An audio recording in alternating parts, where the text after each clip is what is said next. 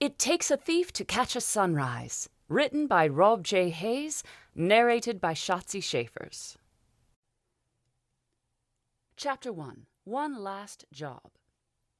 Duke Valette is the key. The younger one, Isabel asked. Jacques agreed. I suppose we could use the older Valette, but he is married and well known to be an unrepentant lech. Isabel gave him a withering look. I would really rather not have a repeat of the Bonaire incident. Thanks to your, shall we say, less than perfect research, I had to hit Baron Bonaire over the head with a candlestick. But at least when he woke, he couldn't even remember you had been there. Isabel sighed. In the face of Jacques' unwavering good humor and optimism, she found it very hard to stay angry at him, and the Bonaire incident was well and truly water under the bridge. So, Valette the younger, she prompted. Quite, Jacques continued. The Comte de Savine Bruno Le Sauvalette, heir to the entire Valette estate. He's young and handsome, with a chiseled jaw and a full head of hair, though if his father is any indication, he may be losing that soon. Comte Bruno is an accomplished horseman, a deadly swordsman, and a gifted pistolier. He has almost as many medals as he has trophies in the fields of rowing, wrestling, and that new sport from Great Turlaine, the one with the rackets and the balls. Tennis? Probably. But for all Bruno Valette's feats, accomplishments, and worrying ability with all manner of dangerous weaponry, he has one vital flaw. His chivalry, Jacques said with a grin. Some people might think chivalry to be a strength, not a flaw, Isabel said. Not us, though. She grinned. Make a no. The chivalrous ones make for the easiest of marks, although they don't tend to get hit over the head with candlesticks quite so much. So all I need to do is make sure I'm in some kind of trouble, and Comte Bruno, being the chivalrous gentleman that he is, will rush to my rescue. Jacques nodded. You're thinking of the drunken lady unable to remember whom she came with approach. It works with chivalrous fools and leches alike, Isabel agreed, though with a considerable less feature of violence with the former, and, if Comte Bruno is as formidable as you described, I would rather not attempt to overpower him. Isabel slipped into the ballroom from one of the side doors that led from the pantry and smoothed down a wrinkle in her dress. An unfortunate side effect of not actually being part of the aristocracy, or even the minor peerage, was that neither she nor Jacques received invitations to affairs such as the Valette Winter Solstice Ball. However, a lack of invitation had never stopped them from attending and subsequently using the cover of such events to further their own fortunes. She took a moment to absorb the sights, sounds, and smells of the ball. A low open fire burned at the far end of the hall, radiating warmth and light. None of the aristocracy in the more central areas of the kingdom used open fires anymore, preferring instead to use electrically charged alchemical fires. But here, on the outskirts, people were known to be a little more old-fashioned, and the Valettes certainly had enough money to be as old-fashioned as they liked. No fewer than 4 chandeliers hung from the ceiling, each with 100 candles. Again, an old-fashioned practice, but Isabel had to respect the elegance and beauty and danger of 400 tiny flames burning above the people gathered below. After all, who didn't enjoy being showered in molten hot wax from time to time? The walls of the ballroom were a bright, newly painted white, with a host of decorative pillars and an equal number of alchemically treated windows that people could see out from but not into. An expensive and modern procedure that seemed at odds with the use of real fires. 2 wide staircases led to either end of a balcony that looked over the hall, and a further single staircase led to a second, more secluded balcony. Isabel knew that the second balcony would be for Valette family members and favored and invited guests only. Comte Bruno Valette may even be up there right now. She would have to catch him as he toured the lower sections, but for their ruse to succeed, she would need to wait a few hours yet. A drunken woman at the end of the night might beg assistance. That same drunken woman so early in the night would be considered unseemly and rude. Men gathered in small groups, those allied by family ties or business relationships, and women gathered in equally small groups, allied by social standing and current popularity. This would be both the hardest trial of the night and where her ruse was most likely to be broken. She would need to insert herself into one of the groups without rousing too much suspicion or irking any of the other women. Fashions changed amongst the aristocracy as often as the direction of the wind, and here in the city of Savine they were a little behind the times. Most of the women wore brightly colored dresses with a multitude of patterned frills on the skirt. The dresses stretched all the way down to the floor to hide the women's feet and were completely sleeveless by design, allowing them to be worn with long-sleeved gloves that ran almost to the elbow. They were, Isabel decided, hideous, and she was, in Savine at least, ahead of the current fashion trend, which put her distinctly out of fashion. "What else do I need to know about him?" Isabel asked, in a voice loud enough to carry through the closed door as she smoothed down the dress and picked off a long brown stray hair. It was one of hers. Jacques' hair was much shorter, and a dark mahogany color that resisted almost all attempts to dye it. "Well, the local gossip has him liking demure women prone to over-ambitious flattery," Jacques replied in an equally loud voice.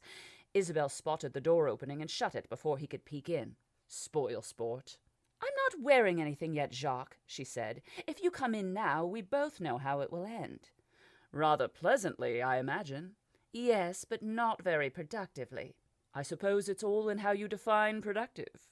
"Very differently to your definition." She pulled her attention back to the dress. It was sleek and light, designed to hug her curves and accentuate her bosom. It was a deep blue color, very similar to her eyes and perfect for her dark complexion. It ran from her neck down to her ankles, and all along her arms before finally looping around each middle finger. It was the very height of fashion in the capital. "Should I compliment him on his physique, flatter his ego, and laugh at all of his jokes?" she said. "Precisely," Jacques replied from the other side of the door. "He suffers from that same problem that most hideously successful people do. He's very proud of his success." "Emphasis on his success and not his family's?" I would say that would be the safe bet," Jacques said, before quickly adding, "Not that I ever bet." "Of course you don't." "It's not a bet if it's a sure thing."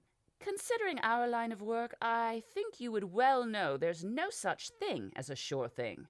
Isabel heard him sigh from the other side of the door. "You are, of course, correct, though I wish you weren't." While they had been talking, Isabel had been skillfully applying makeup and dabbing herself with perfume, a lavender fragrance enhanced and altered alchemically to be both pleasant and discreet. Now she slipped into the dress and tugged it into position before smoothing it down. It would be a chore to walk in like this, but it would be worth it towards the end of the night. She looked at herself in the mirror, affected a playful half-smile, and opened the door. Jacques' mouth dropped. "You look," he said, accidentally dropping his upper-class accent. "Could it be Jacques Rivaux is actually at a loss for words?" Isabel asked, not dropping her smile. He cleared his throat and re-established his accent. "Well, if anyone could conjure such an effect, it would be you, my lady." It was abject flattery, and she knew it, but that wasn't to say she didn't enjoy it. Isabel knew she would never be the most beautiful woman in the world, and the majority of the time neither would she be the most beautiful woman in a room. But he had always treated her as if there were no other worth his time. "I think," Jacques began with a frown and then clicked his fingers, reaching into the jewelry box on the table and pulling out a single jade earring and carefully attaching it to Isabel's right ear. "Perfect," he finished. Some might think attempting to climb a 30-feet-tall wall on a brightly moonlit night, wearing an expensive suit made from the finest material and bordering on the height of fashion, well, some might consider such a thing as insanity. Jacques had almost certainly been accused of far worse than a lack of sanity in his time, and he was just as certain at least some of those accusations were true. Today, though, he was without a doubt in his right mind. Climbing the wall was not a lapse in judgment. It was part of a well-constructed plan, and, unfortunately for him, it was completely necessary. While Isabel would be doing the majority of the job alone this time, she was not able to sneak in the tools she would need, nor would she be able to extricate herself from the area afterwards without his help. He reached up with his right hand and fumbled for a handhold. After a few seconds of scrabbling, he managed to dig his gloved fingers into a slight nook and continued his climb. The worst thing about free climbing was not, as most people who did such things would no doubt attest, the fear of falling. While it was true that Jacques was currently a good 20 feet up with nothing but solid stone cobbles below him and no safety harness to prevent an untimely demise, and it was also true that glancing downwards would bring on a sudden wave of vertigo. Neither of those two factors were the worst thing about free climbing. Jacques had an itch. Actually, he had 3 itches that he could count, and none were in particularly scratchable positions, given that letting go of the wall would cause a short and painful plummet. Itches were without a doubt the worst thing about free climbing. They were also, he had to admit, the worst thing about being tied to a chair, but he sincerely hoped that that activity would not be taking place this evening. Jacques' left hand found a ledge. He looked up and realized the top of the wall was upon him. A short sigh of relief later, and he pulled his head up over the ledge to look into the grounds below. Just as he had suspected, there were no patrols. Why would there be? None of the common folk in Savine were fool enough to try to sneak in, and anyone of any import was already invited. No doubt there would be a couple of guards at the gate, armed with rifles and short sabers, but the gardens remained thankfully silent and empty, something to be unrepentantly glad of, as he still had to climb down from the wall. He thought about dropping his pack to the ground. It would make the climb a little easier at least, but he knew some of the vials inside were fragile. Although they were very well wrapped in a protective cloth, he couldn't take the risk any would break, especially not the liquid ice fire. Jacques swung a leg over the wall, then the other, and slowly began lowering himself, wishing all the while he could have used a rope. It was almost a surprise when he finally touched down on solid ground. He felt flowers crush beneath his feet, their long green stems snapping and the petals flattening into the dirt. It was unfortunate, but at least no one would notice the damage to the beautiful tulips until morning. By then, both he and Isabel should be long gone. Jacques pulled off his climbing shoes and gloves and stuffed them into one of the side pockets in the bag. Then he pulled out a proper pair of sandals designed to go with his suit and slid into them. He hid the bag in a large and particularly bushy bush, brushed off his suit, and strode towards the rear of the mansion, towards the garden entrance to the ballroom. "You're certain you'll be able to make it over that wall?" Isabel asked with a grin. "It is rather tall, and you are not as young as you used to be." Jacques opened his mouth and made an affronted grunt from deep within his throat. "I will have you know, my lady, I am still a young man. Some might say I'm in my prime." "They must be the ones that don't know you." He scowled. "Suffice to say I can make it over the wall, but I'll need to hide our bag of tricks while I mingle with the gathered rich and powerful." "You could skip the party and only scale the wall when I need you," Isabel pointed out, already knowing how he would reply. "And Miss Savine's social highlight of the year? I would be remiss if I didn't at least make an appearance and suffer old Lord Faffel's insistence that I look exactly like his late eldest son." "Let's hope he doesn't recognize you," she said. Jacques laughed and leaned back into his chair, rocking it onto its back legs. "Of course he will recognize me. He will first insist I am his late son, visiting from beyond the grave. Then he will fawn and tear up and tell me stories of how much of a gentleman his son used to be." Isabel fixed him with a stern stare. "No stealing." "Oh, I've long since given up stealing from that old fool, my lady. It lost its challenge after we tried to steal that old family sword of his." Isabel sighed, remembering. "He caught us and insisted you take it, as it obviously belonged to you and you needed it to fight in a war." "It doesn't really feel like stealing if they just give us the loot, does it?" Jacques agreed. "No. Don't steal from anyone else either while you're there," she insisted. "It's not worth the risk." "But we won't need anything else if this goes off without a hitch." He sighed. "I suppose you're right. Promise me, Jacques Rivaux." Jacques took Isabel's hands into his own, stared into her deep blue eyes, and nodded. "No." Isabel spotted a likely group. 4 women led by Baroness Elysia Latette, a minor noble from the border with Auckland and an aging socialite. Isabel would need to establish a fiction of some social standing before inserting herself into the group. The Baroness would welcome any social peer, regardless of whether she remembered meeting them before, and her orbiting group of ladies were little more than bottom-feeders, barely nobility themselves. It was all a matter of timing. Timing was, however, a dual-edged blade. She needed to wait for the right opportunity, but if she remained standing on her own for too long, she would begin to attract the wrong kind of attention, the kind that questioned her right to be there at all. When Isabel spotted the Lady Hermine Valette making the social rounds, she knew her opportunity had come. The Lady Hermine was the eldest daughter of the Duke and Duchess Valette, but still younger than Bruno and therefore not the heir. She was also very much the female version of her older brother. The Lady Hermine was tall and muscular, with broad shoulders and slim hips. She had a strong jaw, prominent cheekbones, and dazzling blue eyes.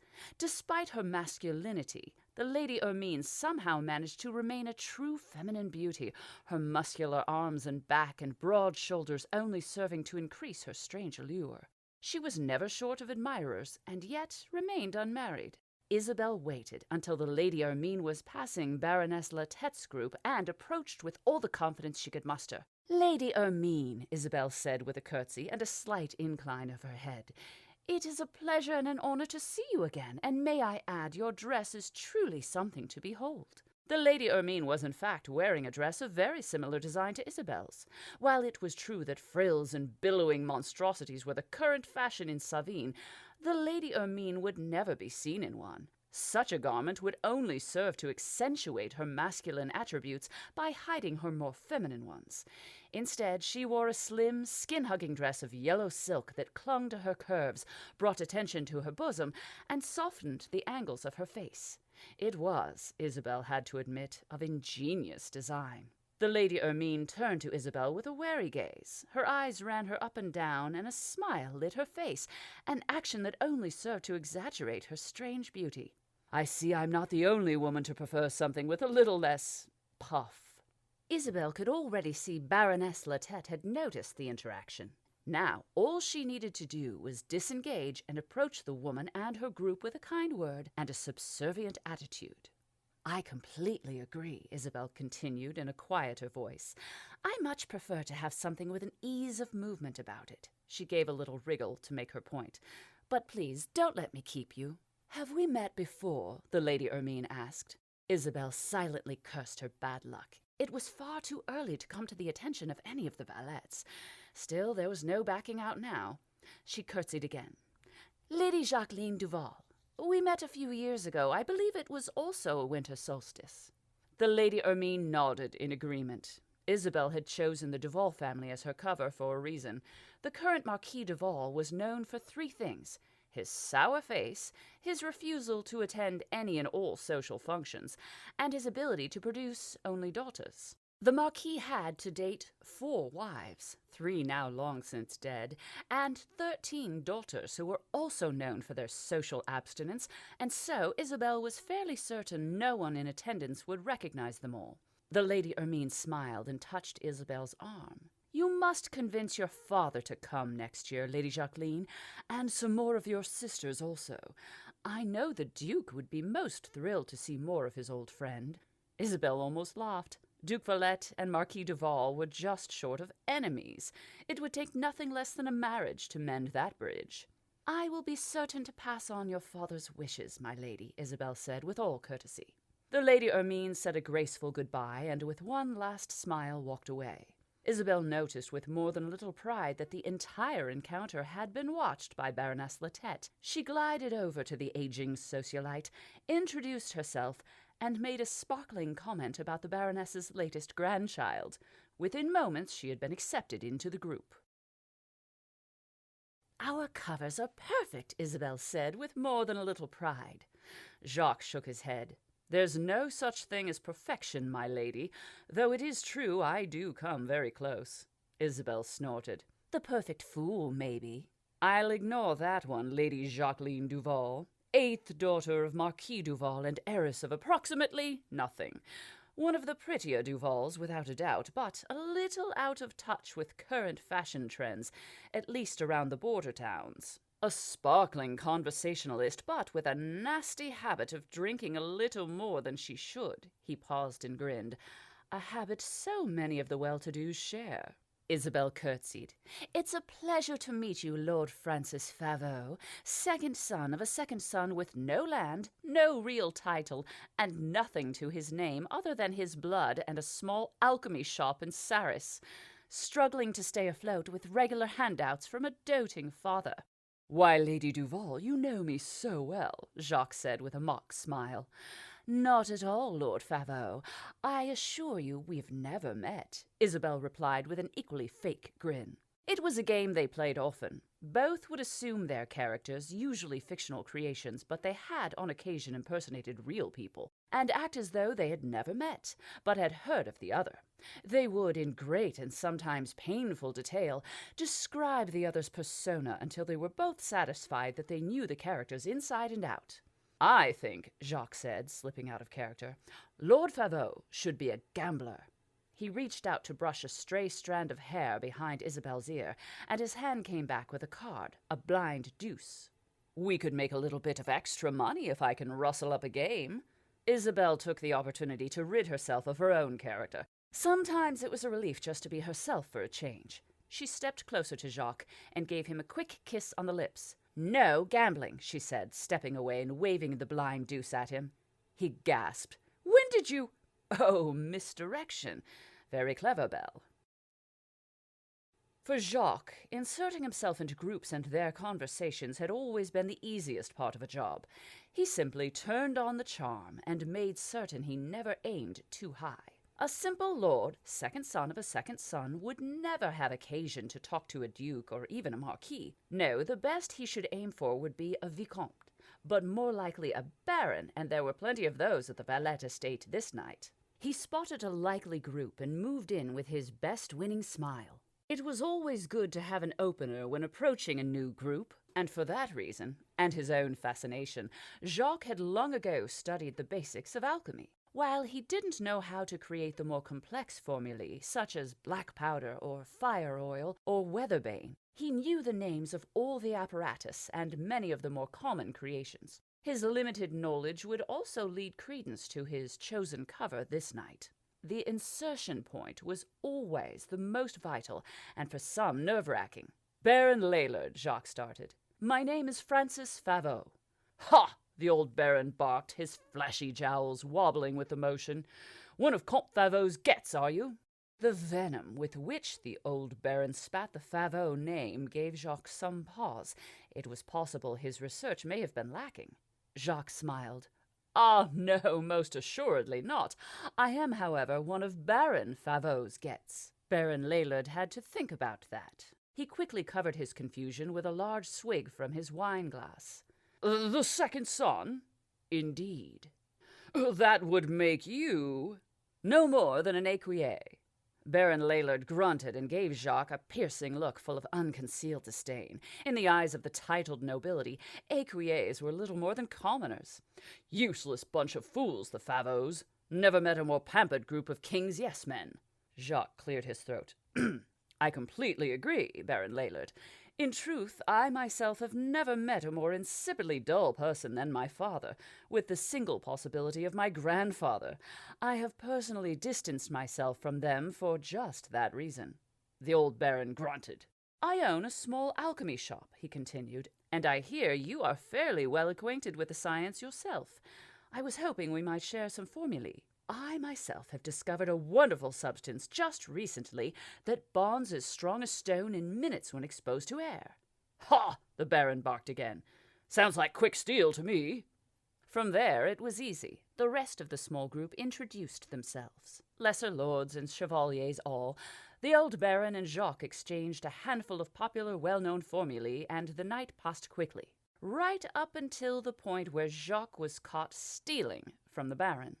"My watch is missing," the baron said with a wobble of his jowls. He was, of course, referring to his pocket watch, which, unbeknownst to the baron, was not missing, but was in fact sat in Jacques' right-hand trouser pocket, a place it needed quickly moving from before he was accused, quite rightly, of stealing. Some of the other members of the party began asking the most inane of questions. "Where did you have it last?" "Are you certain you had it with you?" One of the fools even went so far as to say, "It's always in the last place you look." Jacques let out a mental sigh at the sheer non-impact of the statement. He needed to distract the others, and quickly, and in his experience there were two options. He could point and say, "Look over there!" But he had long ago discovered the most successful way to distract a group of people was to simply stare.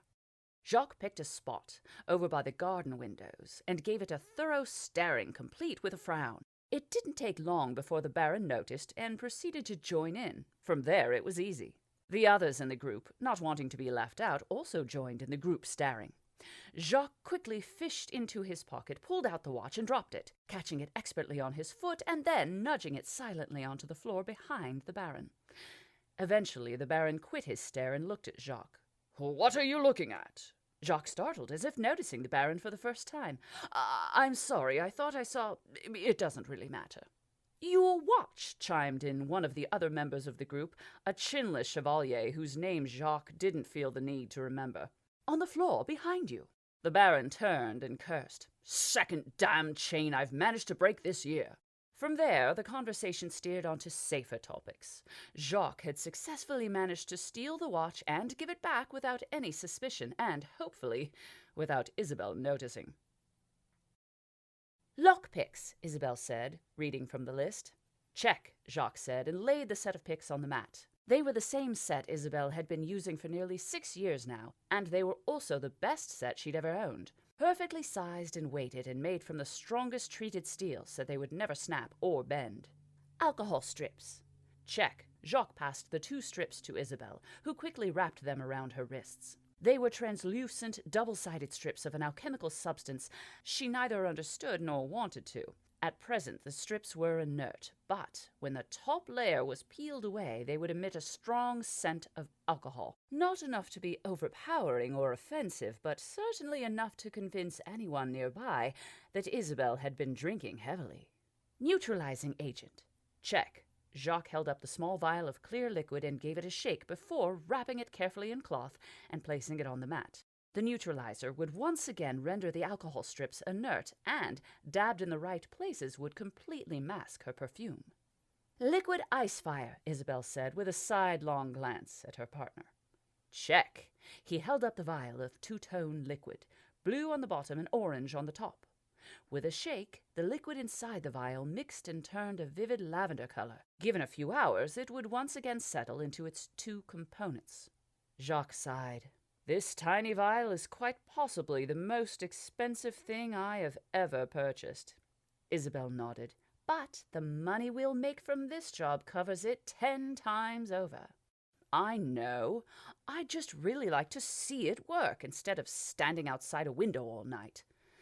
"Would you like to take my place?" she asked with a mocking smile. "Perhaps you can convince Bruno Valette you're a gentleman in distress."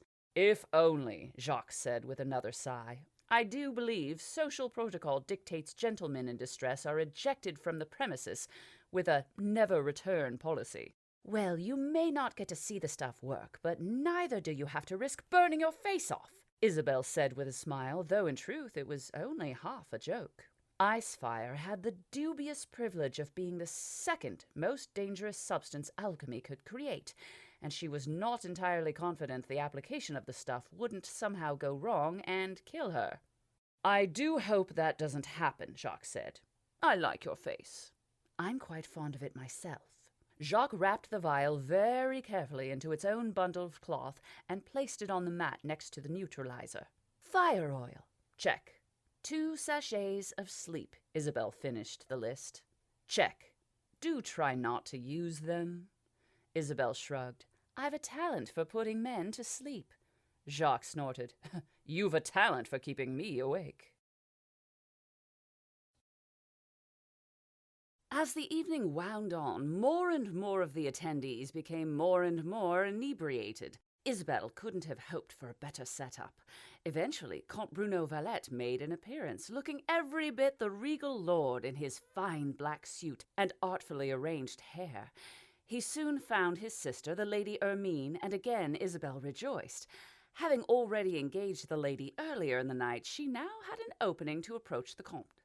During a function such as the Winter Solstice Ball, some people would leave early, but many would stay right until the end, and the valets were expected to entertain until then. Isabel chose her timing past the strike of New Day, but long before the festivities started to wind down. With a curtsy and a host of kind words, she extricated herself from the Baroness group and made her way towards the Lady Hermine and Comte Bruno. She pulled off the outer layers of the alcohol strips as she went, and the acrid smell of strong liquor rose to surround her. The ruse would work better if she was invited to the group, so Isabel made to pass the valets by. The Lady Hermine noticed her at once and gave a little wave. With a drunken half-smile, Isabel ambled over. "Lady Jacqueline," said the Lady Hermine, her eyes lighting up and a wide smile spreading across her face. "I do hope you are enjoying yourself." "Oh, yes," Isabel said, forcing a flush of color to her cheeks.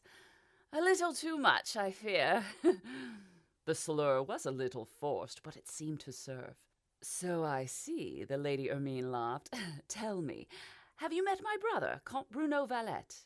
Isabel turned to the Comte and gave a shaky curtsy. No, I don't believe so. It is a pleasure," she slurred. The Comte took her hand and gave a minute bow of his head, but his mouth remained set and his eyes remained cold.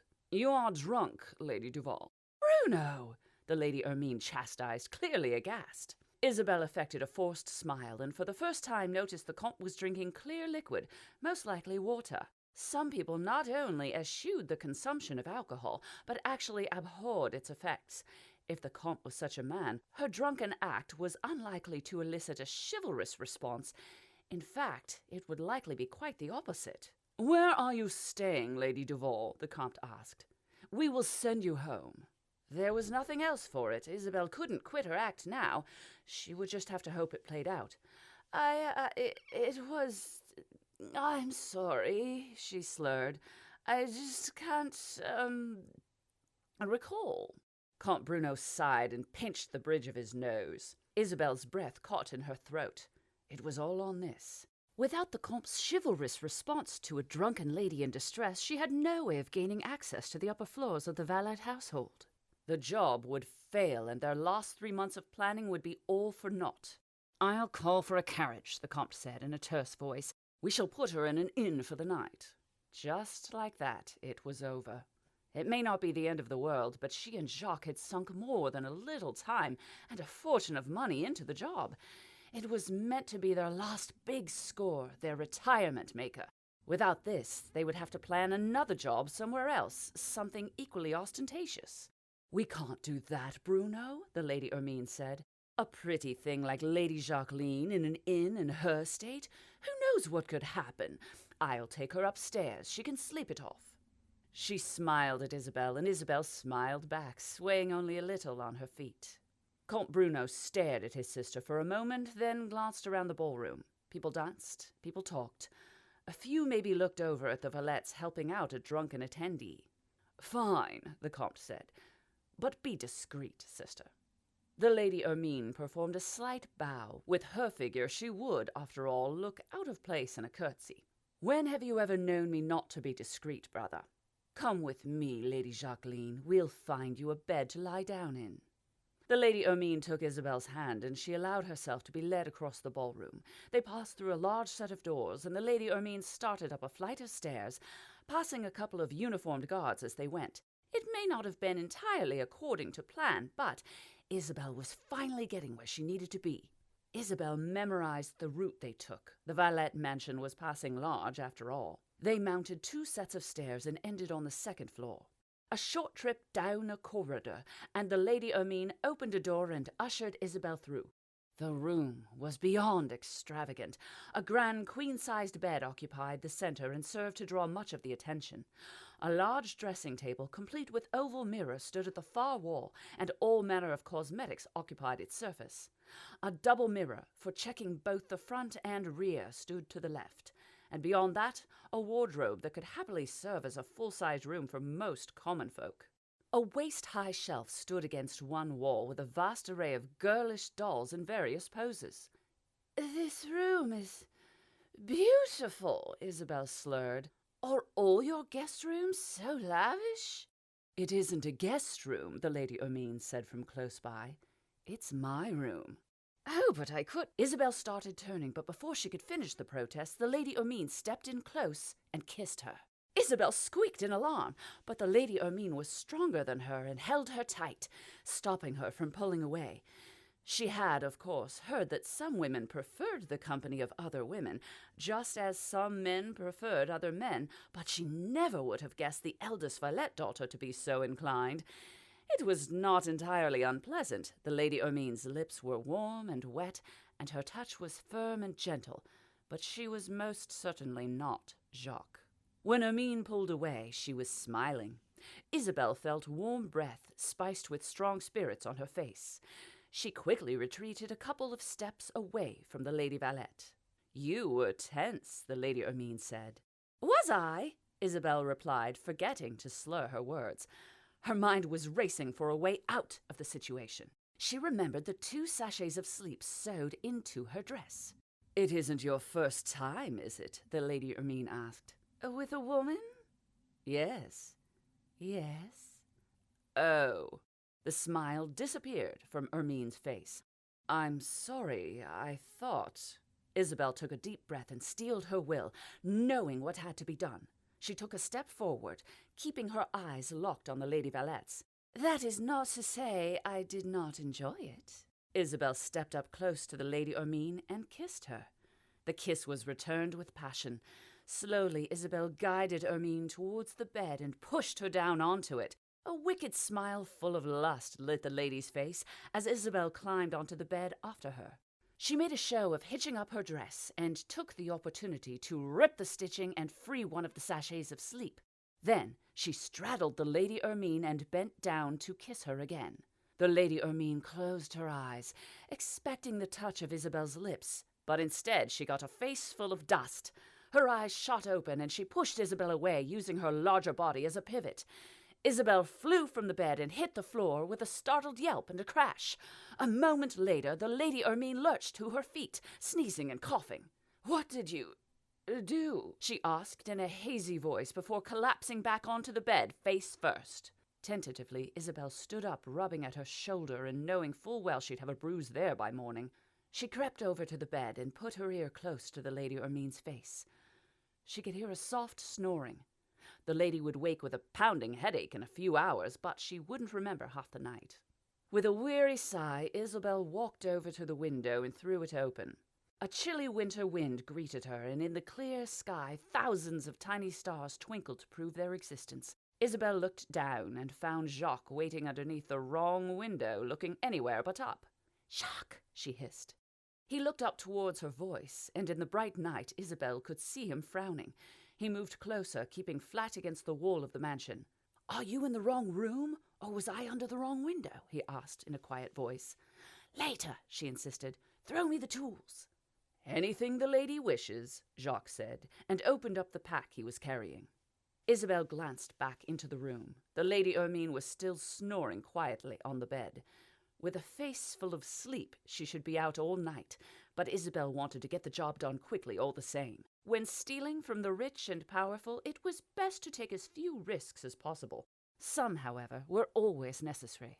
She looked out the window to find Jacques waiting with a cloth in hand. "Ready?" "Yes," Isabel replied quickly. "Fire oil," he said, and hefted the cloth-wrapped vial straight up. Isabel leaned a little out of the window and snatched the cloth from the air. She retreated inside the room for a second to place the vial on the mirrored desk and then was back at the window. "Picks," Jacques said, and again threw the object into the air. Again she snatched it easily and tucked the picks into a fold in her dress. "Neutralizer." Once Isabel had hold of the cloth, she disappeared back into the room and unwrapped it. She uncorked the small glass vial and dabbed the liquid inside her wrists, under her arms, and on both her chest and neck.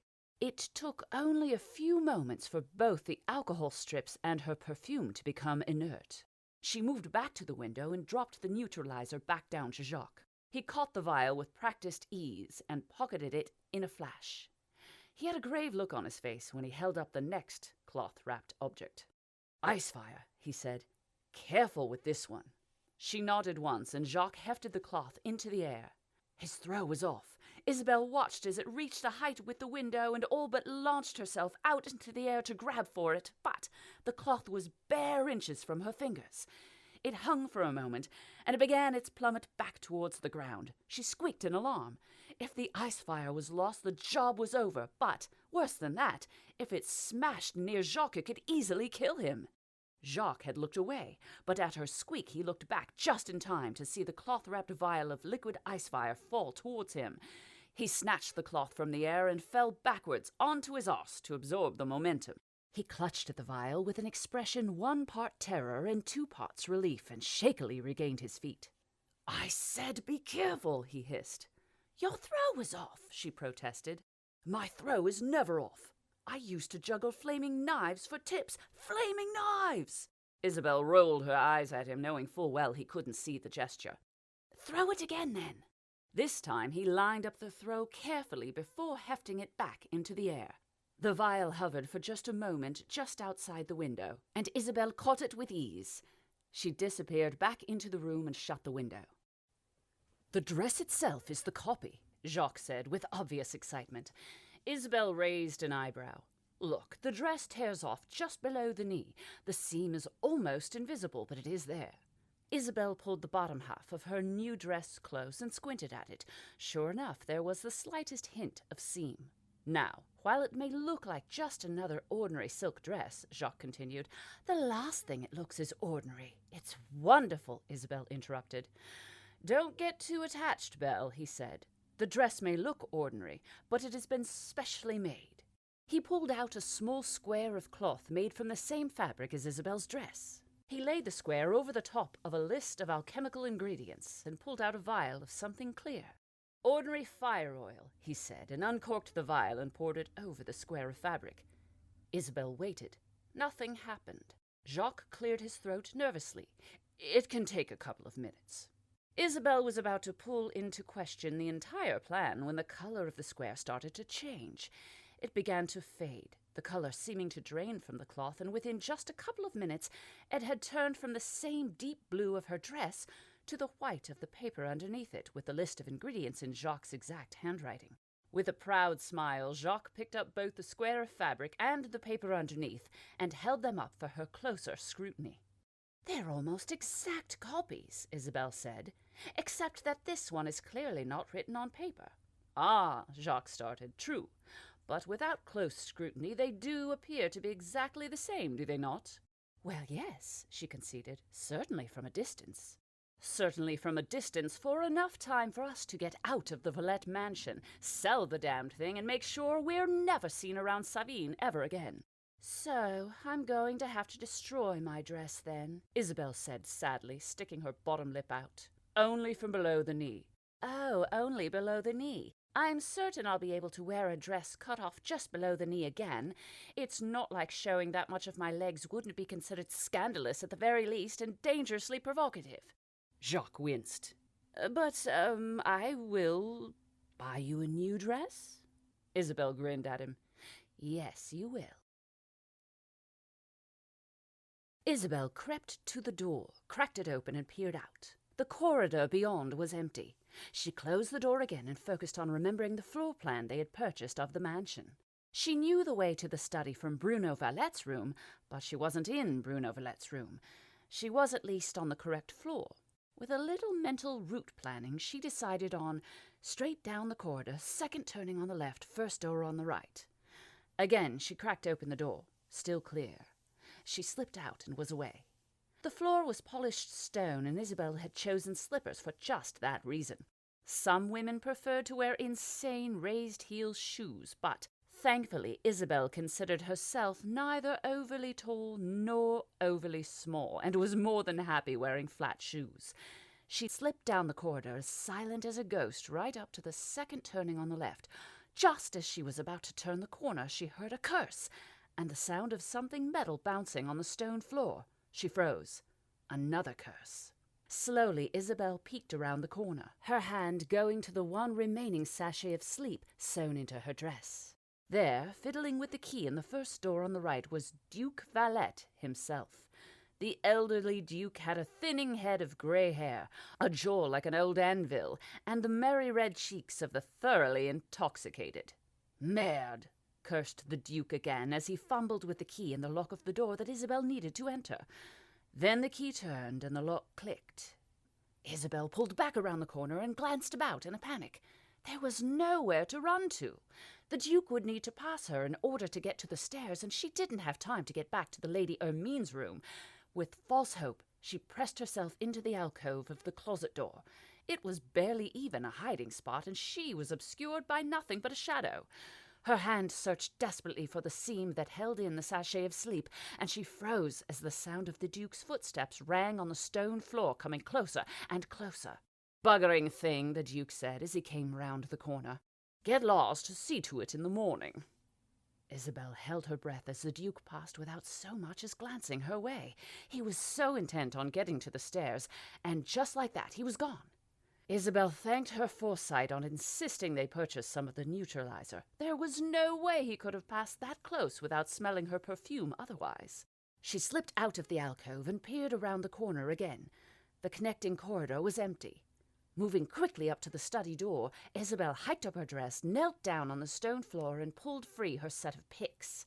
Isabel selected a torsion wrench and pushed it into the lock and picked up a pick. Straight away she knew it was the wrong shape and size and quickly selected another, threading it in beside the wrench and tickling the pins. Within a minute she heard the click and turned the lock. She pulled out the pick and the wrench and twisted the handle. The door slid silently open. Once inside the study, Isabel shut the door behind her and looked around. It was an austere affair with a desk, 3 bookshelves, and a rug made out of the fur of some giant striped cat.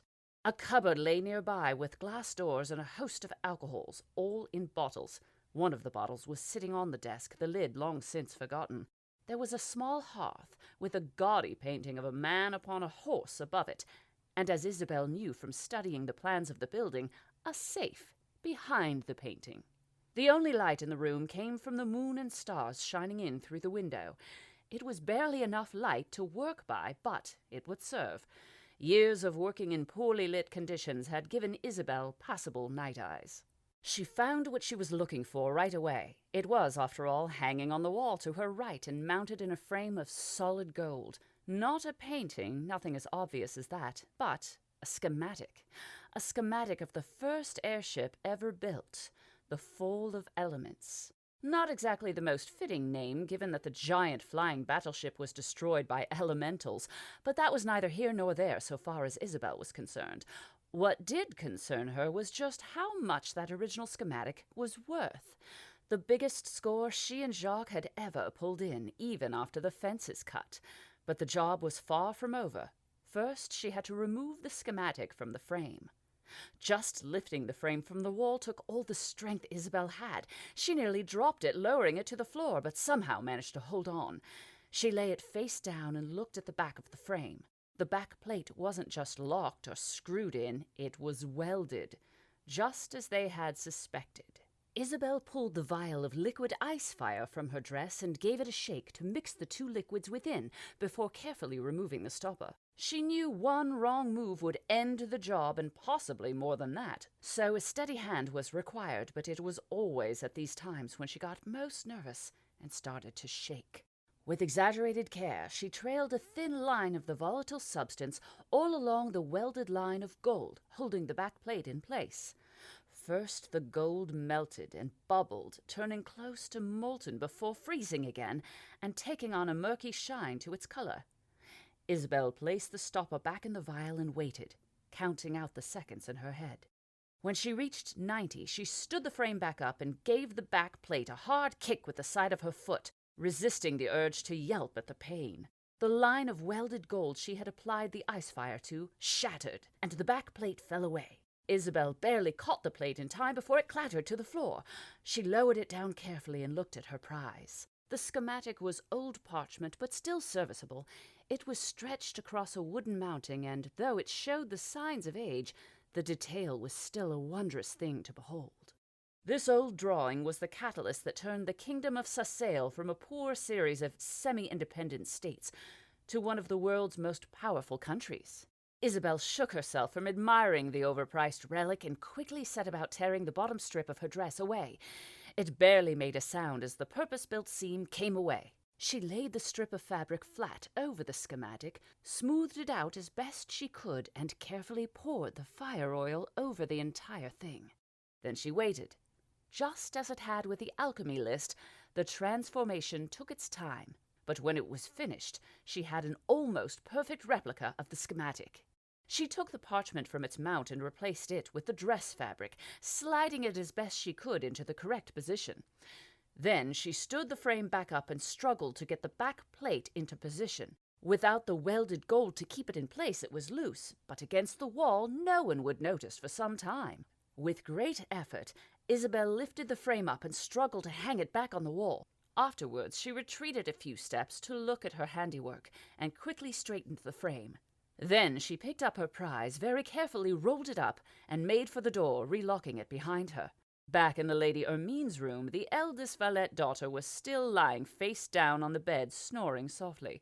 She would neither remember how she got there, nor the woman she had brought to her room with the intention of bedding, and certainly not that said woman had knocked her out and then stolen the most valuable item in the entire mansion. Isabel opened the window and looked out. Jacques was still there, staying close to the wall and keeping to the shadows. He looked up at his whispered name, and his face brightened. "Good?" he asked. "Good," she replied, and held the rolled-up schematic out the window. Jacques held out his hands, and with a quick readjustment to her aim, Isabel dropped the near-priceless artifact. Jacques caught the parchment with ease, pulled a telescopic tube from a bag, and placed the rolled-up schematic inside of it, then shoved the tube down his trousers. He grinned up at her. "I'll meet you on the stairs." "Getting out once the job is done is going to be tricky," Isabel said. "I can't just walk back down the stairs without a Valette escort. The guards will detain me." "What are you thinking, Belle?" he asked. "I'm thinking I need a Jacques Rivaux distraction." "There will be at least 2 guards there," he complained. "It could be dangerous, and I'll be carrying the schematic." "Do you have a better plan for getting me out?" Isabel asked. He thought about it. "Distraction it is." Jacques spotted movement at the top of the stairs and caught the signal from Isabel. It was time. He limped up to the guard standing at the bottom of the stairs. It wasn't that he was hurt, but more he was finding it hard to walk properly with a tube stuffed down his trousers. "Anybody care for a game?" Jacques asked as he approached the 2 guards, complete with their short sabers, flintlock pistols, and pristine red doublets over dark black breeches. They glanced at him once and then away, as was proper. "How dare you ignore me?" he demanded. "Don't you know who I am?" The first guardsman looked confused. "I'm sorry, my lord," he said in a deep voice. "We're ordered not to talk to the guests." "Well, you've already broken that rule. Let's see to another." Jacques took up position to the right of the stairs. If he could get the furthest guard to move a little away from his post, Isabel could slip by. "We can't." "Of course you can," Jacques insisted. "This party is terribly dull, and I intend to liven it up a little. How much do you boys earn?" The first guard, clearly the elder and more experienced of the 2, looked suspiciously at Jacques. The younger guard was not so wary. "Not enough," he said with a grin. "Quite," Jacques said, and took a heavy gold coin from his pocket. It was a single gold ducat, a currency not often seen in Sassail, at least not by the common class, and was probably about 6 months' wages for them. Certainly the mere sight of the coin had both guards wide-eyed. To make his point, Jacques threw the coin at the floor. It hit the stone with a metal ring and bounced straight back up where he caught it and rolled it across his knuckles. The younger guard took a step forward. Just one more step and Isabel could slip past. "So, the game is easy," Jacques said. "Come closer." Both guards obliged, and Isabel darted down the stairs on silent feet. "I have 2 cards," he continued. A blind triple and a sun quartet appeared in his hands.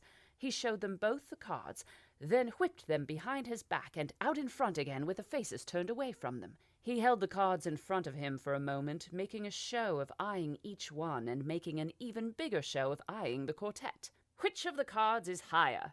Neither guard hesitated. They both picked the quartet. Damn it, Jacques said, flipping both cards around. Well, I suppose it was good money well spent, and going to men far more deserving than I. He flicked the coin to the elder guard. Make certain you share it. I will, my lord, thank you. Jacques limped away, grinning. He found Isabel waiting for him just inside the ballroom. She was showing a scandalous amount of leg, and as such was attracting quite a few stares. I think we should leave, she said quietly as he stepped up next to her. Why, Lady Duval, it would be my honor to escort you back to my bed, Jacques said with a grin.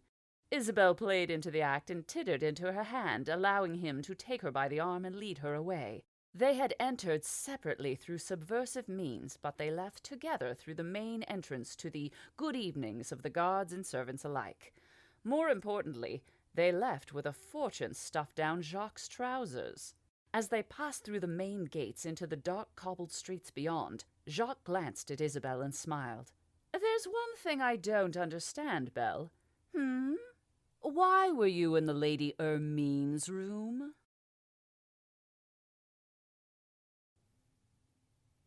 Chapter 2. Retirement.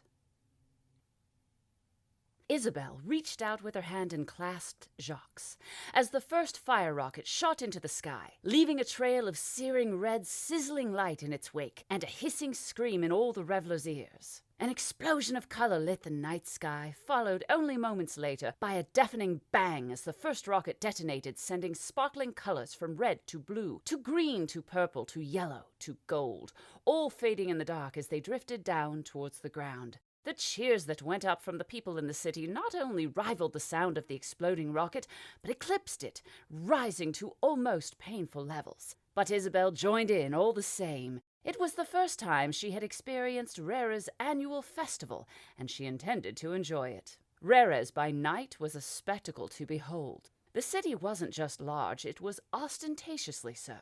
It was formed in a ring around the centerpiece that was Lac d'Allume. The lake served not only to accentuate the city's beauty, but also as 1,000 different landing ports for 1,000 different airships. The alchemical lights that were installed beneath the clear blue waters to guide the ships down into their liquid berths shone forth in a dazzling array of colors that truly took Isabel's breath away. The city's districts were not clearly defined and never had been. The Imperial District bled into the Noble District, which in turn bled into both the Merchant and Guildsman's districts, which in turn bled into the Market District, and so on in what seemed to be a never-ending mishmash of architectural styles and fads, each one outdated before it was even finished. The airship port was the only constant, changing only with scientific advancements. Isabel did not truly understand the science, despite having recently had in her possession the stolen schematic for the original airship, from which all current designs had evolved. But that did not stop her from having a profound appreciation for the technological wizardry that the engineers concocted on a regular basis. Rarely a year went by without her hearing about a new, more economical, sleeker design from Jacques, who, it had to be said, had an even more profound appreciation for all things airship-related, despite never having had the occasion to actually passenger on one.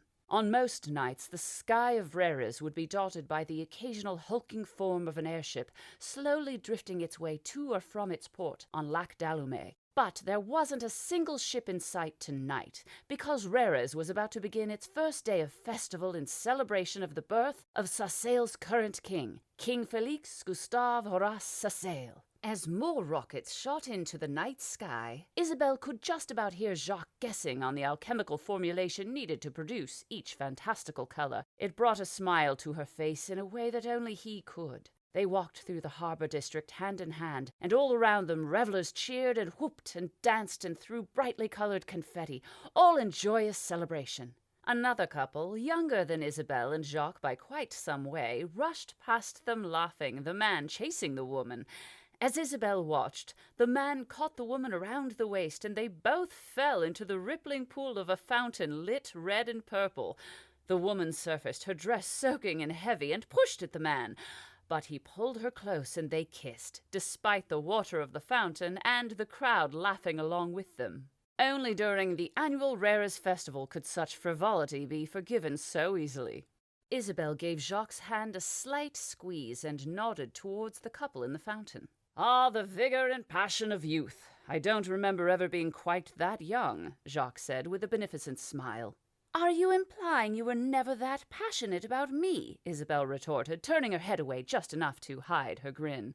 I certainly don't remember ever throwing you into a gaudily lit fountain, Belle, but I do distinctly remember some very vigorous times. Isabel turned back to Jacques with a raised eyebrow. Really? Of course. You must remember the Verso job.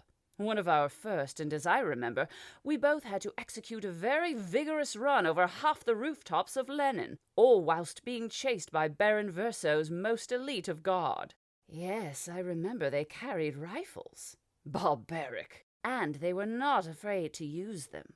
It did add a certain level of danger to the whole affair, not our most profitable of endeavors. Isabel stepped in front of Jacques and leveled a stare at him. He was ever just a few inches taller than her, but she liked the way she had to stand on the tip of her toes to kiss him. It would have been profitable had you not dropped half the loot. Ah, too true, my dear. But then I did catch you, did I not? Isabel pouted at Jacques. Jacques pouted right back. I suppose, she said, given the timely prolonging of my life during that particular incident, allowances can be made for your losses. Good.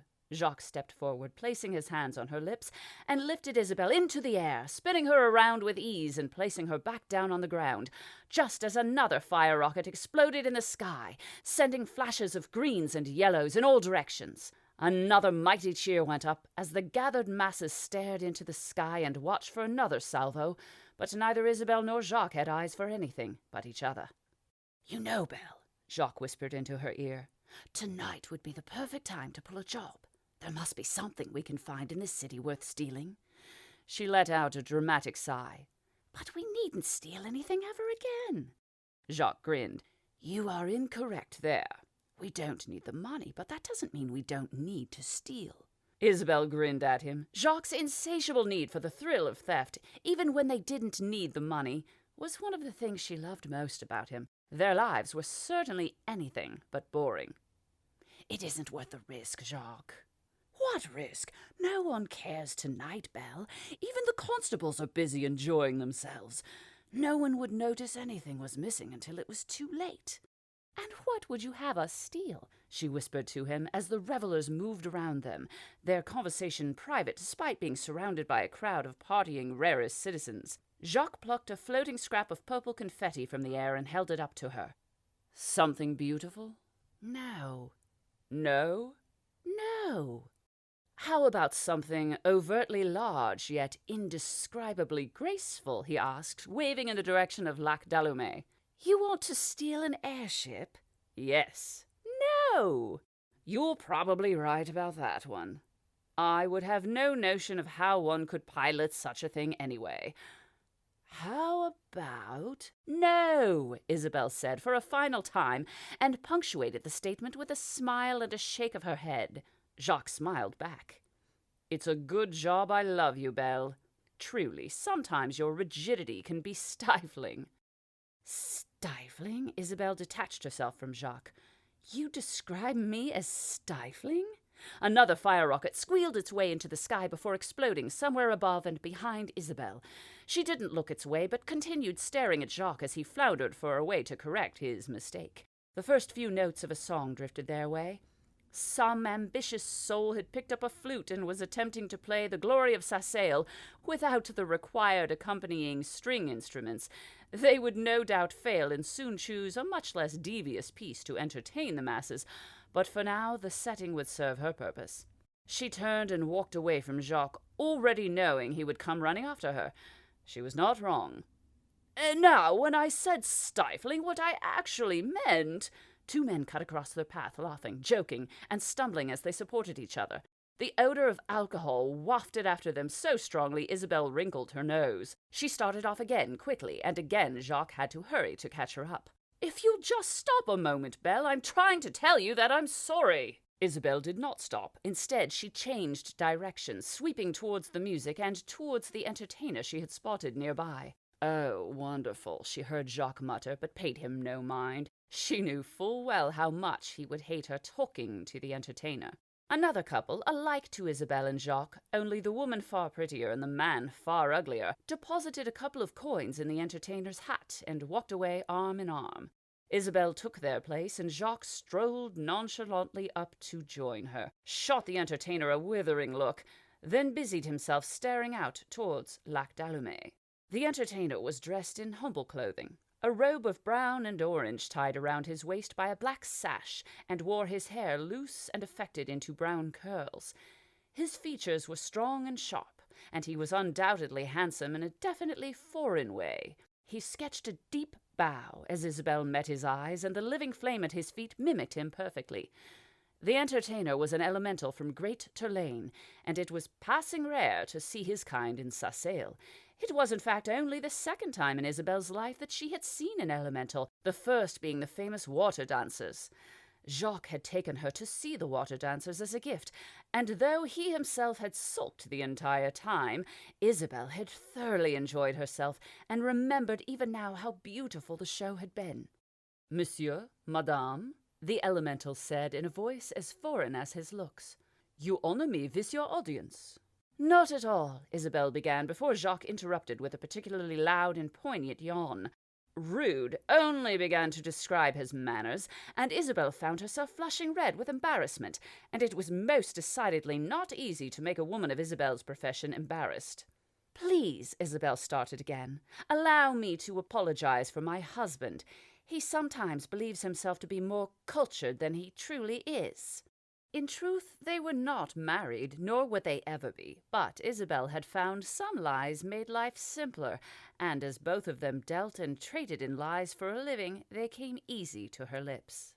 "I understand," the entertainer said with a gracious smile. "There are still many in Sassail who resent those of us with such gifts." The living flame at the man's feet took to a knee and raised up one of its arm-like limbs and began to burn brighter. For all the world, it looked as though it was serenading her. Isabel couldn't keep the grin from her face. Jacques steadfastly refused to pay either the elemental or his living flame even the slightest modicum of attention. "It truly is a marvel," Isabel continued. The living flame crackled back to its feet and began a twirling dance across the ground, leaving trails of fire fading into the darkness behind it. She reached into her purse, located a single silver ducat, and deposited it in the entertainer's hat. The living flame paused in its dance, raised both arms to its head, and blew a kiss of flame at Isabel that quickly dissipated before it reached her skirts. "Your donation is beyond gracious. Thank you, madame." Jacques glanced back at the elemental. "You gave him money? For what? Being born?" He went back to staring at the berthed airship floating in the water just a few hundred meters away. Isabel smiled at the elemental, who quickly looked away, while the living flame began to dance around Jacques' feet. "I gave him money for being entertaining." "He's yet to entertain me." The elemental cleared his throat. "I wish no ill will," he said in his Great Tourlaine accent. "If there is an issue, please feel free to retrieve your donation. Clearly your husband does not appreciate my art." "There is no issue," Isabel began. "Art," Jacques interrupted. "If it was an art such as science or alchemy, I would most definitely appreciate your particular brand of trickery. But what you do, monsieur, is nothing but magic, pure and simple. How is it I should appreciate your art when you have never earned the skill needed to wield it correctly? Men," he paused and gestured to Isabel, "and women spend their entire lives, devote their entire lives to the study of alchemy, and eventually they might find themselves able to perform veritable miracles with the knowledge they have garnered and the skill of application. In comparison, you were simply born with the ability to control fire. This exercise comes as second nature to you, requiring little to no effort, yet you have the gall to expect me to be impressed." Throughout his speech, Jacques had been pointing and waving his arms, and behind him the little living flame mimicked his actions perfectly. A few of the festival's revelers had gathered nearby to watch and laugh. Isabel quickly decided it was time to distance themselves from the entire situation. She took Jacques by the arm and began to pull him away. He allowed himself to be led, his piece now said, and the elemental appeared chastised. "Was that entirely necessary?" Isabel asked as they walked away from the elemental and his gathering crowd. "Of course not," Jacques responded, grinning to himself. "It was, however, a lot of fun." Jacques had never been the type to be taken by the idea of drinking to excess, but that certainly did not mean that he didn't occasionally like a tipple or a number of tipples when the mood took him, and the mood had definitely taken both he and Isabel tonight. They were both a little intoxicated by the time they reached their recently purchased house on the Rue d'Arez. The hustle and bustle of the Rares festival would continue long into the morning, but the fire rocket display, both beautiful and ostentatious in largesse, had finished, and Jacques had other ideas on how he would like to spend the remainder of the night, and he was fairly certain he could not entertain those ideas in public. Judging by the way Isabel had pressed herself up against him, and the feel of her lips on his own, Jacques quickly came to the conclusion she had similar designs. He fumbled the key out of his pocket, slipped it into the lock without looking, and the door swung open. Both Isabel and Jacques fell through the open portal, but quick, nimble, and surprisingly strong, Jacques caught the door frame in one hand and Isabel in the other, and turned what could have been an embarrassing and painful fall into a dip reminiscent of something one might find in a dance, and, by the way Isabel's skirts billowed around her, quite an informal dance. "That was a little close, dear," Isabel said, smiling up at Jacques as he held her in the dip. "Nonsense," he said, determined not to let the strain show in either his face or voice. "I had you the entire time." It was not so much a lie, Jacques decided, as boast that lacked honesty. He pulled her up out of the dip into a kiss, then twirled her and stepped away, walking into the open corridor of their little house. As rich as they might be, being thieves by trade, they knew not to advertise such wealth. Isabel finished her twirl with a giggle and a curtsy, and closed the door to the street behind her, locking it as deftly as Jacques had unlocked it. The house was dark. No lamps had been lit, and the only light was that streaming in from the street lamps outside. The lounging area was painted in deep grey shadows, and despite the general hubbub still audible outside from the festival, everything seemed quiet. Isabel stepped past the doorway to the lounge and into Jacques' arms. The stairway behind him leading up to their bedchambers seemed as inviting as it was ever likely to get. "I don't mean to alarm you, my love," Jacques said, staring down into Isabel's oceanic eyes, "but there appear to be 3 men in your lounging area." Chapter 3. An Offer Too Bad to Refuse. Isabel's features crumpled in confusion, and she stepped backwards away from Jacques, peering into the darkness of the lounge. "I swear, darling, I've never seen them before, and I've no idea how they ended up in my area." "Well, that ruins the surprise, I suppose," came a harsh, weathered voice from inside the lounge. "Amori, light a lamp. I would prefer if you two didn't run." "Run?" Isabel said, taking the first cautious step into the lounge and waiting for Jacques to join her. "I do believe, monsieur, you are trespassing in our home. Far from running, we are well within our rights to call the city constables." The harsh voice laughed. "Yes, I suppose that would be the right of it. Call them then, and we shall see which of us they arrest." The oil lamp on the far wall guttered into life and cast the room into dull orange hues. The man by the lamp was tall and bulky, with long hair tied into a tail, and a square jaw set in such a way to suggest it was no stranger to the business end of a fist. He wore a simple suit of brown suede, and both pistol and long saber hung from his belt. Despite his thuggish appearance, there was, without a doubt, the suggestion of intelligence about the man's eyes, and even more in the way that he held himself. The second man was undoubtedly the owner of the harsh voice. He sat in the very chair Jacques had recently purchased for himself and placed in front of the fireplace. The man was facing away from Jacques, but he could see a head of thinning hair, and an ornate wooden cane leaned against the chair. The third man— "Dear Maker, you're a woman!" Jacques exclaimed. It wasn't that she was overly masculine, but more that she dressed much like a man and perched on the window ledge in a particularly unfeminine fashion. She wore a suit of brown, much the same as the man by the lamp, and carried a brace of pistols.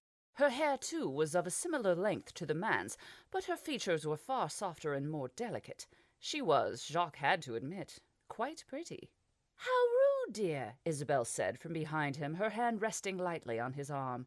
"We should make every courtesy available to our intruders. Tell me, would any of you like a drink? I believe we have some distilled nightshade I think you'll all enjoy."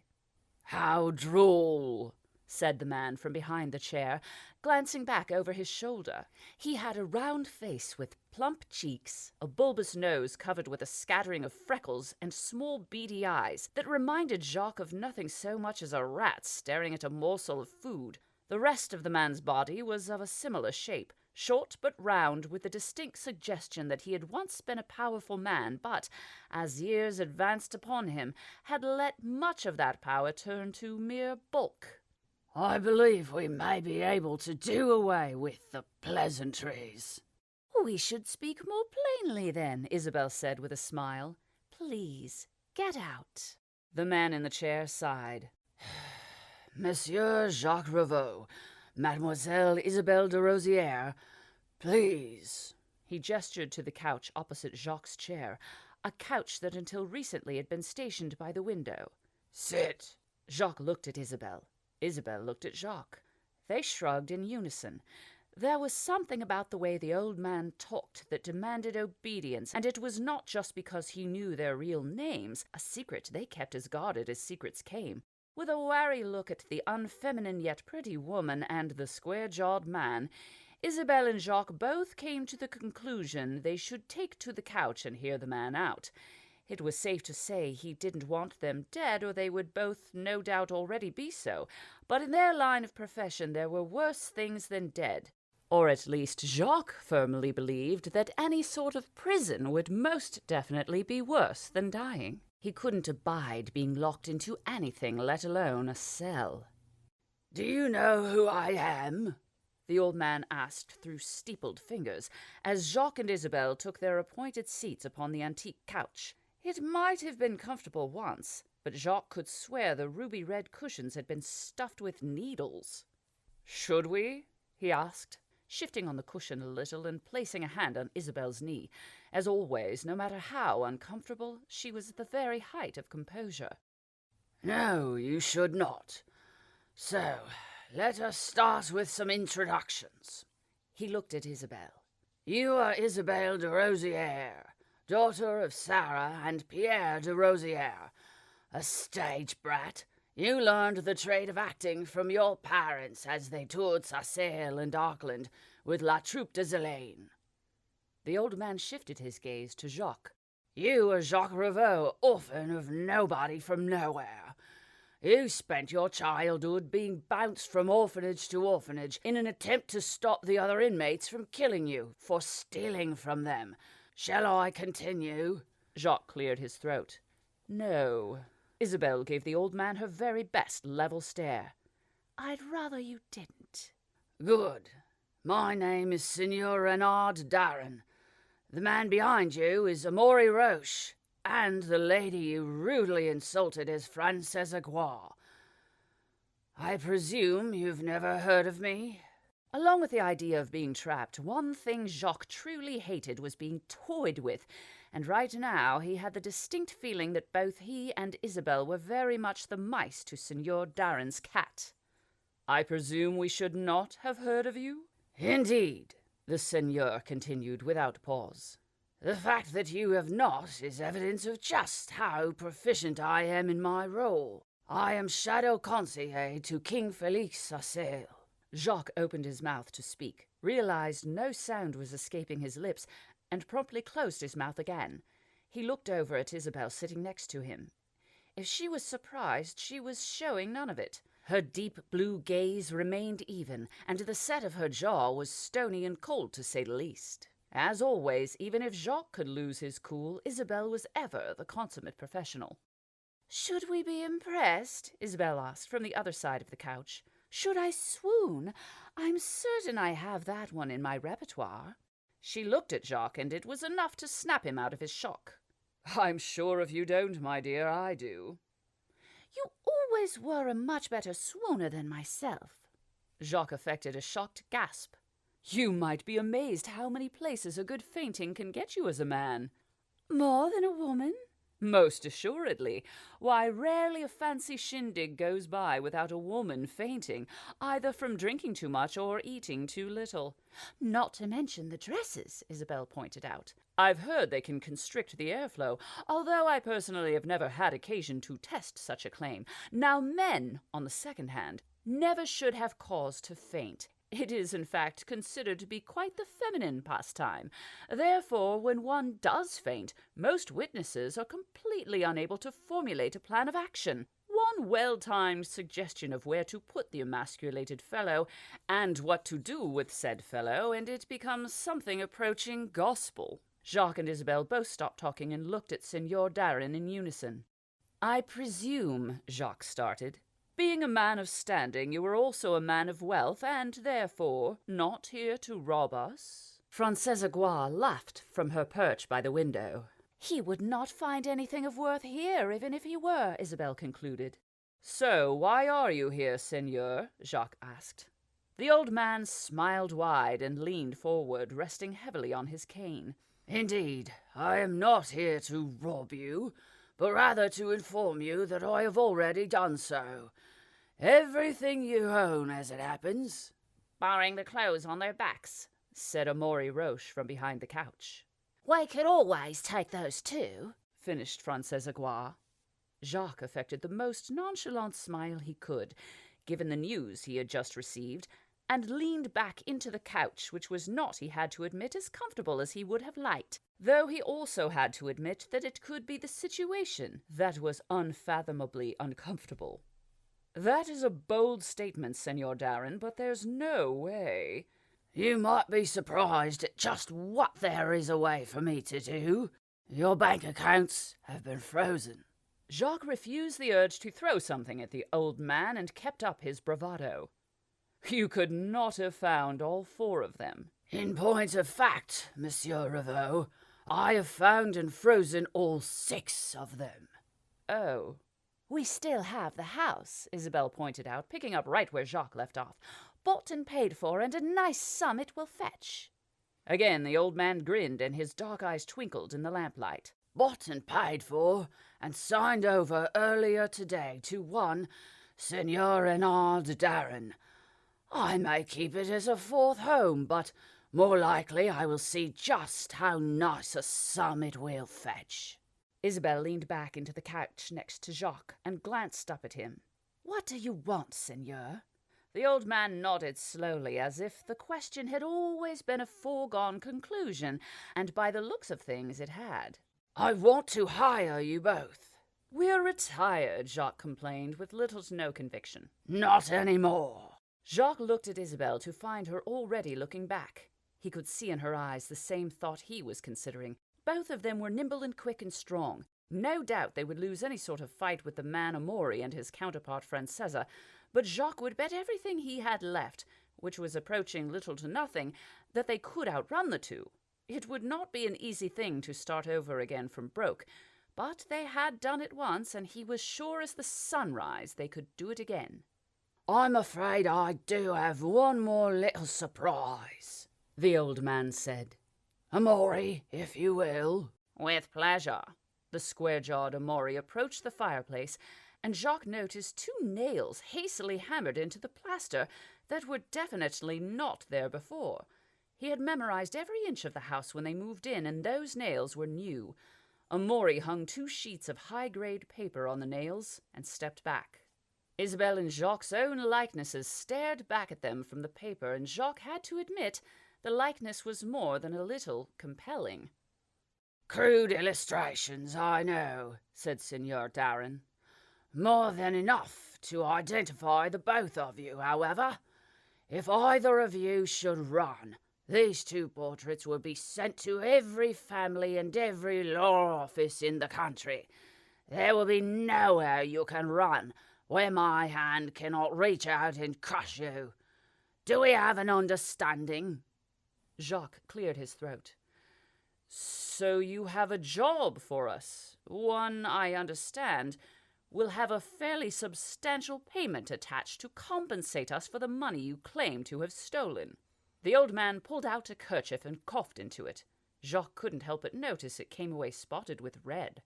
Upon completion of the job, I will unfreeze your accounts, and you will be free to leave Rerez."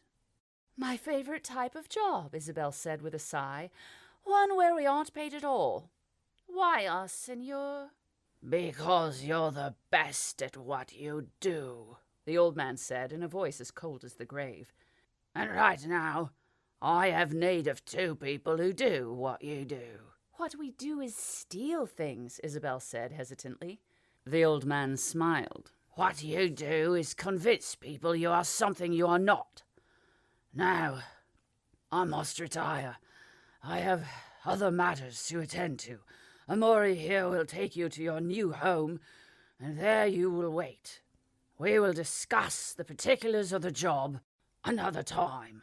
As the old man stood, Francesa rushed forwards and took his arm, helping him towards the doorway. Jacques glanced at Isabel. She was watching Amori warily.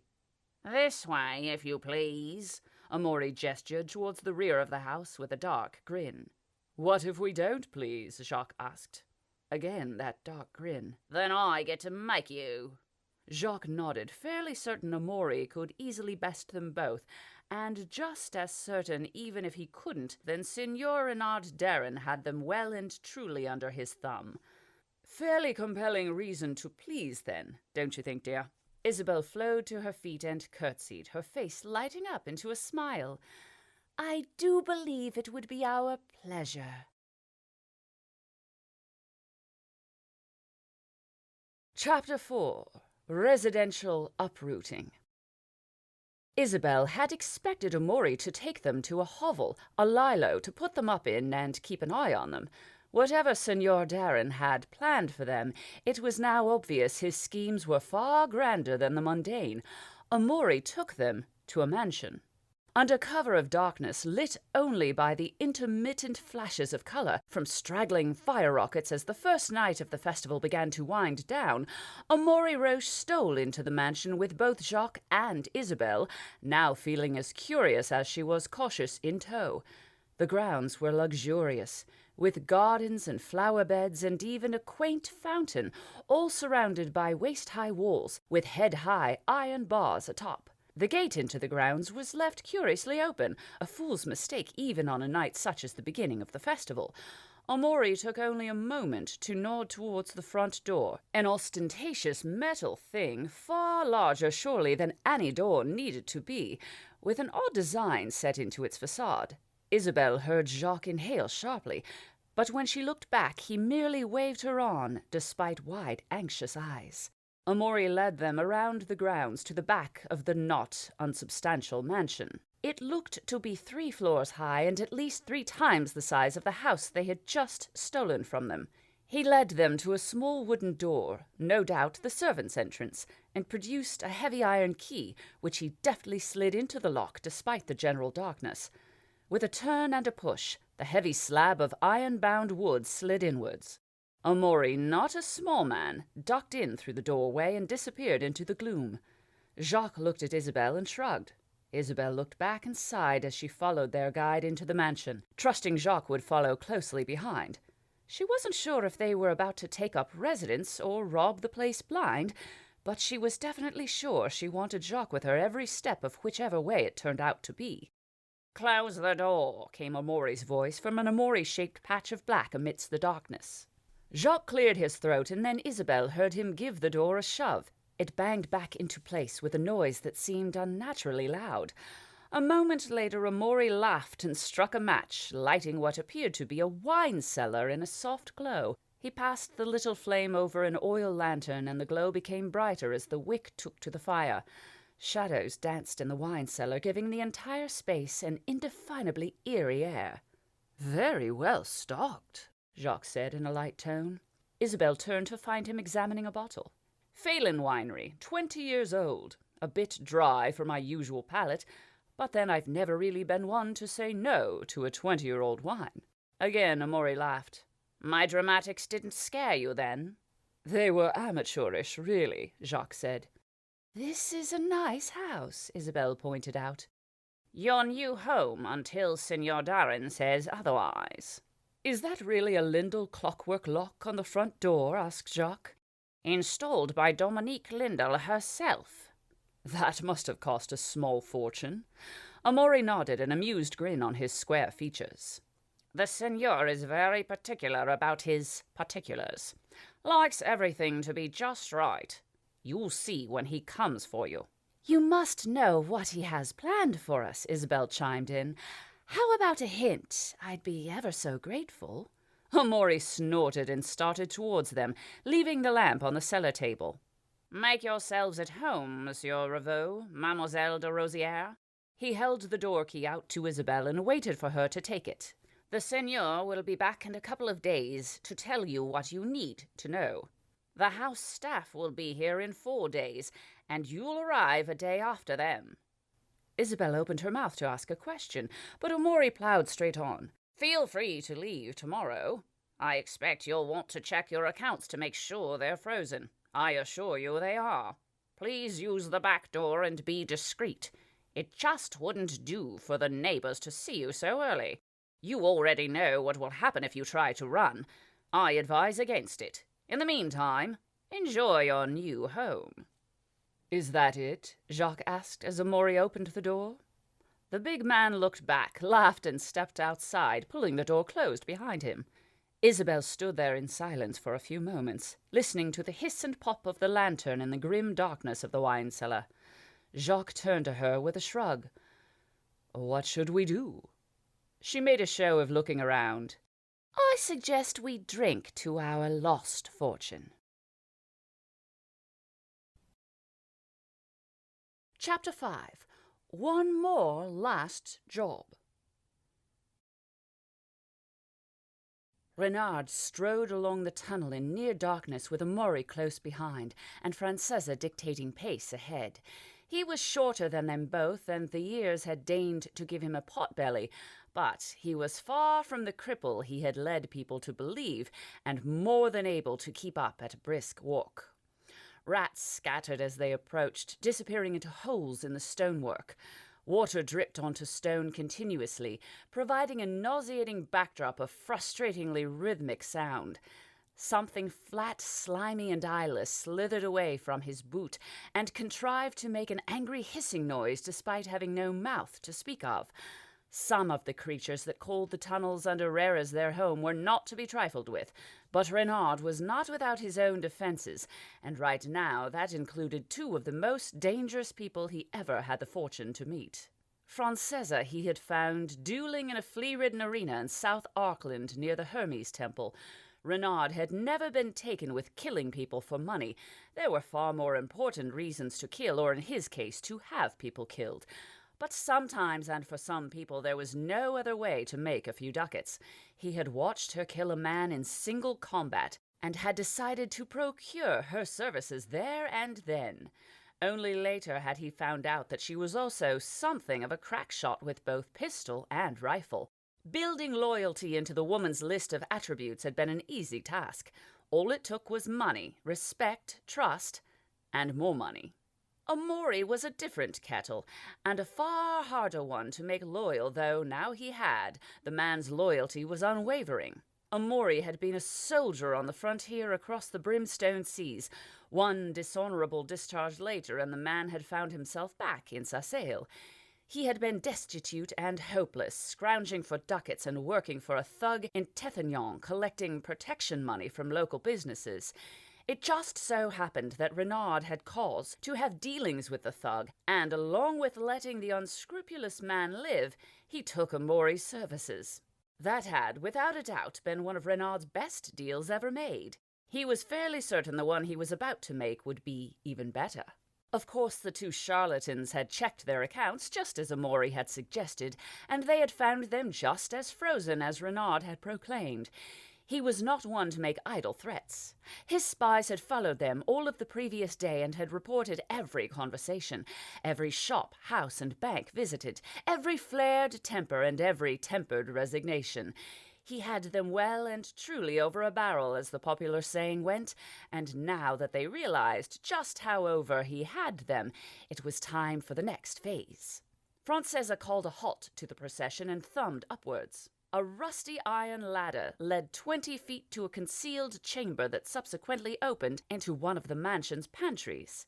The tunnels ran underneath half of Rare's, and their existence was known to only a select few people. Their maze-like directions and multitude of openings to the surface were known to even less. "You're certain?" asked Renard. He himself had gotten lost underground on occasion and had once, rather embarrassingly, found himself in a brothel when he meant to be in Baron Lane's summer home. "I don't make mistakes," Francesa said, her voice barely more than a whisper.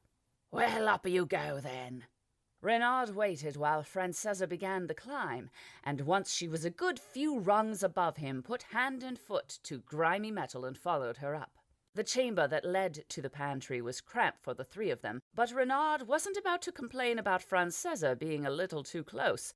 The woman was firm all over. He took a moment to settle into his usual hunch and, taking his cane from Amori, affected his limp. It had long been Renard's assessment that everybody lied. All of life was a big lie, especially life at court. The winners were most usually the ones who lied the most and best, and his ability to lie and cheat and on occasion steal were a big part of how he got to his current position, a position he was loath to give up. The concealed door to the pantry slid open without so much as a sound, and, taking Renard's arm, Francesa led the way through into the mansion that he had purchased for his two newest employees. They found Isabelle de Rosière and Jacques Rivaux in one of the first-floor studies. They had procured an alchemically powered miniature phonograph and were busy dancing to an outdated piece of music titled The Raven's Morning by Esther Bouquet. Quite where they had managed to find the little phonograph was a mystery, as it would have cost something in the range of 100 gold ducats, a small fortune and one which he knew neither of them currently owned. Renard had to admit a curiosity over how his spies had missed the procurement. "Ah, Signor Renard," Jacques Rivaux said, spinning Isabelle de Rosière and letting her go so she artfully slumped onto a waiting sofa. "Monsieur Roche," the charlatan continued with a practiced bow, then held out a hand to Francesa. "Mademoiselle Gois, would you care to dance?" "Of course," Francesa said with a beaming smile, "but not with you." Amori laughed. Renard did not feel so jovial. He limped over to the sofa and carefully lowered himself next to Isabelle de Rosière. "No, please, don't help," he complained to her as he sat down. "I'm afraid we quite didn't hear you come in. Rather preoccupied, you might say," Isabelle said with a smile and a conciliatory pat on Renard's arm. If he hadn't known any better, he might actually have believed the woman, her lie was so convincing. "I see you've helped yourselves to the good stuff," he said, gesturing to the desk upon which stood a bottle of 110-year-old cognac. "Your man Amori did forcefully instruct us to help ourselves," said Jacques Rivaux. "I believe that may have been a hint, my love," Isabelle de Rosière chimed in. "Perhaps you should fetch Signor Darren a glass. We wouldn't want to seem inhospitable in our new home." She leaned closer to him and lowered her voice. "Quite the luxury you've given us, Signor. A little bare, but Monsieur Roche assured us that little issue would soon be resolved." "Not sure I remember saying that," Amori said with a frown. "Of course you did, my good man," Jacques Rivaux replied, having found not one but 3 spare glasses. Having filled each one near to brimming, he proceeded to hand them to Francesa, Amori, and finally to Renard. Amori drained the glass in one swift motion, wincing as the cognac coursed down his throat. Francesa placed her glass on the nearest corner of the desk. The woman never touched a drop of alcohol as far as Renard was aware, and he was aware of everything his employees got up to. He himself had no such issue with the consumption of alcoholic beverages, and at length took a minuscule sip, swirling the liquid around his tongue to savor the taste before swallowing it down. A good cognac was a balm to the soul, and it was, without a doubt, very good cognac.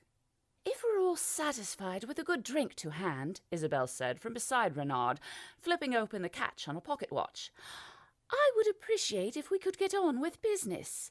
Time is money for people of our profession." "That's my watch," Renard said in a flat tone. The woman was clearly showing off having picked his pocket. and your profession is now working for me." "Charming," she said, handing back the watch with an affronted look. Now, dear," Jacques cut in, "I do believe Senor Darren was just about to tell us exactly what it is he intends for us to do for him." "Other than the occasional bout of house-sitting?" "Well, of course." All eyes in the room focused on Reynard. There was a time he might have found that unnerving, but these days he found it a mild irritation at best. He took a long, loud sip from his glass, forcing everyone to wait on his pleasure, and revelled in the brief silence from the two charlatans. "For 9 months, I have been meticulously setting up cover to install 2 of my own people into the ranks of the Sassail nobility, starting with the lowest echelon at first, but with a mind to quickly move them higher." "You want us to spy for you?" Jacques asked in a voice laced with doubt and doused in suspicion. "Precisely," Reynard continued. "And you spent 9 months setting up a cover for this?" Isabel asked. "Now, I'm no expert shadow conseiller, but it seems to me that bribing an existing member of the aristocracy would be a far easier undertaking." "I'm not interested in what is easy," Reynard said in a terse tone. "I'm interested in what works. And I've yet to meet a member of the nobility that wasn't just as fickle as, and even less trustworthy than, the common alley cat." He caught the two charlatans shooting each other a look.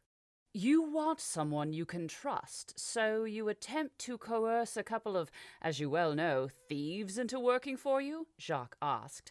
"I'm certainly not attempting to instruct you on how to run your affairs, Senor Darren, but—" "I can trust you," Reynard said with a dirty smile, "because I know you don't have a choice. Cooperate, and we all get what we want. Betray me, and I promise you, you'll get nothing but the noose." "Not a firing squad?" Jacques asked. Again Reynard flashed his dirty smile. "I'll make certain it's the noose." He saw the thief rub at his neck, already imagining a coil of tough hemp choking him out of his merry existence, then looked to his partner. He saw the fight go out of the man's eyes. "What are our covers?" Isabelle de Rosière asked. Unlike Jacques Rivaux's flat resignation to his fate, the woman still held a cold steel core of defiance flashing around behind her ocean blue eyes. Reynard respected her for that, but that respect would not stop him from breaking her. "Amaury, the files," Reynard said, and the man stepped forward, handing one sheaf of papers to Jacques and a second to Isabelle. "In there you'll find all the information on the covers I have created. You will notice there are many blanks. I presume actors of your caliber will want to add your own flourishes and touches to truly make the characters your own." Both Isabelle de Rosière and Jacques Rivaux opened their respective files and began leafing through the pages. Reynard had presumed both of them could read, and now he was gratified to know that he had, once again, guessed correctly. "Duelists?" Jacques asked in a high voice that bordered on breaking. "Gentlemen duelists," Reynard corrected, much the same way he would a child who had mispronounced a word. "Gentlemen duelists made nobility by way of land ownership," Isabelle continued, her eyes still skimming the page. "A gift from their previous, extremely satisfied employers, Marquis Jean-Luc von Elmer, and his wife, the Marquise Rochelle von Elmer. A lovely couple who will corroborate your covers to the letter, lest a small previous indiscretion of theirs become public knowledge. Under the employ of the Marquis and Marquise von Elmer, you," he gestured to Jacques, "Baron Bastian Bonvillain, fought 21 duels against encroachers from Auckland, various members of the Sassail lesser nobility, and one disgruntled postal worker." He looked at Isabelle. "Baroness Adeline Bonvillain fought 13 duels for her previous employer, mostly of the same ilk sans the unfortunate postal worker." "Gentlemen duelists?" Jacques Rivaux repeated. "Yes," Reynard said with a sigh. "Professional duelists fighting for their betters, to prevent the risk of loss of life while settling disputes in the time-honored fashion of killing the other person.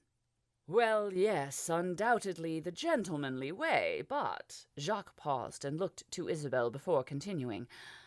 I have never shot a pistol in my life. I have never had need to, and I have never particularly wanted to. We steal and we lie, but we are thieves, not killers. Amaury snorted out a laugh. While you're working for me, you will be whatever I require you to be, Renaud snapped. Of course, if you play your characters right, you'll also never need to be a killer, only to appear as one. The threat of violence is often a much better deterrent than violence itself. He watched as Jacques theatrically slumped into the chair behind the desk. We own some small holdings just inside the Marquis's borders, not enough to be considered important, but just enough to be named Baron and Baroness. Indeed, Renaud continued, but the country life, and I assure you Marquis von Elmer's lands are just that, was too much of a bore, so you have recently purchased a home right here in Rerez. From here you'll join the ranks of the socialites and work your way from the bottom feeders to the top. I assume you're up to such a task. What's the ultimate goal? Isabel asked. For now, concentrate on establishing yourselves within the nobility. They will, of course, be wary at first, but they will also find you fascinating curiosities. You will need to turn that curiosity into friendship and trust, and then report everything you see and hear to me. How long do we have? Isabel asked. Renaud might have smiled, but it would have given his pleasure away. The man had known his place the moment he realized he had no choice. The woman was now learning hers. You will officially move into the mansion in 2 days' time, after the staff have arrived and all the furniture has been delivered. You'll need to have your characters established and your covers memorized inside and out by then. The first event you will be invited to is in just 8 days, Comte Lafienne's birthday ball, and you will most certainly be the talk of it. By then, Amaury and Francesa will have taught you the basics of how to act and look as though you are used to the martial arts. You may not know how to fire a pistol, but you will damn sure look like you know. They are harsh teachers, but I have instructed them not to leave any visible marks. How kind of you, Jacques whined from behind the desk. You could always just have them play your little charade. It would be a terrible imposition, us already having come all this way, but I do believe we would manage. Amaury and Francesa have their skills, but acting is not among them. It is far easier to teach you how to look dangerous than it is to teach them how to look like they belong with the pampered, self-serving fools that comprise the aristocracy. Doesn't sound like you hold much respect for your betters, Jacques shot back. On the contrary, I have the utmost respect for anyone who is useful. I even respect you, Baron Bonvillain, but I cannot abide useless people, and many of my betters, as you put it, are far beyond the realms of usefulness. They are, however, unfathomably devious, and that is where you two come in. Is there anything else we should know? Isabel asked. Anything not in these files? Renaud fixed her with a stare. Try not to steal anything. I understand this may be difficult for you, but if things start going missing, people start getting suspicious. And while your covers will stand up to most any scrutiny, I find it is always better not to tempt fate. He sipped the last of the cognac from his glass and let it slowly drain down his throat, like a trail of liquid fire. Amaury and Francesa will be back tomorrow to check on your progress. I suggest you spend the remainder of the day memorizing those files and establishing your characters. Francesa, if you would be so kind. We'll let you see yourselves out, Isabel said as Francesa gently helped Renaud off the couch. He winced and held his back as though he were in immense pain and sent an acidic glare at the charlatan. "The same way you came in, no doubt," Jacques continued, not looking up from the file. "Do try not to get lost," Isabel said, smiling. "We would hate that ever so much." Renard grumbled and made for the door. He couldn't decide whether the comments were as innocent as they seemed, or if the two thieves had already found the tunnel entrance. The truth was they were too smart by far, but if Renard knew one thing, it was simply that he was smarter. Omori dropped the last couple of feet from the ladder, and his left boot landed on the ooze. The creature let out an angry hiss, but it was pinned to the floor and couldn't get away. A moment later, an odd smell like burning leather filled the tunnel as the thing began to dissolve his boot. He quickly lifted his leg, and the creature slithered away. He watched it disappear into the darkness, then hurried along after Seigneur and Francesa. "Do you really think we can trust them?" Francesa asked. "I don't." "Not a chance," Omori agreed. "They'll play along while the Seigneur has them by the balls, but as soon as they get a sniff of freedom—" "Yes, they are currently working for me because I give them no other choice," Seigneur Darren said, striding along without a hint of the limp or hunch he usually adopted. "But soon they'll want to keep playing along. Why is that, Omori?" Omori scratched his chin.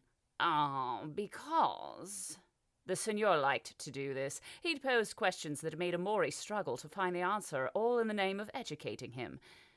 "They'll enjoy it?" "Precisely. Men and women like our two charlatans back there are easy to control once you understand them, and I understand them better than they do themselves. Money isn't the point for them.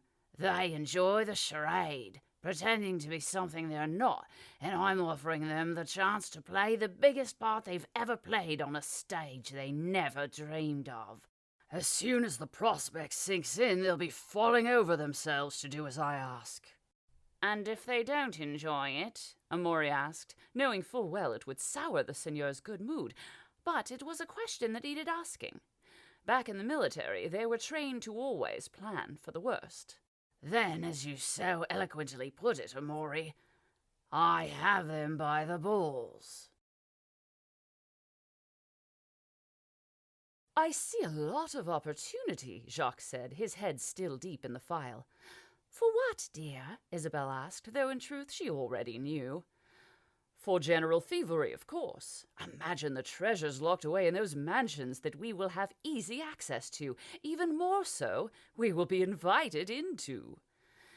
"I do believe our new employer firmly stated there is to be no stealing," Isabel pointed out. "Did he? I must have missed that little addendum. Besides, I'm certain he didn't mean it as an absolute." Jacques looked up from the file and grinned. Isabel couldn't help but smile back. "I'm thinking Baron Bonvillain should be terse, a man of few words, and the threat of deadly action expressed in his bearing." Isabel read through the part of the file that detailed the Baron and Baroness' marriage. She looked at her finger. They would need rings. She and Jacques had long ago decided never to marry. They had never taken to the idea of ring-wearing, especially as it tended to leave a pale band of skin underneath that could tip off an astute mark to their being played. "Do you think you can play terse?" she asked Jacques. "I believe it will be a test of my skills, but I am at the top of my game. I also think I should grow a mustache." Isabel never really liked facial hair, especially not on Jacques. The man could grow a beard in mere days, and had on occasion, but kissing him through his beard had never been an act she considered pleasant. "If you believe it to be necessary." "I do. A horseshoe mustache, I think, would be best, like the current fashion in Great Turlane. It will help to generate a menacing air."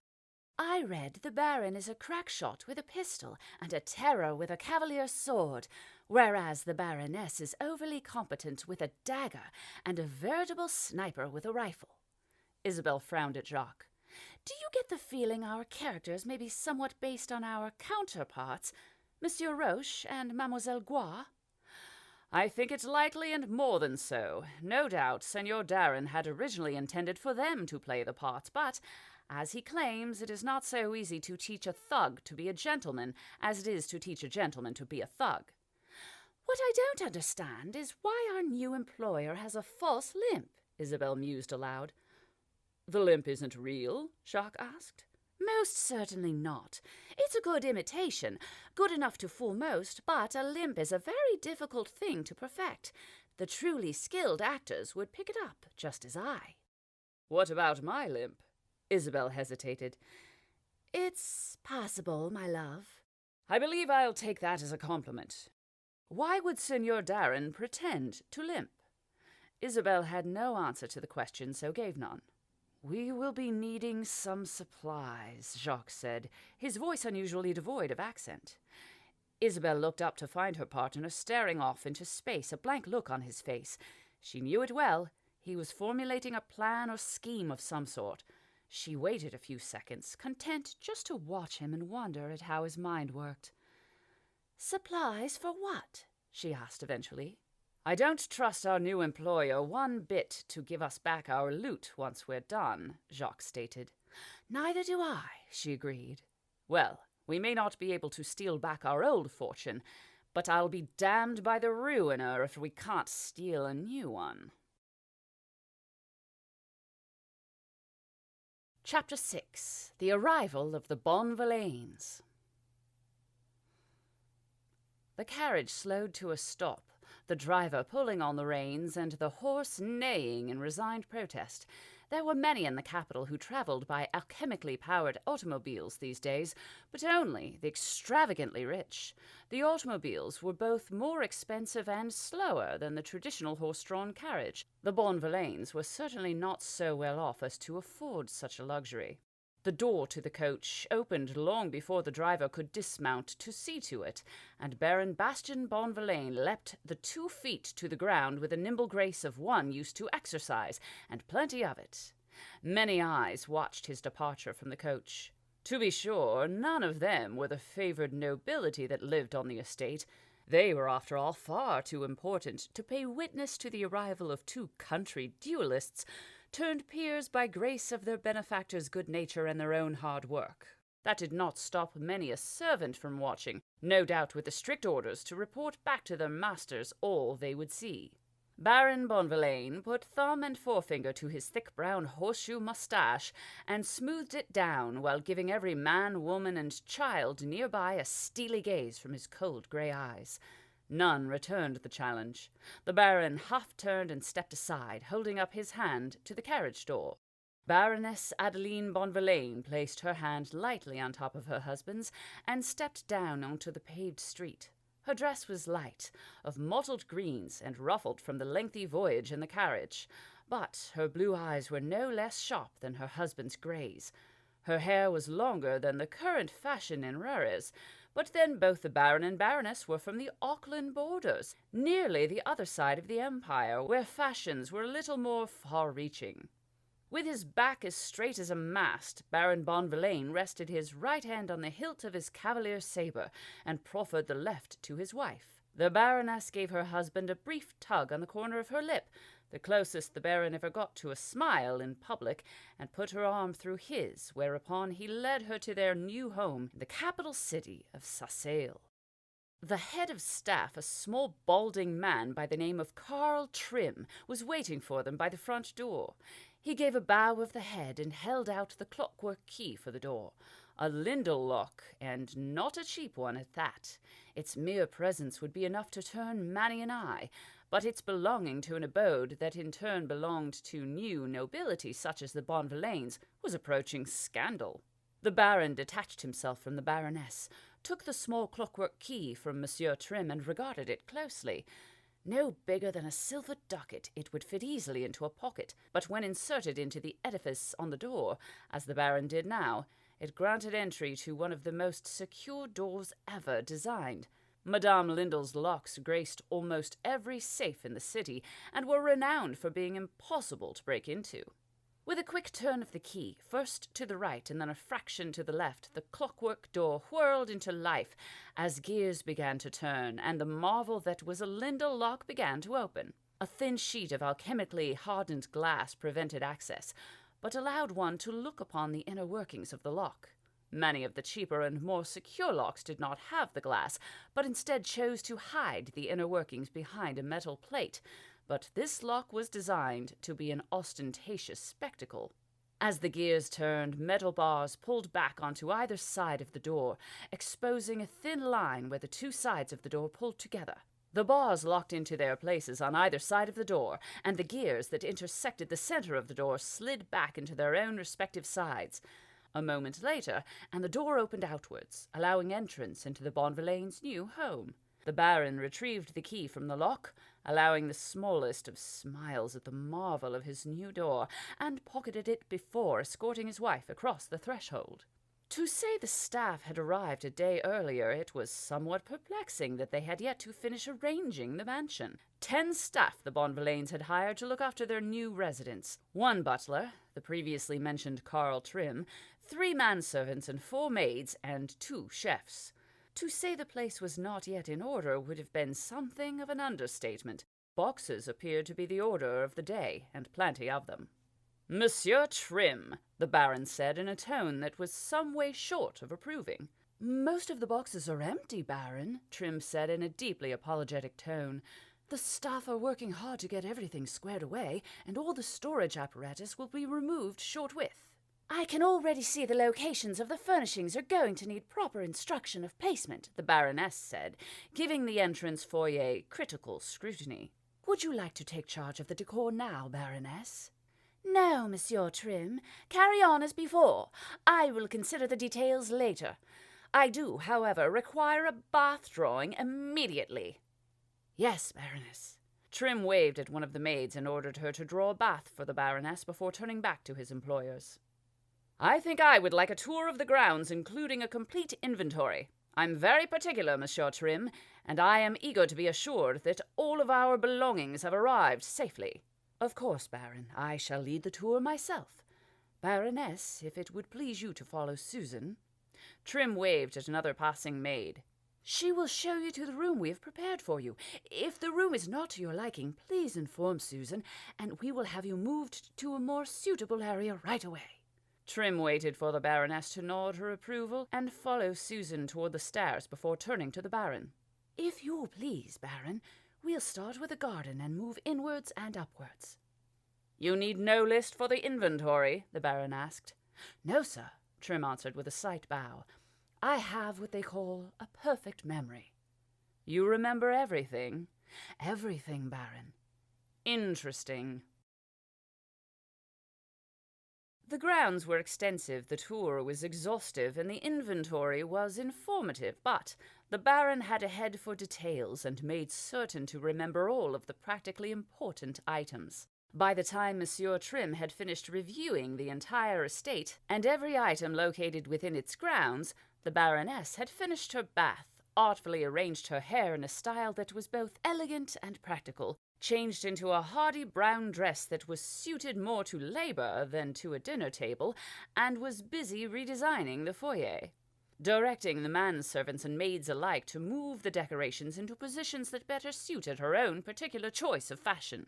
That the Baroness was most definitely not above getting involved with the labor herself brought a small smile to Baron Bonvillain's mouth. The Baroness spotted her husband and put down the small statue she was wielding, making sure to instruct the manservant next to her. Alphonse was his name, if Trim had been correct, and the Baron expected he was never not, and swept over to him. Now they were in private, or as private as life ever truly got for those surrounded by servants. She graced him with the full smile she usually hid, and it fair near lit up the room. "How was the tour, my love?" Baroness Bonvillain asked, her face positively beaming from the exertion of rearranging the entire mansion. "Quite interesting. Were you aware we purchased 16 miniature garden ornaments, all of small bearded men in a variety of poses, some bordering on the scandalous?" "Gnomes, dear." "Gnomes?" "Yes, they're all the fashion in Great Turlane, or so I hear." and we are nothing if not progressive. Do we really need 16 of them? Any less and they might get lonely. I see, the Baron agreed, though he in truth did not. Is everything approaching some semblance of order? Oh, far from it, The Baroness replied with a frown that crinkled her brows and only served to make her more beautiful. She had a smudge of dust on her left cheek, but the Baron refused to clean it off. He rather liked it on her. I'm afraid I'll have to personally see to every room in the house, and I doubt any of them will be a small job. We really should have put more thought into our purchases, my love. Many of the decorations simply do not suit each other. You see that painting? She gestured to a 6-foot monstrosity depicting the launch of the Fall of Elements, the very first airship, in watercolors. It was, the Baron had to admit, one of the ugliest paintings he had ever seen, but judging by its composition he would wager it had the name Leonardo Rochtag signed on the bottom right corner. That made it both rare and expensive and fitting for the likes of the Bonvillains. They had it hanging in the dining room. The Baron nodded extensively. A terrible place for it. It's clearly an entrance piece, the Baroness explained. It is? Yes. The Baron let out a glimmer of a smile. Well, you certainly learned a thing or two from the Marquise. The Baroness simpered. Any dullard could tell an original copy of Rochtag's The Launch should be gracing the walls of the entrance foyer and not the dining room. She is, of course, correct, Baron, Trim put in. Baron Bastian Bonvillain rounded on the little man. Are you inferring that I am a dullard, Monsieur Trim? He took a step forward, and Carl Trim shrank away from the angry Baron. I am not paying you for the privilege of your opinion, and will not continue to pay you unless you learn when you are to speak and when you are to be spoken to. Do you understand, Monsieur Trim? The man bowed his head subserviently and nodded. Excellent. When the Baroness is finished with the staff, you will make sure they are each one paid an extra day's wages for their good work, and make certain they understand I do not wish to see them again until the morning, he said in a voice loud enough for all nearby to hear, and very much hoped they would take the hint to spend their bonuses on activities that took them away from the house. You, on the other hand, Monsieur Trim, will receive no such extra pay, and are to remain here to wait upon myself and the Baroness. In the meantime, my dear, he continued, turning to his wife, and lowering his voice lest he acquire her displeasure, you will find me in my study, reading over the day's events in the local papers. I have an itch to learn all I can about Rères and its many attractions. Baroness Bonvillain, who had been waiting patiently while her husband admonished Monsieur Trim, smiled, kissed her husband on the cheek, and then turned back to the arranging of the foyer to make certain the staff earned their extra pay.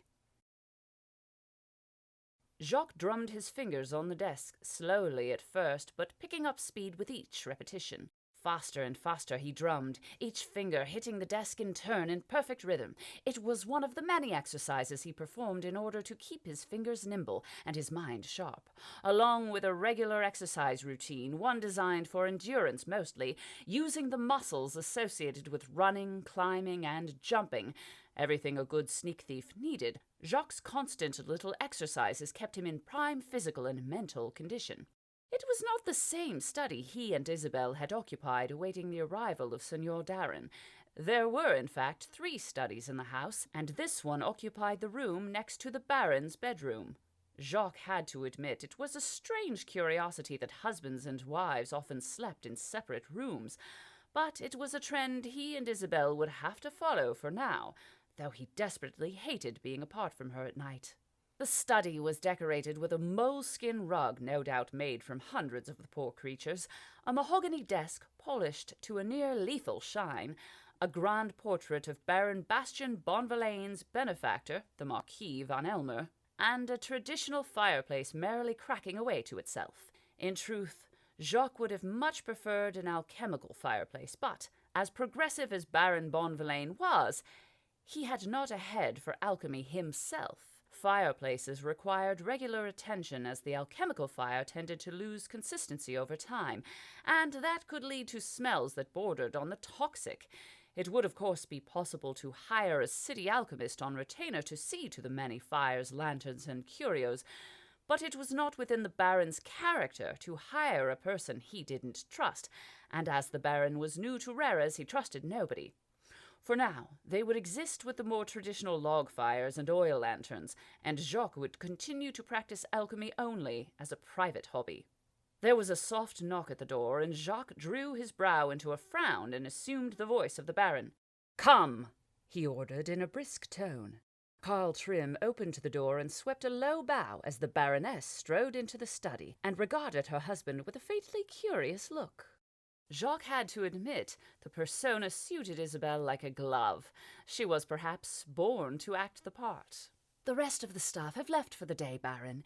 If you need anything—" "Excellent news, Trim," Jacques said, dropping Baron von Verlaine in an instant and leaning back in the leather chair.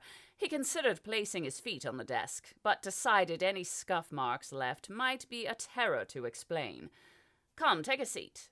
"Bastian," the Baroness said in a quiet voice that screamed reprimand, "that is no way to speak to an employee." "And if he were truly our employee, I would quite agree, my dear, but Monsieur Trim here works for our own quite enigmatic employer, Senor Darren." "Really?" Isabelle asked, turning her gaze on the head of staff. Jacques had rarely seen a man want to deny anything quite so much, but Trim clearly understood that denial would serve him no good. With a resigned sigh, the man wandered over to the drinks cabinet, a beautiful mahogany piece that quite matched the desk Jacques was sat behind, pulled down a bottle from the top shelf and retrieved a glass from the bottom shelf. He proceeded to pour a single measure, place the bottle on Jacques' mahogany desk, and seat himself opposite the fake Baron. "How did you know?" Trim asked, his voice still that of the subservient house staff, but his demeanor very much changed. Jacques smiled. "A man of your particular talent?" He looked towards Isabelle. "He has a perfect memory, dear." "I could imagine a whole nest of uses for such a thing," Isabelle said, managing to hide what must have been surprise. "Now, it seems to me," Jacques continued, "that a man with such a rare and wonderful ability would be very much wasted in a role as mundane as butler for the Baron and Baroness Bonvillain.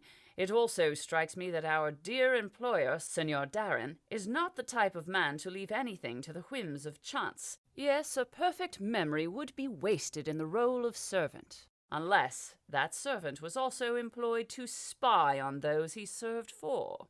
"Anyone would think the Seigneur doesn't trust us," Isabelle said. Having moved over to the fireplace, she was gently stoking the embers. Trim took a sip of the alcohol he had poured and regarded Jacques over the rim of the glass. "What do you want?" "I want us to work with each other, not against," Jacques said with a charming smile. "Or, more aptly, I want you to work with us, not against us." Trim looked interested. "To what end?" Isabelle let out a merry laugh from over by the fireplace. "What other end could there be? Money."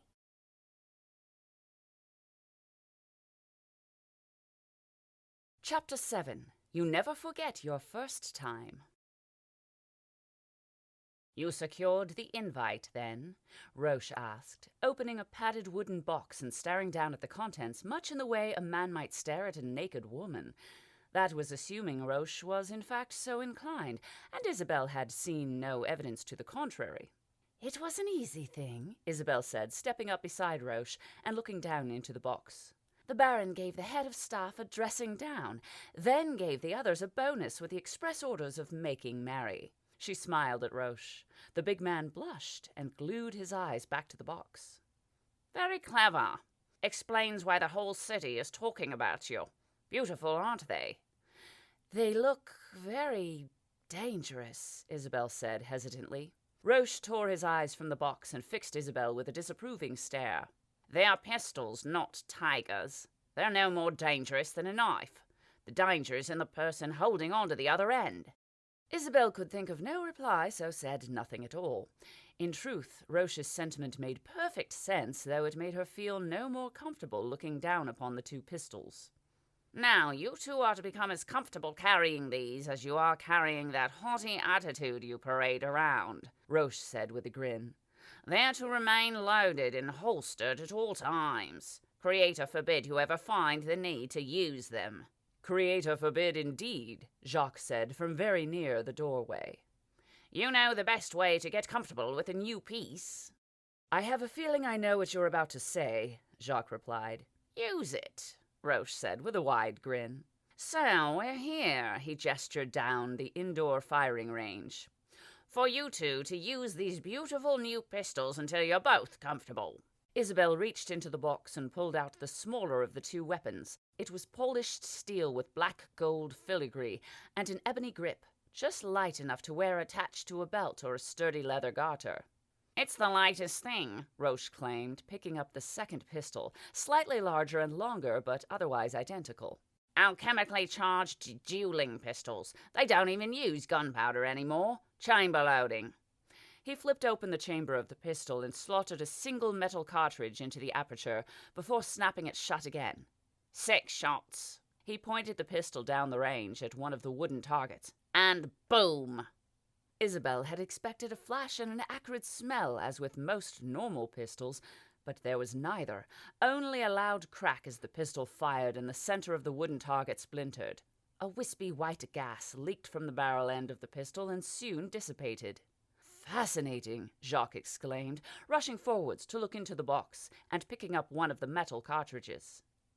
"Instead of gunpowder, it must use some sort of a compressed gas that expands exponentially when the base is exposed to sufficient kinetic shock, such as the hammer on the pistol. It's not actually the pistol that is alchemically charged, but rather the ammunition. I wonder which gas they use and how they manage to compress it into the cartridge." "You ever fired one?" Roche asked with a grim smile. "Either of you?" "No," both Isabel and Jacques said in unison.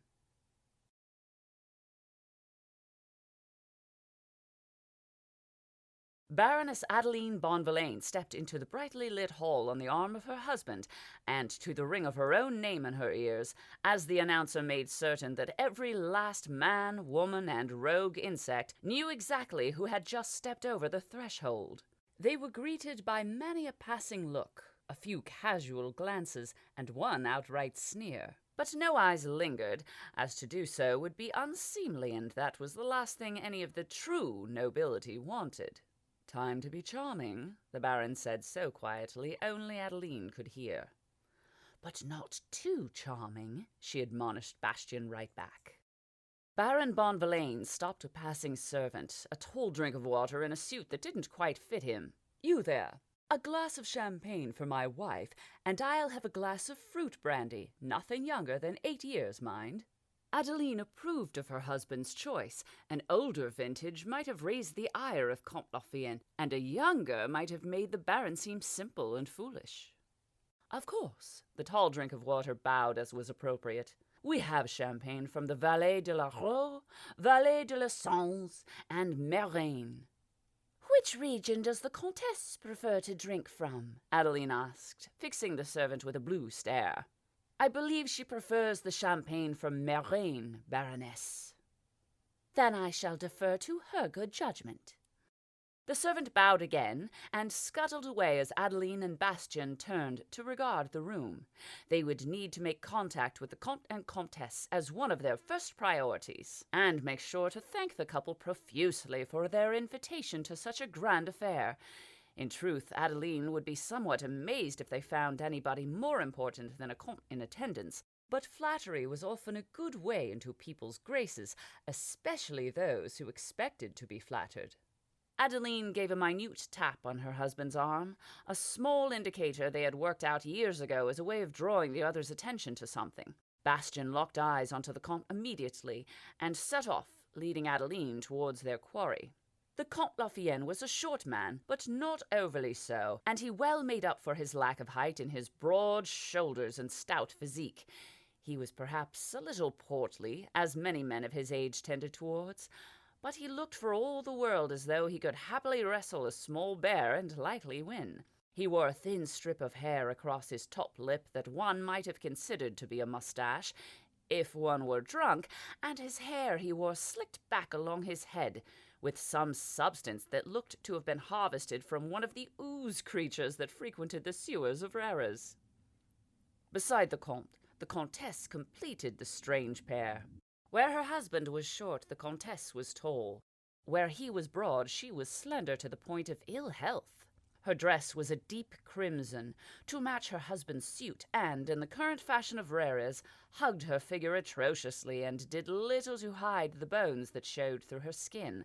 Her face was taut, and Adeline could barely imagine an expression making it past her stern features, but the Comtesse's hair was something else entirely, and perhaps her only redeeming feature. Her hair was blonde, the color of rich cream, and suited her complexion perfectly. It hung down low towards the small of her back, and yet not a hair of it was out of place. Adeline would have happily paid a fortune for hair like the Comtesse had, despite its lack of practicality. "Comte Lafayenne," Bastien said with a slight tip of his head. "Comtesse?" Adeline mimicked her husband's bow with a curtsy, content to let him perform the introductions. The Comte did not look perturbed by the introduction, but regarded the newcomers with cold scrutiny. "I don't believe we've met." "An oversight I intend to rectify immediately," the Baron said, returning the Comte's cold stare. "Bastien Bonvillain at your service. This is my wife, Adeline Bonvillain." "Ah, the new Baron, is it? These two are professional duelists, don't you know," he said to his wife, who, if anything, looked even less impressed than before. "Gentlemen duelists, Comte. We don't just fight for anyone, only for those who have too much to lose. Besides, we've left that particular life behind now. I hear you've killed 12 men." The Baron said nothing. He had never been one to boast about his duels, but Adeline was more than happy to do that job for him. "It's actually closer to 24, Comte." "All for the Marquis van Elmer?" the Comte pressed. "Most," Bastien admitted. "A couple were for myself." The Comte grunted. "Never trust a man not willing to defend his own honor." A barbed comment, and no mistake. Any slight against the Marquis was an insult Bastien and Adeline were honor-bound to defend. Bastien's mouth moved into a tight smile. "The Marquis does not believe in crossing swords or exchanging bullets with anyone of lesser rank, Comte."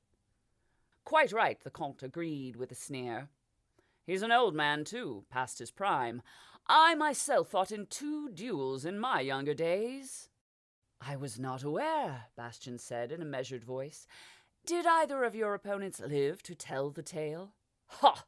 I should say so. We wrestled." "Hand-to-hand combat," Bastien exclaimed. "You are a braver man than I, Comte." Adeline caught a slight roll of the eyes by the Comtesse, but ignored it as was proper.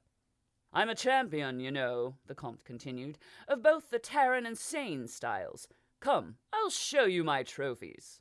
As the Comte led Bastien away, Adeline found the Comtesse staring down at her. She may have been only a few inches taller than Adeline, but the Comtesse made those inches count. "You are also a duelist?" the Comtesse asked coldly. "Hardly a ladylike profession," said the smaller woman beside the Comtesse. Adeline glanced at her and disregarded her in an instant as either a lesser baroness or, more likely, the wife of a seigneur. "I completely agree," Adeline said, gracing the Comtesse with her smile. "Which is why Marquise van Elmer, being fairly strong of opinion and more stubborn than any man I've ever known, had need of a proxy to duel in her place. The Creator saw fit to gift me with a keen eye and a steady hand, so it fell to me to defend her honor." The woman beside the Comtesse made a derogatory noise, but the Comtesse nodded, her face softening a little around the all-too-visible bones. "A noble gesture, taking your mistress' place." Adeline smiled and decided to change the subject while she was ahead, and settled on abject flattery. "If you don't mind my asking, Comtesse, how do you manage to make your hair shine so?" Jacques ducked a wild swing at his head, pushed away a jab to his ribs, and danced backwards, attempting to disengage from the woman. She followed him doggedly. "Must I really fight against Francesa?" Jacques called out as he dodged again. "This isn't fighting," he heard Roche say quietly to Isabel. "I heard that." A punch caught him on the arm, and he stumbled away, rubbing at the numb area, which in turn cost him a hit on the other arm. "I'm not really one for fighting, especially not against a woman." "You think you're ready to take on me, do you?" Roche laughed through his stubble. Francesa halted her pursuit of Jacques and eyed Roche darkly. "You don't think I can beat you?" she asked Roche. Roche paused before answering, and Jacques welcomed the respite in his pummeling. They were apparently in Francesa's home, though she claimed she rarely spent so much as a night there, and were busy teaching Jacques how to at least look as though he knew how to take part in a fistfight. Isabel was apparently exempt from the exercise, as women did not fight. Francesa was busy proving that sentiment incorrect, and Jacques had to admit she did not pull her punches. "You've got a gentler touch than me," Roche eventually said with a smile. Francesa shook her head and thumped a punch into Jacques' chest while he was paying more attention to her exchange with Roche. Jacques took the hit well. He stumbled back a step, caught his legs up in the feet of the single chair that occupied the room, and went over the back of it, pulling the chair down with him. As his back hit the floor, he rolled away most of the force, picking up the chair by its back with one hand and springing back to his feet, brandishing the chair in front of him as if Francesa was a circus lion. "Ha! Back! Back, I say," he said with a grin, jabbing the chair at the woman, who looked more amused than anything else. "Is there really any point to this?" Isabel asked, in a voice that Jacques knew meant she was annoyed. "You wanted to teach Jacques to look like he knows how to fight. Instead, Francesa, all you're doing is tenderizing him and teaching him how to run away." "Half of any fight is running away," Roche said sagely. Isabel glared at Roche, who in turn glared right back. Jacques shrugged, placed the chair back on the floor, and worked his right shoulder in its socket while Francesa rolled her eyes and wandered over to the single window. It was raining outside, the type of rain that comes down in sheets, distorting the world into shades of dull gray, and, as it was nearly pitch black due to the lack of moon, a darkness darker than black. "Fine," Jacques heard Roche say through a clenched jaw. "Francesa, you take over with de Rosière." The big man advanced towards Jacques with a distinct menace in his step. "We'll accept you well know how to run away, Ravoux. Now I'm going to teach you how to stand and fight." "You see," Comte Reuben Lafayette exclaimed loudly, pointing at the painting, "I dislike heliographs by nature, prefer to pose for a painting." Bastien looked up at the painting, which, it had to be said, covered much of the far wall of the study. In fact, the entire room was not so much a study as a giant trophy cabinet dedicated to the Comte. There were shelves with belts, shelves with trophies, pictures of the Comte standing alone and triumphant, and smaller pictures of the Comte standing with others, but still looking mightily triumphant. "I still have the belt from 15 years ago for the Seine Championship. Retired with it, you see. Nobody ever managed to take it from me." A proud, faraway look entered into the Comte's eyes as he remembered his youth. Bastien looked at the belt. It was an old thing, and no mistake, but the gold still shone brightly in the lantern light. No doubt the thing weighed as much as it looked, and with all the gold, gems, and gilding, it looked heavy. Bastien wagered the Comte polished it daily and let no hands but his own touch the trophy. "It would take a fierce man to win all these," Bastien said with a respectful nod. "I am most glad you are retired, Comte. I would certainly hate to duel you." "Ha!" the Comte exclaimed, thumping Bastien on the back so hard it took everything he had not to wince in pain. "You flatter me, Bonvillain. Never been much of a pistol man myself. You'd likely shoot me dead before I got the damned thing out of the holster." There was an art to flattery, not just knowing when to give and withhold, but also when to receive and when to refuse. Choosing incorrectly with a man like Comte Lafayette could easily be a reprehensible mistake. "I can't see a situation where we would ever find out," Bastien said, deciding to accept the Comte's compliment for what it was. "Too true, Bonvillain, too true," the Comte grinned, apparently pleased by Bastien's choice. The Baron set about showing himself internal self-gratification, though he made certain to keep his demeanor carefully void of it. "Ah," the Comte continued, "here comes another young stud like yourself, Bonvillain, my eldest, Tybalt." Bastien gave another slight bow of his head. "Vicomte." Vicomte Thibault Lafayenne was very much the offspring of his mother and father. He was taller than the Comte, easily as tall as the Comtesse, and thinner too, but still stocky. His face was long, just as his mother's, but held flesh much more like his father. His eyes were dark and cool and held a spark of fierce intelligence. He gave Bastien a measured stare that was almost bordering on ill-mannered before he broke the tension by speaking. "You're needed upstairs, father," the Vicomte said in a honeyed voice. "Marquis Toulard has locked himself in a closet." "Again?" The Comte shook his head in exasperation and started for the doorway, muttering to himself as he went. "Damned old fool. Last time he ended up urinating all over." The last of his words were lost as he stormed from the study. Bastien found the Vicomte still fixing him with a cold stare. "If you'll follow me, Baron Bonvillain, I'll direct you back to the main hall." "Take the card from my hand," Jacques instructed Amaury. Isabelle was watching him make a fool of the bigger man, while Francesa gave her a style of hair more fitting for a woman new to her position and unsure of the current trends in rares. Usually she disliked anyone but Jacques cutting her hair, but Francesa appeared to have an uncanny way with scissors. Amaury took the card from Jacques' hand and looked at it. "What is it?" Jacques asked. "You've already seen it," Amaury pointed out. "Regardless, tell me what card it is." "Two of earth," Amaury said. "Now, put it back in my hand the way it was." Amaury turned the card around to face Jacques and slotted it back between his thumb and index finger. Jacques smiled. Isabelle smiled with him. "What card is it?" he asked Amaury. Amaury sighed. "Two of earth." "Now take the card from my hand." Amaury did as he was bid. "What card is it?" Amaury snorted out a laugh and flipped the card around to face Jacques. "It's still the damned two of earth." Jacques said, stroking at his chin. "I suppose I must have done something wrong." Amaury nodded emphatically. "Or you're not as smart as you think you are." "Maybe," Jacques admitted. "What time is it?" Amaury thrust his hand into his pocket to find his watch and came up empty. He quickly checked his other pocket, then looked up to find Jacques holding the watch and grinning from ear to ear. "Give that back," Amaury said in a dark voice. Of course," Jacques said, handing back the watch.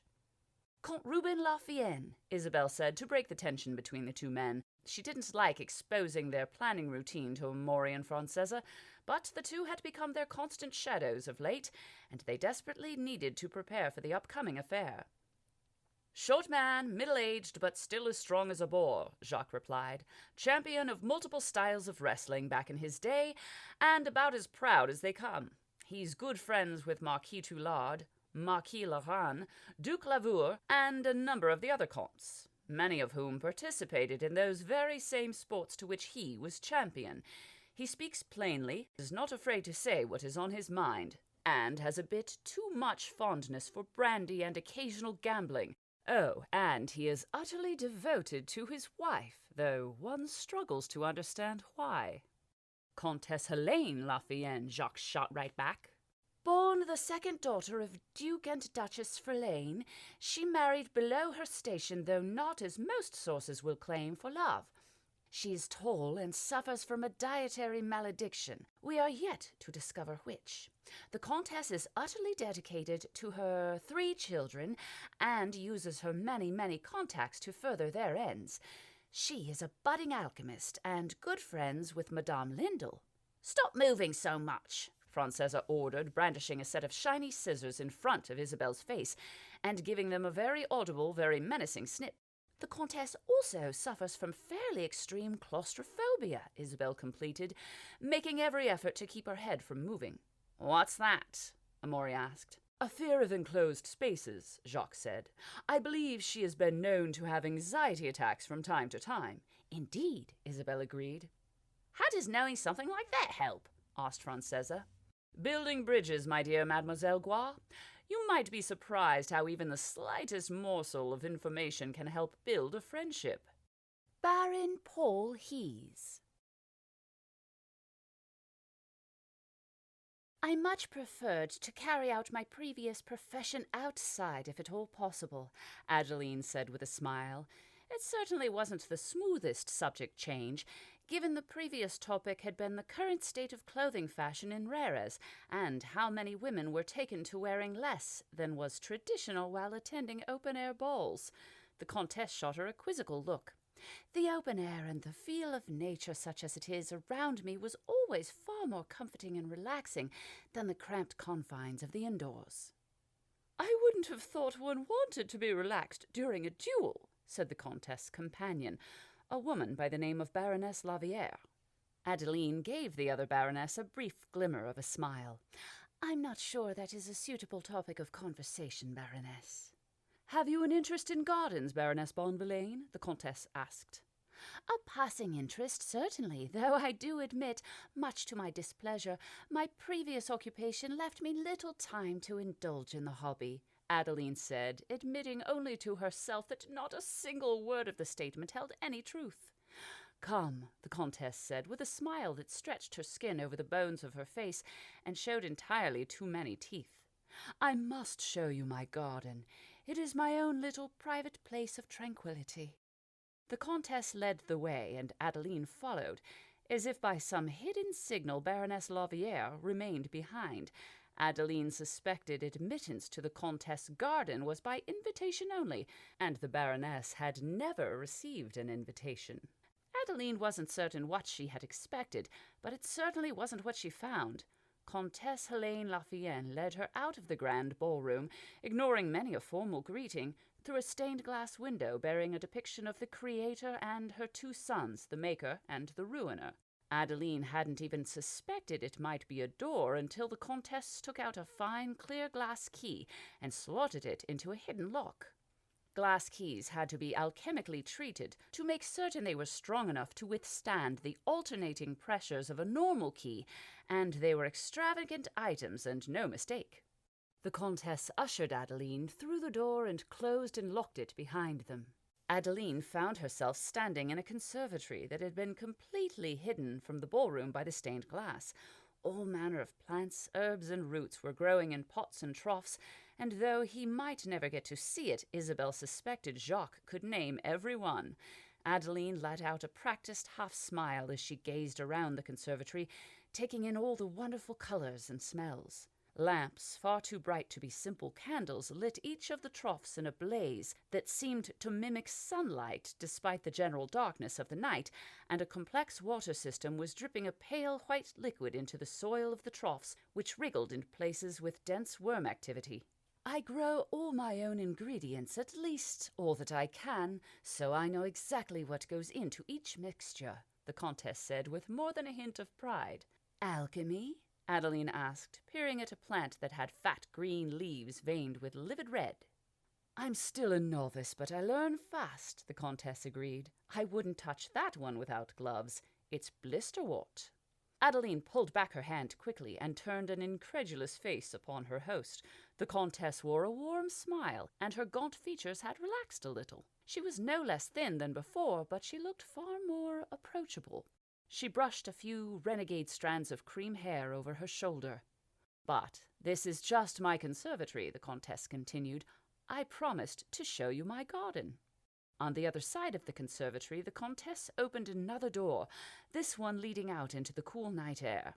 Adeline took one more look at the impressive array of plant life and tried to commit as many as possible to memory before stepping outside and allowing the Comtesse to again lock the door behind them. There was a man outside, leaning against the glass windows of the conservatory, smoking on a pipe.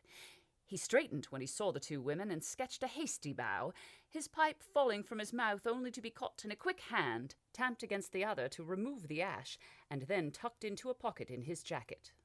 "Comtesse," the man said in a rich voice full of courtesy, before standing from his bow. He was disheveled, but wearing smart enough clothing to be a guest. His untucked shirt poked out below his jacket and seemed to be missing a button. "Duke Lavore," the Comtesse said with a slight curtsy that Adeline mimicked and a warm smile. "I was not aware you were attending." The Duke ran a tobacco-stained hand through his hair, tucking the messy brown strands behind his ears. "I forgot to tell Percy to reply," the Duke said with a shrug. "The man is so old he does nothing without being prompted these days. Sorry about this." He stamped on the ash that had fallen from his pipe and ground it into the dirt. Adeline saw the Comtesse suppress a flinch. "I know you don't like people smoking indoors, so I thought I'd have a quick pipe out here, before braving the masses." He looked far too young to be a duke, and Isabel determined to look into the man's past as soon as she was able. "Think nothing of it, Gaston," the Comtesse replied. "I believe my husband is in his study showing Baron Bonvillain his conquests." A laugh burst from the duke's mouth. "I'm not sure I know a Bonvillain." The Comtesse cleared her throat rather sharply. "Baron Bastian Bonvillain, newly made from Marquis Van Elmer's lands." "Never heard of him." The Comtesse shot Adeline a sympathetic look. "This is his wife, Baroness Adeline Bonvillain." "Oh." The duke coughed, wiped his stained hand on his trousers, and stepped forward, taking Adeline's hand and giving it a quick peck. She made certain to flush her cheeks only a little. "I'm terribly sorry," the duke continued. "That was rude of me. I'm not very good with, all of this." "No, please," Adeline said. "It's hardly your fault. We've only just arrived here in Rares."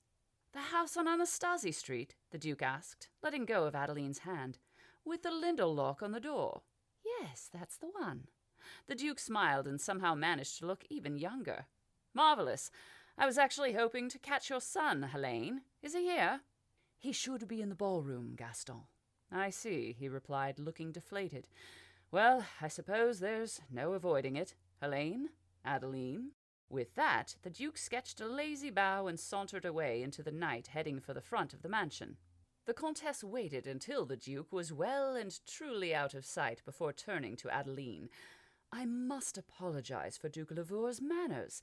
He's an old family friend, but etiquette has never been his best quality."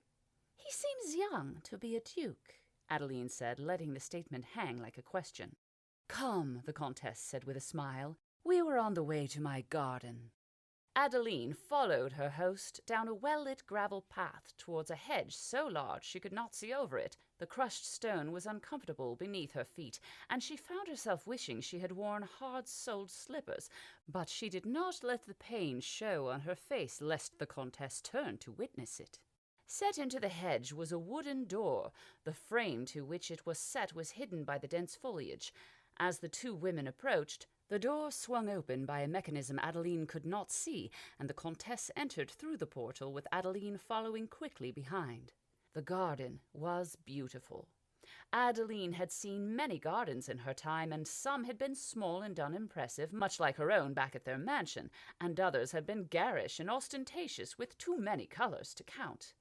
The Comtesse Lafienne's garden was neither. It was by no means large, but neither was it on the small side of the scale.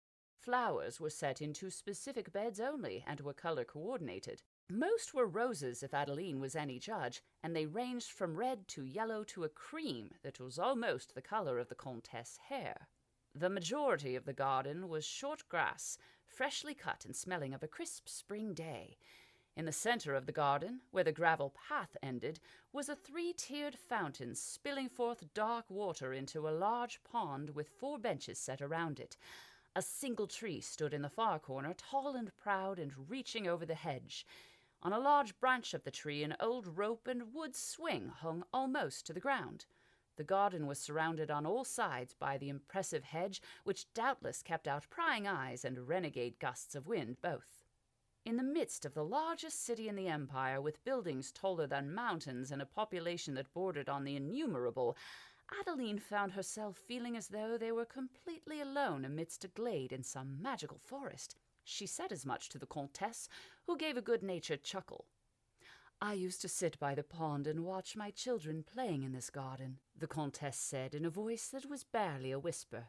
"They are all too old to play these days, and too young to enjoy the serenity. Do you have any children, Baroness? Please call me Adeline. I'm afraid with our occupation, my husband and I did not think it wise to have a child. Now we may reconsider." "You should," the Comtesse said, and it struck Adeline that the woman was beyond sincere. "While you are still able, you should. They are everything."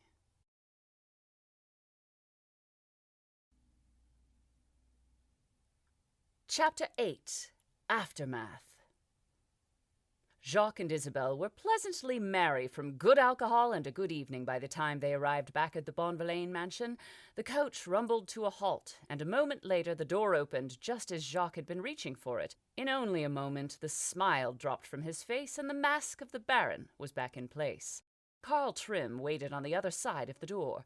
He bowed his head and moved aside for his employers to exit the coach. Bastian stepped out into the night. There was a slight chill even through his heavy jacket. His hand went instinctively to the pistol holstered at his hip. Adeline stepped down behind him and put a comforting hand on his shoulder. Trim banged on the side of the coach and the driver spurred the horse back to motion. "Is anything the matter, Trim?" Bastian asked, well aware it was passing strange for the head of the household staff to be outside at such an hour.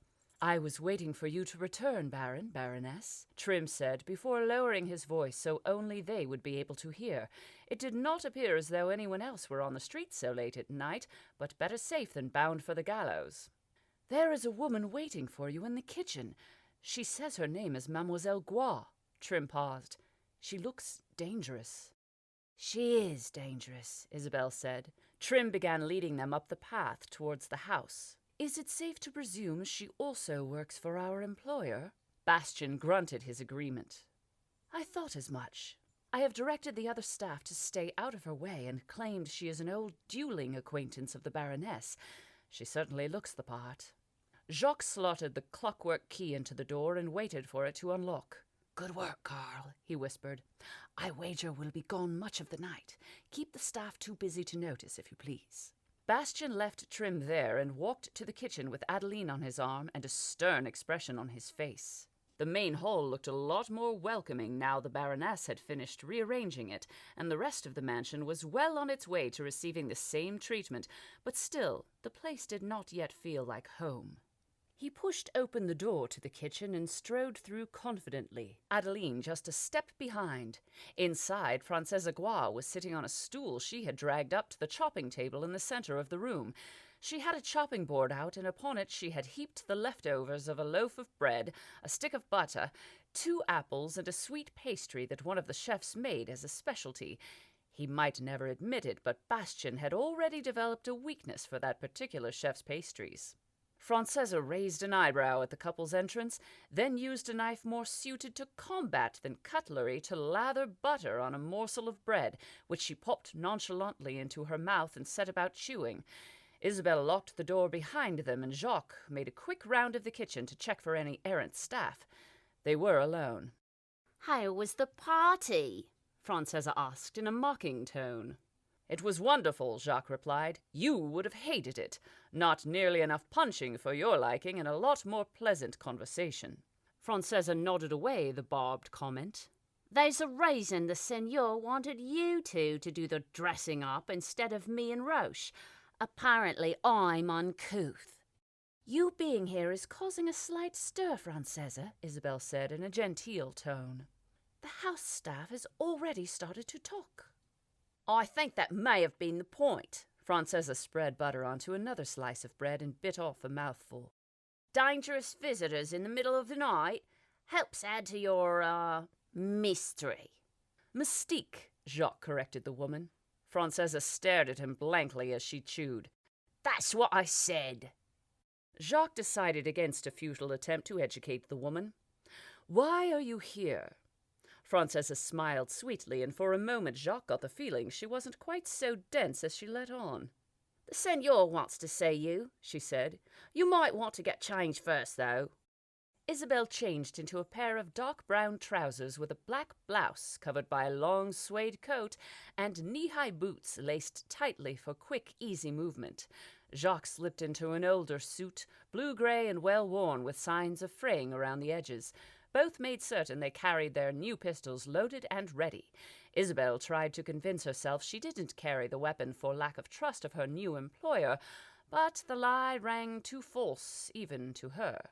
When they were ready, Francesa led them to one of the 3 pantries, occupied mainly by a large selection of cheeses and dried meats, and paused dramatically for a moment before reaching for a concealed switch hidden behind a false panel on the wall, which was in turn hidden by a particularly long string of sausages.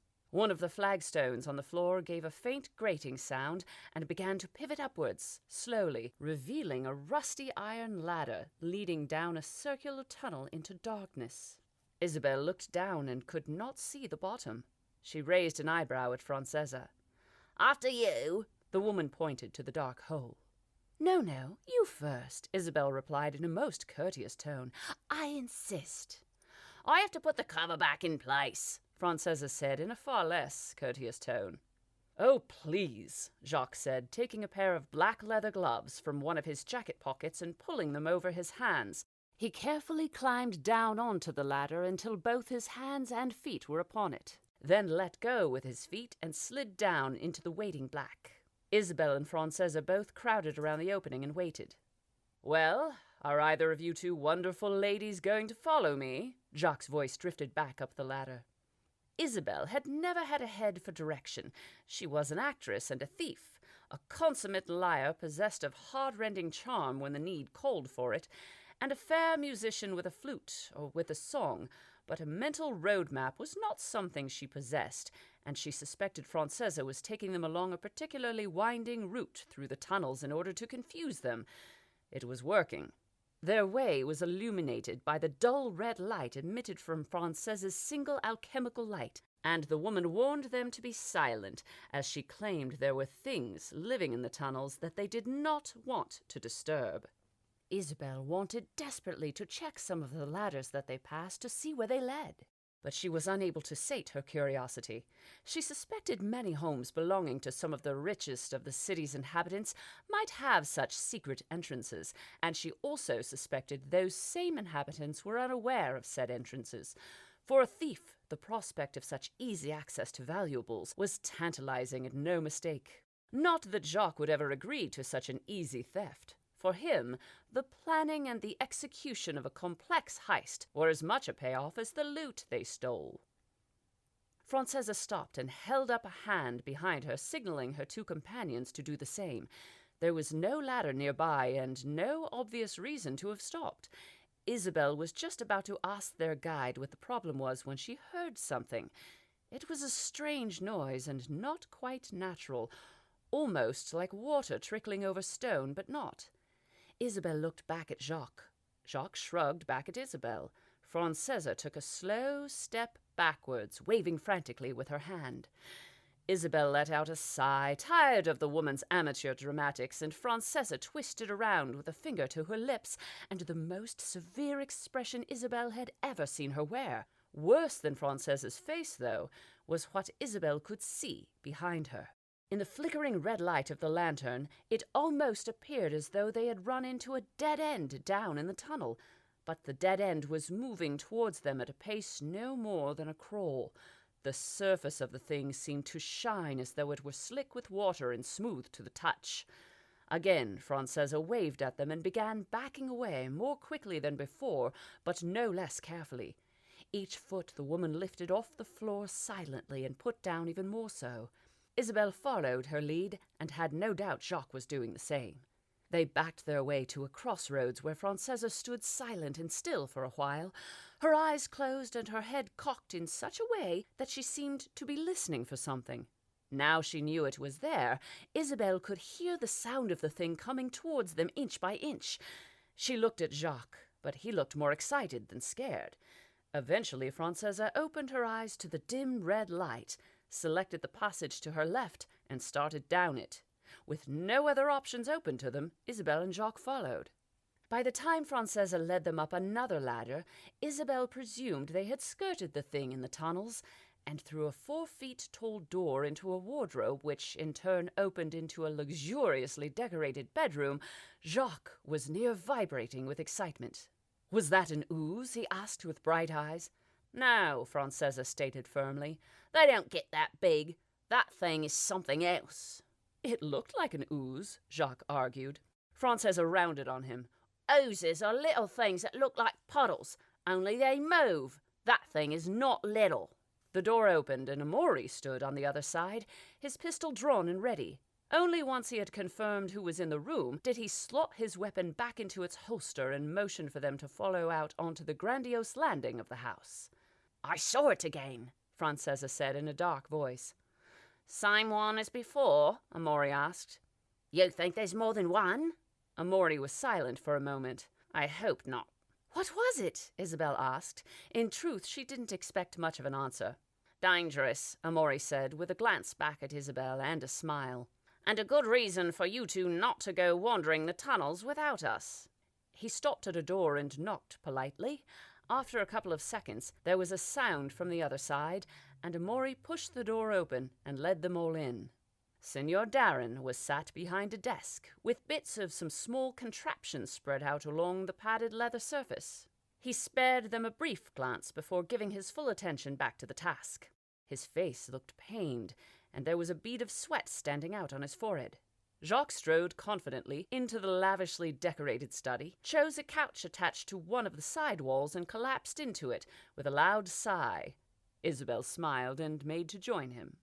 Here, please, the senor said without looking up from his task, waving to the two chairs in front of his desk. Isabel changed direction and seated herself quietly and politely. A few moments later, Jacques seated himself loudly and impolitely. Senor Darren chose not to notice. Saw that thing in the tunnels again, Francesa said as she chose to seat herself on the arm of the couch Jacques had recently vacated. The big ooze? Senor Darren asked, still focused on the device on the table. It's not an ooze, Francesa complained. They don't get that big. Why not kill it? Isabel asked. Amori laughed. Clearly you've never tried to kill an ooze before. I shot it once. Francesa had a faraway look in her eyes for a moment. It just started eating the bullet. Dissolving, Francesa, the senor said, his eyes still on the table. Not eating. Why not go to the university? Jacques suggested. Surely they have people there who have done all manner of studies on the creatures. I have no doubt they have discovered how to make one expire. Francesa snorted. What a wonderful idea, Baron. She nearly spat the title. Unfortunately, they don't tend to let people like me in. Now some cultured boot like yourself. Isabel turned to glare at the woman to find she was wearing a dangerous smile. Jacques grinned, and Isabel could see the cogs in his head turning as he came up with an idea. Putain, the senor cursed, dropping the tool he was holding and sucking a small cut on his finger. He left the pieces of the device where they lay, picked up a pipe, and gestured to Amori. Why not just use an alchemical lighter? Jacques asked. They don't tend to break so easily as the old flint ones. Because, Senor Darren began as Amori struck a match and held it to his pipe. He took a couple of puffs and nodded sagely. Amori put out the match with a wave and took a step back where he stood smiling at Isabel.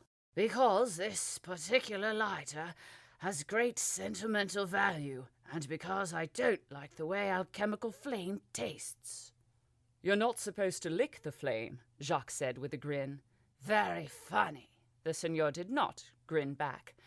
So, what did you learn? Marquis Toulard has a penchant for closets, Jacques said offhandedly, and urinating in them by all accounts. I heard it on good authority that Baron Giraud prefers the company of young boys to women, Isabel said, making certain her face was the very picture of shock and scandal. Amori laughed. That doesn't surprise me, Jacques agreed. Did you happen to notice the way he looked at his wife? I happened to notice the way she looked back. Enough, the senor growled around the edge of his pipe, emitting a puff of smoke as he did. If I wanted childish gossip, I would have hired people to spread it myself. I want actual information. What did you learn? Isabel ignored the edge in the man's voice. What you call gossip, we call valuable information. If one can sift the truth from the lies, it can help one make a much-needed friend or ally.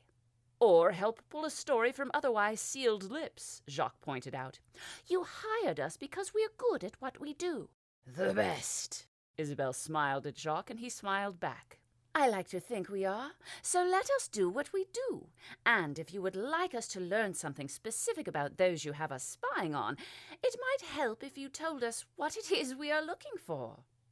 Senor Darren's face remained still, but his eyes twinkled. I'll tell you what you're looking for when you're ready to know. In the meantime, what did you learn? Isabel held the seigneur's gaze with an icy coolness. She felt more than saw Jacques fidgeting beside her. Comte Lafayette is grand, tough, and well-loved by his peers, not to mention his connections to some of the more notable houses, but he is not the reason his family is so rich, Jacques blurted into the silence. Not to put too fine a point on it, but the Comte simply isn't the brightest candle in the chandelier. I don't believe he has the wit to make the shrewd business dealings he is known for. Someone is pulling his strings. The Comtesse certainly has the intelligence, Isabel chimed in. What she lacks in beauty she makes up for with a subtle intellect, though she hides it well, at least as far as public appearances go. Isabel turned to Jacques. She has the most wonderful plant and herb collection I have ever seen, my love. You would have been in your element. The Comtesse has this conservatory where she grows her own ingredients to further her alchemical studies. Jacques' face broke into a grin. Isabel knew just how much he would love to have his own such conservatory, but given that their profession meant they were rarely in one place for too long a spell of time, it had simply never been a possibility. The seigneur cleared his throat. The eldest son at least has inherited his mother's wit, Jacques continued. I spoke with him only briefly, and I'm not entirely sure he took to me, but he was cold and methodical. His intelligence was clear, and clearly he did not get it from his father. Duke Leveur, Isabel said, frowning, remembering her strange meeting with the eccentric duke. He is a friend of the family? Seigneur Darren said nothing, but gave a brief nod. A strange man. He seemed much lost in thought, even when exchanging pleasantries, such as they were, but he was at the ball looking for the Comte's son. It did seem strange at the time. He is young to be a duke. The seigneur shrugged. His mother ran away with an elemental. His father went to Great Terlaine after her, seeking revenge or something, but only managed to find himself death. Such is the way of angering an elemental, I suppose. Their only son, barely 12 at the time, found himself suddenly a duke, and a rich one at that. What else did you learn? It turned out the seigneur was interested in little else the two had dug up, or at least he showed very little interest, and it wasn't long before he waved the interview to an end. I would say you've made some progress. That the Comte and Comtesse enjoyed your company is good, but more so is your meeting of Duke Leveur. The next ball is that of Duke Monin in 17 days. I trust you will make yourselves available. I don't believe we've been invited, Jacques said lightly. You will be, Seigneur Darren assured them. Get close to Leveur and Thibault Lafayette, and stay close to them. Your wish, Jacques said, standing from his chair and turning into a deep bow. Our command. The seigneur rolled his eyes. Francesa, show them back to their mansion.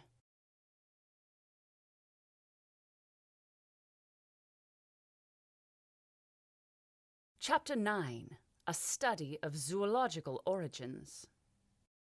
Jacques stepped down from the carriage door and immediately looked up into the clear blue sky. High above him, a monster of an airship was sailing slowly towards the docks. It was a 6-crystal cargo hauler, and the largest of its kind Jacques had ever had the pleasure of seeing. It was hard to tell from distance, but he guessed it to be roughly 500 meters long and another 300 wide. He couldn't hazard to guess how deep it might be, but he knew the cargo haulers were designed to carry heavy loads and move slowly. Even from distance, the airship was sailing maybe a mile high. Jacques could just about hear the dull thrum of the crystals as they held the craft aloft. Carl Trim politely cleared his throat. Jacques was vaguely aware of the carriage driving away, but he paid neither any mind. "I've never been on an airship," Jacques said with a heavy sigh. "What I wouldn't give to go up in one, even one like her." The cargo hauler was a floating monstrosity, all hard angles and no sleek. She could maybe fly 30 miles in a day, even with the wind on her side. She dominated the sky, a tribute to Sassail's mechanical ingenuity, but to Jacques she was beautiful. "Baron," Trim started to say. "Do you know how she flies?" Jacques asked. "No, sir." Those bulbous devices protruding from each corner of the ship and the two from midsections, Jacques pointed at each one, are vinnit crystals, named not as many would have you believe after the man that discovered them, but actually after his wife who discovered their properties. When an electrical current is applied to a vinnit crystal, it creates an anti-gravity field around the crystal, causing it to quite literally float in the air. That slight humming noise you can hear, he pointed to his ear without taking his eyes from the airship, is the sound of the crystals actually vibrating from their own fields. You see the shielding around each crystal. Again he pointed at the ship. They have to physically strap each crystal to the hull of the ship to stop them floating off. Now what you can't see is each crystal will have a capacitor and a resistor attached to it. Baron, the capacitors for crystals of that size would be quite large, but they're usually kept within the housing for the crystal.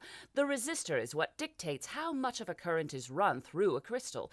Run too little current through and there simply won't be enough lift to get the airship off the ground. Run too much and the crystal could crack and shatter and that would produce no lift. Also, the current running through a crystal dictates the force of the anti-gravity field, which, I probably don't need to tell you, determines altitude. As the cargo hauler up there is coming into land, it is reducing its altitude, so the crew are very carefully reducing the current applied to each crystal. Now, I know what you're thinking. Why 6 crystals instead of just 1? For a start, it would be virtually impossible to find a single crystal large enough to generate an anti-gravity field of sufficient force to lift a ship of that magnitude off the ground. There's also the practical aspect, balance and limitations on space and such. Not that having multiple crystals doesn't present its own problems. You see, the anti-gravity fields cannot be allowed to overlap. The consequences of such could be wildly— Baron, Trim said rather loudly with a slight tug on Jacques' sleeve.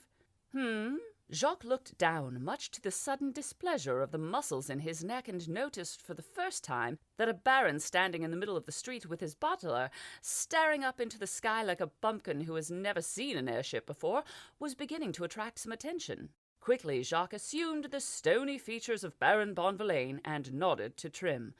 "Of course, we're here to visit the university, not stand around gawping at a passing airship. This way, Trim." Bastian made purposeful, manly strides across the street towards a collection of buildings that bordered on the antiquated. Some were large, others were larger, but all were solid grey stone, and built in a fashion that he knew from previous study predated air travel. One particularly large and impressive building sported a tantalizing sign reading "Library" above its double doors, and an equally impressive flock of gargoyles watching from the rooftop. Bastian smoothed down his moustache and readjusted the pistol at his belt.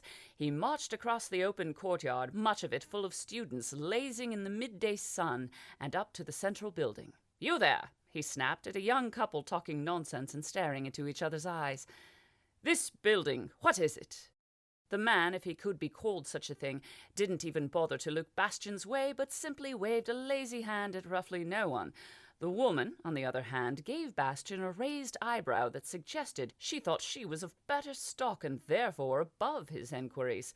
She was undoubtedly right, but Baron Bastian Bonvillain was not the type of man to suffer fools lightly. While the woman was watching, he purposefully tucked the right side of his jacket behind his back, revealing his dueling pistol, and affected a rather sinister smile.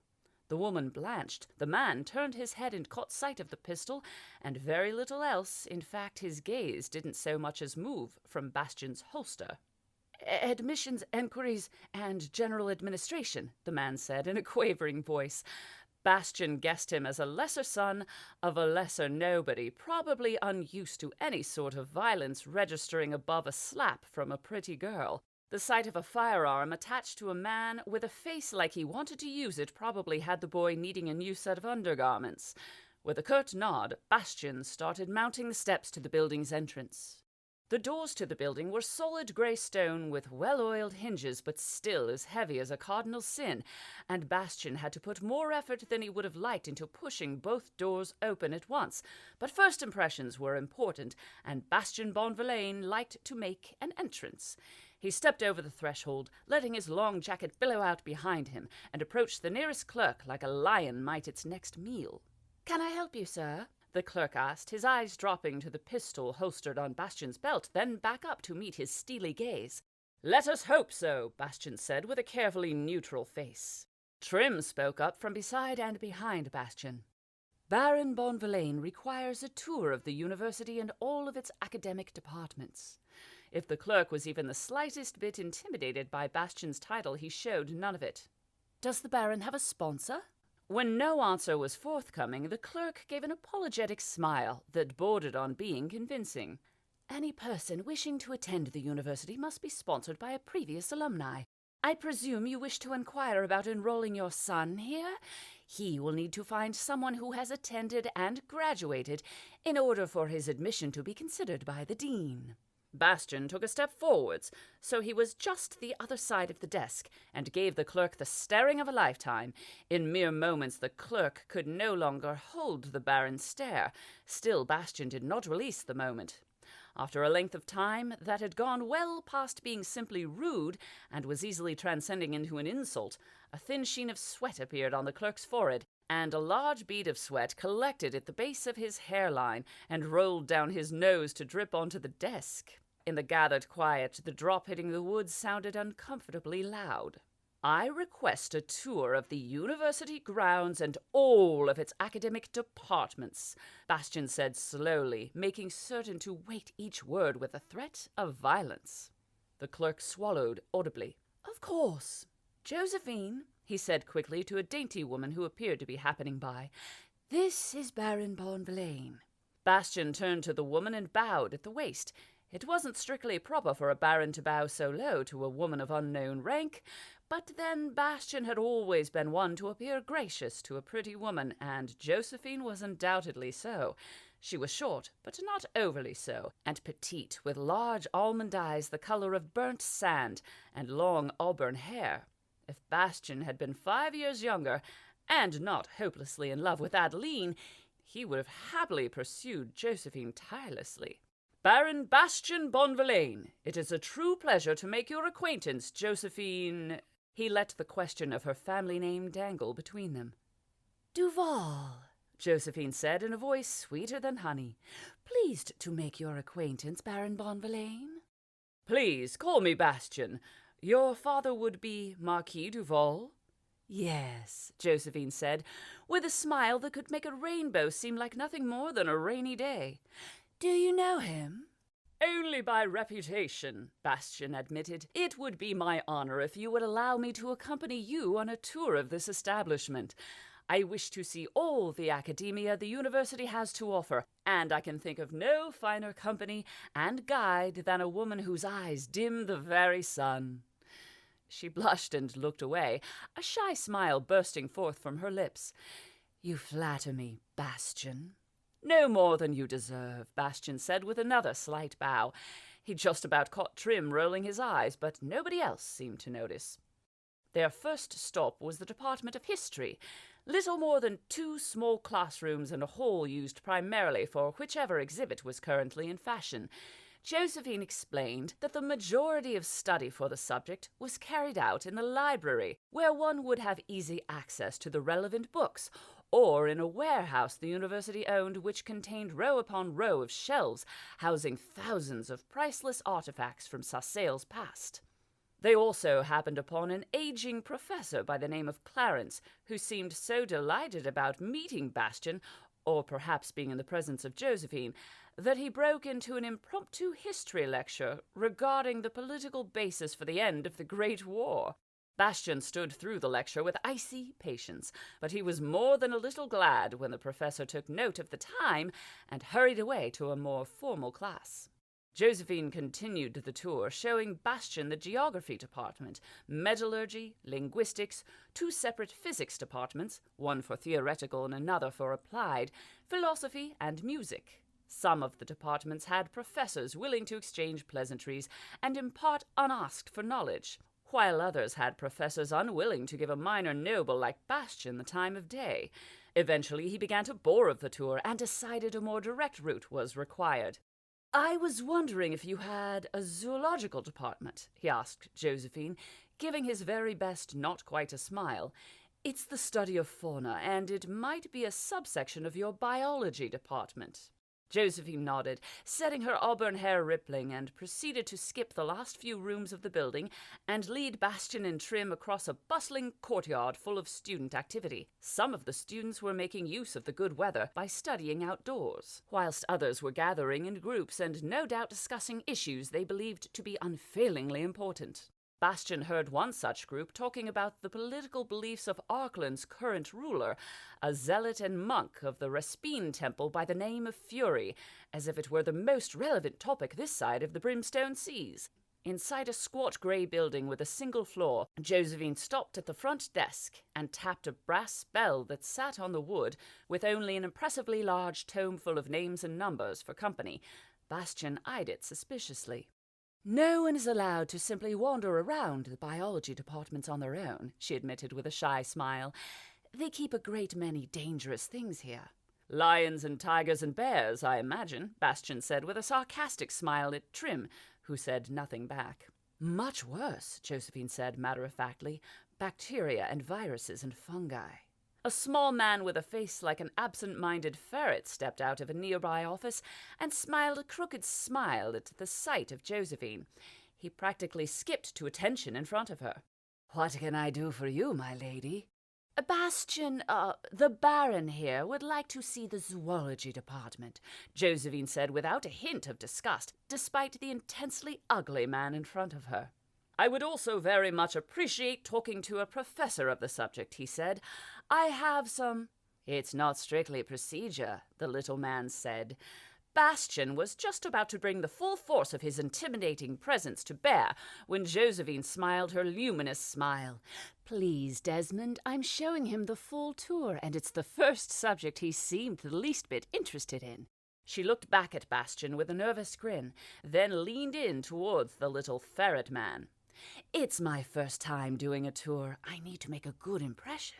With a grumble that originated from somewhere south of his belly, Desmond nodded in assent, then told them to wait by the front desk while he looked for the professor.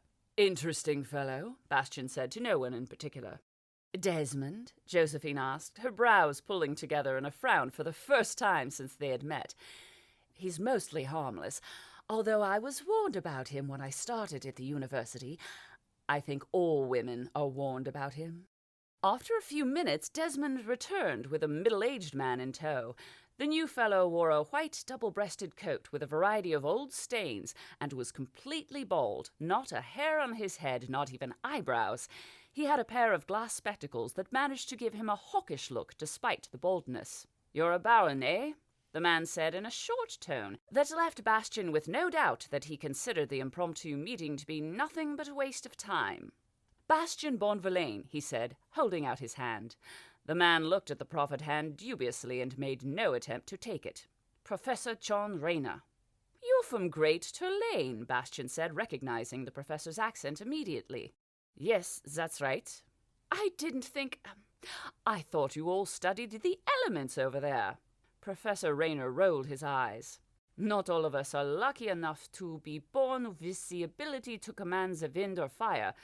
I prefer to study more tangible areas, and Sarcelle is at the pinnacle of scientific discovery."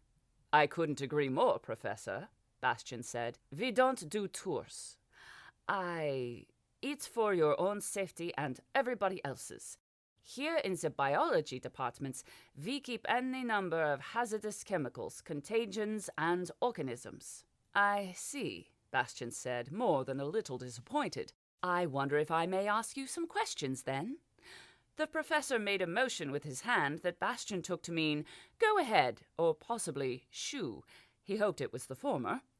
"Do you know anything about oozes, Professor Rayner?" Bastian asked. The professor seemed to perk up a little, looking at Bastian with a quizzical expression. "As much as anyone, and more than most. I'd recently happened across one of the fascinating beasts, unfortunately only for a short time, and I found myself most intrigued. I've spent most of my life near the borders of Arkland, you see, and before arriving here in Rares, I had simply never seen one before." The professor was nodding along sagely. "They are an oddity, Baron. All over the world, there is no creature quite like the ooze, and they are indigenous only to rares. Come." He waved them to follow and started up a nearby set of stairs. "It's not strictly procedure, but I'm willing to allow you into one of our observation labs. We have 3 different species of ooze here at the university. I'll show you." At the top of the flight of stairs, the professor turned left into a whitewashed room with a number of tables, no chairs, and a whole host of scientific equipment, ranging from microscopes to alchemical infusers to microlight intensifiers. There were even a few devices that Bastian could neither name nor hazard a guess towards the purpose of.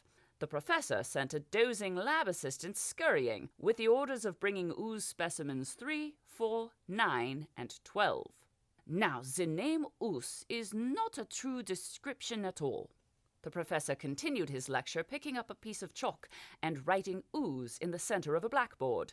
Bastian had to suppress a smile, and a quick glance at Josephine told him she had failed and was openly grinning. Trim wore a vaguely bored expression.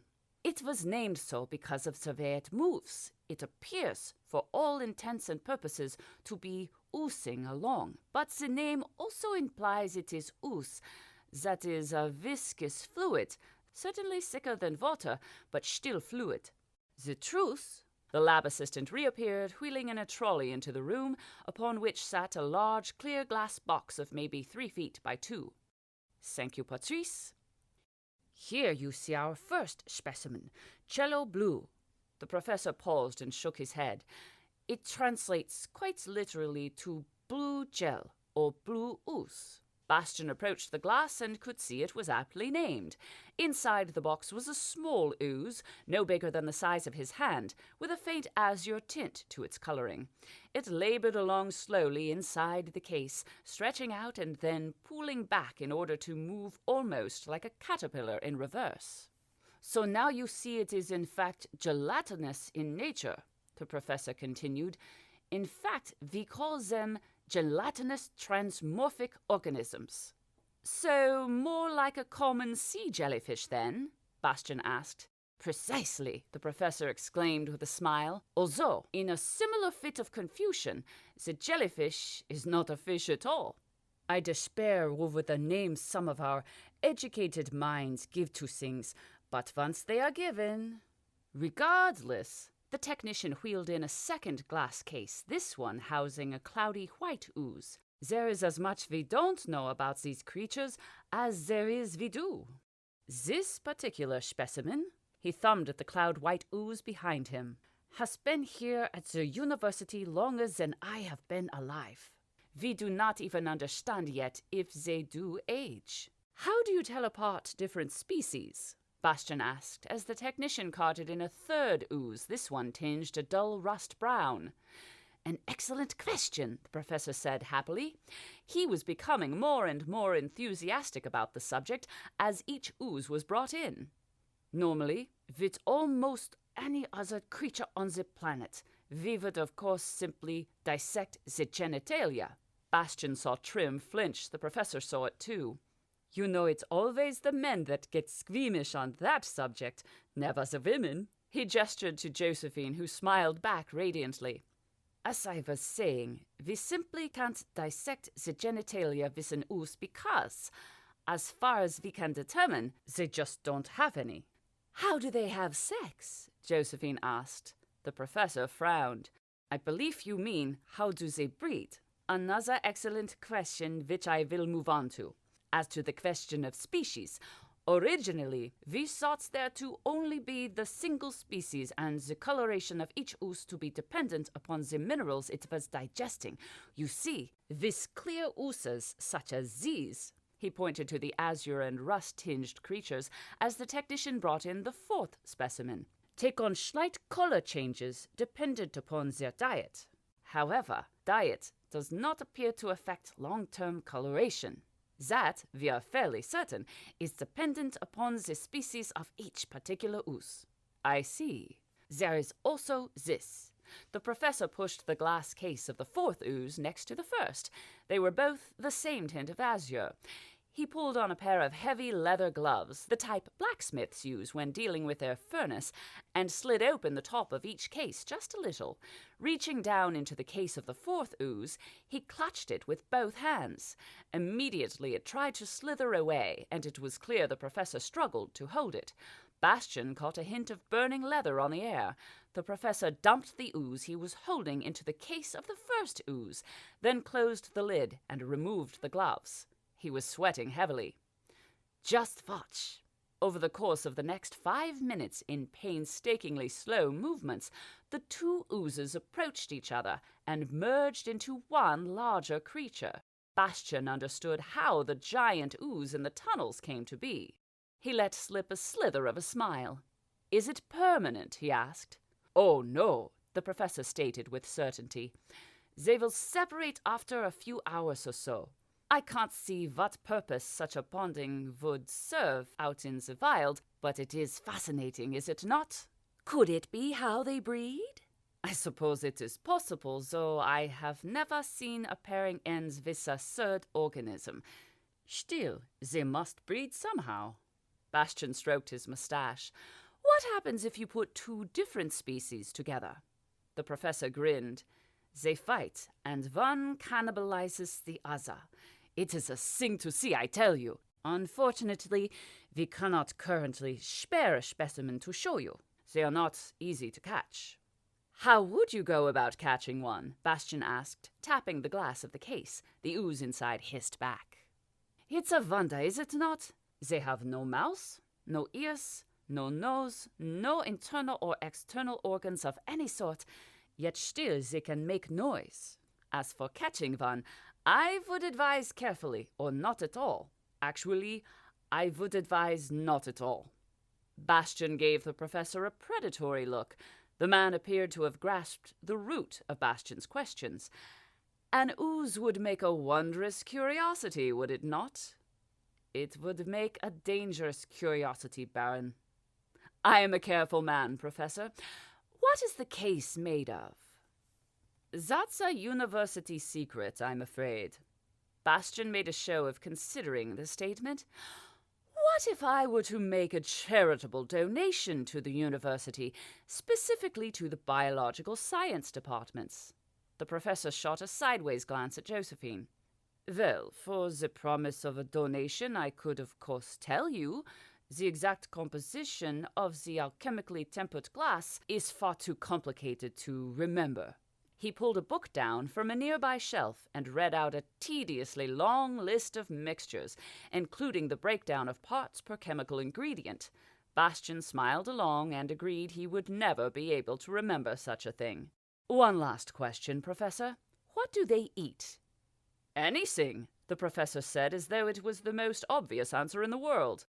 "They can dissolve just about anything, and will absorb the minerals that they require, leaving any excess material as a gray sludge." "Thank you, Professor," Bastian said with a formal bow. "It has been a truly refreshing change to meet someone of your obvious knowledge." No sooner were they out of the lab, with the distracting figure of Josephine leading the way, Bastian lowered his voice to a whisper. "Did you catch all of that, Trim?" "Down to the decimal, Baron," Trim replied in an equally quiet voice. "Charitable donation?" Jacques let slip a flash of a smile. "Convincing the seigneur to donate on the Bonvillains' behalf will be the easy trick. Finding enough money to pay for the case will be nigh on impossible. Alchemically tempered glass is a small fortune. Actually, it's more like a large fortune." "Is there anywhere else you would like to see specifically, or shall I continue the tour?" Josephine asked, as they exited the science department building. Jacques slipped back into the mask of Bastian in only a moment. "Do you have a manufactorum?" Yes." To say Josephine's response was hesitant would be similar to describing the sea as wet, accurate but wildly understated. "I'm afraid only certain members of the university are allowed to enter the manufactorum, and—" "Quite right," Bastian interrupted. "Constructs are dangerous business, and not for the general public. I would love to see your institution's famous library before I leave, though." Josephine brightened in an instant at the change of subject, and the luminous smile returned to her face. As she led the way to the library, she seemed to take great pleasure in informing Bastian that it held tens of thousands of books, if not more, and for a modest fee one could have an exact copy made of any book in the collection. Josephine herself was one of the best copy scribes the university had. Chapter 10. Varying Degrees of Honesty. "How are they doing?" Renaud asked. Waiting on the king's pleasure was quite easily the biggest chore of his job, but it was also a vital chore. One did not simply ignore or hurry the king of Sassail, and the position of shadow conseiller was unfortunately entirely dependent upon the king. Roche shrugged and then decided to turn the action into a rolling of his great shoulders. "Ravoux still can't shoot for the love of his woman," Roche frowned, "which is something the little fool doesn't deserve anyway." Renaud studied his employee with cold, savage scrutiny. His fondness for Isabelle de Rosière was plain for all to see, but Renaud was still unclear as to whether it would cloud the man's judgment. "Has he hit anything yet?"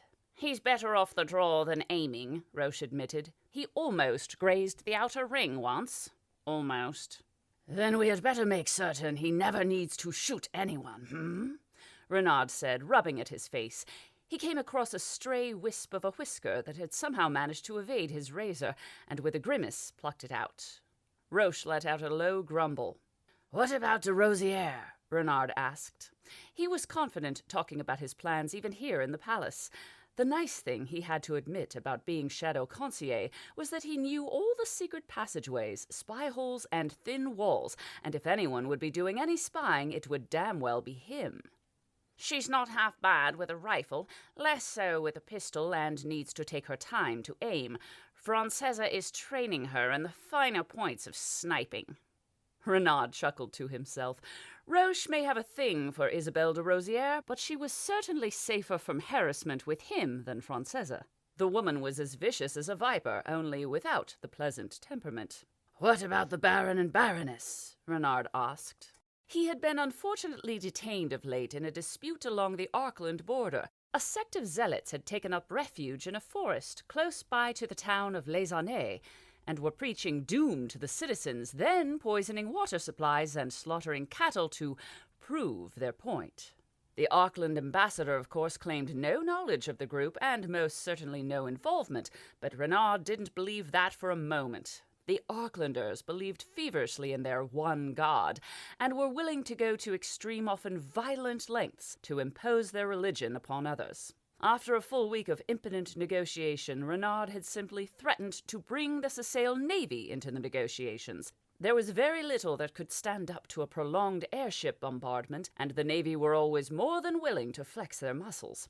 It did not take long for the Arklanders to send an envoy to the renegade zealots, who promptly withdrew from the forest and ran home with their tails tucked firmly between their legs. All in all, the entire debacle had wasted almost 3 weeks of Renaud's precious time, and in doing so he had missed reports from the last two of the Baron and Baroness' social appearances. "To hear Ravoux tell it, he and Duke Laveur are best of friends and tight as thieves, but Tybalt Lothian is not convinced and keeps asking leading questions." "Leading questions?" Renaud asked. The Baron and Baroness covers were airtight, but if their performances were even the slightest bit off, it could make the whole operation worth naught. "History and the like. Things you learned folks should know, but us thieves, beggars, whores, and soldiers wouldn't." "Tybalt is feeling him out," Renaud said with confidence. "He's trying to discern Baron Bonvillain's political standings." Ravoux said nothing of political conversation. "Of course," Renaud agreed. "If you want to know someone's favorite color, but you don't want them to know that you want to know, the last thing you would do is simply ask them." Roche groaned and rolled his eyes. "It's a good sign, Amaury. You said Laveur thinks well of the Baron?" "Well enough to invite him to a function he's holding in 3 days' time." Renaud paused with a frown. "Duke Laveur doesn't hold any social functions." "Well, our 2 charlatans have been invited to something at his grounds," Roche began pacing. "I think you should tell them the truth." "Do you?" Renaud asked pointedly. "I don't remember asking for your opinion on that matter." Roche stopped pacing and gave Renard a look, then dropped his eyes to the floor. "What I mean is that they're on the way in, but they have no idea what they're looking for," he said and paused. "The more they know—" "You're right," Renard agreed. He was a cautious man by nature, always keeping his cards close to his chest and letting as few people see them as possible. But sometimes a bold step was needed, and Roche was without a doubt a bold man. In this situation, he believed the ex-soldier might actually be in the right of things. "Not the whole truth." Roche burst into laughter as if Renard had just told the funniest joke in the world. "But some degree of honesty may be in order, just so our Baron and Baroness know how to direct themselves. I'll meet with them after I tell the king to place his head back in the sand." The summons wasn't long in coming, and Renard left Roche behind to painfully limp through the halls of the royal palace and made note of each guard that nodded their respect and, more importantly, each guard that did not. Renard had an excellent memory and took disrespect very seriously.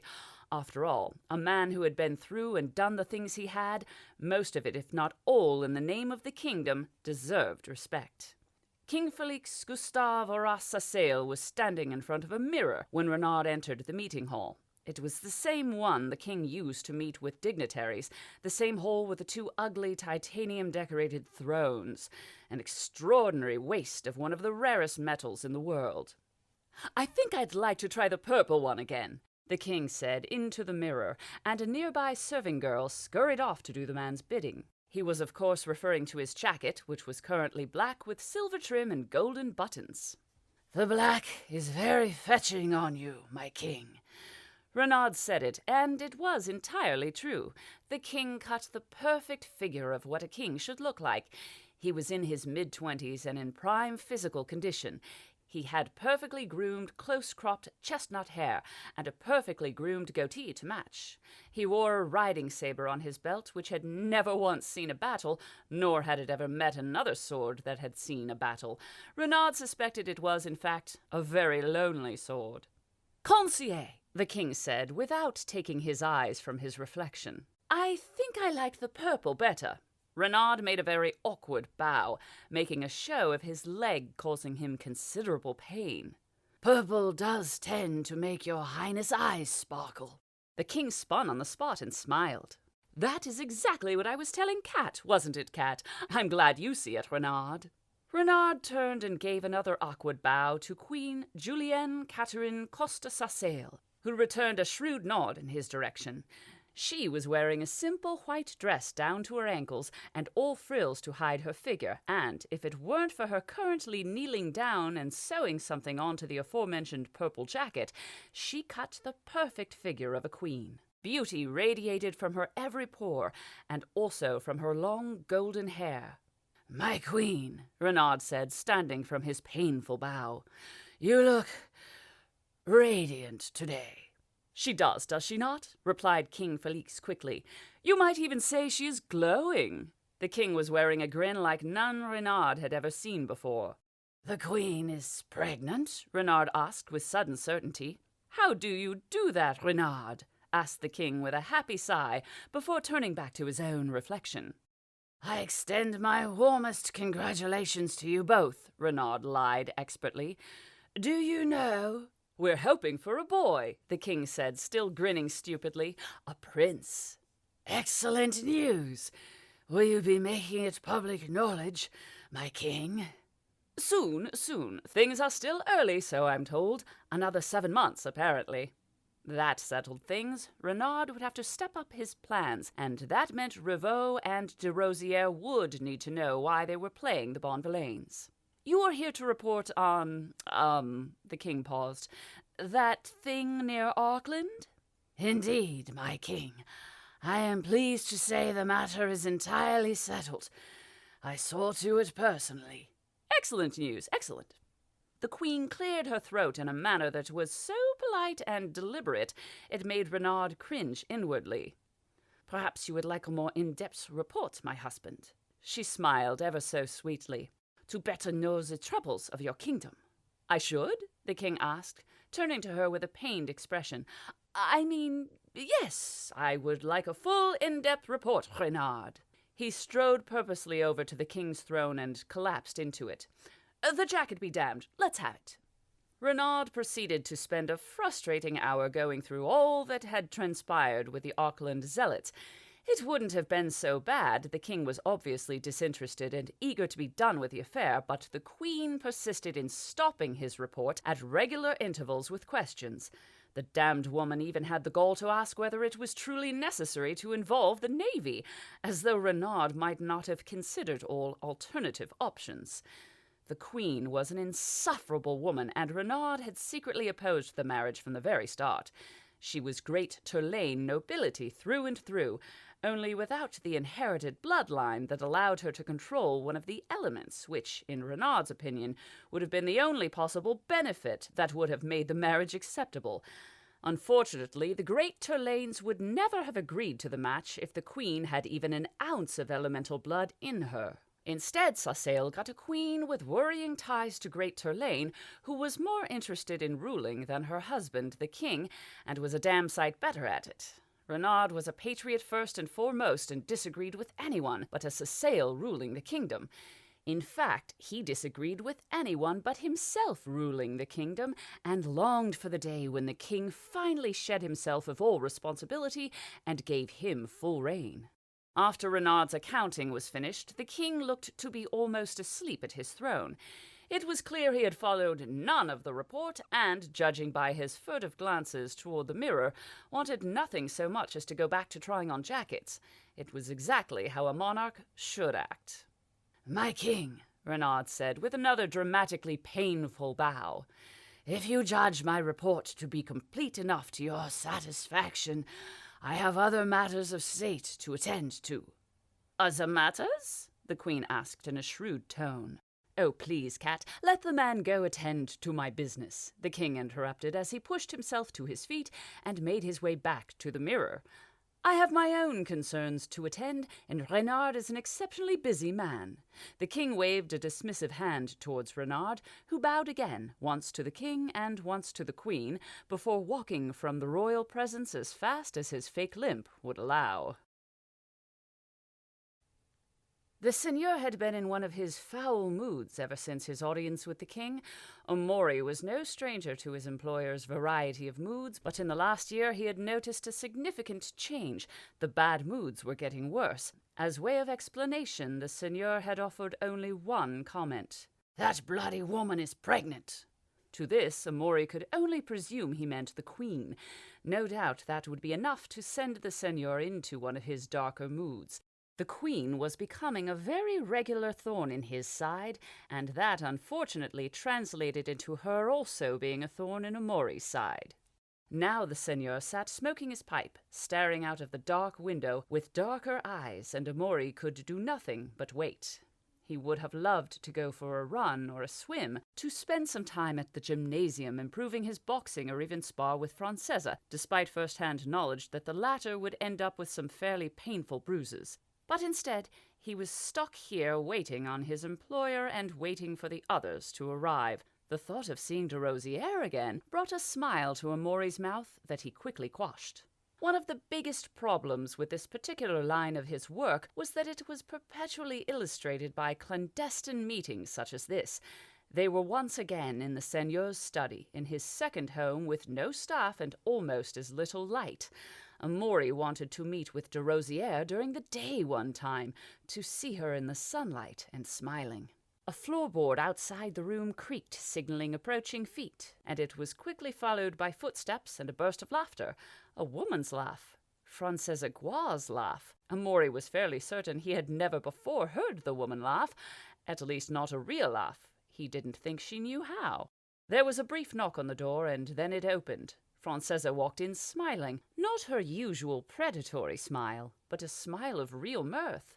Rivaux followed her in, mimicking the smile and waving his hands around dramatically as if he had just told a joke. De Rosière entered last, her mouth forming a warm smile, and gently closed the door behind her. She caught Omori's eye and nodded to him. Omori grinned back at her, but she was already looking away, so he glared daggers at Rivaux instead.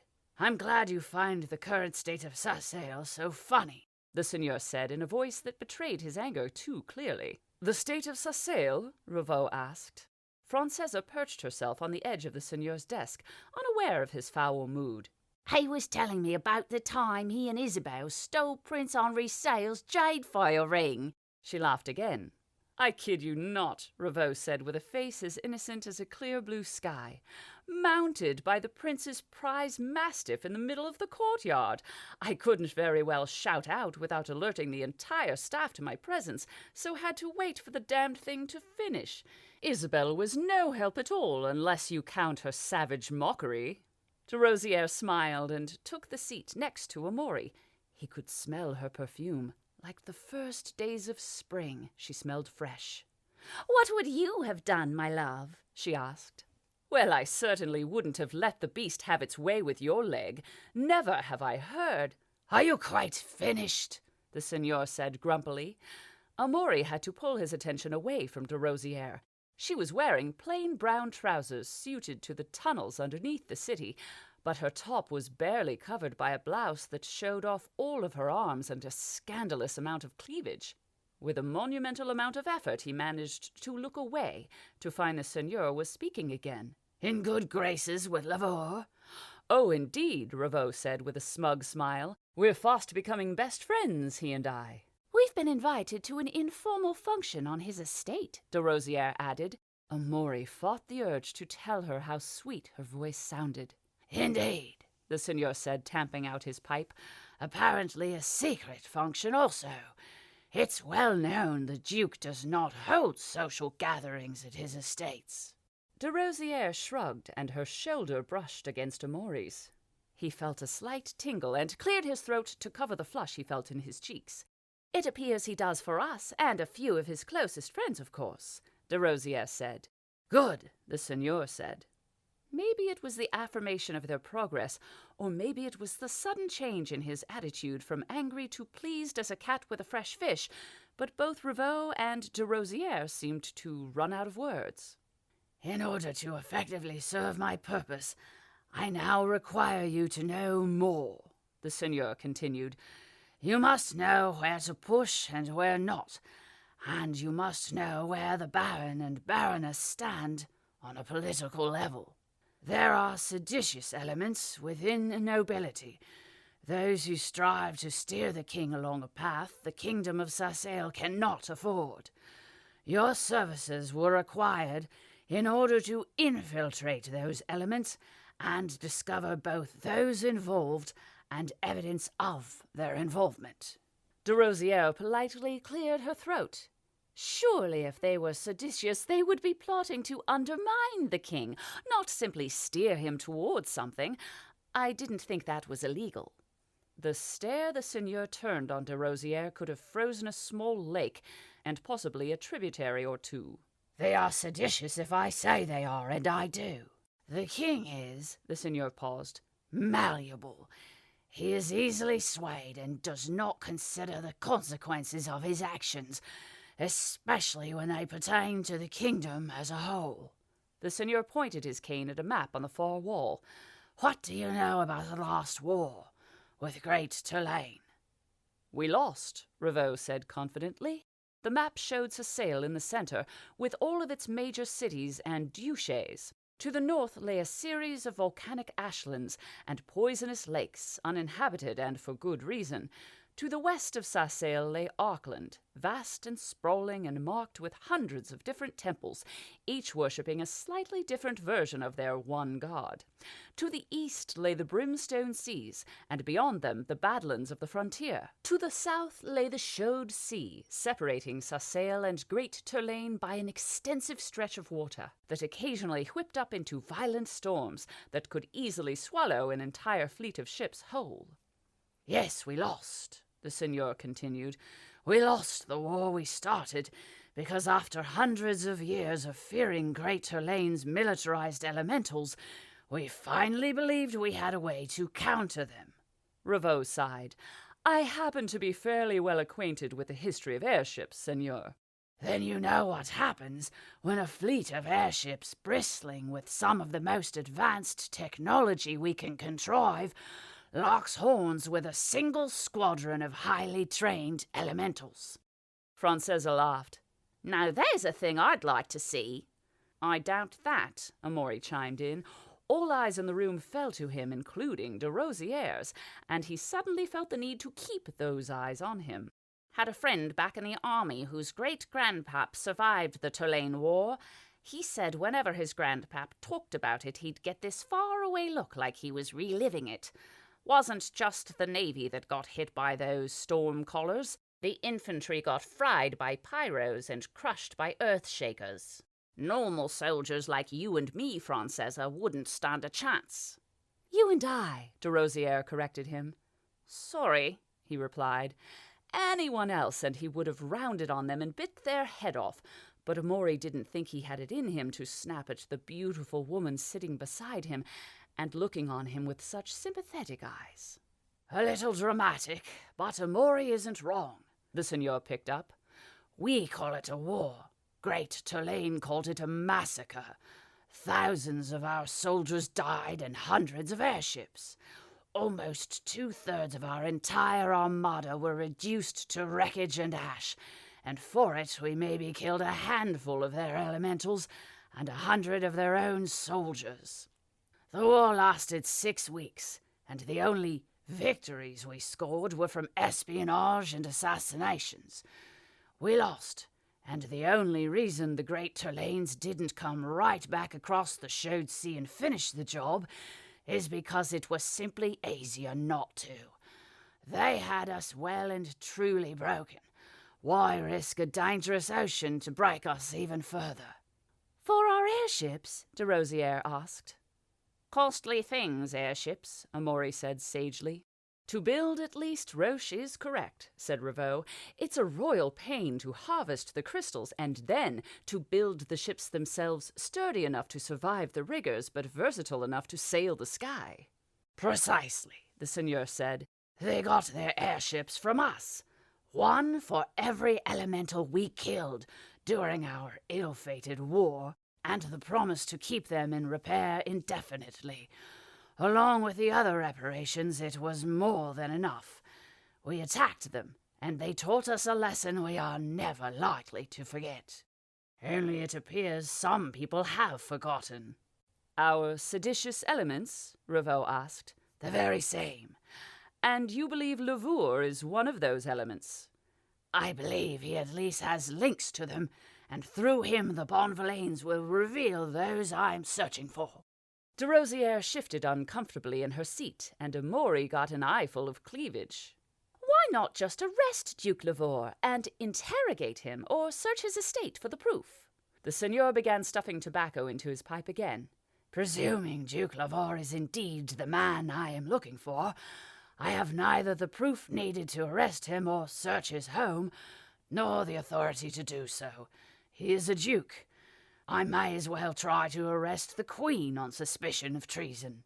In order to effectively quash this rising tide of sedition, I need to have detailed knowledge on each member of the aristocracy involved in the movement, and proof of their intentions to guide our kingdom towards a war we can neither afford nor win.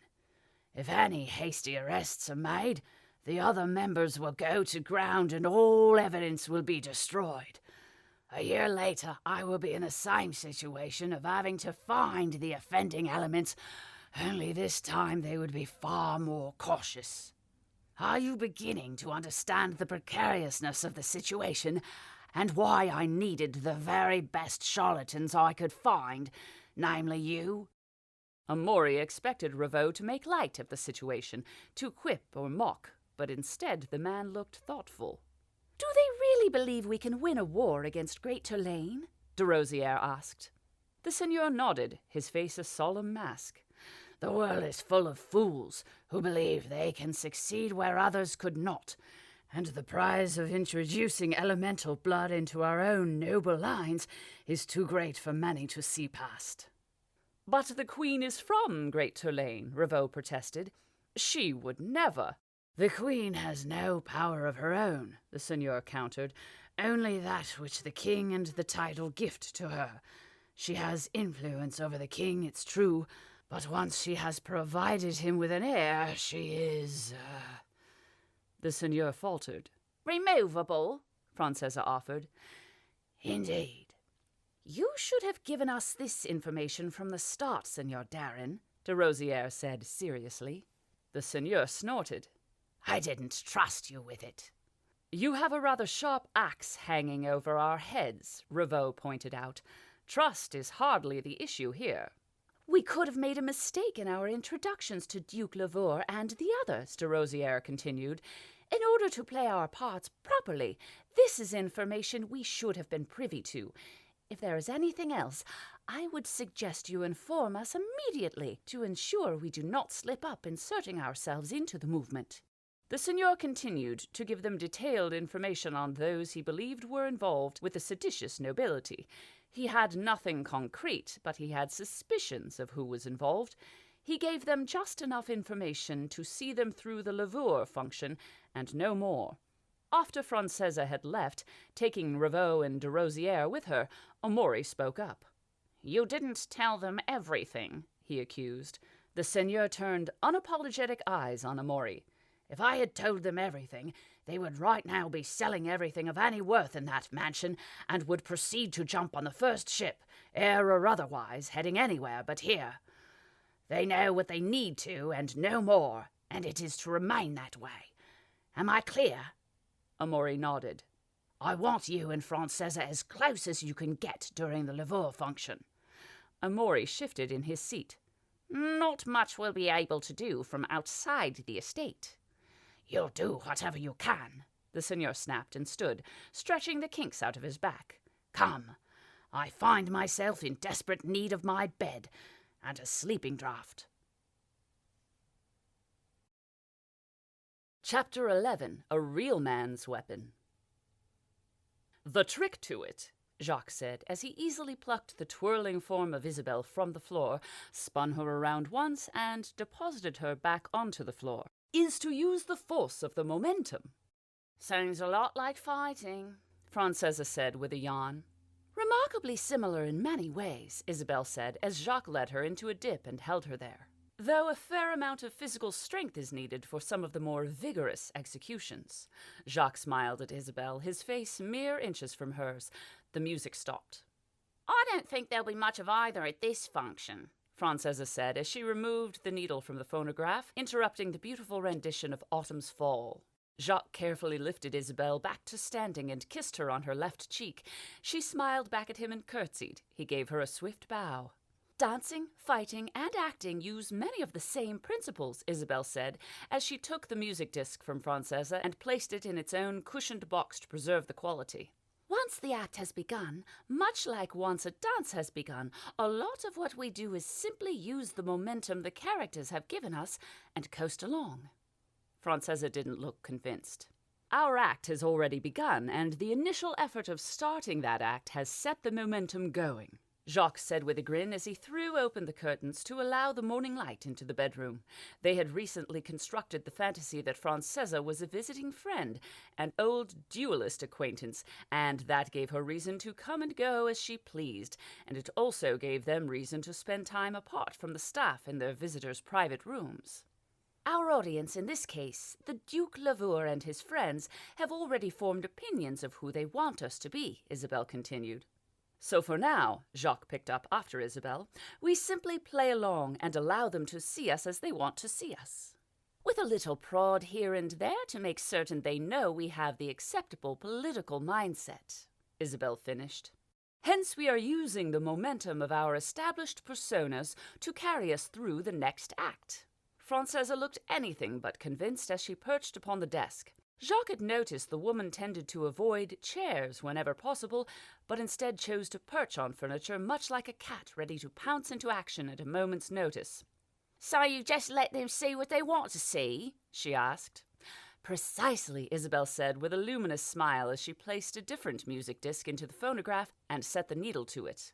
A moment later, the bittersweet notes of Ecstasy's Lament played solely on strings filled the air. So what is it they want to say? Francesa asked. Duke Gaston Lavour was waiting for the Bonvillains at the edge of his estate. More accurately, he was sitting on a bench along the driveway through which carriages arrived at his mansion, while smoking from a pipe. Adeline only spotted the Duke as he took a deep draw from the pipe, and the resulting flare lit up his eyes. She banged on the carriage roof to stop, and she and Bastien departed the carriage to greet their host. Having already noticed the man, they determined it would be rude to then ignore him. "Ah!" the Duke exclaimed, with the pipe still lodged firmly between his teeth. "Bastien, Adeline, thank the Creator you've arrived." He brushed his hair back, then wiped his hands on his jacket and stood to greet them. "Save me from this monstrosity I've created." Bastien took the Duke's hand and gave it a firm but not too firm shake. "Monstrosity, Duke? How many times must I remind you to call me Gaston?" The Duke took Adeline's hand and gave it a light kiss, then stood quickly and pulled the pipe from his mouth. "Oh, make her forgive me. I'm so sorry. That was possibly the most inexcusably rude breach in protocol I have ever accomplished, kissing a woman's hand while smoking a pipe. You must think I've never learned an ounce of manners." "Not at all," Adeline said with a smile.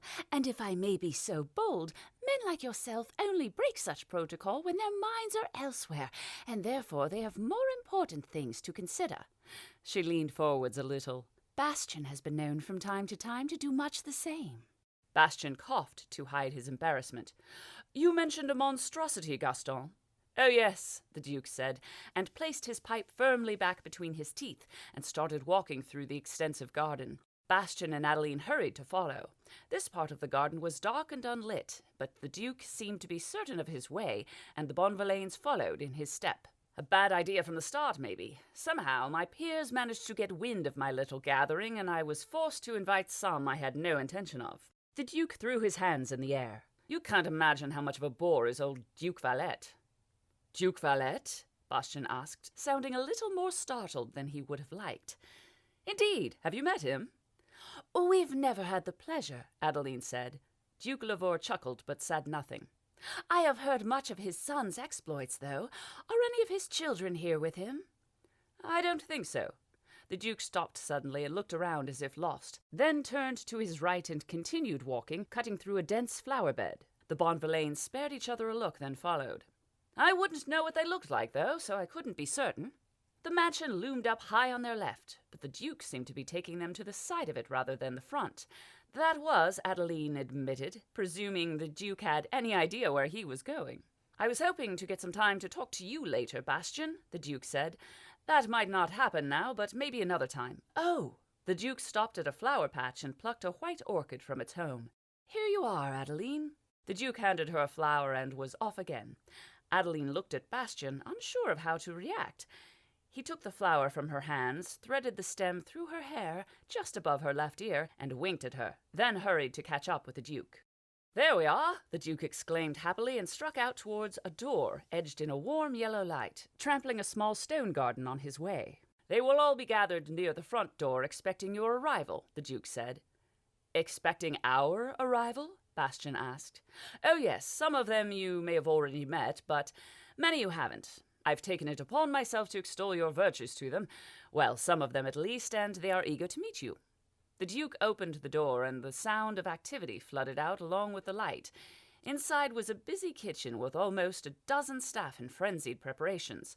The Duke, heedless of how it might look, led his new guests through the kitchen, stopping only briefly to steal a sweet cake and offer one to the Bonvillains who, as was only polite, accepted graciously. Duke Lavour stopped in a hallway. A great set of stairs, easily 3 meters wide at their smallest and carpeted in deepest rouge, led up to a small balcony and then split left and right to snake around the hall leading to the first floor. A chandelier lit with 1,000 alchemically charged bubble lights hung from the ceiling high above and scattered the hall with shards of light. The Duke looked lost. "Percy!" Duke Lavour all but shouted as he looked about the hall and took a bite of sweet cake. "I'm terribly sorry about this," he said around a mouthful of cake. Adeline stifled a laugh. An ancient man in a pristine, if antiquated, butler's uniform shuffled out from one of the ground floor connecting rooms. If Adeline had to guess the man's age, she'd have put it at older than the founding of Sassail. His face was a drooping mass of skin, and his eyebrows were so bushy she wondered how the man could see through them. "My lord," Percy wheezed in a voice as cracked and ancient as he looked. "Ah, Percy," the Duke said with a wave of his half-eaten cake. "I seem to be lost again, all turned around, you might say. But I did find the Bonvillains. This is Bastian and Adeline." Percy sketched a lethargic bow and straightened with no small amount of effort. Adeline felt sorry for the man and gave him a smile. He might have smiled back, the skin on his face definitely contrived to move, but Adeline couldn't be certain. "Baron, Baroness," the ancient butler said, "thank you for finding my Lord Lavore." "I told you, Percy," the Duke protested. "I found them." A great bushy eyebrow twitched in the Duke's direction, but Percy said nothing of it. "The other guests are this way, my lords and lady." Percy shuffled off away from the staircase, leaving Adeline, Bastian, and the Duke to follow slowly in his wake. "He's a grumpy old thing, but I'd never find myself without Percy around," the Duke said as they walked. Percy let out a low sound in reply that may have been an agreement or not. The room Percy led them to was a study by name only. It was easily as large as all the studies in the Bonvillain mansion combined. It was currently occupied by 9 people, all of whom wore their nobility on full display, both in their bearing and in their wardrobe. There were 4 women in the study, none of whom Adeline recognized, and 5 men, most of whom she did. "Lords and ladies," Percy began before Duke Lavore barged past. "I'm back," the Duke announced to the room. "Sorry to have left you all for so long, but I found the Bonvillains taking a romantic moonlit stroll and kidnapped them." Adeline suddenly found both her and Bastian the subject of a great many appraising eyes. "There will be drinking," Francesa pointed out lazily, emphasizing her point by knocking back a soldier's portion of whiskey, so named because soldiers tended to drink as much as they could whenever they could in case they never got another. Jacques had noticed she only ever seemed to drink when the seigneur was absent. "There always is," Jacques agreed. He closed his eyes, let out a loud sigh for dramatic tension, and proceeded to reassemble his pistol from its base components into a fully functioning, death-dealing weapon in precisely 10.8 seconds. He grinned, spun the gun around his trigger finger a few times for show, and slotted it deftly into its holster on his belt. "Wonderful," Francesa said. "Now if only you could fire the thing worth a damn." "Men of my caliber find the more skillful use of a weapon to be winning before the first shot is even loaded into the gun," Jacques said in the most pompous voice he could muster. "Fancy words," Francesa agreed, pouring herself another soldier's measure. "They might work on those fancy noble folk, but I've actually killed a man in cold blood. The more skillful use of a weapon is shooting the other person before they shoot you." "There are ways to drink without becoming drunk," Isabel said, interjecting herself into the conversation before it could turn into another argument between the two. Over the past couple of weeks she had discovered that Jacques and Francesa would either laugh together or shout at each other. There appeared to be no middle ground. "The trick is to appear as though you are getting drunk." "How's that?" Francesa asked as she knocked back another shot. The woman did not appear to believe in sipping. "Bitter bark," Jacques said confidently. Francesa made a face.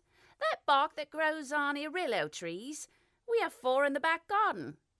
"Have you noticed that 2 of them are suspiciously missing strips of bark?" Jacques asked with a grin. "Can't say I spend a lot of time looking at trees," Francesa admitted. "It's all in the preparation," Jacques said.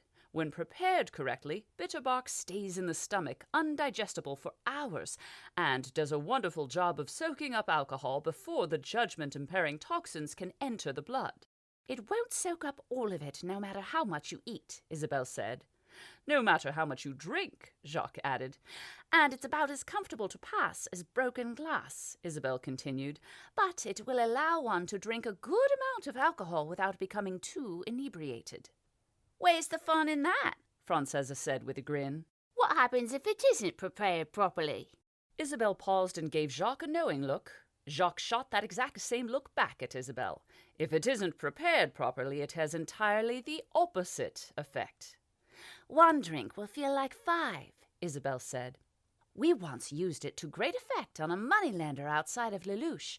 We had him practically forcing ducats into our pockets at no interest, inside of 2 brandies, a foul-tasting ale, and a wonderful concoction the bartender called a fizz topper." They retreated to a veranda overlooking a particularly expansive grassy garden. Adeline could just about make out circular shapes sticking out of the grass, but her night vision was impaired by the brightness of the lights from the roof. The smell of smoke lay heavy in the air and hung close, with barely a breeze to stir it. Bastian did not partake in the gentlemanly pastime of smoking, but many of the other men did, Duke Laveur being chief among them. As was often the way with these sort of functions, Adeline and the other women had sectioned themselves off from the men to allow them to talk about all manner of manly subjects, while the women talked about more feminine topics, such as the discipline of unruly house staff, and just how pretty the queen looked in her new dress, with her skin the color of pink rose petals in bloom. In truth, Adeline found the conversation to be somewhat short of interesting, and was doing her level best to keep track of the men's conversation at the same time, which she had to admit was just as tedious. "I can't abide those damned zealots," Duke Valette said, managing to only slur a little. "Honestly, I wish the Navy had put them down once and for all. We should just get a few airships together and bomb the whole damned country." "That wouldn't be the most practical solution, Lasaude," Adeline heard Marquis de Raux say around his pipe. "We are allies with Auckland, after all, and an operation like that would—" "Another? Would you like another, Adeline?" asked Duchess Sophie Valette. "I most certainly would," Adeline said with a warm smile and only slightly red cheeks. "This fruit wine is beyond sumptuous. I may have to ask Duke Laveur for a case sometime." The Duchess waved over a serving girl to refill their glasses. "I believe it comes from his own personal winery," she said with a knowing and only slightly pompous nod. "Only 100 bottles ever made." "I heard that too," said the Marquise Vienne de Raux. "It is a wonderful blend of tastes." Adeline was well into her 4th glass, and the refill would put her onto her 5th, but she barely felt it. Back in the von Elmer estates, the Baroness was, in fact, well known for her ability to consume vast amounts of alcohol and remain sober. She could have extolled those virtues to her current company, but Adeline was of the mindset that action spoke louder than words, and boasts were most often made by those who had little to boast about. "I heard she may be expecting," said Vicomte Lafienne in an emotionless tone. "What?" exclaimed Duke Valette. "Wonderful," said Marquis de Raux in a tone so dry Adeline imagined the word was even now hunting for the nearest water source. "We should just start calling Sarcelles Little Turlane." "Choudin," Duke Laveur said in a reproachful voice. I know, Marquis de Raux grumbled. "It just doesn't seem proper having great Turlane blood sitting on the throne." Bastian snorted. "There's already Turlane blood on the throne." Something about Bastian's voice made her cringe, but before Adeline could hear the rest, she found Baroness Thieves addressing her. "Have you seen it?" Adeline turned her attention to the Baroness. "I'm terribly sorry, dear. I was miles away.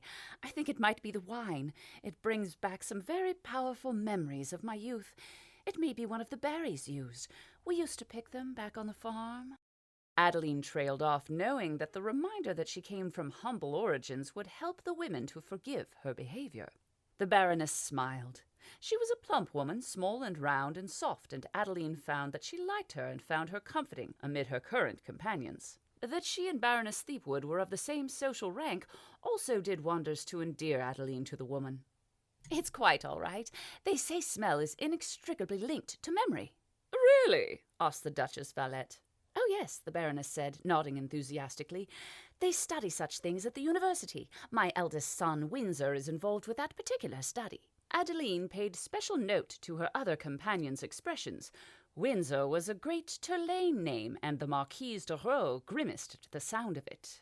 As if sensing the Marquise's displeasure, the Baroness changed the subject abruptly. "So have you seen it, the play?"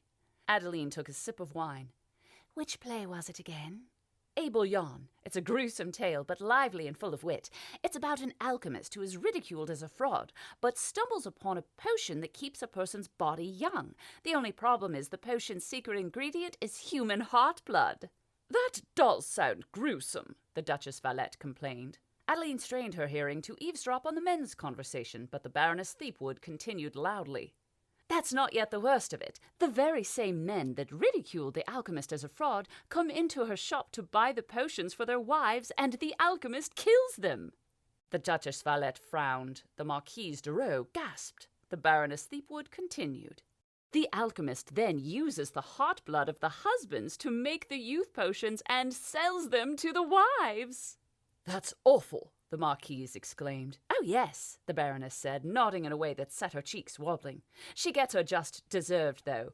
The wives eventually deduce what has happened and confront the alchemist only to find the woman has been taking too much of the potion and has begun to age backwards. They find her as little more than a girl, and they—" "I am not entirely certain I want to hear the rest of this, Baroness," the Duchess Valette said, in a way that brought her full social rank to bear. Baroness Thievewood paled and closed her mouth. In the lull that followed, Adeline heard something that made her blood go cold. "About it, Bonvillain. Show us these legendary shooting skills of yours." "Fetch me a rifle and I'll shoot a feather off a duck from 1,000 meters. It was the voice of Jacques Revaux, not Bastien Bonvillain, and he was undoubtedly drunk. Isabel could feel the eyes on her back. She could feel them watching her. She could feel them waiting. The hushed breathing, the whisper of skin on clothing as they looked at each other, all waiting for her. She lay on the ground in a most unladylike fashion and fixed her target in her mind. She pulled the trigger to a bang that nearly deafened her, it was so close, and found herself glad of the little sponge Amaury had given her to put in her right ear. Isabel took a deep breath and looked down the range at the target. There was a little smoking hole in the white of the paper target, just to the left of the outermost circle. She sighed. "Better than Revaux," Amaury said. Isabel could hear the smirk on the man's face without seeing it. She chose to ignore it. Jacques could fight his own battles if he so chose, but she doubted he would in this case. Isabel put an arm underneath her to get up, but Francesa appeared by her side.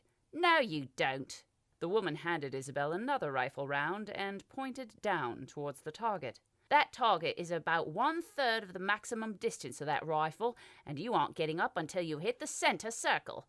Aim all the way down the barrel of the rifle. Don't use the sights. They might be misaligned."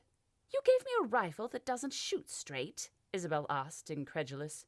"No, I didn't," Francesa said with a touch of color coming to her cheeks. "That there is my personal rifle and the sights are perfect. I set them myself.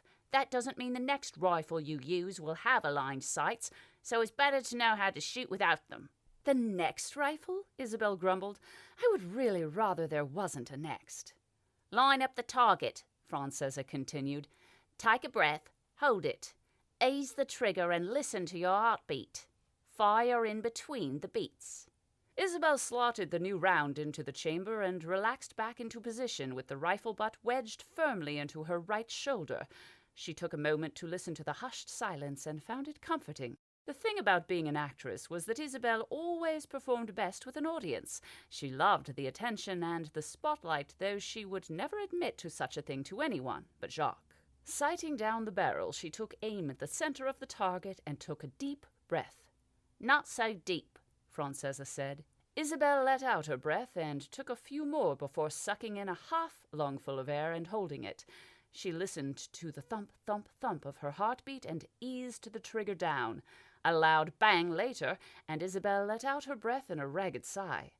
"Much better," Francesa said. It was about as close to a compliment as Isabel was ever likely to receive from the woman. "Pretty and good with a gun," Amaury said awkwardly. Jacques remained silent. Isabel looked down the range to find the new smoking hole just barely intruding onto the center circle. She smiled. She hated guns, but she liked being good at things. "Good enough, I reckon," Francesa said. "Your turn, Revaux." Isabel disentangled herself from the rifle and pushed to her feet, letting Jacques take her place. He smiled at her as he lay down with the rifle. Isabel liked being good at things, but she accepted there were things she was not good at. Jacques did not. He didn't let it show, but Isabel had known him for too long. His poor aim grated on him atrociously. "Same as de Rosière," Francesa said. "Aim down the barrel. Breathe. Fire between heartbeats." "Maybe we should leave," Amaury said with a smirk. "I've never seen a man hit a target behind him, but if anyone can do it, it would be Revaux." Barbed silence greeted Amaury from every corner of the firing range. Isabel willed Jacques to hit the target. The rifle fired, echoing down the range. Jacques looked up. There was not a new hole in the target.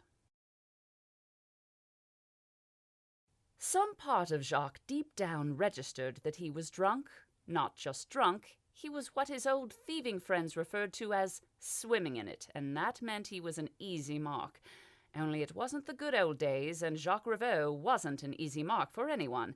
Jacques Rivaux was an impossible mark. Some part of Jacques deep down registered that he was Bastien Bonvillain, and that confused both of them. Isabelle was around somewhere, but for the life of him Jacques couldn't see her. Of course, he had to admit, he couldn't see much past a general blur, unless he squinted really hard, and that made his eyes hurt. "Are you certain you're sober enough to fire a gun, Bonvillain?" the Marquis de Roux asked with a broad smile and ruddy cheeks. The Marquis looked as drunk as Jacques felt, and that was pretty damn drunk. "My friend, it is possible you have not heard about the time I shot and killed, Yarrow Maine." "An Aucklander?" asked the Marquis. "I've heard of Yarrow Maine," Duke Valette put in. He was, if anything, as red-faced and unsteady as Jacques. "Notorious bandit by all accounts. Some say he believes he's doing it all in the name of their god. Performs his own funeral rites on every man he kills, and I heard tell he kills a lot." "Killed a lot," Jacques said with what he hoped was his most smug grin. "He doesn't do it so much anymore." Duke Lavour looked confused. "I'm certain I heard just recently that Maine is still alive. A fellow told me he left off working with the Auckland-Sarcelles border and now robs from their other border." Jacques took a deep swallow of the wonderful brandy he was holding. At least, he thought it was brandy. More to give his brain time to come up with a feasible story. His mind rebelled for a second, then gave up the fight and agreed to his terms. "Quite right, he is still alive," Jacques said with a knowing grin. The entire group looked confused for a moment.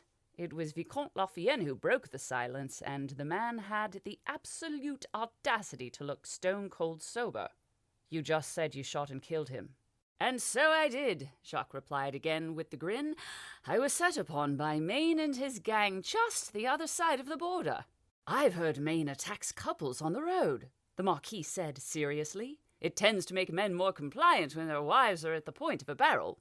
"Indeed," Jacques said, trying to ignore the rifle a servant had just arrived with. "However, I was not with Adeline at the time, her being back at Marquis Van Elmer's estates. No, I was all on my own and looking to be quite the easy target, I would wager." "Highwaymen," Duke Valette grumbled, followed by a hiccup. "Always preying on the easy targets." Everybody turned to the Duke as if he was about to say more, perhaps some sort of here-before-unknown insight into the mind of the average highwayman.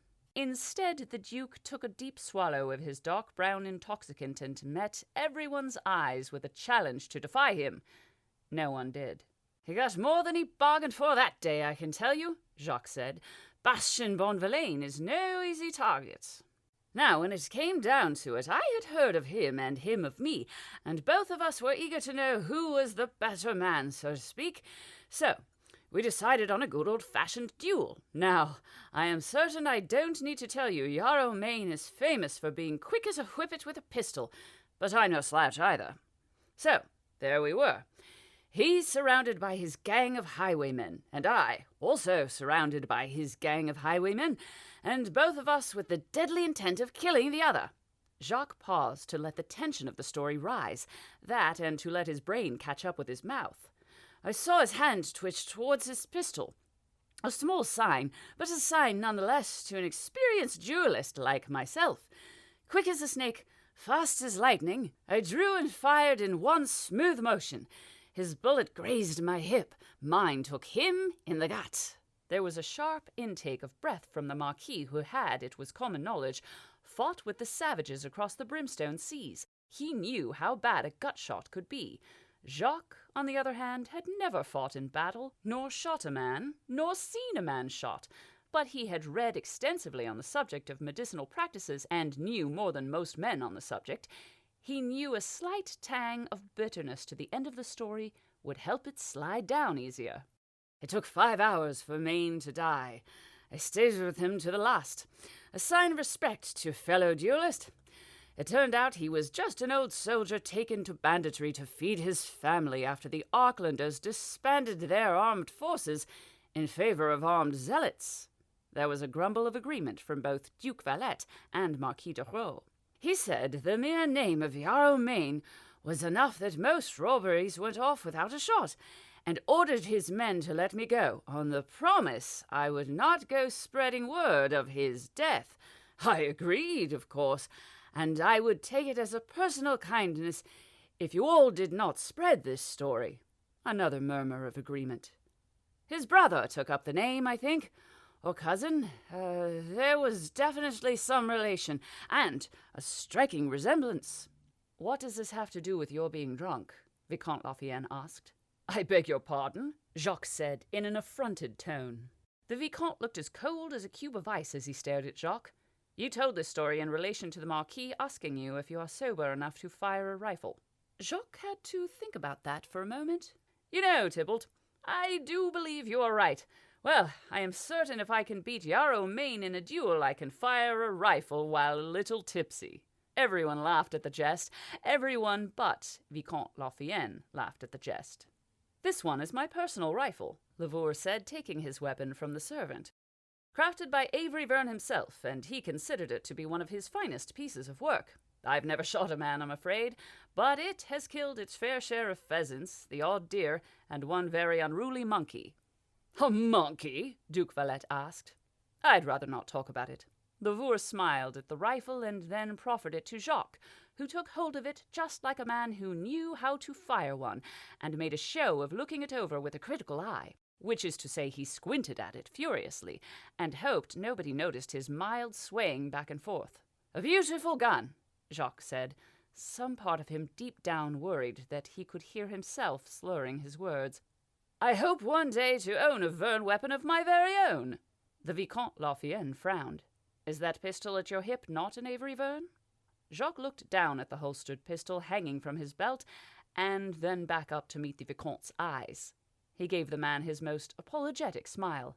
"I meant my own Verne rifle, of course." "Of course." The Vicomte looked far from convinced. Well said, said the Marquis de Roe. "After all, a pistol is all fine and well for a duel, but a rifle is a real man's weapon." Jacques squinted down the range into the darkness. He was certain there had been targets down there just a short while ago, but all he could see now was a vast area of dark nothing. "Shall we put the lights on down the range?" Duke Lavour asked. "I believe I had alchemical light orbs installed a while back. Percy, did I have alchemical light orbs installed a while back?" The old servant stirred from dozing in a chair out of the way. "Yes, Duke." "I thought as much," Lavour agreed. "I'm fairly certain I installed a switch somewhere." "Leave them off," Vicomte Lafayette said. "A marksman of Bonvillain's caliber should have no problem shooting in the dark. I can just about make out the target from here. He should be fine." "Quite so," Jacques agreed. "Excellent night vision is the key." Some part of him deep down realized he was setting himself up for a monumental fall. "Impressive," Lavour said, looking suitably impressed.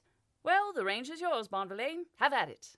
Jacques looked down at the rifle in his hands and then down the range towards where he presumed the targets were located.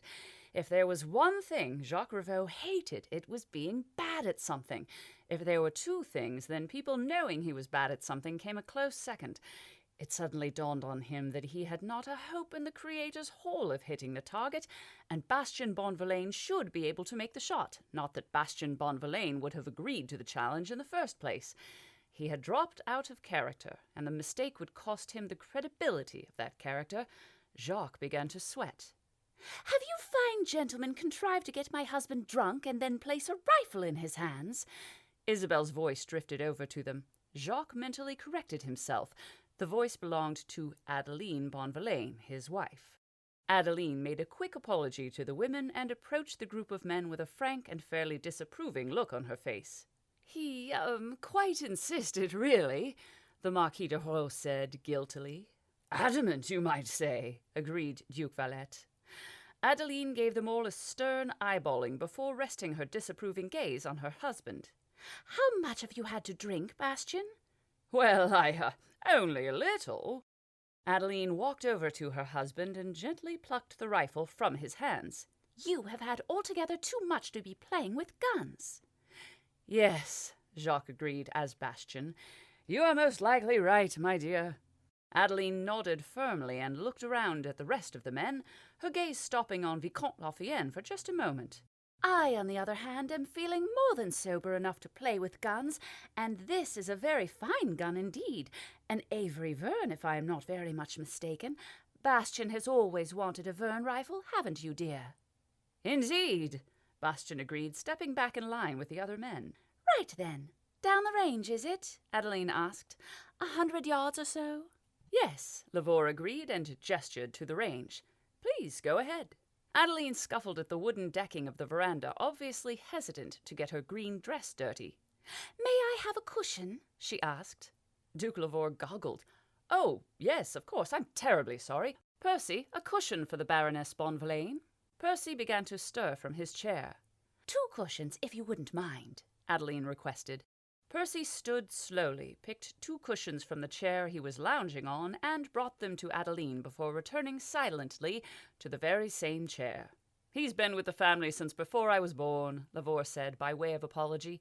"In truth, he is part of the family." Adeline strategically placed the cushions on the decking and placed the rifle next to them. Then, hiking up the skirt of her dress just a little, she knelt down on the first cushion and then lay with her elbows on the next. She picked up the rifle and readied it, placing the stock against her shoulder, and looked down the barrel. "I can't even see the target," Duke Valette complained to a chorus of complaints. Once again, everyone on the veranda fell deathly silent. Bastien found himself holding his breath as Adeline took her time over the shot. There was a loud bang as the rifle fired, and the shot echoed around the grounds. Bastien was not the only one to let out a sigh. Adeline lay still, looking down the range. "Did she hit?" the Marquise de Rowe asked. Bastien looked over to find the women just as rapt as the men. "I can't tell," said Duke Valette. "Where's that light switch, Lavore?" asked the Marquis. Without being asked, Percy stood from his chair, made his slow way across the veranda, and pressed a large yellow button hidden within a yellow flower patch. Dull lights began to flicker to life around the range, and everyone peered towards the target. "She missed!" the Marquis de Rowe exclaimed, and he wasn't wrong. The target was still in pristine condition. "I told you, the rifle is a man's weapon. Go on, Bonvillain. Show your wife how it's done, eh?" A murmur of shock ran through everyone, and Bastien noticed even Percy was staring down the range, his bushy eyebrows lifted high. Adeline hadn't moved from her spot on the ground. "She didn't miss," stated the Vicomte Lafayette in his cold tone. He was staring through a pair of gold-plated binoculars, and as he lowered them, Bastien could see the shock on his face. He handed the binoculars to the Marquis. "By the ruiner!"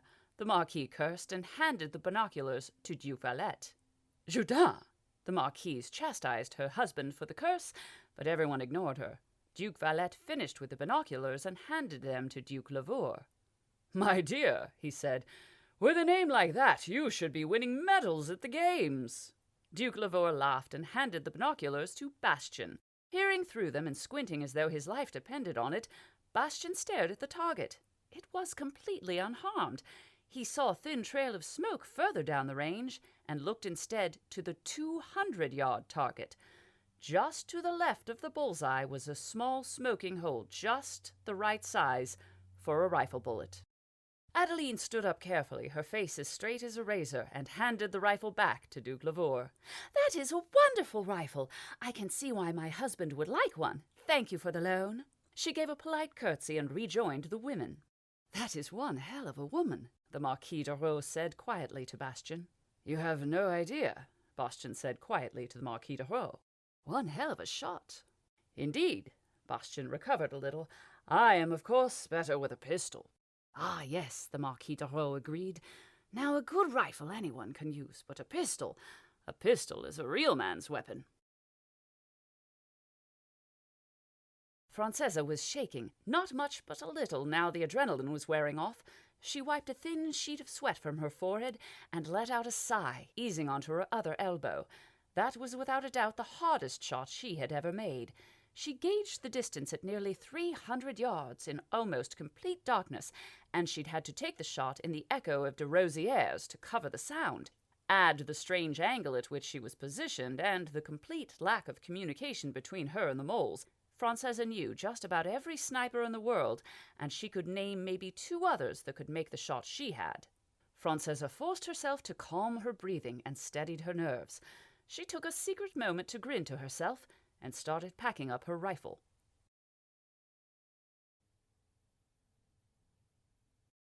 Chapter 12. Tears. After the bitter bark debacle at Duke Lavour's estate, Jacques decided Bastien Bonvillain needed to lay low for a while. He made certain to spread the rumor that Bastien had trouble holding his alcohol, and that he was currently abed with what could only be described as the world's worst hangover. It saved the Baron some disgrace. He had not been the only one to overindulge in alcohol and make a fool of himself, but he was the only one to do the polite thing and remove himself from society for a few days. It also gave him the chance to further one of Jacques' current pursuits, the study of the ooze. The glass case arrived during the early hours of the morning, and Trim had seen it delivered to the Baron's private study, to which not even the house staff were permitted entry. Jacques marveled at its creation.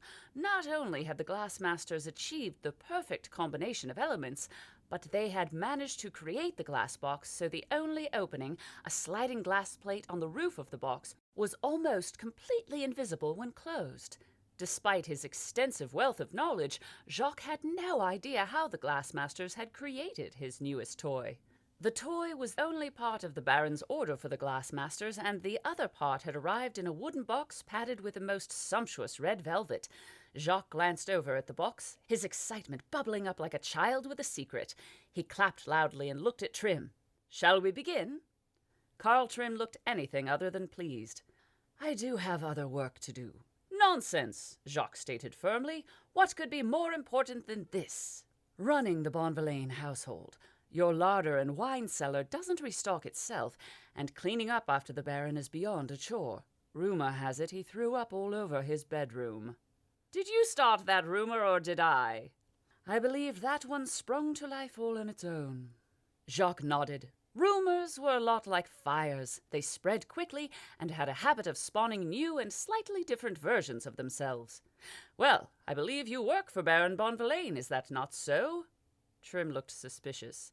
"The Baron is ordering you to help me. So, shall we begin?" Trim grumbled out something which may have been an insult. "Have you got the gloves?" Jacques asked. 6 pairs each," Trim stated. 6? These things can digest rock and steel." Jacques nodded. "Very good point. 6 it is." What followed was 2 hours of hunting, half an hour of furious deliberation, and another half hour of herding, pushing, and finally carrying a most colorless ooze from the dank tunnels underneath the city to Jacques' glass box. By the time the creature was housed securely in its new home, both Jacques and Trim were grimy, sweaty, and sporting a variety of minor burns. The Bonvillain mansion had a few smoldering areas of wooden floor where ooze had dripped, and all 12 pairs of heavy-duty smith gloves were nothing more than scraps of toughened leather. "Be a good man and get rid of those, Trim," Jacques said, waving towards the ruined gloves while watching the ooze intently. The creature might not have any eyes, but Jacques could have sworn it was watching him through the glass of its new home. Trim picked up the discarded leather gauntlets, opened the top of the glass case, and dropped the scraps inside. The ooze immediately slithered over to investigate and enveloped a small scrap of leather. "Fascinating," Jacques exclaimed, and looked up to find Trim collapsing into a cushioned chair and burying his bald head in his hands. "Are you all right, Carl? You look terrible. Perhaps you should take a rest." "I might just do that," Trim mumbled. Jacques moved around the glass case to get a better look at the ooze. It was quickly digesting more of the leather scraps. "An excellent idea with the extra gloves, Trim," he said. "We'd likely be missing hands by now without them."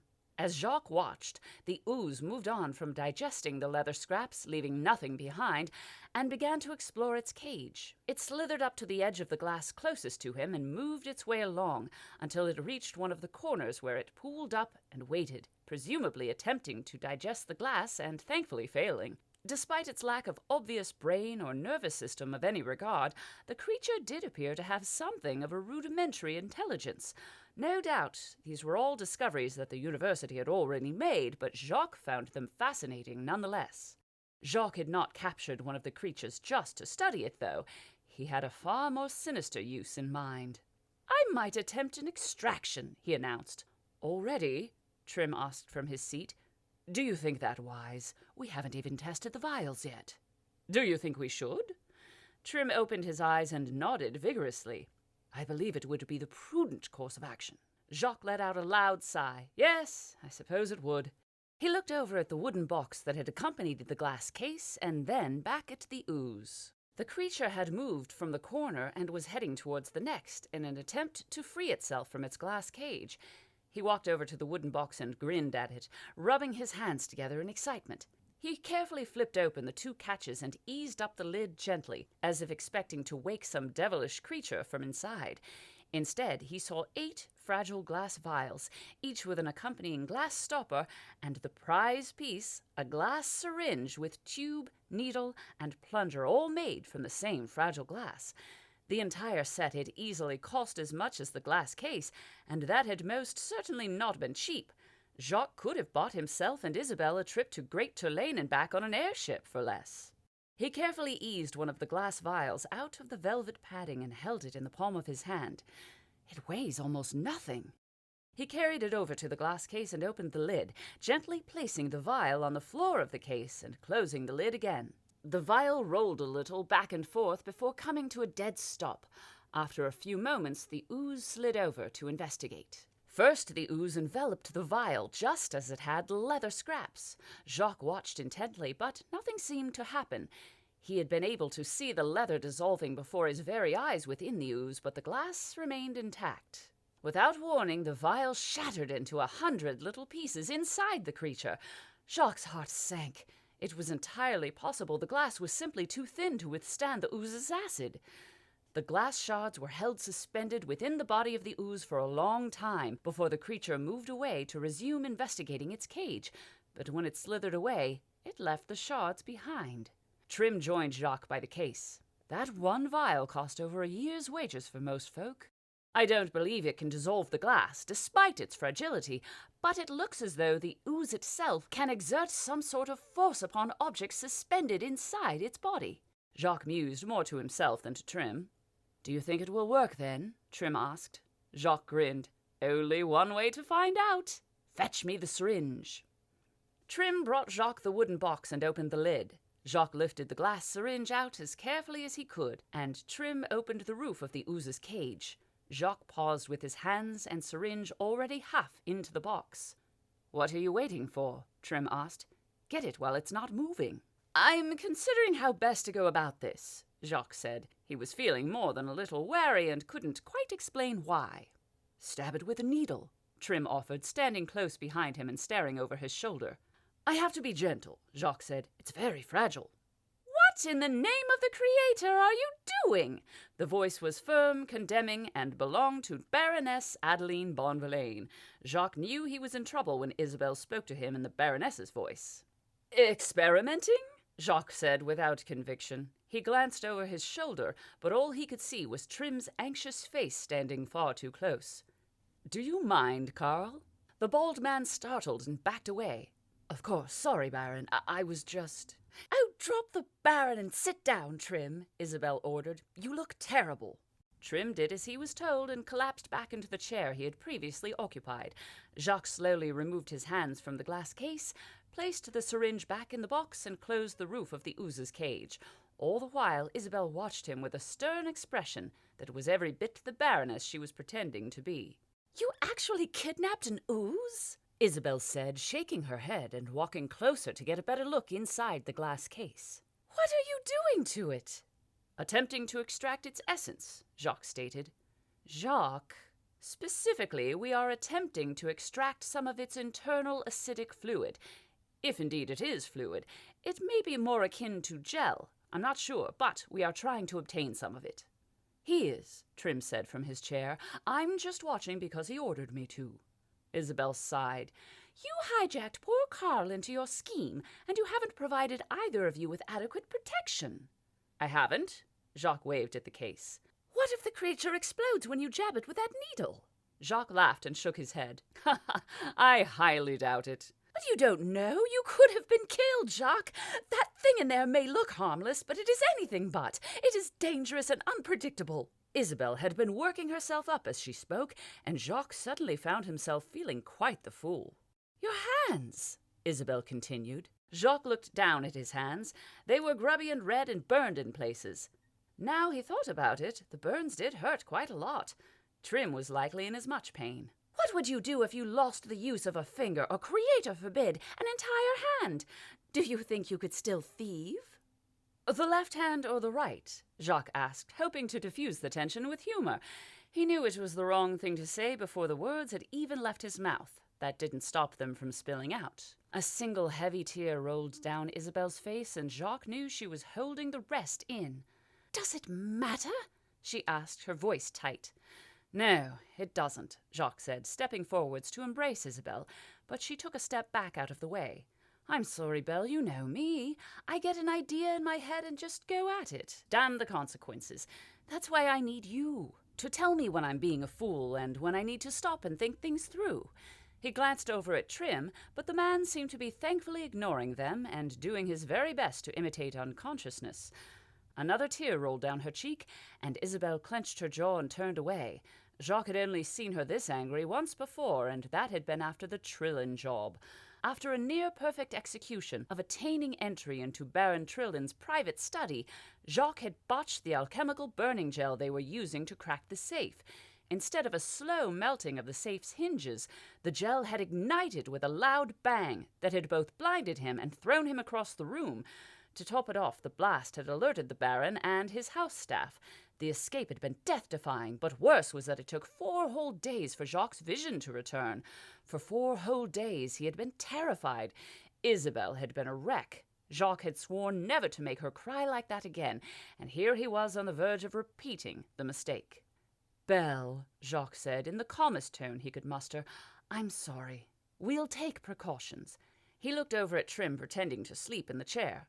Carl, could you secure some more of those wonderful gloves and some sort of face guard? We'll do this slowly and correctly. Trim almost leapt up, so eager he was to leave the room, and within moments he was gone, leaving Jacques alone with Isabel and the ooze. Why are you trying to extract ooze from the ooze anyway?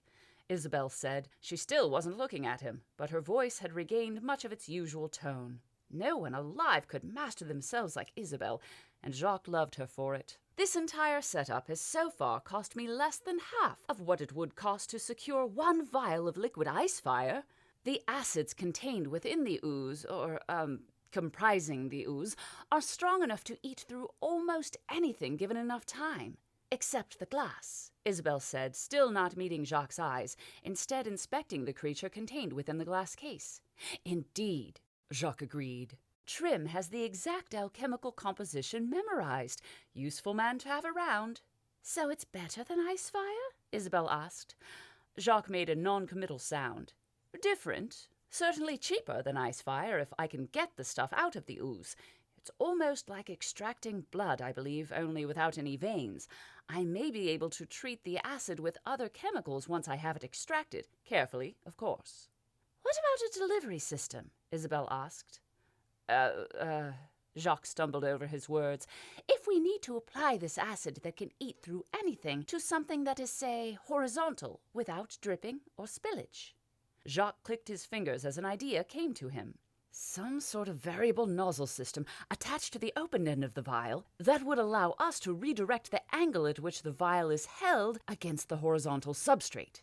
He ran over to his desk and pulled out paper and charcoal pencil and immediately began sketching down design ideas. He would of course have to present those ideas to the glassmasters and hope they could incorporate the designs into the next series of glass vials. But then the masters were always up for a challenge. Already he was forming a plan of how he could offer to help with the process in order to watch and gain a better understanding of how the glass was made. So involved he found himself with this new idea, the first he knew of Trim's return was the ooze letting out an impossibly loud, inhuman squeal as Isabel inserted the glass needle into its gelatinous body. She was wearing a set of the same leather gloves they used to secure the creature and a metal mask with a rectangular section of tempered glass for the eyes. The ooze attempted to slowly flee from the needle at the same time as Isabel lifted the plunger. a tiny section of the glass syringe filled with a clear liquid before the needle abruptly snapped off inside the ooze, and the creature slithered to another section of the case, where it continued to emit its strange squealing noise. Jacques could not fathom how it was making such a sound. Merde! Isabelle swore as she lifted the syringe from the case and Trim replaced the section of roof. Jacques noticed the man had cleaned himself up and wondered how long he had been absorbed in creating new designs. That thing is stronger than it looks. I believe it has the ability to exert some sort of pressure within its body, Jacques said, excited to get his hands on the creature's acid. Yes, Isabelle agreed. Carl did mention that. This will have to do for now, until we can replace the syringe. It may need reinforcing. I'll ask the glassmasters to look into it, Jacques said, taking the syringe from Isabelle.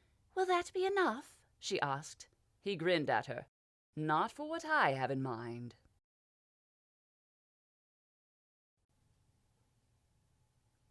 Chapter 13. Treachery and Treason and Tea. I do not believe he likes me very much, Bastien said with a frown. That's not. Marquis Jourdain de Raux started. He glanced at Duke Lavour, who appeared to be paying the conversation somewhere short of no attention, and then started again. He doesn't really like anyone very much. Our Tybalt only comes across a little cold because, well, he is, but with everyone.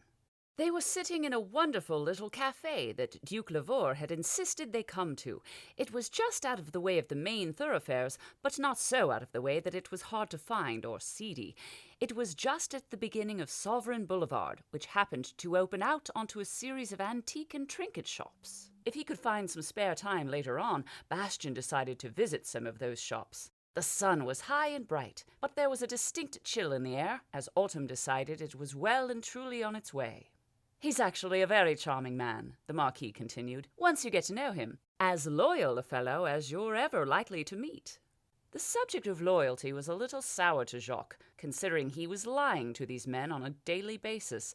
The problem was he actually quite liked the stoic Marquis de Raux and the frivolous Duke Lavour. If he was simply planning to rob them, there wouldn't have been an issue. They were rich enough to afford it, after all. But he was deceiving them with the intent of having them thrown in jail, or worse, placed before the firing squad. However, Jacques was a professional, and while he may have issues with the intent of his deception, Baron Bastien Bonvillain did not, because he was not deceiving anyone. I had presumed he stored all his joviality and released it in bursts of singing, dancing, and general merrymaking, Bastien said with a wry smile. The Marquis threw back his head and let out a deep laugh. Can you imagine that, Gaston? Tybalt singing? Duke Lavour turned back to his two companions with a strange look on his face, almost as though he had forgotten they were there until the Marquis had said his name. I've seen him sing, or more, I've heard him sing. He has a wonderful soprano. Again, the Marquis let out a sharp bark of laughter. He was fond of laughter, and that fondness had a habit of infecting everyone around him, so that those in his company couldn't help but smile and laugh. It isn't so much he doesn't like you, Bastien, Duke Lavour said. It's more that he doesn't trust you. There is an issue of trust? Bastien asked, incredulous. There is, Duke Lavour replied, as he took his pipe from his jacket pocket and began filling it with tobacco. It was a wonder that the man's teeth weren't stained yellow, he spent so much of his time smoking, but then Bastien knew there were plenty of ways to alchemically whiten teeth these days. Have I done something to earn his distrust? Bastien asked. Duke Lavour had gone back to staring at something over Bastien's shoulder, and he had to admit it was quite unnerving. You did get quite drunk, Marquis de Raux said with a smile as he reached for his own pipe. And your wife did prove she can outshoot the Creator himself. You were quite drunk yourself, Jourdain, Bastien replied with a knowing nod. I wasn't so drunk my wife had to call the carriage to take me home, the Marquis said with a wink. Bastien felt a little hot around the neck and repositioned his collar. It was a proper lack of food during the day, I assure you. I don't usually get so inebriated. Bastien heard the familiar hum of an airship somewhere far away and looked up to see a sleek vessel with a single vinnet crystal slipping through the sky. It was a Royal Navy airship, and no mistake, a third-generation Hummingbird class designed to carry light armaments and the Army's elite shock troops. It was a ship designed to quickly slip behind enemy lines, and it appeared to be damaged. It was listing slightly to the starboard side, and even from here Bastian could see a large hole in the hull. He guessed it was returning from the frontier lands across the brimstone seas for repairs. "What color are her eyes, do you think?" Duke Lavore asked in a faraway voice. "Who?" asked the Marquis. "The waitress, the one who brought us our tea. I come here most days for a bit, and whenever she comes over, I find afterwards I can't remember the color of her eyes, only staring into them and losing myself in the depths." "They're green," Bastian said, without taking his own eyes from the damaged airship. "You're certain?" Lavore asked. "Positive," Bastian replied. He had made specific note of them when the waitress delivered their drinks, precisely because the Duke seemed unable to look away. "Fascinating," Duke Lavore said in a dreamy voice before returning his attention to his two companions. "I have a question I would like to ask you, Bastian. How do you feel about politics?" Bastian pulled his attention away from the airship and made a show of considering the question while taking a sip of tea. Marquis Van Elmer always used to say, "Politics is like a fistfight, only without the rules and good etiquette. It always seemed like enough of a warning not to get involved, so I have always stayed clear before." "And now?" the Duke asked. The weight of his question was clear. He wanted Bastian on his side, whichever side that turned out to be. Bastian smoothed down his horseshoe mustache. "Now I find I have a title and lands and a need to protect those things. Seems to me that politics is the way that civilized folk like ourselves go about doing such a thing. I'm afraid I have terribly little knowledge about the workings of court or government, but I am fiercely patriotic and believe—" Bastian paused and made a show of looking around and lowering his voice. "I believe Sassail should not sit second in the powers of the world to those zealots in Auckland or those magicians in Turlane. We control the fastest and most efficient mode of long-distance travel ever created, and Sassail is at the forefront of all scientific discovery." He noticed the Duke was giving him his full attention. "Take medicine, for example. Almost all modern medicine comes not from the magics that the Turlanes wield, nor from the Aucklanders' faith in their one god, but instead from Sassail and from scientists and alchemists we teach in our universities. Lindell, Verne, Merrill, these are all artisans at the forefront of their industries, and they are all Sales born and bred, and all of them live here in Rares. Who else managed to cross the brimstone seas?" Bastian continued, his voice quiet but serious. "Everybody has tried for certain, but even Turlane, with their mastery over the elements, haven't managed to make the crossing. Not only has Sassail managed it, but we've made a trade route of it, and our military is busy educating the local populace into more civilized practices. Creator, if only we had managed to win that first war with Turlane." Bastian stopped. He knew the last part of the approach had been heavy-handed at best, but he needed to make certain Senor Darren was barking up the right tree. "I am sorry," he continued. "I sometimes get a bit passionate about that particular subject." The Marquis de Roix was nodding. "No need to apologize, Bonvillain. You're among friends here." "Like-minded friends," Duke Lavore added. The Marquis took a small flask from his jacket and tipped a measure of liquid into his tea before proffering it to the others. Both Duke Lavore and Bastian refused. "The king's a fool," the Marquis said in a whisper. "Jourdain," Duke Lavore said in a reproachful tone. "Oh, hush, Gaston. It's true, and it certainly isn't treason to say it." Bastian found it easy to forget how young the Marquis de Roix was. The man looked to be in his late 30s, but in truth he was closer to 20 and had the vigor and unfailing belief in his own infallibility that came with the young age and a brief, uncomplicated position in the Navy. The Duke, on the other hand, while looking very young, had the manner of a much older man. Lavore took a deep tug on his pipe and exhaled the smoke in a ring. Bastian was a little fascinated by the process and almost wished he smoked just to replicate it. "The problem isn't the king," Lavore said slowly. "He acts as a good king should, listens to his counsel and does what he's told. The problem lies with his counsel and with the government. And with Darren," the Marquis added. Lavore rolled his eyes and nodded. "And with Senor Darren."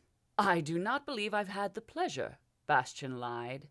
"Not surprising," Lavore continued. "He doesn't attend any social functions, even when invited, which isn't often, and is rarely seen anywhere but occasionally in the king's company, and when he's cajoling the government into doing whatever he wants. He's only a seigneur? Bastian asked. Oh yes, Dureau agreed. Thankfully, though, make or forbid should the king ever grant him a real title. He's not noble-born. In fact, he's gutter-trash, a thug born from the scum that inhabit the lowest places of Sassail. Rumor has it he started off as a bruiser for a loan shark in some disreputable area of Lelouch. I've heard far worse, Lavore said with relish. Apparently, he worked his way up to a position of some power by way of disappearing those above him. Before long, he was running the entire criminal element within the city of Lelouch. He sounds like a dangerous man, Bastian said. Renaud Darren somehow came to the attention of our previous monarch, and they made some kind of deal.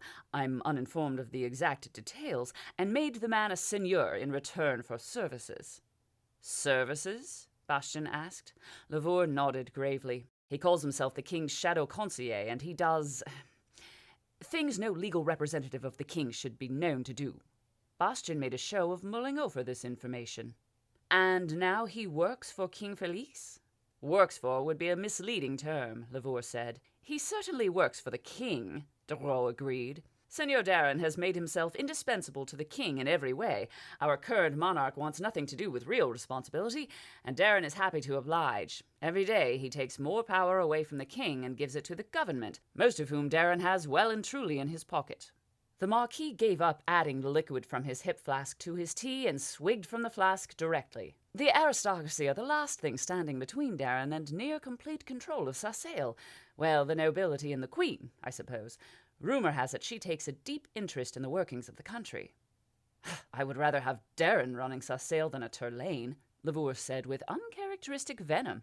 It was entirely possible the trauma of his mother running away with an elemental from Turlane had quite cemented his dislike of the kingdom and its inhabitants. Too right, Gaston, too right.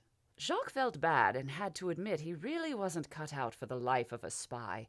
He utterly disliked Renaud Darren and found he actually quite enjoyed the company of Dureau and Lavore. Despite this, he was currently working for Darren in order to betray the other two. Worst of all was that he knew he had no choice. Seigneur Darren had him and Isabel with their backs to the wall, and all he could do was play along with his schemes. He felt sick to his stomach about the entire affair.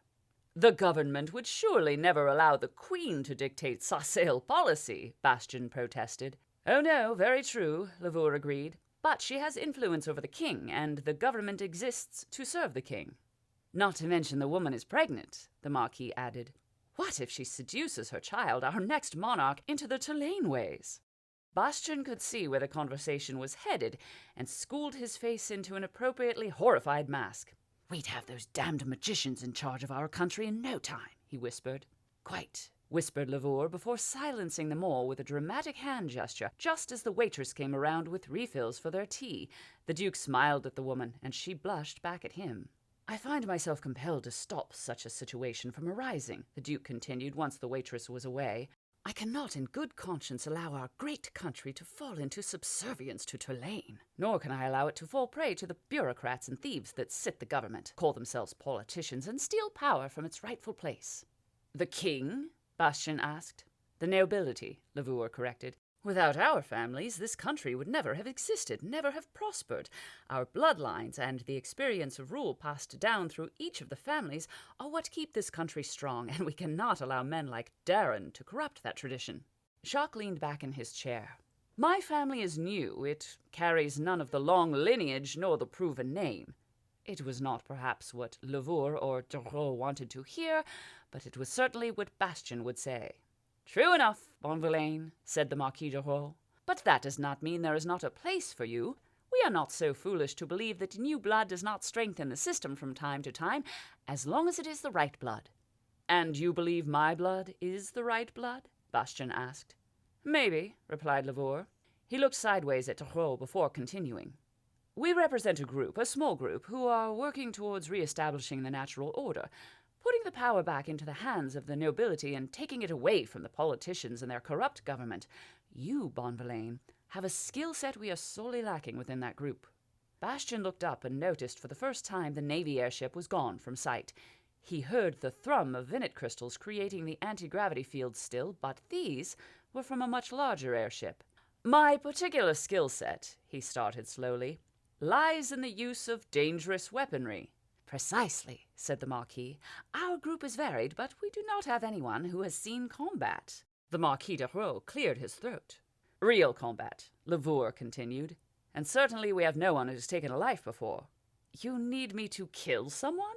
Bastian asked skeptically. Yes, the Marquis agreed. No, the Duke corrected, but we may need someone of your caliber to do so in the future, all in a legal fashion, of course.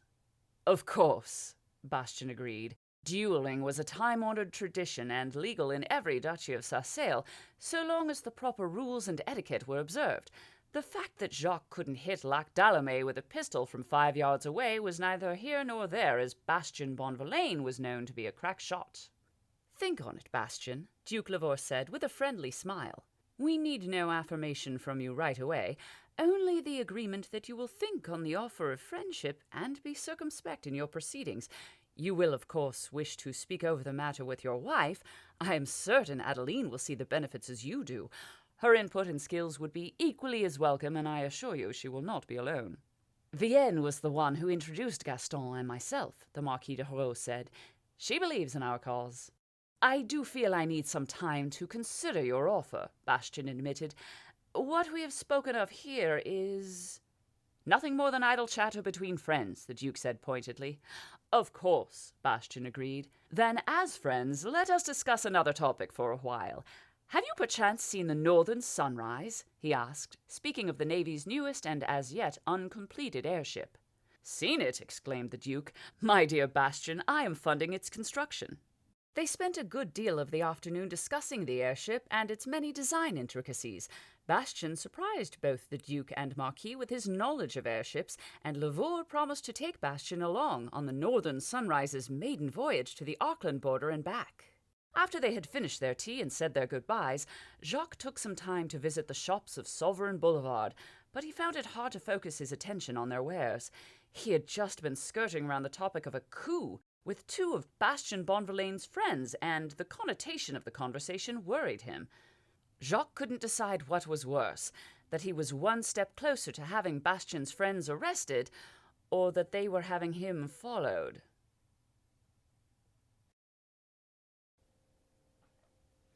Chapter 14. Nighttime Liaisons. Jacques hurried through the front door of the Bonvillain mansion, silently cursing the length of time it took to open the lintel lock. The idea of standing with his back to the grounds while people were watching him was distasteful at best. He almost dropped his facade once he was inside, but one of the house staff was there waiting for him. There were times when the act of Bastian Bonvillain was truly stifling. Never before had Jacques gone for so long under the guise of just one character. "Is there anything you need, Baron?" asked the woman. Jacques searched his mind for the woman's name and came up with Sarah. "Sarah, where's Trim?" Bastian asked, in a voice as stern as a back-alley beating. "It's Susan, sir," said the maid in a quiet voice. "Monsieur Trim isn't here. It's his night off." "He has a night off?" "Yes, Baron. Monsieur Trim has every 8th day off on personal leave." Bastian frowned. "Do all the staff get days off?" "Yes, sir. My own day off is—" "I don't remember agreeing to that in your contracts." The maid looked down at her feet.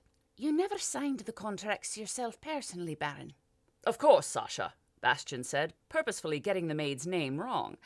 "I believe I may be tired. It has been a trying day." Indeed, night had fallen while Jacques had been roaming Rares, and dark had well and truly claimed the city. "Can I get you anything, Baron?" she asked again. "No, I think not. I will be going straight to bed. Make certain I am not disturbed by anyone until morning." "Not even the Baroness?" Bastian thought about this for a moment. "If the Baroness is set on disturbing me, my dear, I very much doubt you will be much of an obstacle." With that, Bastian stormed towards the staircase, leaving a very confused and scared maid in his wake.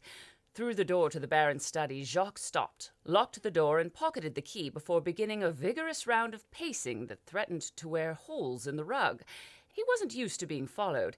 In fact, it was most often him doing the following as he collected information prior to a job, and he now realized just how creepy it was to feel eyes on your back at every moment. He imagined some men, such as the king, learned to ignore the itchy feeling those eyes left on his back, but Jacques was certainly no king, and he was also not the type of man to leave an itch unscratched. Stopping by the Baron's desk, Jacques opened the top drawer and pulled out a small metal case no larger than a woman's jewelry box. The box had a notable seam that connected lid to bottom, and even 2 hinges that facilitated its opening, but it was locked and had no distinguishable keyhole. Jacques pressed in 3 hidden buttons on the box, one on the left side, one on the lid, and one on the underside, and heard the corresponding click as the latch that secured the lock slid open. He proceeded to open up the lid on his disguise kit. The box was not secured so tightly unreasonably. The contents of the kit ranged from alchemical to biological to synthetic, and had a combined worth of over 500 gold ducats, which was more than most working men or women would see in a lifetime. The box was airtight and padded, and Jacques kept it in meticulous order. He retrieved a small vial of velvet ash. Only a small pinch of powder applied liberally to his skin would darken his complexion noticeably until it washed off. Next, he picked up a selection of bound hairs that could be affixed to his face with a non-caustic glue and would significantly change his facial hair. He had worn one such piece in his first few weeks as the Baron until his natural hair had grown through. He selected a piece that turned his horseshoe moustache into a full beard and set about applying the glue. Next came the uncomfortable part of wearing a disguise. Jacques knew of a particular alchemical compound that could dry onto skin and harden to stop the skin from moving. He applied a small measure of the compound to his nose, and then pushed at the bridge so his nose was slightly askance to the left. He held his nose there for 2 minutes and then removed his hand. His nose stayed where he had held it, giving it the impression it was recently broken. Jacques packed his disguise kit away and closed the lid, replacing the box in the top drawer of his desk before turning his attention to clothing. He was aiming for an appearance that looked out of place in the section of rares where nobles made their home, but not so out of place that would warrant particular attention from the constables. He selected a mismatched trouser and jacket combo from his own collection. The trousers were well worn and faded, and the jacket was mud-stained in places and had a ripped pocket. Last of all, he selected a gray flat cap that had seen better days. Jacques spent a few moments regarding himself in the full-body mirror. He looked just like a man who might work for a noble, carrying out the shadier aspects that came along with a high position in court. In short, he looked just like he belonged on the streets of Rares. A thought occurred to him. A weapon might be in order, but not one that drew too much attention. A knife rather than a pistol, then. He pulled a boot knife from the Baron's own selection and added it to his disguise. "Why, Jacques, you look almost dangerous," he said to his reflection. "However, I think we both know better." He sauntered over to the window. Already falling into character, he walked with a nonchalant self-assuredness that said he knew how to handle himself. Jacques opened the window, jumped out onto the outside ledge, and lowered it back down so it was open just ajar, just enough to get back in. Then he stepped off the window ledge and fell. 10 feet down, he pushed off the wall of the mansion with his feet, turning as much of his vertical force into the less deadly horizontal variety. Upon hitting the floor, he turned that force into a dramatic roll across the soft grass and then sprang back to his feet, brushing himself off and congratulating himself on what must have looked very spectacular. Unfortunately, no one was around to see his stunt, but then Jacques was well capable of appreciating himself. Jacques ran over to the metal fence that guarded the Bonvillain grounds. 10 feet tall iron bars spaced just a hand's span apart, and each topped with razor-sharp spikes, enough to stop all but the most determined of intruders. Of course, Jacques wasn't so much intruding as escaping. He clambered up one of the bars with the sort of agility that only comes from years of practice at an early age, and performed a picture-perfect handstand over the top with his hands placed precisely between 2 spikes before dropping over the other side into a conveniently placed bush. Rolling free of the bush, Jacques found he had completed the entire escape with only a slightly throbbing bruise on his left buttock and tiny graze on his right hand from a thorn on the bush. With a grin, he scampered off into the awaiting darkness. The night was almost full dark. Intermittent street lamps bathed the path in a patchy alchemical glow, and the moon was barely more than a slither. The occasional airship lit the air with bright lights like patterns of slow-moving stars, but for the most part the night was dark. It was, Isabel decided, the perfect night for illicit affairs. "What are we doing here?" Amaury asked, huddling himself a little further into his jacket against the chill. Isabel, for her part, had dressed warmly in close-fitting clothing, with a heavy brown woolen jacket over the top and a scarf of treated otter fur, an expensive garment to be sure, but one the Baroness Bonvillain could easily afford. Isabel may not be out as the Baroness on this specific night, but that didn't mean she couldn't take full advantage of her alter ego's choice in clothing. She felt positively toasty in her outfit and could happily lounge all night in the cool air. Not that she intended much lounging. "I'm here to meet an old friend," Isabel said with a warm smile to Amaury. "I'm not certain why you're here, unless it's merely to keep me company while I wait, in which case I must give you my most heartfelt thanks." "Well, After all, a woman of my eligibility should not be out alone on a night such as this, in this particular area of the city." Isabel made a show of looking around the deserted park as though a monster from a child's story could be lurking behind every tree. "I must also therefore thank you for your vigilant protection, Amaury." "It's, the least I could do," the big man said, nodding to himself and making a show of looking very tough and ready for a fight. Isabel might have laughed, but she felt warm gratification would serve her better in the situation. "Not so confrontational, dear. We don't want to scare off my friend, and she is the jittery sort. Why, she once poisoned an entire dinner party to escape, simply because she felt one of the Great Danes looked at her funny."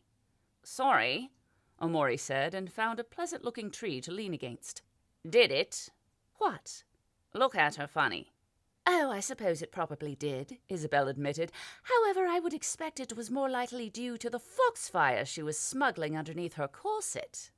"Foxfire?" Amaury asked. "An alchemical compound of something or other. It produces a pool of liquid that will burn without heat for hours. But more importantly, it smells very faintly of bacon. Jacques was obsessed with the stuff for a while." She let out a content sigh. "For weeks he smelled of cooked pig. You would think that would be unpleasant, but strangely it was not."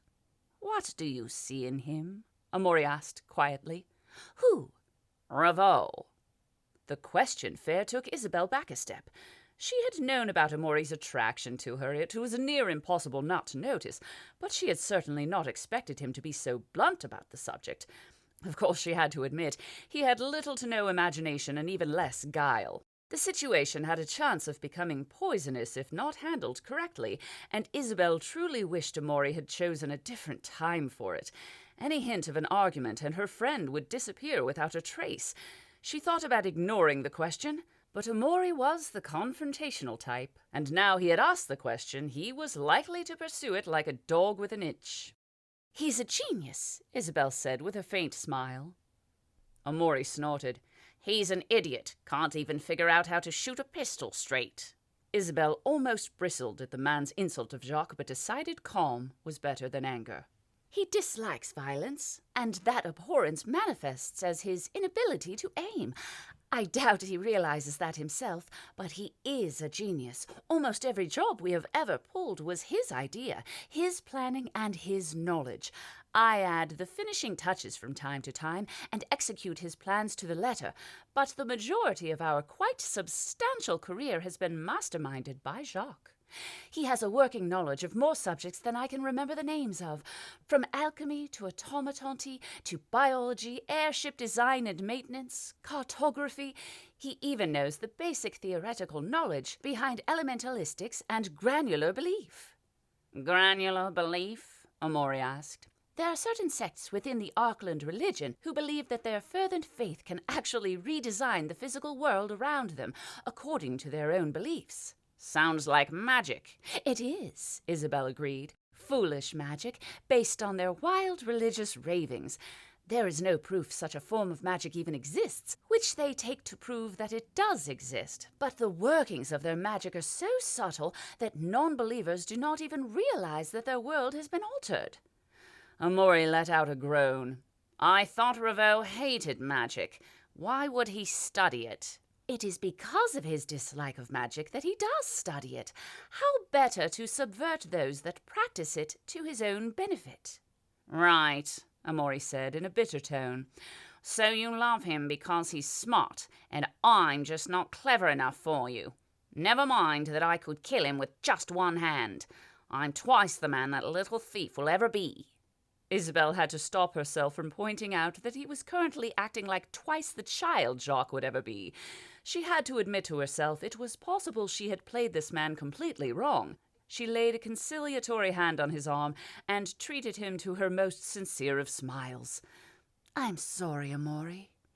He didn't flinch away from her touch, nor did he protest against her decision and continue the argument. Instead, a heavy silence descended between them and settled on the little park. Even the breeze stirring the grass seemed to quiet, as if sensing the tension in the air. Isabel took her hand from Amore's arm and stepped away, putting a couple of paces between the two of them. Just a few moments ago, the man had seemed predictable. Now she was no longer certain how he would act, and she was also very aware that he was armed with both sword and pistol and knew how to use them both. Isabel, on the other hand, was currently armed with nothing but her charm and her uncanny ability to run very fast at times when her life was in danger. She truly hoped now was not one of those times.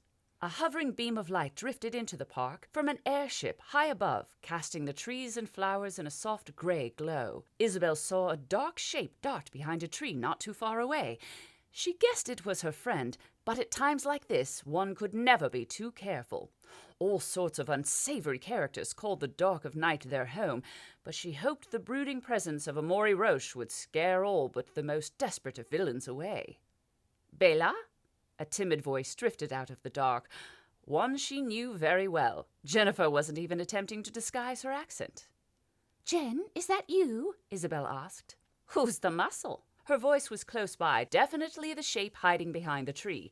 Isabel glanced at Amore, who was still looking angry. His big square jaw was clenched and his brow was a heavy line. "He's a friend," Isabel said after a significant pause. Amore's face softened just a little. "He looks angry." "Oh, that's just his normal countenance. It makes him very good at scaring away unwanted attention, but occasionally it works doubly well on the wanted attention. Do come out of the shadows, dear. I hate talking to trees." The plump form of Jennifer Kumar stepped out from behind a sturdy tree and into the dull gray light of the airship passing overhead. She wore a figure-hugging suit of cloth that did little to hide her ample curves and a long black coat over the top. An artfully arranged cap held her long brown hair in place. Isabel couldn't help but smile at her friend's appearance. She looked just like a stage thief from one of the gaudier plays, such as The Mouse's Tale. "You look radiant, if a little overdressed, Jen," Isabel said, taking a step forward. Jennifer closed the rest of the distance between them, and they embraced. It had been far too long since she had seen her old friend, and even longer since they had been able to be themselves in the meeting. "You look well, Bella," her friend returned. "I expected you alone or with Jacques. Is he—" She let the question hang. "He is well and whole and still with me," Isabel replied with a smile. "Does he still blame me for that whole Baron Lane's wig thing?" Jen asked in a quiet voice, and looked around as though Jacques might pop out of the shadows and shower her with molten hot blame. "I believe he refers to it as a fiasco, and I'm afraid so," Isabel said with a reassuring pat on her friend's arm. "But he is not here today. Other pressing matters." Amore let out a poignant cough. "Forgive me, Jen. How terribly rude of me not to introduce my friend. Jennifer Kumar, this is Amore Roche." Jennifer gave a small curtsy, and Amore nodded his head. "Jen and I go back as far as there is to go," Isabel continued. "We were both children growing up in La Troupe des Elaines." "Bella," Jen hissed. "It's all right, Jen. He already knows. There's a fair story behind it, but suffice to say he knows all about my upbringing, career, and much of my sordid past." Isabel gave Amore a severe look. "Jen grew up acting with the troupe just as I did, but her career after leaving took a slightly different path." "Not a thief, then?" The way Amore spat the word left Isabel in no doubt he was not yet over her rebuff. "No, not a thief," Jen said indignantly. "I play at being nobility," Isabel continued quickly. "Jen is nobility." "And yet you still plays a part so much better than me." Nonsense, Isabel said with a wide grin at her friend.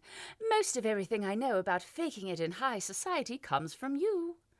You flatter me, Bela, which leads me to believe we are not here simply to catch up. Isabel grinned. You have the right of it there, Jen, but that does not mean we should not spend some time catching up. I'm certain I spotted a bench just a little way down the path. We should visit it and rest our legs. Amori here will keep watch and ensure no harm comes to us, won't you, Amori? I'd rather you just said what you needed to so we can get out of the cold. Isabel almost pointed out that she hadn't asked him to come along, and that his acting like a petulant child would not prevent her from catching up with her oldest friend. Instead, she took Jennifer's arm and led her in the direction of the bench, knowing full well Amori would follow. They spent a long time catching up there in the dead of night. It had been more than a year since they had last had the chance to meet, and even longer since they had been able to do so as themselves, not since Jennifer had taken on the guise of nobility, crafting for herself a history back in Great Turlane and generating paperwork to reinforce it. She had always had an incredible eye for detail, and along with a clever forger, she had successfully managed to go from out-of-work stage actress to pampered nobility, with the ear of the royal court in no more than a couple of years. To say Isabel was impressed would have been an understatement. Jennifer did not simply play a role, she became the character she was pretending to be, and in her current situation she had no intention of dropping the act. Most importantly was that she was now married to Marquis Porto, and had all the benefits such a marriage brought with it. As they talked, Amori stood nearby and huddled deeper into his jacket, sulking, glaring, and occasionally even pouting, a facial expression that did not suit his strong jaw. Two rarest constables happened past, but they were on the lookout for unsavory activity, and two women taking a midnight stroll with a burly bodyguard to look out for them may seem strange, but it apparently did not warrant further investigation. Eventually, Isabel decided to broach the heart of the matter and the reason for the meeting. I need to call in a favor, Jen, she said slowly, with a hint of an apology in her tone. You have enough to choose from, Bela. Ask away. There is a ball coming up, quite a large one, Isabel said. Jen nodded. The autumn celebration of Sassail's independence. It will be my first ball in almost 2 months. Alexis caught a terrible chill during the summer months of all times, and has been unable to attend for some time. Isabel sighed. I know. I'm afraid what I'm going to ask you may damage your social standing a little, or at least that of Alexis. His social standing is my own, Bela. What is it? A couple by the name of Baron and Baroness Bonvillain will also be in attendance. Isabel decided it best to bite the bullet. I need you to start a fight. Giving his tails the slip had been the easy part. Jacques had gone out of the back of the mansion, and they were looking for a fancy-to-do gentleman, not a rough-and-ready thug.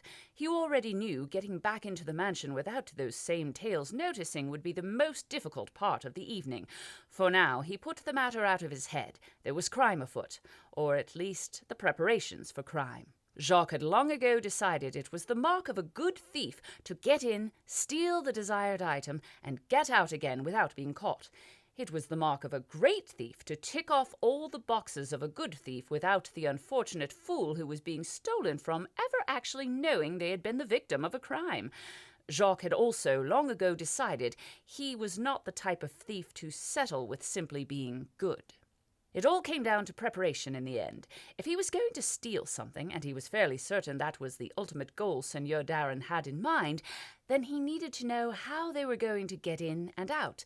He needed to know all the possible entrances and exits, and he needed to know which ones to fall back on should the prime choices become untenable. Being a great thief wasn't easy. It took a great deal of patience and hard work, and there were at least 2 days of preparation for every hour of adrenaline-pumping actual thievery. Jacques retrieved a small paper book, which he had recently stolen from a late-night shop on Solstice Lane, from his jacket pocket and started scribbling down a few notes about the building. The Lavour mansion was old, but not old-fashioned. Multiple renovations throughout the years had kept the style of the mansion tasteful and only slightly outdated.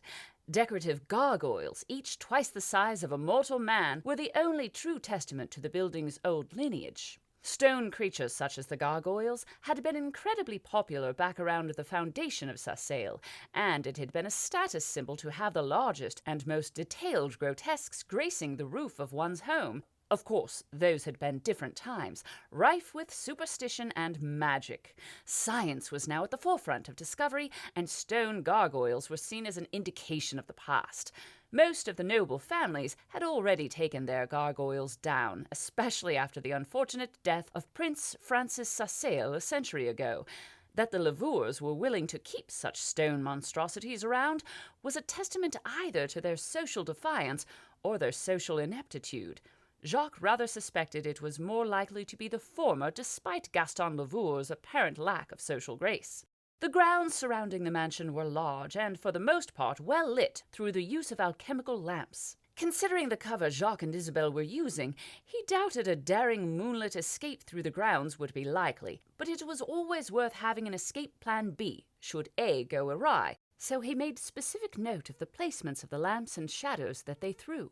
That the Lavour gardener appeared to be lazy at best and incompetent at worst would only serve to help their cause.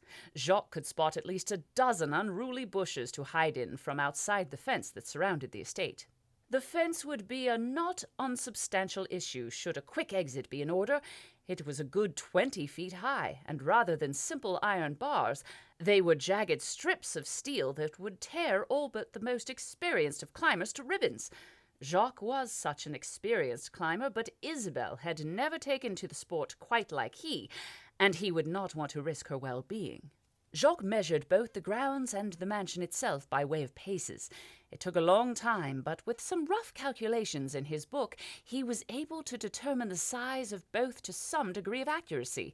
In case he hadn't already realized it, the size of the grounds were enough to convince him that the Lavours were extremely wealthy.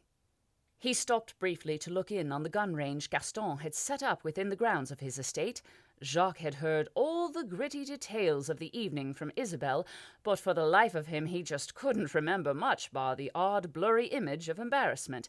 He did not much enjoy being so drunk he lost control, and determined to make certain he never messed up the preparation of bitter bark ever again. Jacques was beginning his third tour around the outside of the grounds, his little notebook already teeming with measurements, observations, and a laundry list of possible required objects and materials when he heard voices. They were not the sort of voices one uses for a normal moonlight stroll. They were harsh, whispered voices full of devious intent. Jacques knew the difference, and knew it well, for he was well versed in all manner of whispering, and had in fact once been considered quite the expert on the subject. He crept closer to the fence, making certain to stay out of the light and out of the bushes. The last thing he needed was for an ill-timed thorn in his shoe to give him away. "Here?" said one of the voices in an angry tone. It belonged to a woman, without a doubt. "I can't have Percy overhearing. The man is loyal as a dog, but his mind is not whole these days. The less he knows, the better, believe me." The second voice undoubtedly belonged to Gaston Lavour. "I wish you would just get rid of the doddering old fool," whispered the woman. Jacques crept a little closer. He still couldn't see the people through the fence and the foliage. "I couldn't do that," Lavour hissed in reply. "He's been with my family longer than I have." "Fine, but with the weather cooling off, we won't be able to meet like this outside much longer." "You worry too much," Lavour replied, his voice taking on a lighter tone. "You worry too little." Jacques crept closer still, almost up to the steel fence that blocked his entrance to the grounds. He could just about make out two shapes in a grassy clearing surrounded by flower beds. They were no more than 15 feet from the fence, and they appeared to be standing close to each other. One of the shapes leaned closer to the other, and Jacques strained his ears but heard nothing. "Business first, Gaston," said the woman. "Fine, fine," said Lavour. "The Bonvillains are in. They may not have said as much openly, but that fool Bastian is so eager to prove himself to us. I'm certain we could ask him to shoot Darren himself, and he would." "So why don't we ask him?" asked the woman. "Bonvillain is quite dangerous. I'm certain he could kill Darren if we can pin the man to a location. The king would then execute Bonvillain for murdering his advisor, and we would be rid of them both." A low hum reached Jacques' ears, and for the first time since arriving in Rares, he found the presence of an airship to be an annoyance. Dangerous. Jacques strained his ears to hear Lavour. What if he should talk before he was executed? No. Besides, Darren isn't the only problem. The hum from the airship overshadowed the Duke's voice. Jacques could still hear the man whispering, but he couldn't pick out any individual words. He crept right up to the fence, staying low out of sight and pressing his face against the bars. Only enough to make him think he's on the inside. "Tybalt doesn't like him," said the woman. "That's your problem," Lavour said matter-of-factly. "We need the Bonvillains, and I have no intention of waiting." Again, the Duke's words were drowned out by the hum of an airship. Jacques briefly considered moving off a short way, climbing the bars and getting closer to the two. But there was no way he could guarantee they would still be where they were, and he didn't much fancy making the climb without protective gloves. He heard a soft thud just audible over the hum of the airship, and curiosity got the better of him. Jacques slowly stood, inching his way up, until he could see over the foliage and into the Lavour estate. The two shadows were no longer standing. They now appeared to be entwined upon the grass. One of the two let out a soft gasp, and Jacques decided he would likely learn nothing else from them that night, at least nothing relevant to the job at hand. With all the patience and silence of a cat, he moved away from the fence and off into the night.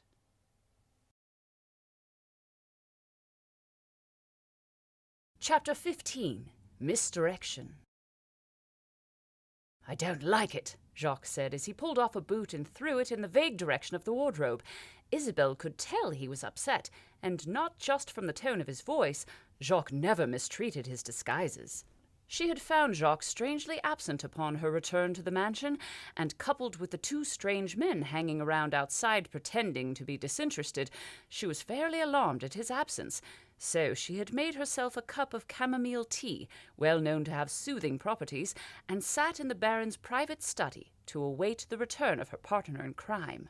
"I can tell," Isabel said in a voice she knew would be infuriatingly calm to Jacques in his current state. She looked longingly at her cup and wished she had brought a pot of tea instead of the one cup. Jacques stopped for a moment and glared at her before pulling off the other boot and shaking it in the air, then throwing it towards its counterpart. "How is the book?"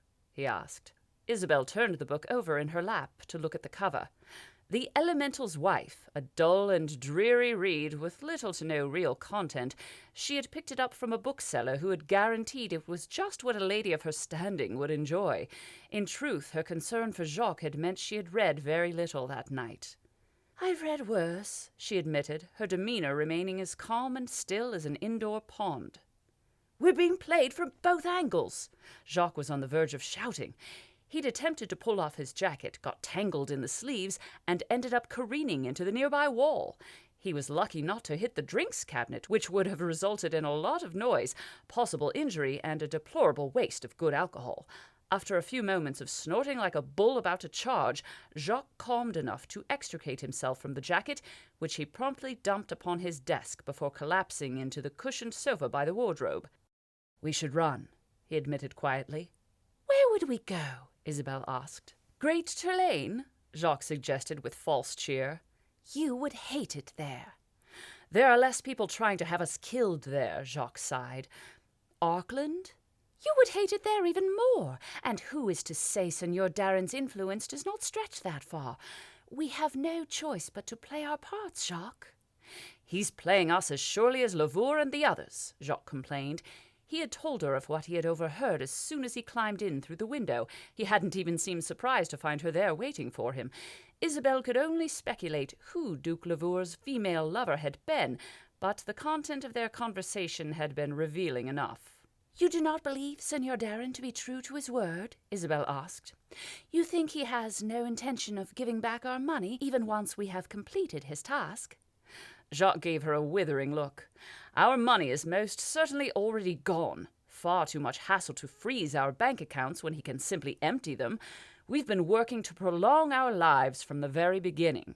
"So we start stealing things here and there, little things to begin with, just to build up our resources. We have access to the richest mansions in the richest city in the world. I'm certain we can find something to steal."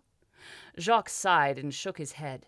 Darren is either planning to keep us around indefinitely or kill us.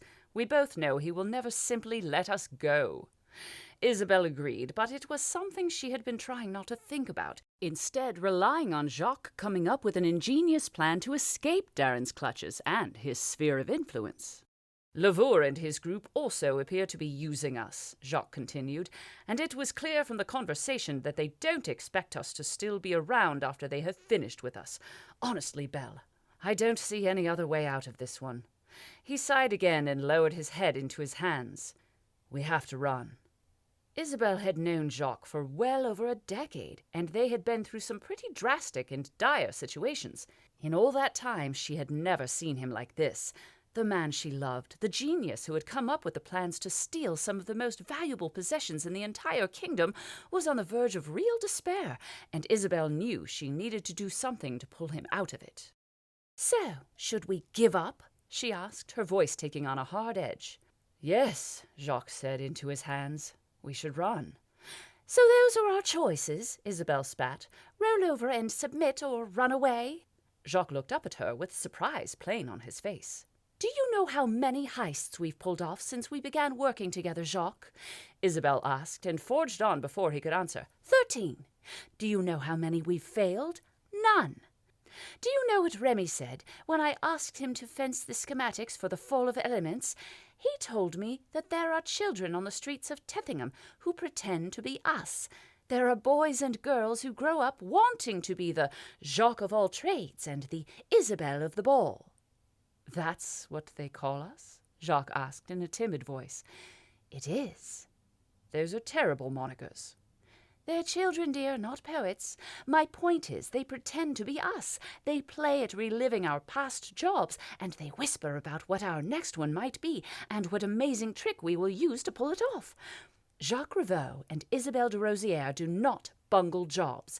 They do not get caught, and they do not run away," Isabel said with a voice as firm as a particularly rigid steel girder. Jacques let out a ghost of a smile. "In some of our heists, running away is intrinsically part of the plan." "But never without the loot," Isabel corrected. "Apart from that one time." Jacques stopped, and Isabel could already see the cogs moving behind his eyes. "The Marvel job?" she asked. Jacques grinned. "Steal something so large, valuable, and obvious they can't help but come after you." "Then ditch it so that they stop chasing and leave you alone." "Only later do they realize that something even more valuable but far less obvious is also missing." Isabel nodded. "By which time you were long gone and far from their reach. Misdirection. But who are we misdirecting in this scenario?" Jacques gave Isabel the most overt wink she had ever witnessed. "Everyone."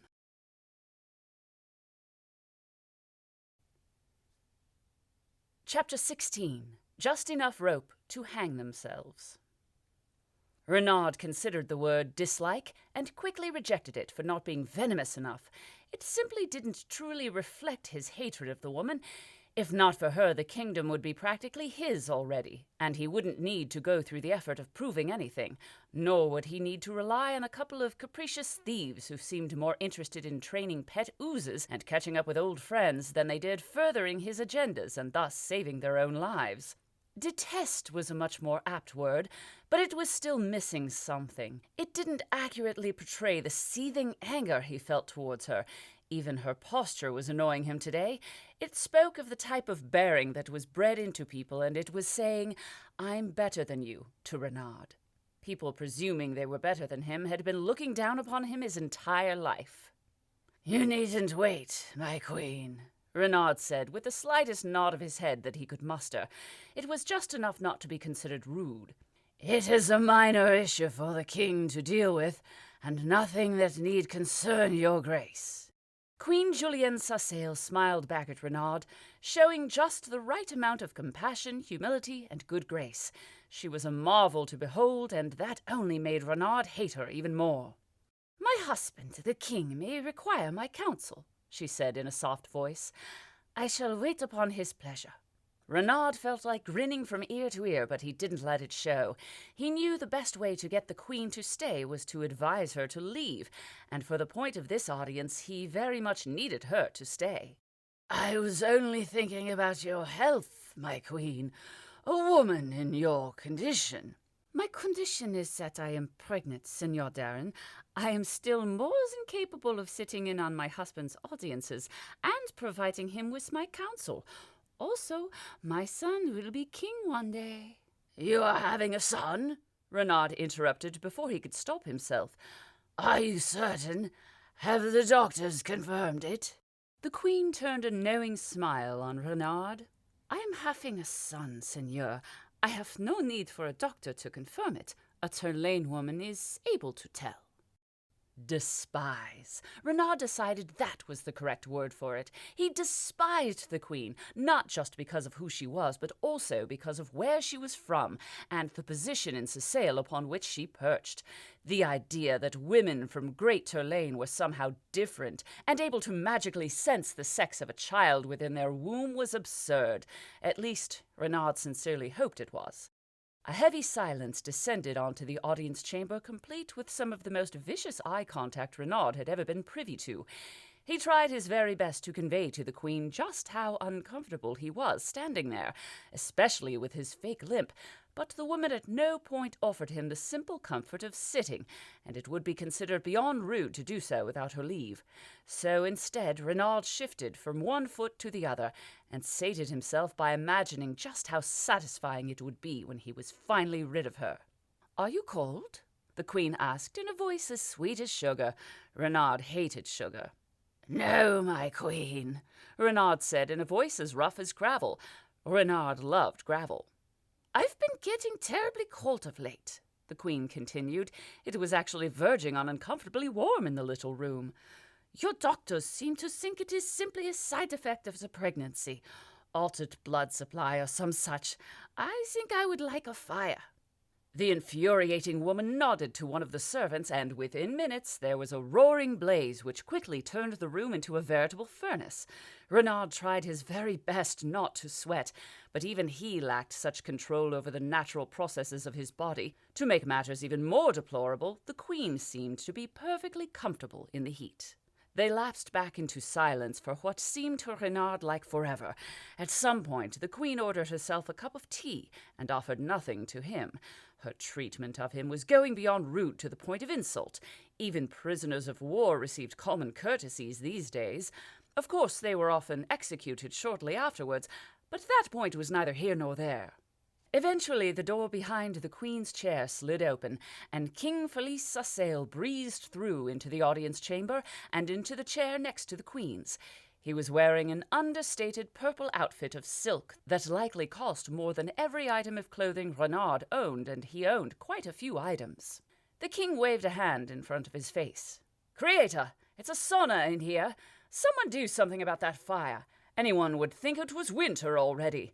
Renaud, why are you standing? You look awful. Sit down before you collapse." Renaud plastered a grateful smile on his face and lowered himself into a nearby chair. He didn't have to fake the pain in his knees as he did so. "Much better," the king continued. "Now what's this about, Renaud? I was sleeping and you interrupted me with this urgent audience of yours. Do you see the bags under my eyes? I'm supposed to be playing Rin-Rin against Admiral Piccolo and his 2 sons tonight. I'll not stand a chance against them if I'm not properly rested." The king had in fact never lost a game of Rin-Rin, and it was certainly not indicative of his skill at the game. Renaud decided not to point out that it would take much more than the disturbance of an afternoon nap for anyone to risk winning against the king. Renaud was just opening his mouth to speak when the queen got there first. "What if my husband was to lose his prolific undefeated streak, Seigneur?" she asked, patting the king on his arm. "You would be solely responsible for a travesty both to the game of Rin-Rin and to the king of Sassail." The king looked at his wife in something approaching bemusement. "I'm certain we need not go quite that far, Cat. I'm sure Renaud has something important to discuss. Don't you, Renaud?" "Yes, your grace," Renaud said in the most respectful tone he could manage. "But it is something of a delicate subject. Perhaps the Queen would be better off. He let the suggestion hang, knowing full well the dreadful woman couldn't help but respond. "Oh, she can stay if she wants, Renard," the king said in a bored voice. "Whenever she misses one of these things, she spends hours grilling me on the details. Easier just to let her listen in. Besides, Cat occasionally has some interesting insights. Did you know in Turlane the king holds an open court once a month for just anyone to come and bring issues before him? Cat claims the peasantry and nobles alike get equal voice for that one day a month." Renard felt his mood darken. "And your grace is entertaining the notion?" "Oh, make her know," the king exclaimed. "I can't imagine anything more dull." "Quite right," Renard agreed. "That is what government is for, after all. They handle the smaller, inconsequential issues, so your grace has time to consider the truly important ones." "Yes, that's exactly what I was telling her." "I had thought they might have been your words, Seigneur. My husband is usually so much more eloquent," the queen said with a sinister smile that the king did not turn to see. "So what is this important issue, Renard?" the king asked. "I must, of course, deal with the problems of my kingdom before I thrash Piccolo and his sons for a fourth straight encounter." Renard put on his grave face. "I believe there may be a conspiracy against the crown in progress." He let the statement hang heavy in the center of the small room and watched as the king went from confusion to horror to anger to righteous indignation in just a few seconds.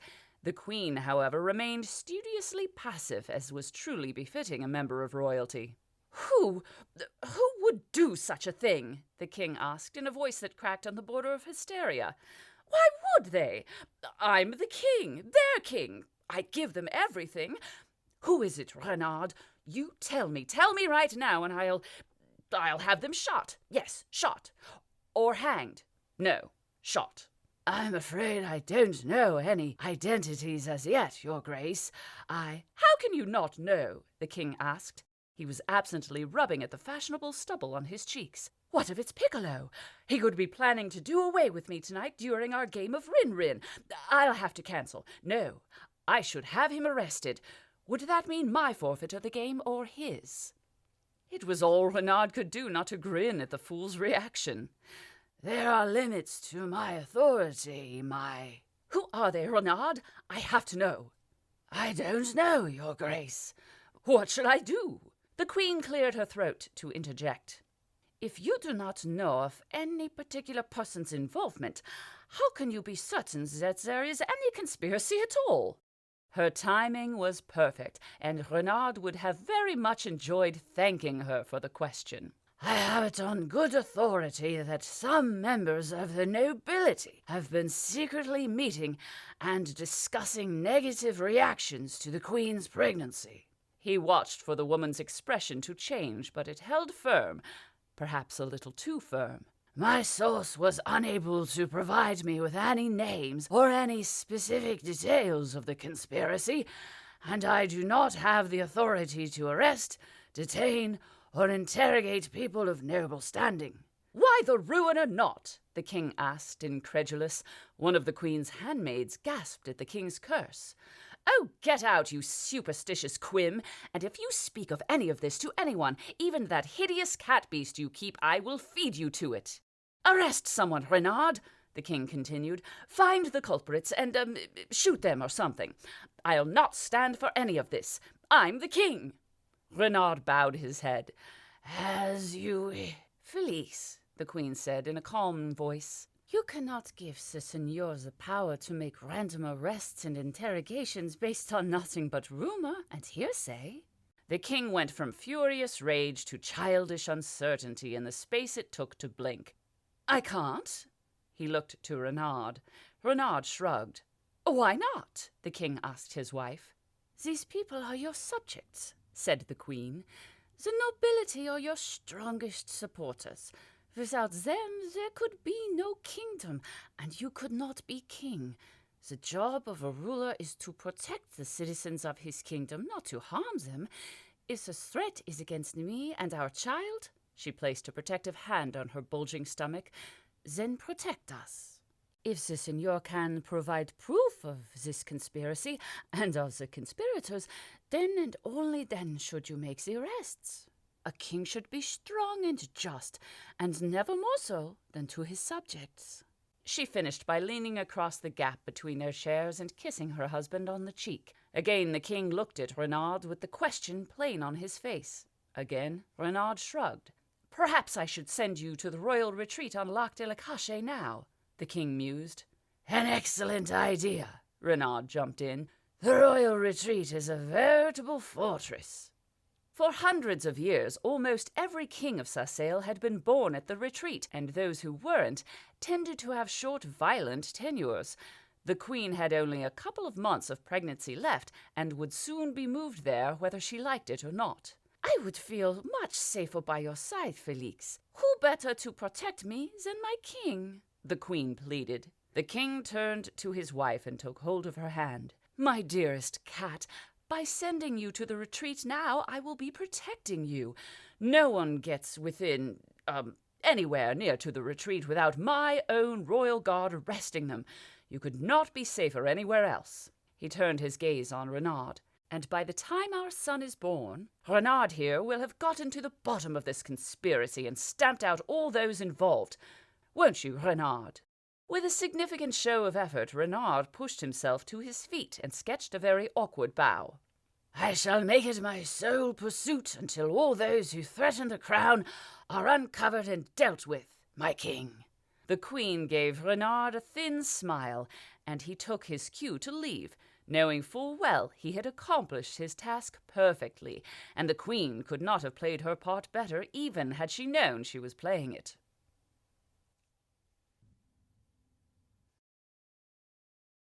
Chapter 17. Fight Night. "What do you mean he isn't available?" asked Jacques. Francesa sighed. "I mean he doesn't want to see you. He has important things to do, and you're not one of them. He is indisposed, busy, not available for an audience with you." Jacques snorted out a breath of angry air and glared at Francesa, who only made it worse by laughing at him. "I can't tell if he's angry or constipated," she said to Isabel, who simply continued to busy herself with picking the perfect outfit. "I suggest the blue, dear," Jacques said offhand. "We already have an interesting night ahead of us. We don't want to look antagonizing, and the burgundy is too close to red. It makes you appear hostile." "You're right," Isabel agreed with a sigh. "But I look better in burgundy." "Very true." Jacques turned his attention back to Francesa. "What if I have news, urgent news, that he needs to know?" "Do you?" she asked. "Yes, or at least I think I do. I definitely have news." Francesa climbed onto the windowsill and perched there like a vicious animal, contemplating whether or not to strike. "It can probably wait. He'll want to see you tomorrow, I suspect, after your big fight tonight." Big fight was something of an overstatement. They were simply to get into a prearranged argument in order to establish part of Baron Bastien Bonvillaine's character. It was necessary, but hardly a major incident. "Perhaps," Francesa said, "you should worry less about seeing the seigneur and more about getting ready for tonight. Act more like de Rosière. She has the right of it." "I've recently come to the conclusion that arguing with you, Francesa, is much like berating the chamber pot," Isabel said with a grin. "It doesn't listen and still smells foul at the end of it." Francesa burst into wild laughter that was quickly mimicked by Isabel. Jacques took a moment to look thoroughly offended, then decided it was going to get him nowhere, and instead took Francesa's advice to prepare for the coming evening. It was the night of the Sassail Independence Ball, the social event of the season, and not even the most backward member of the kingdom's nobility would dare to miss it. It was precisely because of this that Jacques and Isabel had studiously avoided even the possibility of attending such an affair. The problem lay with the fact that over the years they had met, under many different guises, many of Sassail's nobility, and robbed quite a few of them to boot. There always remained the possibility, no matter how complete their disguise, that someone might recognize them. This time, however, they simply had no choice. If the Bonvillains were to miss the Independence Ball, it would likely damage their social standing beyond repair, and that was something Seigneur Darren could not allow. "Word has it King Felix will be in attendance," Francesa said with a lopsided smirk, as Jacques busied himself selecting jewelry for Isabel. I hear he has a splendid new suit just for the occasion. The king has a new suit for every occasion, Isabel said, holding up the blue dress and looking longingly at the burgundy. Rumors indicate he only ever wears each suit once, and somewhere in the kingdom there is a warehouse full of these once-worn garments. Francesa nodded. I heard his servants reuse them. Every 20 suits or so, they just bring him one of his old ones prettied up to look new. I'd like to get changed now, Francesa. Do you mind? Isabel said, twirling a finger at the woman. Not at all, Francesa replied, making no move to turn around. With a labored sigh, Isabel began stripping out of her house dress in order to begin the lengthy process of dressing for a high society ball. Francesa stared on with indifferent eyes. Jacques selected a black obsidian earring that would look wonderful given Isabel's complexion, and a jade ring set in silver that would complement the sky-blue dress. After a moment's consideration, he then picked out a gold hairpin, alchemically treated to display a red finish. In certain lights it would sparkle in such a way that would draw attention to the deep blue of Isabel's eyes. He would have to position it carefully, as Isabel would never get it quite right, but Jacques had no doubt it would make her look stunning. I hear Queen Julienne will not be attending, Jacques said in the most casual of fashion, as he laid the jewelry next to the blue dress and stepped back to make certain that the contrasting colors would work. They would. Oh, really? Isabel asked, disappointed. I was hoping I might get to meet her tonight. I hear she is the most beautiful creature ever to grace Rares. She is that, Francesa agreed, but she has a definite Tulane look about her. You seen her? Isabel asked, incredulous. Francesa laughed. Only through a rifle scope. Jacques wasn't certain if the woman was joking or not, but the slight possibility that she was telling the truth worried him greatly. The more he learned of the situation they were embroiled in, the more he was convinced that Seigneur Darren was not above having the queen murdered, and if he was willing to go that far to further his own ends, there was little hope for Jacques and Isabel after they had outlived their usefulness. One of these days, Francesa, Isabel said in a reproachful tone, I may just teach you how to act like a proper lady. Francesa snorted. Good luck with that. Remember your holster, Jacques, Isabel continued, ignoring Francesa. It's doubly important you be carrying your pistol today. You're going to need it for our big scene with the Marquis and Marquise Porto. Jacques looked over at the holster. How far should I go, do you think? Not too far, dear. Jennifer is our friend, remember. We don't want to damage her standing too much. No, Jacques replied with a grin. It would be simple payback for that fiasco with... She is doing us a favor, Jacques Rivaux, and you will not go out of your way to make things uncomfortable for her or her husband. Jacques smiled at Isabel. As you wish. After much consideration and even more discussion on the matter, Jacques picked himself out a suit of brown suede, so dark it almost appeared black. The jacket was overly long for the current fashion, almost to his knees rather than simply his belt, and the white shirt was a bleached bone color that was only acceptable because of the red neckerchief that accompanied it. He completed the look with high black boots, better suited to horse riding than dancing, but that were polished to such a shine that made them an eclectic choice and not outrageous. After a brief foray into the idea of wearing his pistol on a shoulder holster, he gave in to the insistence of both Isabel and Francesa that the hip holster was a far better choice. He looked provincial at best, but given that the Bonvillains were provincial, it was the perfect look for a baron who also happened to be a veteran gentleman duelist. By the time the carriage arrived and it was time to leave, the Bonvillains were far too far down the social ladder to be fashionably late. Jacques had just finished artfully arranging his hair to look effortlessly tousled and was waxing his horseshoe moustache. Baroness Bonvillain swept up beside her husband, her endlessly blue dress sleek and somehow contriving to make her appear taller than she was, and took his arm.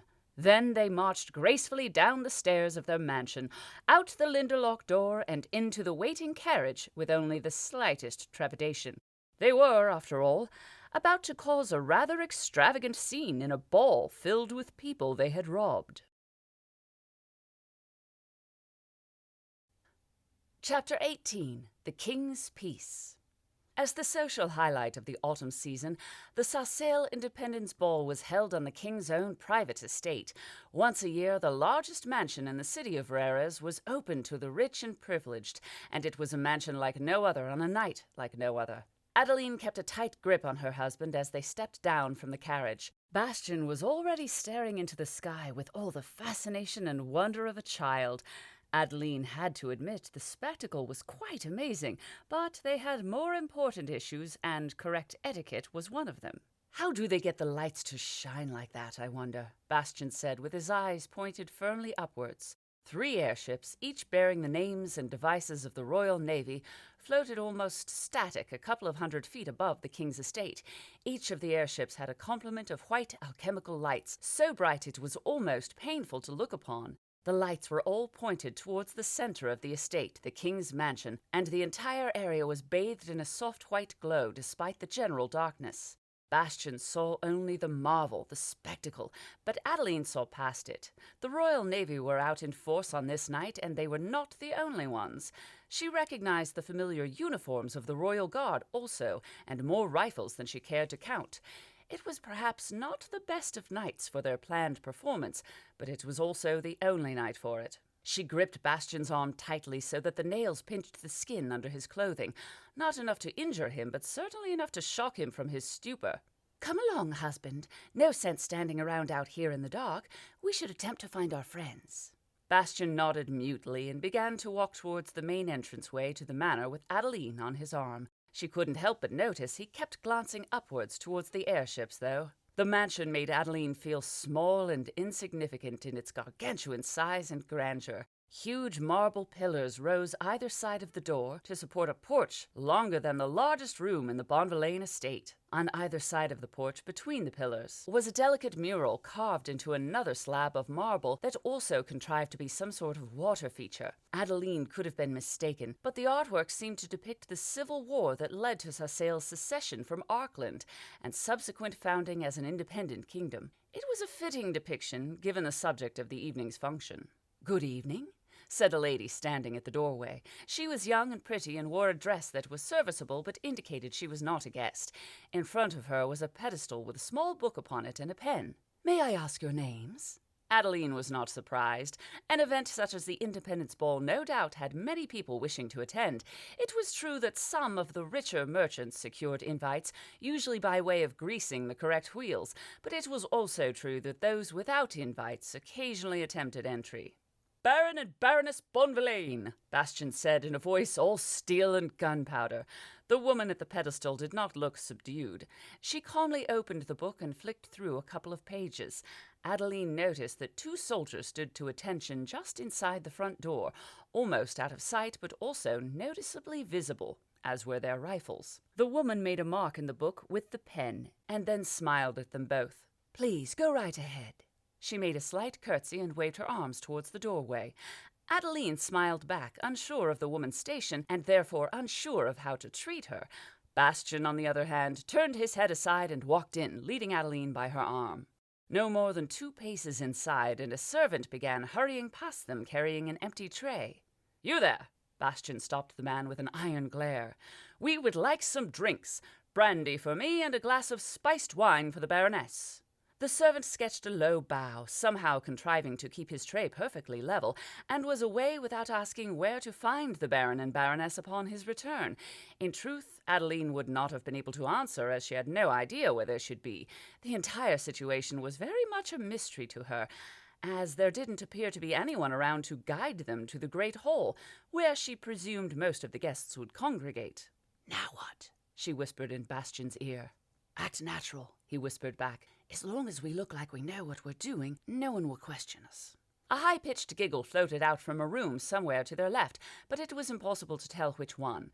The entrance hall was vast, well-lit, well-connected to a seemingly endless number of rooms, and completely and utterly empty of anyone save the Bonvillains. Adeline could hear music, light and mellow, and possibly an orchestral piece played upon a phonograph. It echoed throughout the mansion in an eerie fashion. "Ho there, Bonvillains," said the Marquis de Roux from behind. "You're here early." Bastian turned and extended his hand for the Marquis to shake vigorously. "Actually, Jourdan, I believe we're here on time, and you be the early one." Well, I hate to miss a moment of these things, the Marquis continued. You never know what might happen before you get here. Last year, Duke Dark was discovered unconscious in a bathroom with a goat. A goat! How in the Creator did he get it in? Bastian asked, incredulous. Bleats me, the Marquis said with a thunderous laugh. Although security was less secure last year. But where are our manners? There are women present. Baroness Adeline, you are a picture of beauty in that dress. The Marquis de Roux gave Adeline a wink and took her hand, giving it the slightest of kisses. Bastian repaid the favor to Vienne de Roux. Adeline took a moment to greet Vienne also, but the two had never managed to get close in quite the same way that Bastian and the Marquis had. So, Gaston? Bastian asked. Oh, he won't be here yet, the Marquis said with a knowing wink. He has to arrive late enough to be proper for his station, but early enough to seem like he doesn't care. It's terrible hard work being our Gaston Lavour. Come, let us find some conversations to drop eaves upon. Jourdan de Roux was well known to be a gossip-monger and an unrepentant one at that.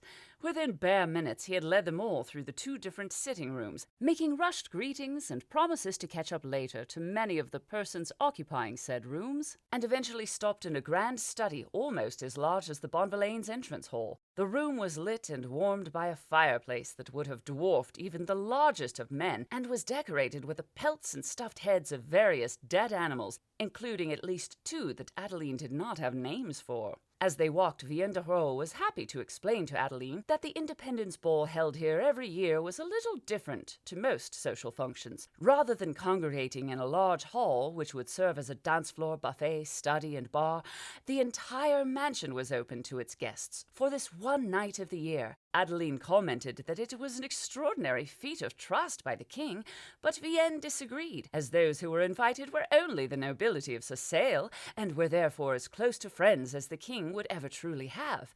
It was simply unconscionable that anyone would act in any way to the detriment of the king. Adeline and Vienne kept up a steady stream of conversation. They did not truly have much to talk about, so instead passed the time by talking about others. It dawned on Adeline that the Marquise was quite timid and transparent. She seemed to live much of, if not all of her life, through her husband, and had very little in terms of personal opinion.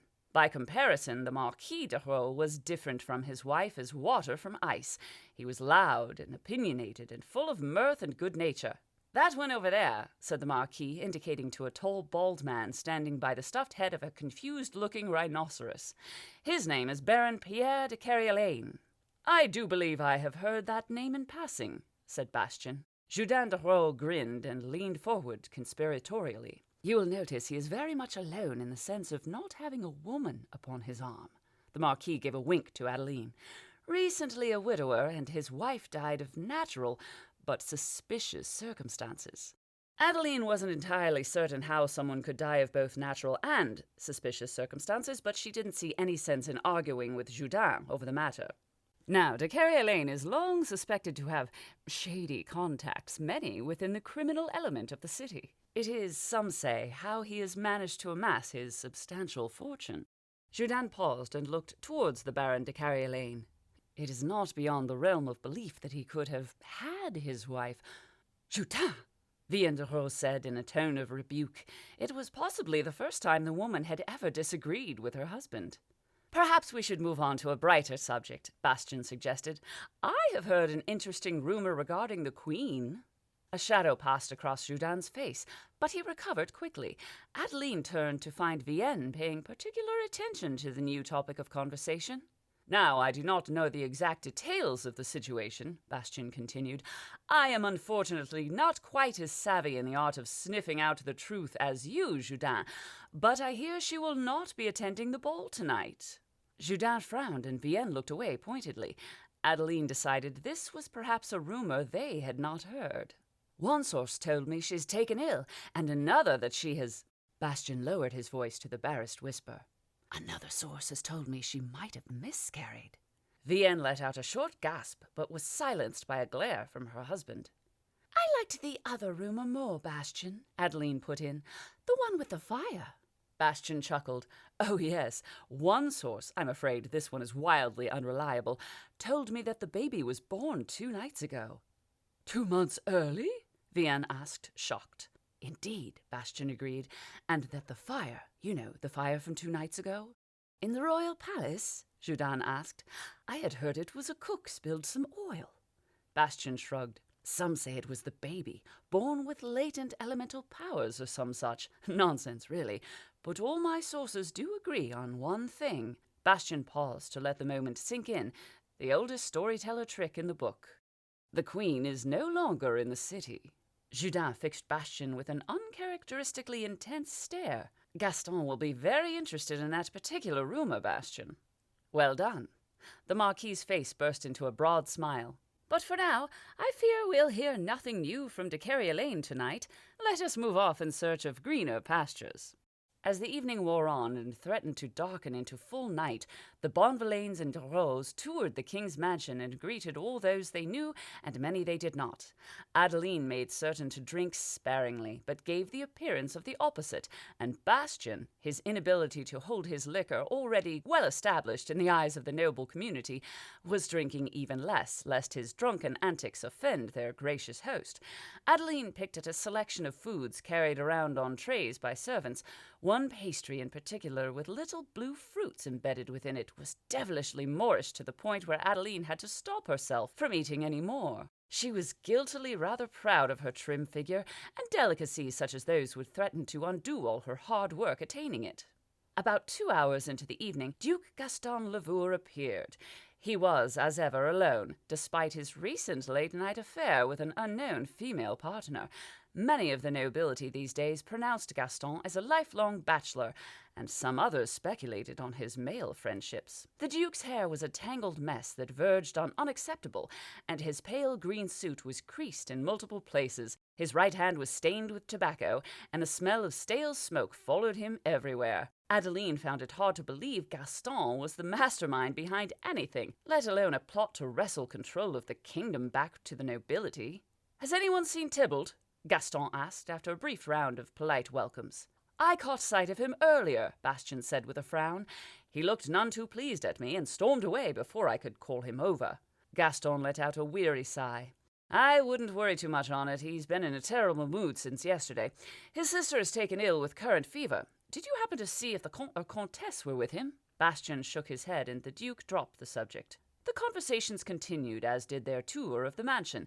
It seemed Jourdan was determined to visit every room in the estate. They talked about rumors surrounding the aristocracy, the war effort across the brimstone seas, or bringing civilization to the savages, as it was notably called, speculation regarding the royal child. Vienne even brought up matters of faith. It was rare these days to find learned people who truly believed in the Creator, the Maker, and the Ruiner, and yet most people still spoke the latter's name softly or not at all.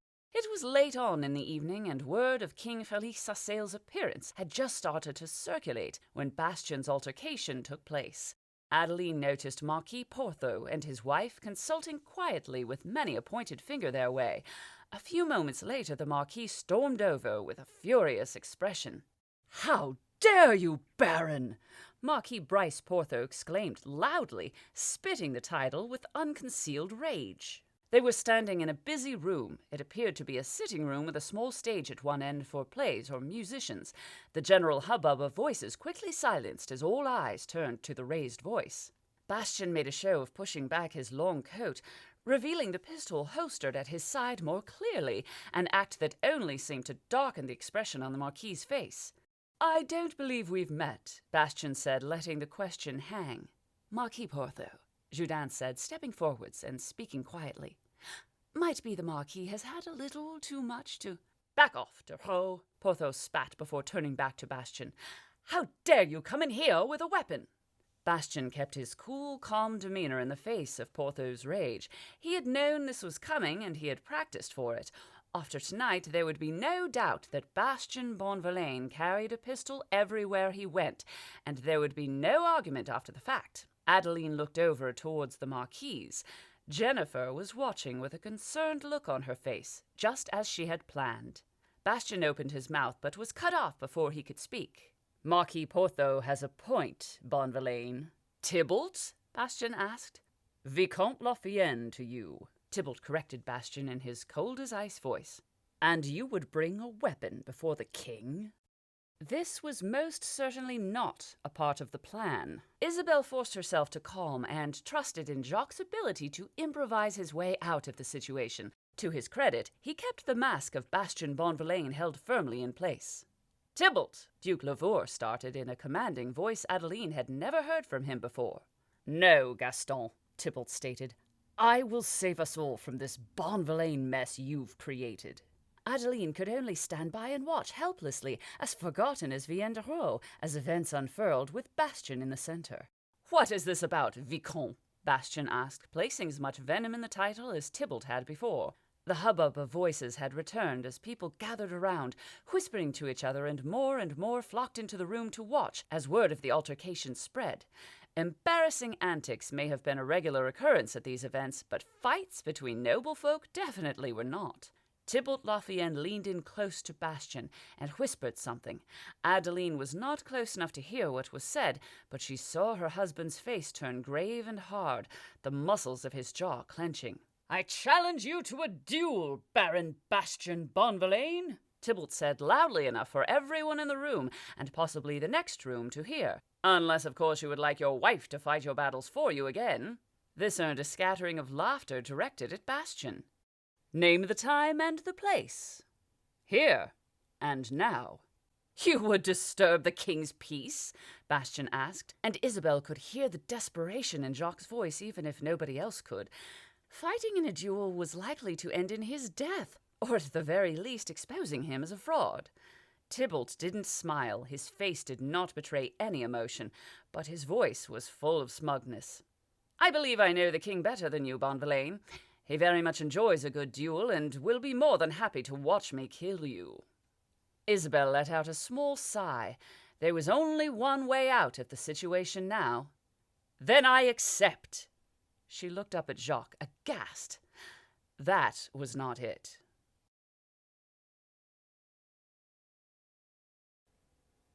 Chapter 19. Thunder and Lightning. That Jacques had managed to maintain the facade of Bastien Bonvillain was by no means a miracle. It was, in fact, an involuntary response to mind-bending, bowel-loosening fear, and it was only the bravado of the Baron's mask that was keeping him from jumping out of the nearest window. He couldn't fight a duel. He barely knew which part of the pistol to hold. Tybalt was gone already, moved away through the crowd with the first smile Bastien had ever seen him wear. People crowded in around him, chattering in excited voices. Jourdain was close by, looking caught between concerned and angry, but Bastien did not know why. Gaston was conspicuous in his absence, perhaps trying to convince Tybalt to stop this madness before it got out of hand. Then Adeline was at Bastien's side, her face a picture of disapproval. "Are you certain about this?" she asked in the voice of Isabelle de Rosière. Bastien gave his wife an arrogant smile. "Of course, it's just a duel, and by no means my first." He could tell by the look in her eyes that she saw right through his bravado and impotently hoped she had some idea to pull him out of the situation. She stepped close enough to whisper in his ear. "What did he say?" Isabelle asked. Jacques gave her a sad look. "He says he knows I'm a fraud and he's going to prove it," he whispered back. Before Isabelle could say anything else, Bastien was pulled away.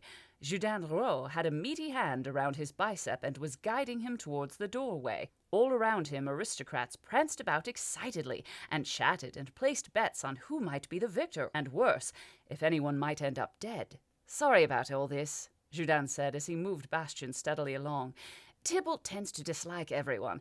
I've never seen him take it so far before." Bastien began, but Jourdain cut him off. "Now I know you're an experienced duelist, and you could probably beat Tybalt in your sleep. The man certainly isn't a bad shot, but Maker knows he's no expert. That being said, I hope you don't mind me asking you not to kill him." It was all Jacques could do not to gawp at the man. He recovered just in time to show Jourdain Bastien Bonvillain's look of studious procrastination. "Now don't look at me like that, Bastien," Jourdain continued.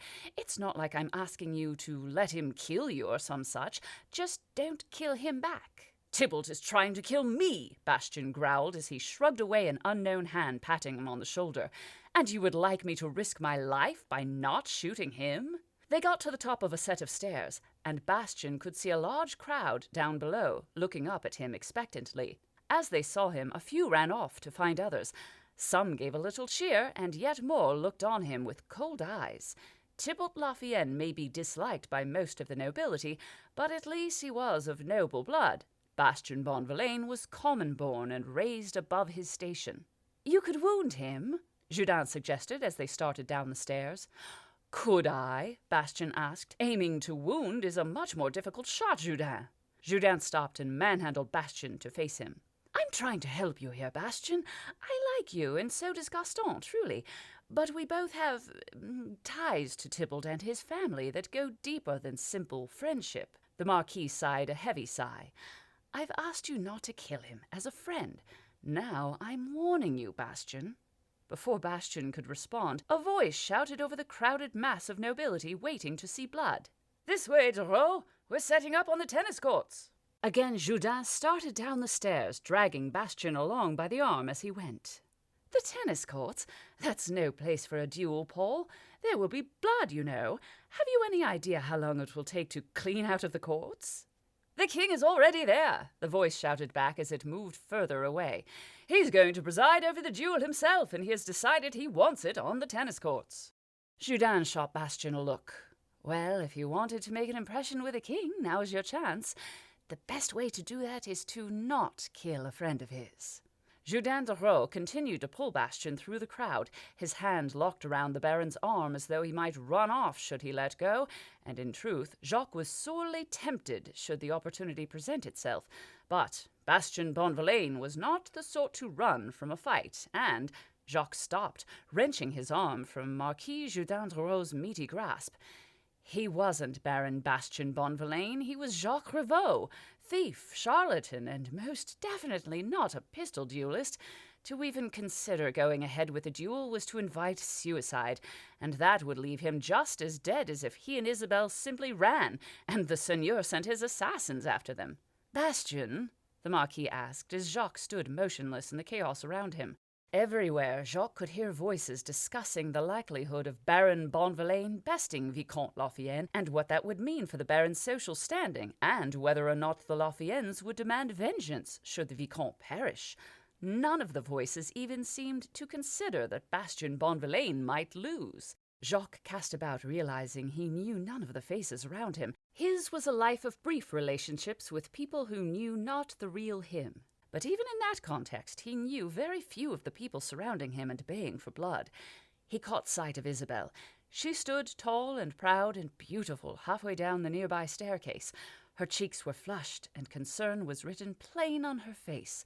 Jacques saw her hands move, an old signal asking if they should run, escape not only the current scene, but also this entire affair they had been caught up in. "Bastien?" the Marquis asked again. Jacques ignored him. If they ran, they would be hunted, unable to continue living in Sarcelles, and likely dead within a year. If Jacques went through with the duel, he would most likely be dead, but Isabelle would not. She would survive and live on even without him. "Bastien?" the Marquis asked for the third time. "I do not need you dragging me through the halls like some condemned criminal, Jourdain," Bastien said with an edge of alchemical steel in his voice. "Lead the way and I will follow. I will do my best not to kill your friend." The Marquis opened his mouth as if to speak, but then abruptly closed it again. With a solemn nod, he moved off, leading Bastien through the crowd to the tennis courts. People flocked outside to see the spectacle. Nobility, favored merchants, servants, and on one sheltered veranda a small host of armed soldiers. Bastien already knew that would be where the king was watching from, and judging by the crowd surrounding the veranda, so did everyone else. The entire surrounding area was lit from one of the powerful alchemical lights housed upon an airship up above, and it was bathing the tennis courts in a bright white glow and a soft electrical hum. The net that usually separated the two halves of the court was gone, and a single table and chair sat at each end of the open area. Jourdain led Bastien to the unoccupied table and bid him sit down. Gaston Lavour detached himself from Tybalt's side over the other half of the court and sauntered over. His usual laid-back demeanor was long gone. "I'm afraid I can't get Tybalt to back down on this," the Duke said by way of an apology. There was a look on the man's face, almost as if he was saying goodbye. Bastien plastered a smile he didn't feel onto his face. "Do not worry about it, Gaston. It will all be over before you know it." Gaston shook his head solemnly and walked back to Tybalt's half of the court. "Interesting choice of words," came a voice from behind. Bastian waved his hand dismissively in the direction and went back to concentrating on trying to focus. A moment later, a large hand gripped him tightly by the shoulder, and Bastian turned around to see a well-dressed, better-groomed man standing there, complete with armed guards flanking his position. There was no doubt in Bastian's mind that he was currently face-to-face with the King of Sassail, and in a fit of what could only be described as extreme ill manners, he was still sitting down. Bastian launched from his chair to his feet and into a deep bow in one smooth motion. Thankfully, rather than rude, the king seemed to find it all rather funny, and the man let out a good-natured laugh. "They tell me your name is Bonvillain," the king said with narrowed eyes, "and that you've killed 50 men." "Closer to 20, if truth be told, my king," Bastian said, still in his bow. "All in fair combat?" Bastian smiled, but realized that, still in his bow, the king couldn't see it. "As fair as combat ever is, my king." "Ha!" the king exclaimed loudly. "Quite so, quite so. Good luck, Bonvillain. May the best man win, and all that." King Felice Sassail moved off down the tennis court with his personal guards in tow, where he no doubt gave similar conversation to Tybalt. Bastian turned to look at Jourdain, who looked caught between joy and confusion. "It sounds as though the king likes you," Jourdain said slowly. Bastian took another look towards the king, who was wearing a benevolent smile as he spoke to Tybalt. "How can you tell?" "It's all in the way he stands," Jourdain said knowingly. Bastian couldn't decide whether the man was being serious or not. "Where's Adeline?" Bastian asked, casting about for his wife. "Focus on the duel, Bastian," Jourdain said. "Here, let me take your jacket." Bastian slipped out of his jacket and handed it to Jourdain. His pistol was now on full display, and it garnered a few gesticulations. "I'll wager some of them have never seen an Avery Verne gun before," he said with some small amount of pride. "It's a shame they will not get to see it in action," Jourdain agreed. "Hand it over, then." Bastian looked at the man incredulous. "You expect me to go into this duel unarmed?" The Marquis let out a humorless laugh. "Don't be a fool, Bastian. That thing on your hip is a custom-built pistol designed for your use. It simply wouldn't be entirely fair if you were allowed to use it. No, here in the capital we do things differently to the border towns. You and Tybalt will be given dueling pistols to use, a set of twins as alike as can be, to make certain that everything is as fair as can be. The better man, not the better weapon, and all that." Bastian made a show of disagreeing with the practice, but deep down, Jacques knew it wouldn't matter either way. Tybalt had more chance of dying from a sudden heart attack than from one of his bullets. He drew the pistol from his hip holster and laid it on the table provided for him, making certain to give Jourdain the eyeing of a lifetime while he did so. "Duelists approach!" came the king's voice from behind. Bastian turned to see the man standing in the center of the tennis court. Tybalt was already there waiting for his opponent. Bastian looked around, searching the gathered crowd for Adeline, but he couldn't see her. With a determined sigh, he turned and approached the king. The king swept a dramatically grave look over the two duelists. It occurred to Bastian that the man was likely enjoying the night, and quite possibly considered it a successful evening so far, despite the fact that it was about to involve a man's death. "I'm told you two were friends," King Felice Sassail said in a mournful tone. "So I believed," Bastian said curtly.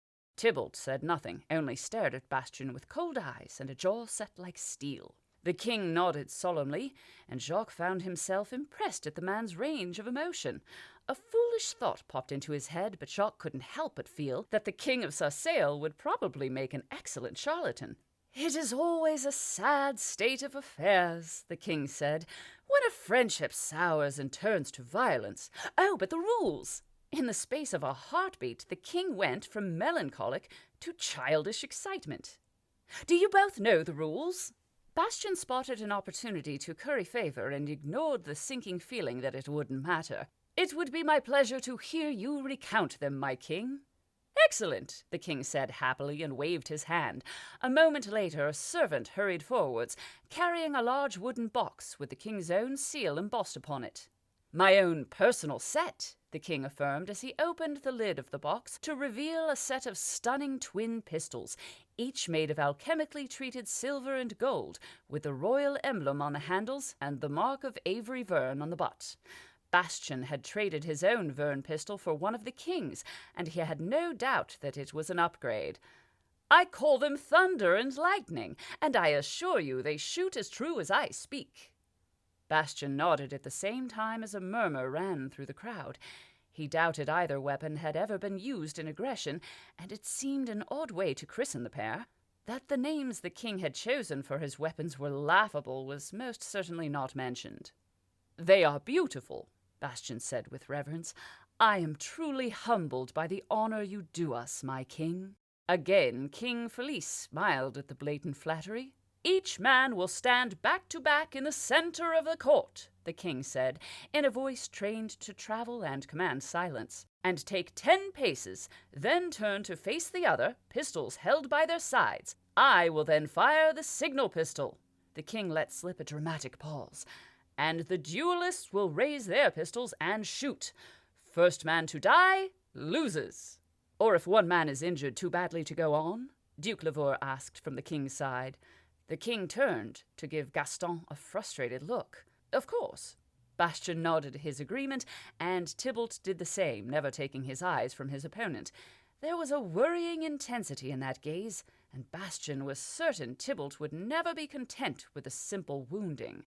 "Baron Bonvillain," the king said, "as the challenged, it is your right to choose your pistol first." Bastian peered into the case, giving the twin pistols his most intense scrutiny, as if he could discern any difference between the two weapons. After a long moment, he addressed the king. "Which of the two is Thunder, my king?" The king smiled and pointed to the weapon housed in the left of the box. Bastian reached in and pulled the pistol from its leather cushioning.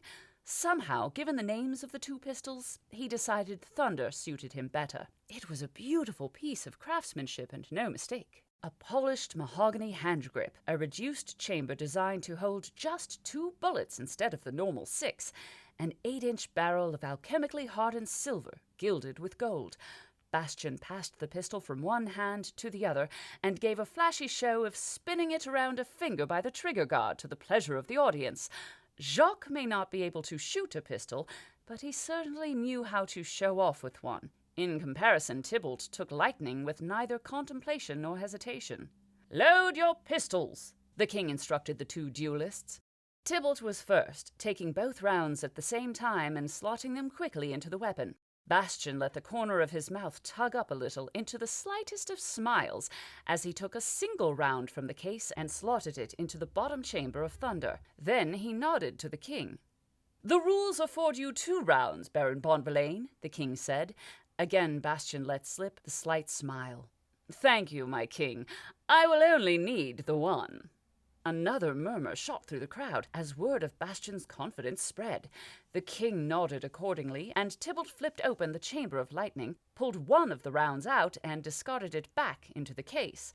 Jacques congratulated himself on reducing the chance of his own death by half, and nodded to his opponent. "Take your places," the king said in his raised voice. "Back to back in the center of the court." Bastian extended his hand to Tybalt, but the man turned and walked away without even the hint of courtesy. "My king," Bastian said with a bow, "I would like to thank you for honoring us by personally presiding over this duel." The king nodded in a fashion that could only be described as regal. "Good luck, Baron Bonvillain." Bastian turned and strode over to the center of the court, hoping and praying that the abject fear that was chilling his blood did not show on his face. The gathered crowd quieted to a chilly whisper as Bastian took his place back to back with Tybalt. He saw faces but had no names for any of them. "Last chance to back out, Lafayette," he said, taking the opportunity to address his opponent alone. "You are a fraud, Bonvillain," the man replied in ice-cold tones, "and I am going to prove it." Bastian let out a soft snort. "All we will prove here tonight is that you bleed red." He fancied he could feel the rage of the man at his back and wondered whether inciting that anger was really a good idea.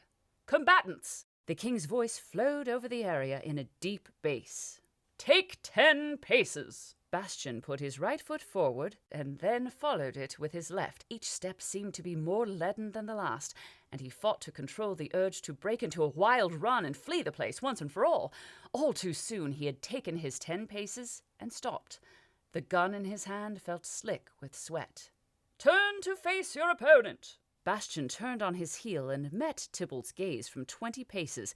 He wondered whether the man was as terrified as he, but if he was, Tybalt Lafayenne showed not an ounce of it. He could have been made from stone for all Bastian could tell.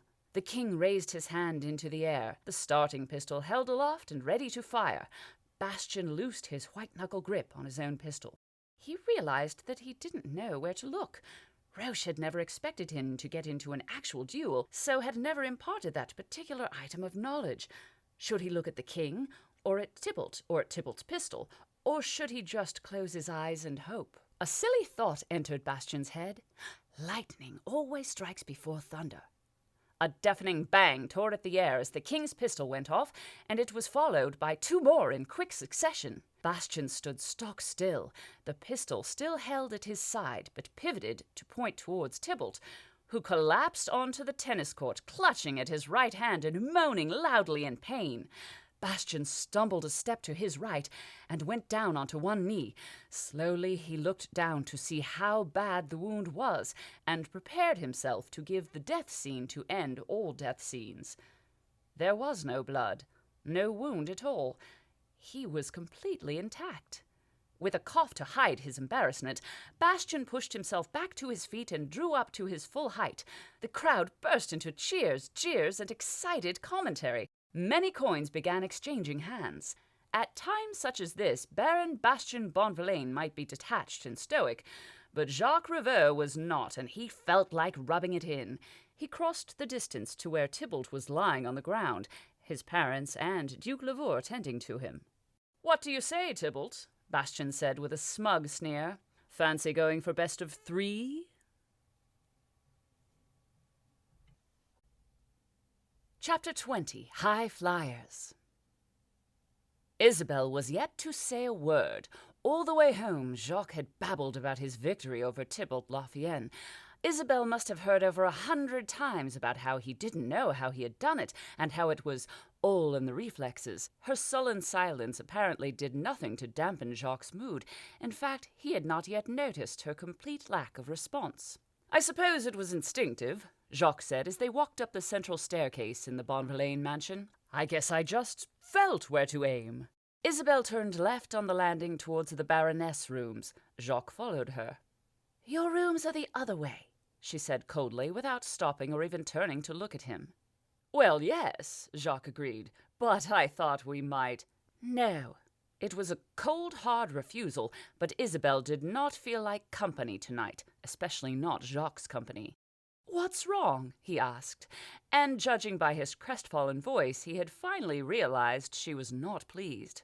"More importantly," came Maury's voice from the direction of the Baron's rooms, "the Seigneur doesn't care what's wrong. In here, both of you, now." The tone Amaury used left Isabelle in no doubt it wasn't a request, neither was it an order, but more like to a commandment. Isabelle let Jacques lead the way and followed, staring silent daggers at his back.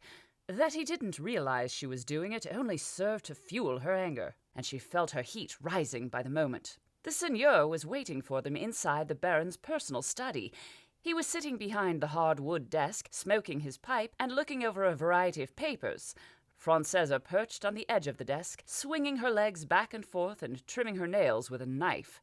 Amaury stood by the door and closed it behind them with a solid thump, before taking a menacing position in front of said door. Judging by the collective expressions worn by the Seigneur and his employees, Isabelle could only assume none of them were best pleased, which put Jacques firmly as the odd one out in the room. "So, a duel," Seigneur Darren said after a long period of poignant silence, "with one of the very men you are meant to be seducing into friendship." "It could have been worse," Jacques pointed out with a grin. "I could have killed him." Isabelle snorted. "You could have been killed." "But I wasn't," he said. "But you could have been, you bloody fool." She felt hot tears welling up in her eyes and blinked them away furiously. "One of these days maybe you'll learn to think of somebody other than yourself." Unable to look at him a moment longer, Isabelle turned away, only to find Amaury giving her a disgustingly sympathetic look.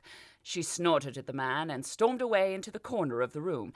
It was about the closest thing to privacy she was likely to get in the current situation, and while it wasn't ideal, it would have to do for the time being, because she knew full well if she had to look at either of the two men for a moment longer, she would shoot them both. It just so happened the derringer she had strapped to her thigh held just the right number of bullets for the occasion. The heavy silence held the room in thrall for just short of forever. "So, a duel," Senor Darren repeated, as though Isabel's outburst hadn't happened. "The man was trying to prove I'm a fraud," Jacques said loudly, followed by a thud that Isabel guessed was him slumping into a chair. "You are," said Maury. "And you thought," the senor rasped, "that dueling him would be the best way to prove otherwise?" "I won, didn't I?" Jacques said in a sulky voice.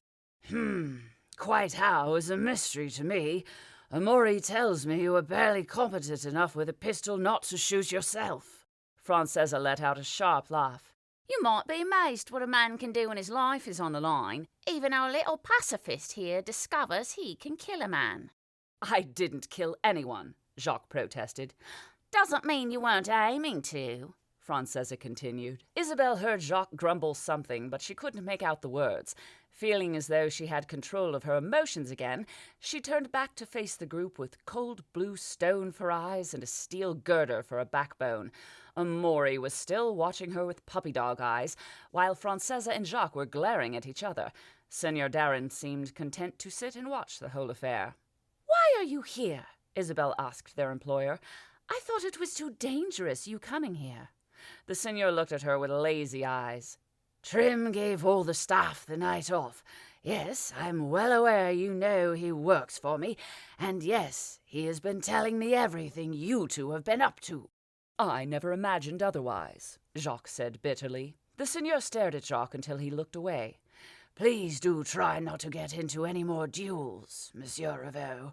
Now, what have you learned?" "That everybody here would have preferred I had lost the duel," Jacques said sulkily. "I know I would," agreed Maury to a simpering false smile from Jacques. "Lavore and his people are using us just as surely as you are," Isabel interjected. "Whatever it is they're planning to do, they intend for the Bonvillains to take the fall." "You know this for certain?" the senor asked, his lazy gaze replaced by an all too intense one. "I overheard the Duke talking about it," Jacques said. "Wait, his liaison?" "The woman?" Isabel asked, before remembering she was still upset with Jacques. "Quite. I finally recognized her voice, the very same voice belonging to the woman who approached me after the duel and thanked me for not killing her son." "Comtesse Helene Lafayenne and Duke Lavore liaised?" the senor asked skeptically. Jacques nodded emphatically. "All over the lawn." "What kind of liaison was it?" Francesa asked. "The fun kind," Jacques replied with a smile. "At least for the Comtesse and Duke, I presume. I personally found it all rather distasteful, given the location chosen for their seedy encounter." "Do you think the Comte knows?" asked Amaury. "I doubt Duke Lavore would still be able to walk if he did," the senor growled. "The Comte is not the type of man, I believe, who would take being cuckolded lightly, and he could likely break the Duke in two." "Do we think Tybalt knows?" asked Isabel. "Au Jourdain," said Jacques. "Pointless speculation," the senor waved the questions away. "The information may, however, be useful in driving a wedge between our enemies. I will look into it further. What else do you have for me?" "Baron Hees may be in on the conspiracy also," Isabel offered. "Really?" Jacques asked. Isabel ignored him. "What makes you think so?" the senor asked. "I noticed him conversing rather intensely with Tybalt shortly before the Vicomte almost killed Jacques." "I was never in any real danger," Jacques protested. "It's all about feeling the weapon as an extension." "It's possible, given that Tybalt Lafayenne was convinced that Baron Bonvillain is a fraud," Isabel continued, "that Baron Hees has some knowledge that was leading the Vicomte into that conclusion. If that is the case, I think it likely he too is involved with a grander design." The senor steepled his hands and nodded along to the conclusion before scribbling something onto a piece of paper.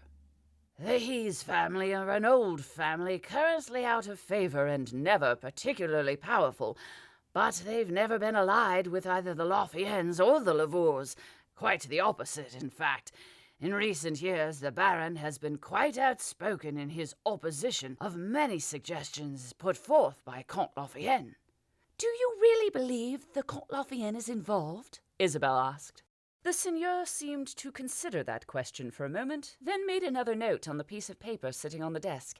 Isabel was sorely tempted to walk over and look at the notes the man was making. Gaston invited us to take a tour around the new airship, Jacques announced into the silence. He approached me with the offer after the duel. Bastien Bonvillain is currently quite angry with the way the Duke handled the entire affair, but I think I might take him up on the offer regardless.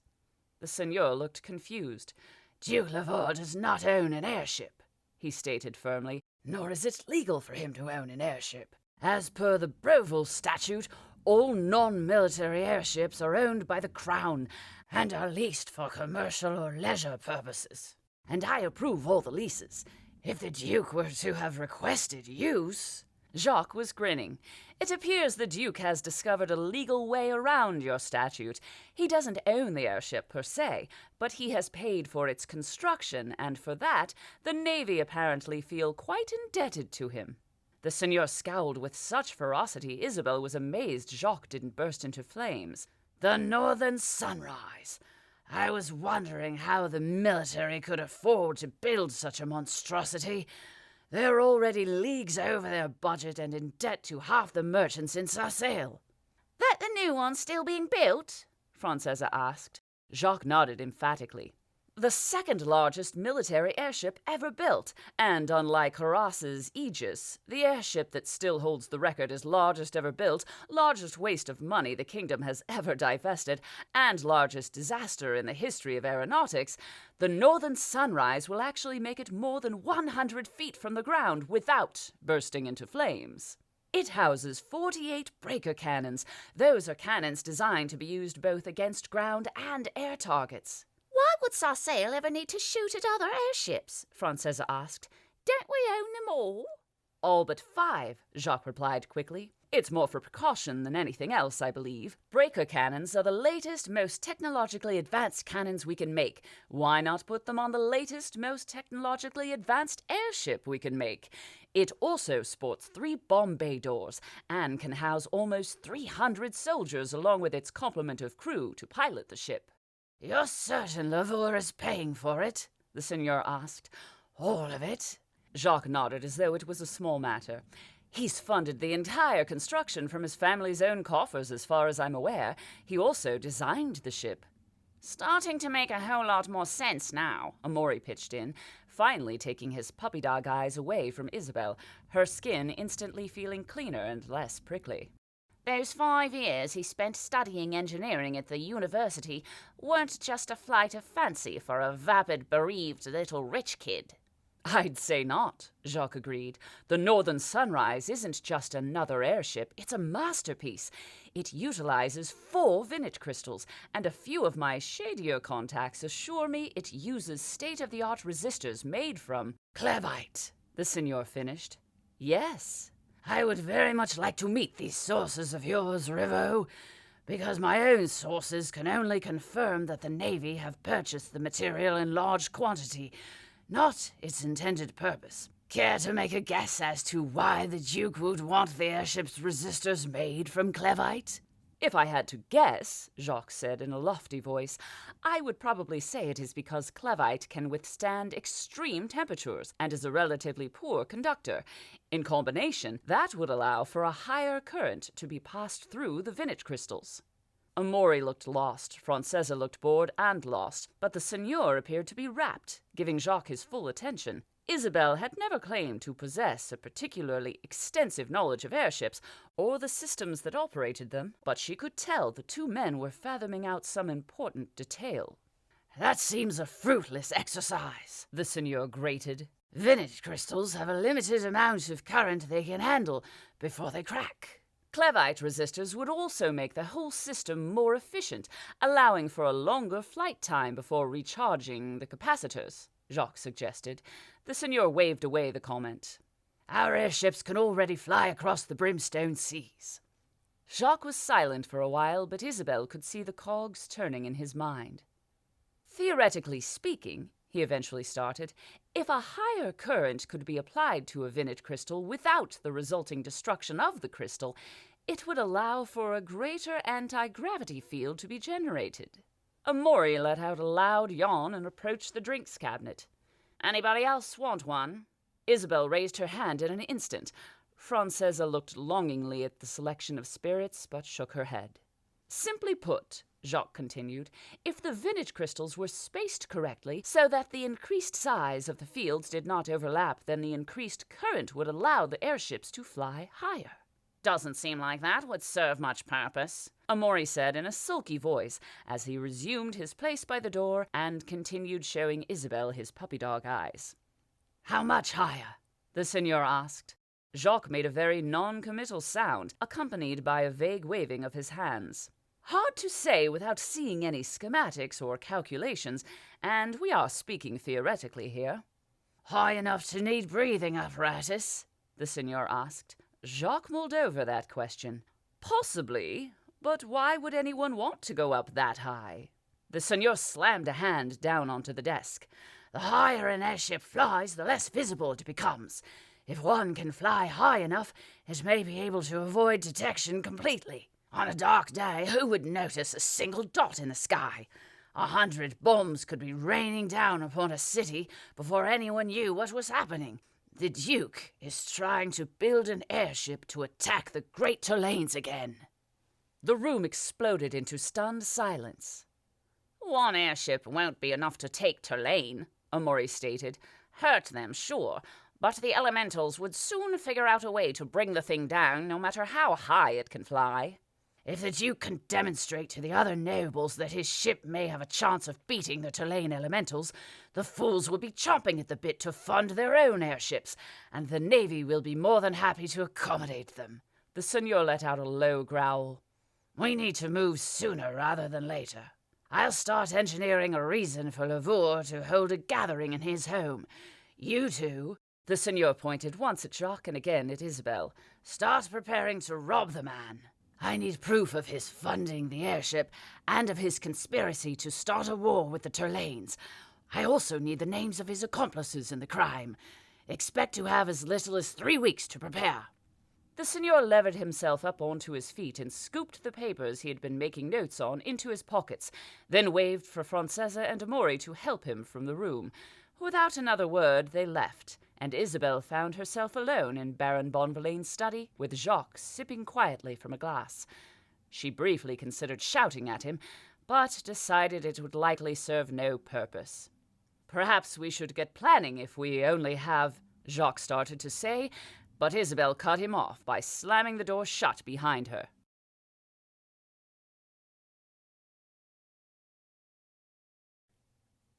Chapter 21. The Northern Sunrise. Jacques let out a loud sigh. Isabel ignored him yet again.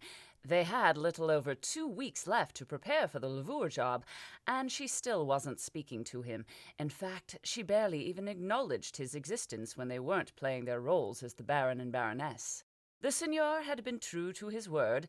Duke Gaston Lavour was holding a support benefit for one Pierre Giraud, an old blacksmith with long-standing ties to the Lavour family, who was now running for the recently opened position of Deputy Finance Minister of Foreign Relations, a new and particularly pointless position that the government had recently created.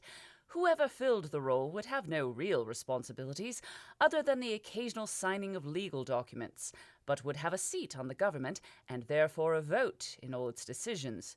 Creating the position without a candidate was a stroke of genius for the Seigneur, as it was an opportunity Duke Lavour could not pass up.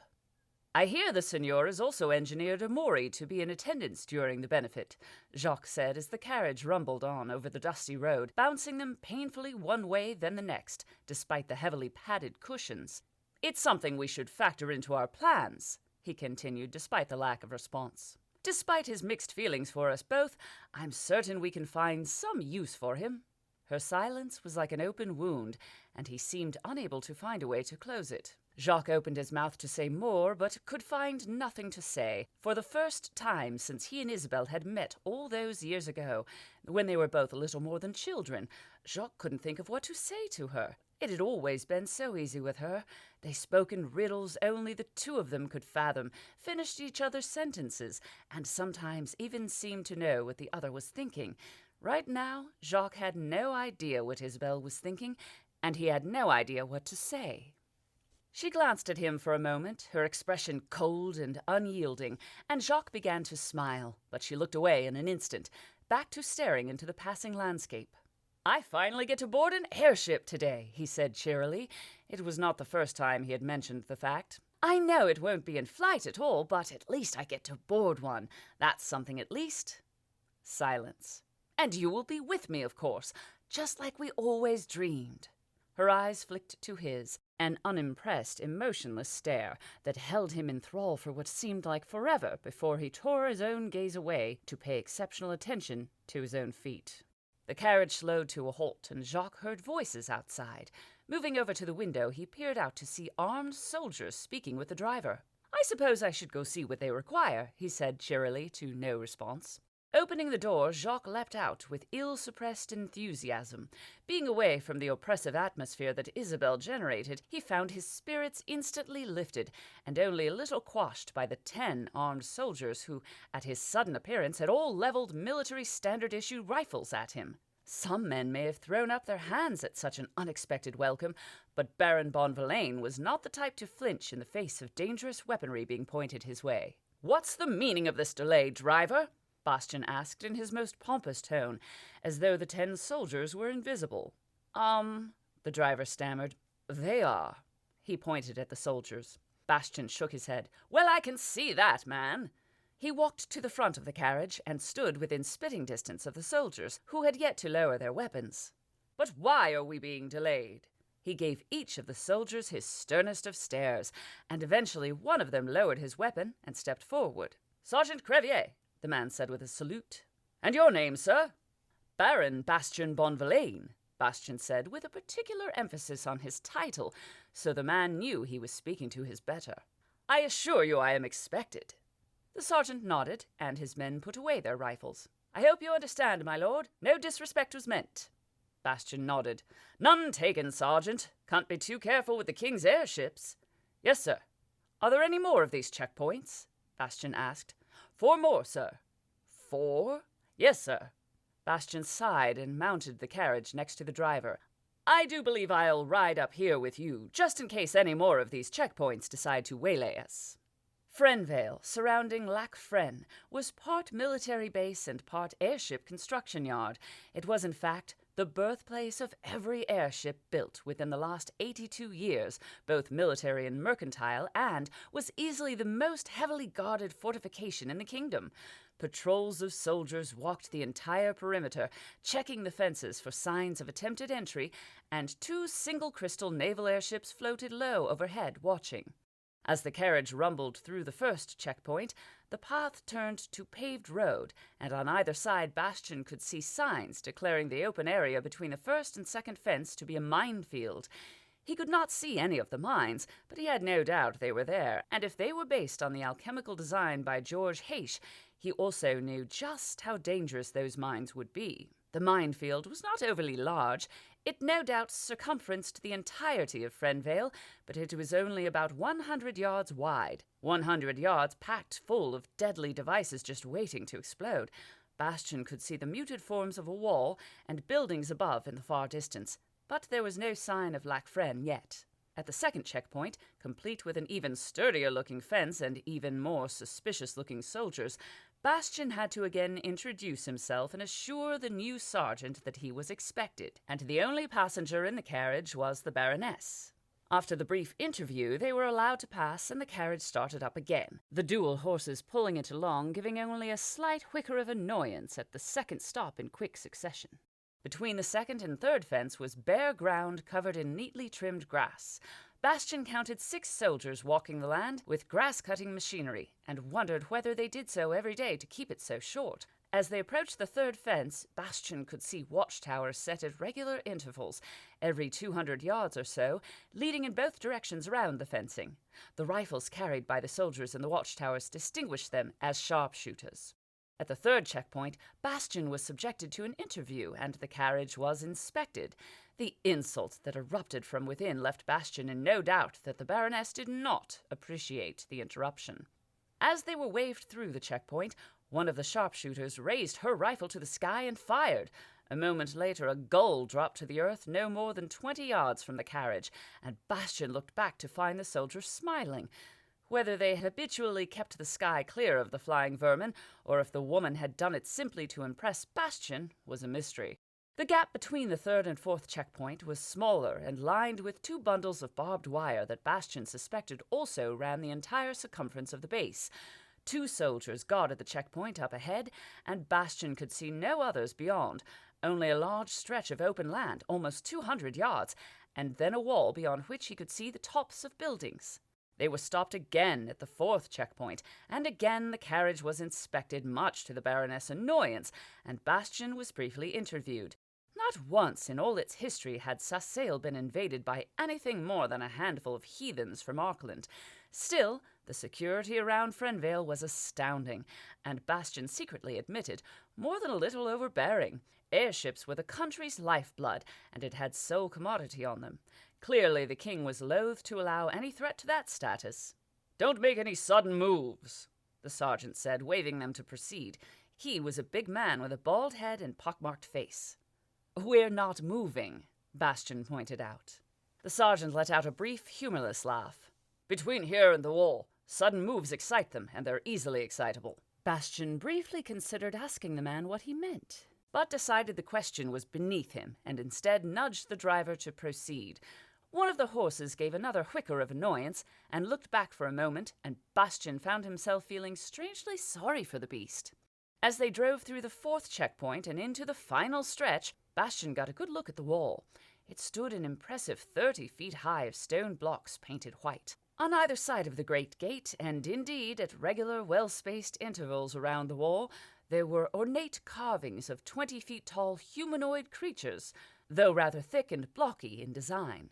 There was something disquieting about the carvings, and Bastian found himself peering at them as they drove closer. It was while he was doing so that the driver of the carriage let out a startling gasp.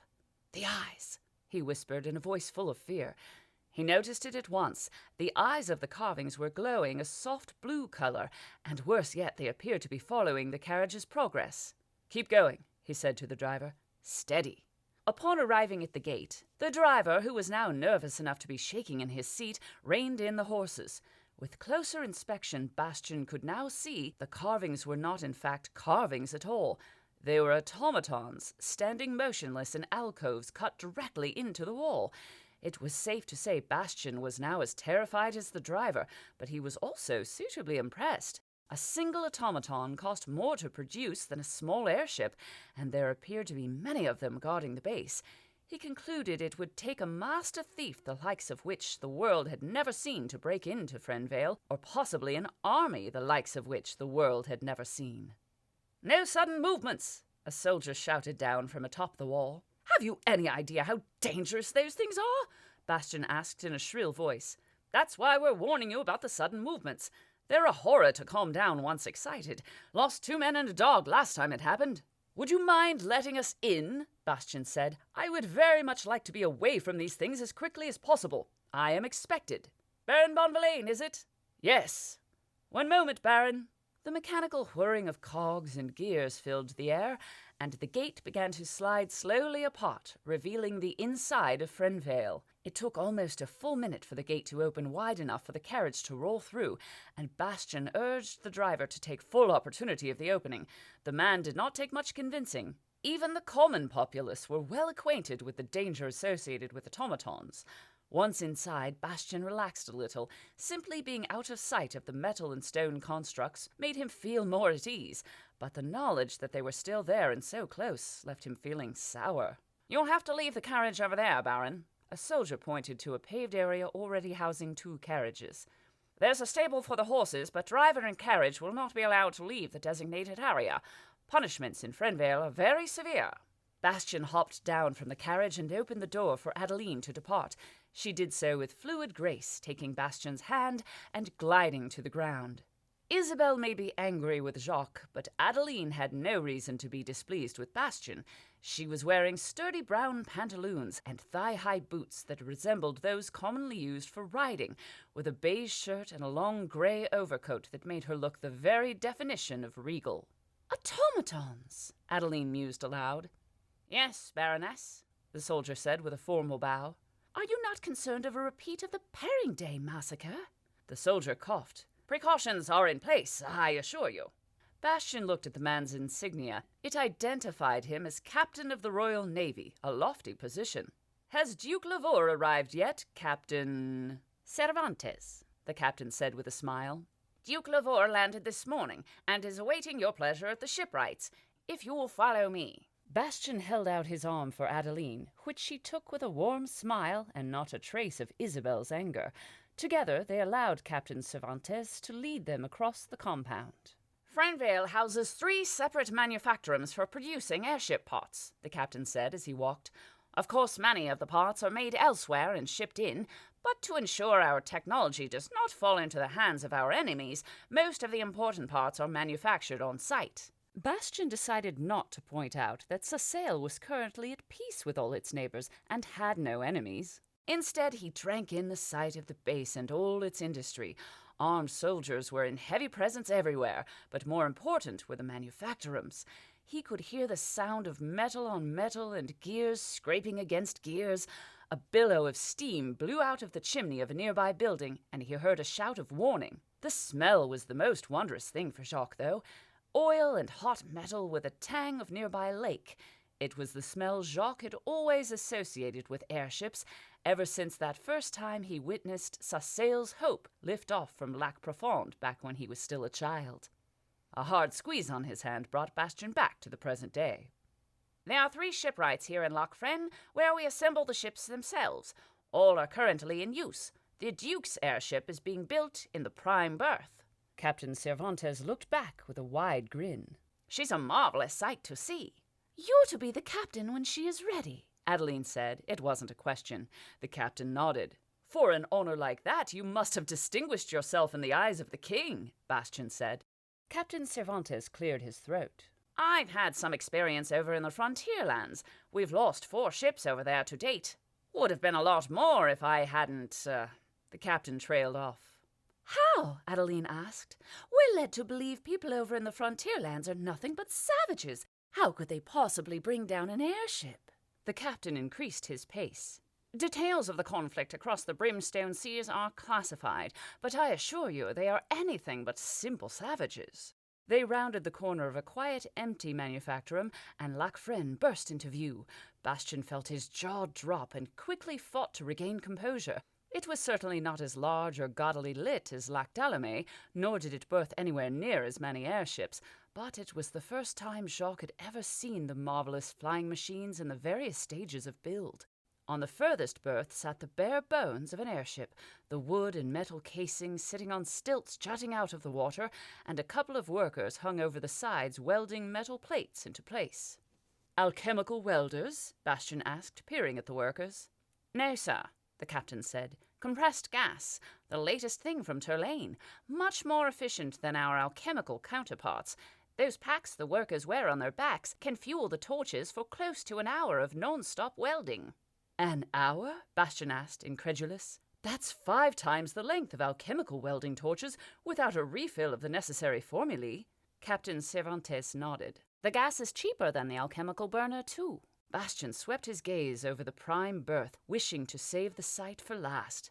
Captain Cervantes noticed and let out a jovial chuckle. "I feel much the same way," he said from behind his smile. "Save the best for last." On the second berth sat a damaged Hummingbird-class airship, a single crystal ship with light armaments and an enlarged crew quarters.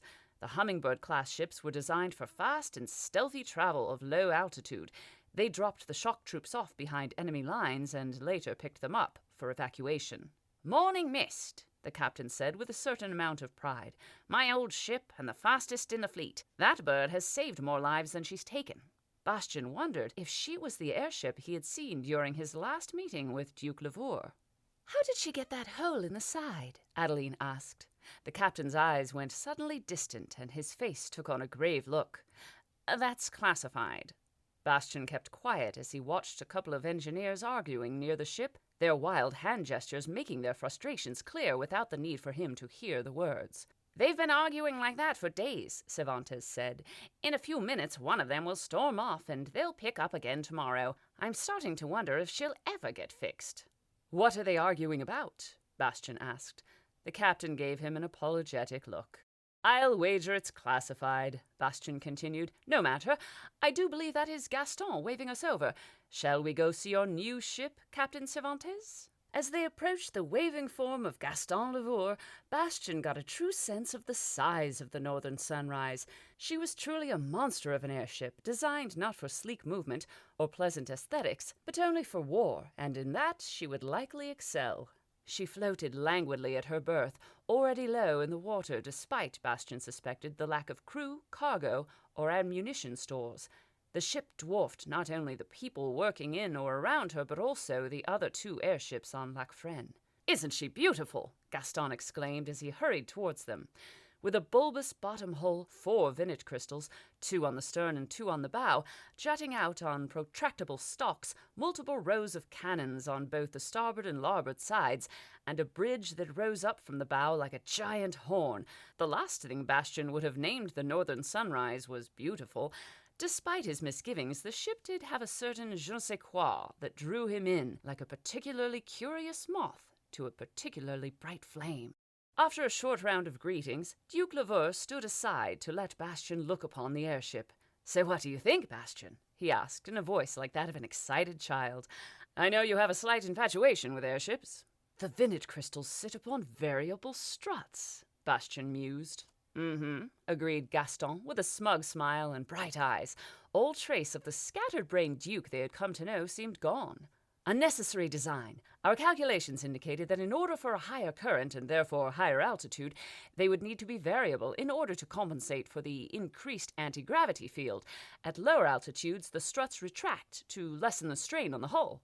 Bastian gulped and quickly remembered he was not yet supposed to know about the capacity for higher altitude flight. "Is that even possible?" he asked. "It wasn't," the Duke said proudly. "I myself designed the apparatus that will keep the vintage crystal's structural integrity while allowing for a higher current and therefore increased altitude." The Duke paused, clearly waiting for an awestruck reaction. He did not have to wait long. "Very impressive, Gaston," Adeline said with characteristic coolness. "I do find myself wondering why we would need to fly higher in the sky, though." Gaston Lavore spared Adeline a glance and the barest shell of a smile. "Oh, there are hundreds of reasons, but I won't go into any of them right now. I'm afraid we won't be taking her up today, despite it being the perfect day to test her flight." "There's no wind," Bastian pointed out.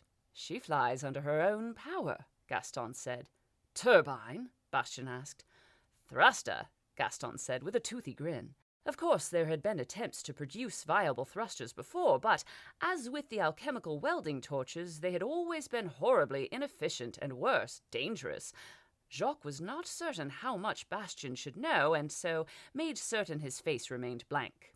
"Using an alchemically altered form of the gas that we now use in welding torches," Captain Cervantes explained, "we have managed to build a stable form of thruster propellant, allowing for faster airship travel than ever before. We have tested it, of course, but the Northern Sunrise will be the first airship to actually house thruster engines." "The gas comes from Tourlaine," Bastian mused. "Fairly poetic, wouldn't you agree?" Duke Lavore cooed. "Are we allowed a tour?" Adeline asked. "Or did you bring us here only to congratulate you on the size of your ship?" Bastian smiled, Lavore gaped in amusement, and Captain Cervantes near bent over laughing at the innuendo. "Of course," Gaston said eventually. "Please follow me. I feel I should apologize for the actions of Tybalt." "I feel that would be both warranted and conducive to our relationship," Adeline said in a cold voice. Gaston coughed. Indeed, he has not been entirely himself of late. He sees treachery at every corner and on every face. He seemed to think you were a fraud and a spy, and sought to prove it in a most final fashion. I apologize, and thank you for sparing him. Bastian opened his mouth to reply. Adeline got there first. Is he all right? Wounded both in body and pride, but he will live. I didn't expect you to show him any compassion, Adeline. He did try to kill your husband. Many people have tried, Gaston, Adeline responded quickly. I myself have considered the action more than once. Thankfully, Bastian is as good as his reputation. Please stop, Bastian said with unfeigned honesty, as they started up the cargo ramp onto the northern sunrise. The ship moved, only slightly and very lazily, but when he looked for it, it was there. No doubt it was steady as a rock while in the air, but here in its watery berth the ship was at the mercy of Lac Fresne. Gaston gave them the full tour of the airship, starting on the fore engineering section, where Bastian witnessed up close for the first time all the equipment and electronics that allowed an airship its flight, not to mention a vivid crystal. He had, of course, seen a crystal before, but that had been only the size of a marble. The vinnet crystals that gave the northern sunrise its flight were the size of carriages. After the engineering section, they moved through the crew quarters. They were immaculately clean and smelled strongly of alchemical disinfectant. Cervantes assured them that in no time at all the area would smell even more strongly of sweat and boot polish. He then quickly apologized to Adeline at the image. The Baroness simply rolled her eyes at the man's assumption of her fragility. By the time they had toured the cannon mounts on the starboard side of the ship, all 24 of them, it was well past noon, and the Duke called for a repast on the main deck of the ship. A wonderful picnic was served to them by the Duke's ever-belligerent and ancient servant Percy. After lunch and the conversation regarding possible uses for a warship such as the Northern Sunrise, during which both the Duke and the captain stayed firmly clear of the possibility that it might be used against the Turlanes, they were finally allowed to visit the bridge. "Have you seen an airship control console before?" Gaston asked as they stepped into the bridge. Adeline shook her head and wandered over to stare out the window at the lake beyond. "I'm afraid not," said Bastian. In truth, he had looked over more than a few schematics, including that of the first airship ever built. "Then you will not be truly able to understand the genius that has gone into the design of this ship," Gaston continued with an excited grin. "Normally a console would cover roughly 3 to 4 times this amount of space, even on the smallest of airships. The bridge was large enough for a good 20 people, with space to move and a large table for charts. The control console took up a frighteningly small section of that.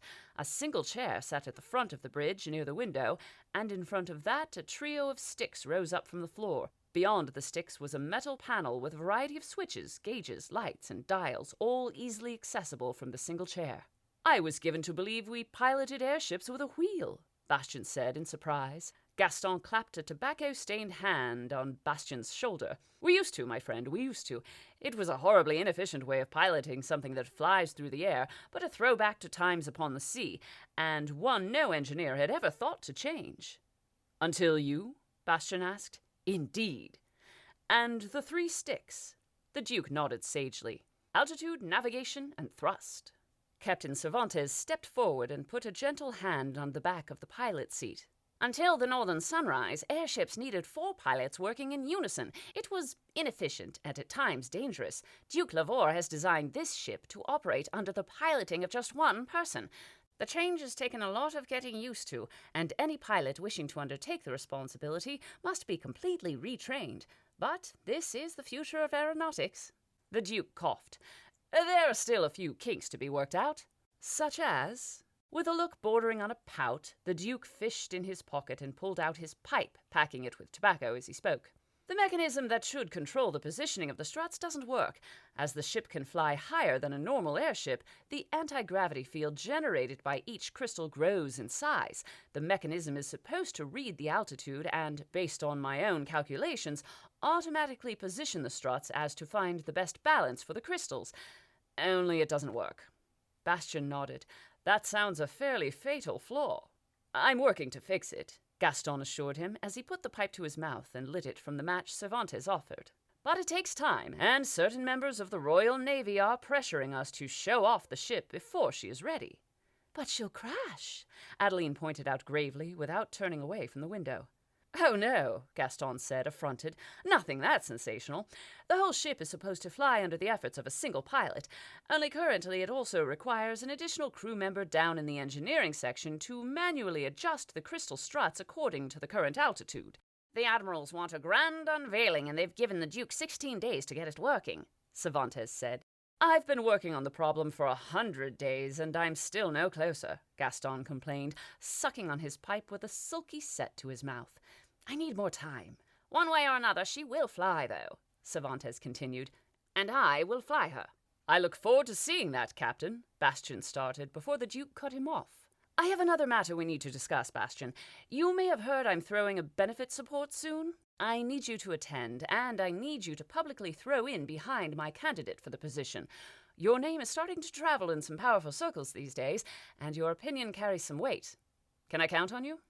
Bastian let slip a slow smile, but it was Adeline who answered. "I assure you, Gaston, you have both of our complete support."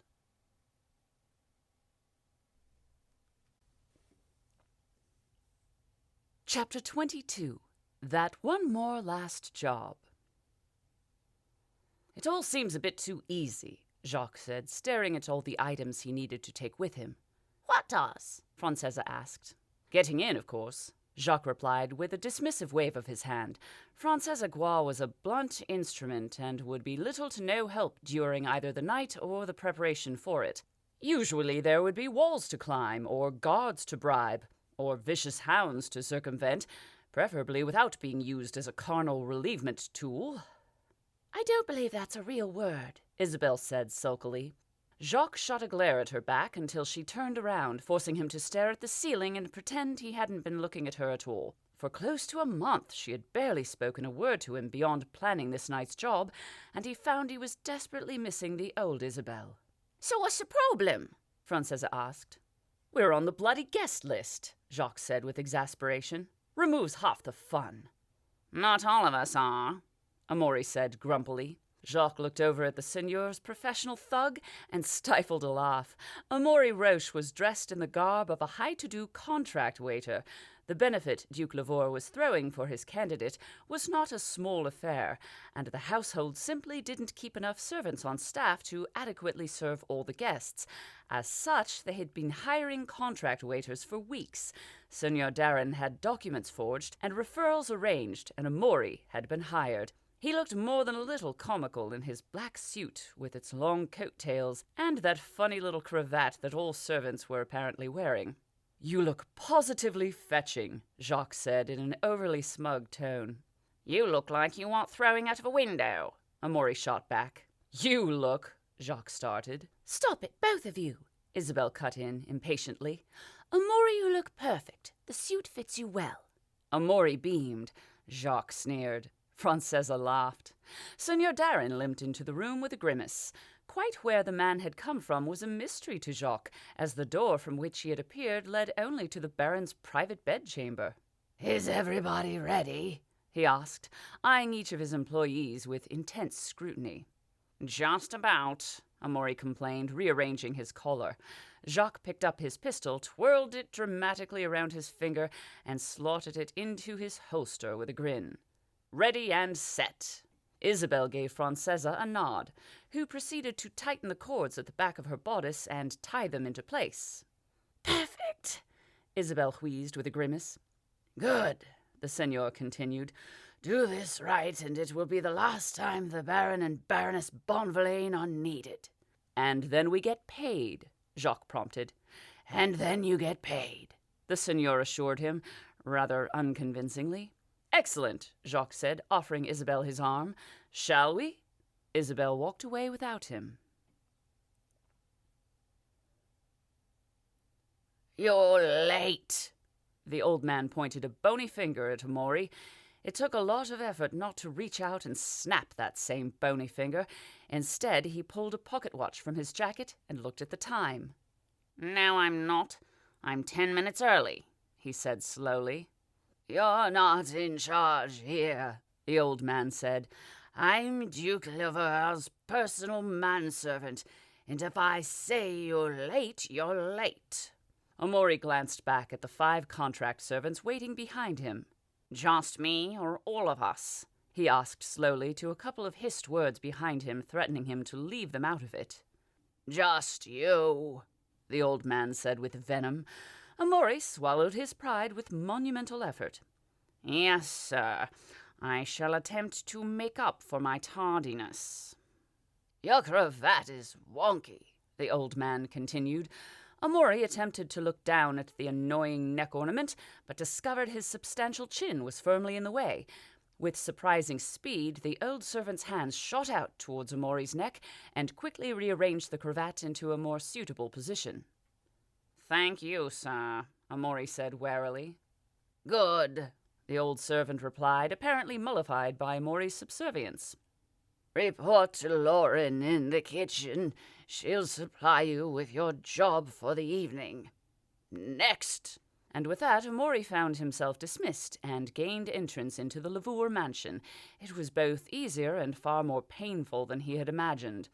Amaury had been inside a great many of Rara's mansions, both those belonging to nobility and mercantile.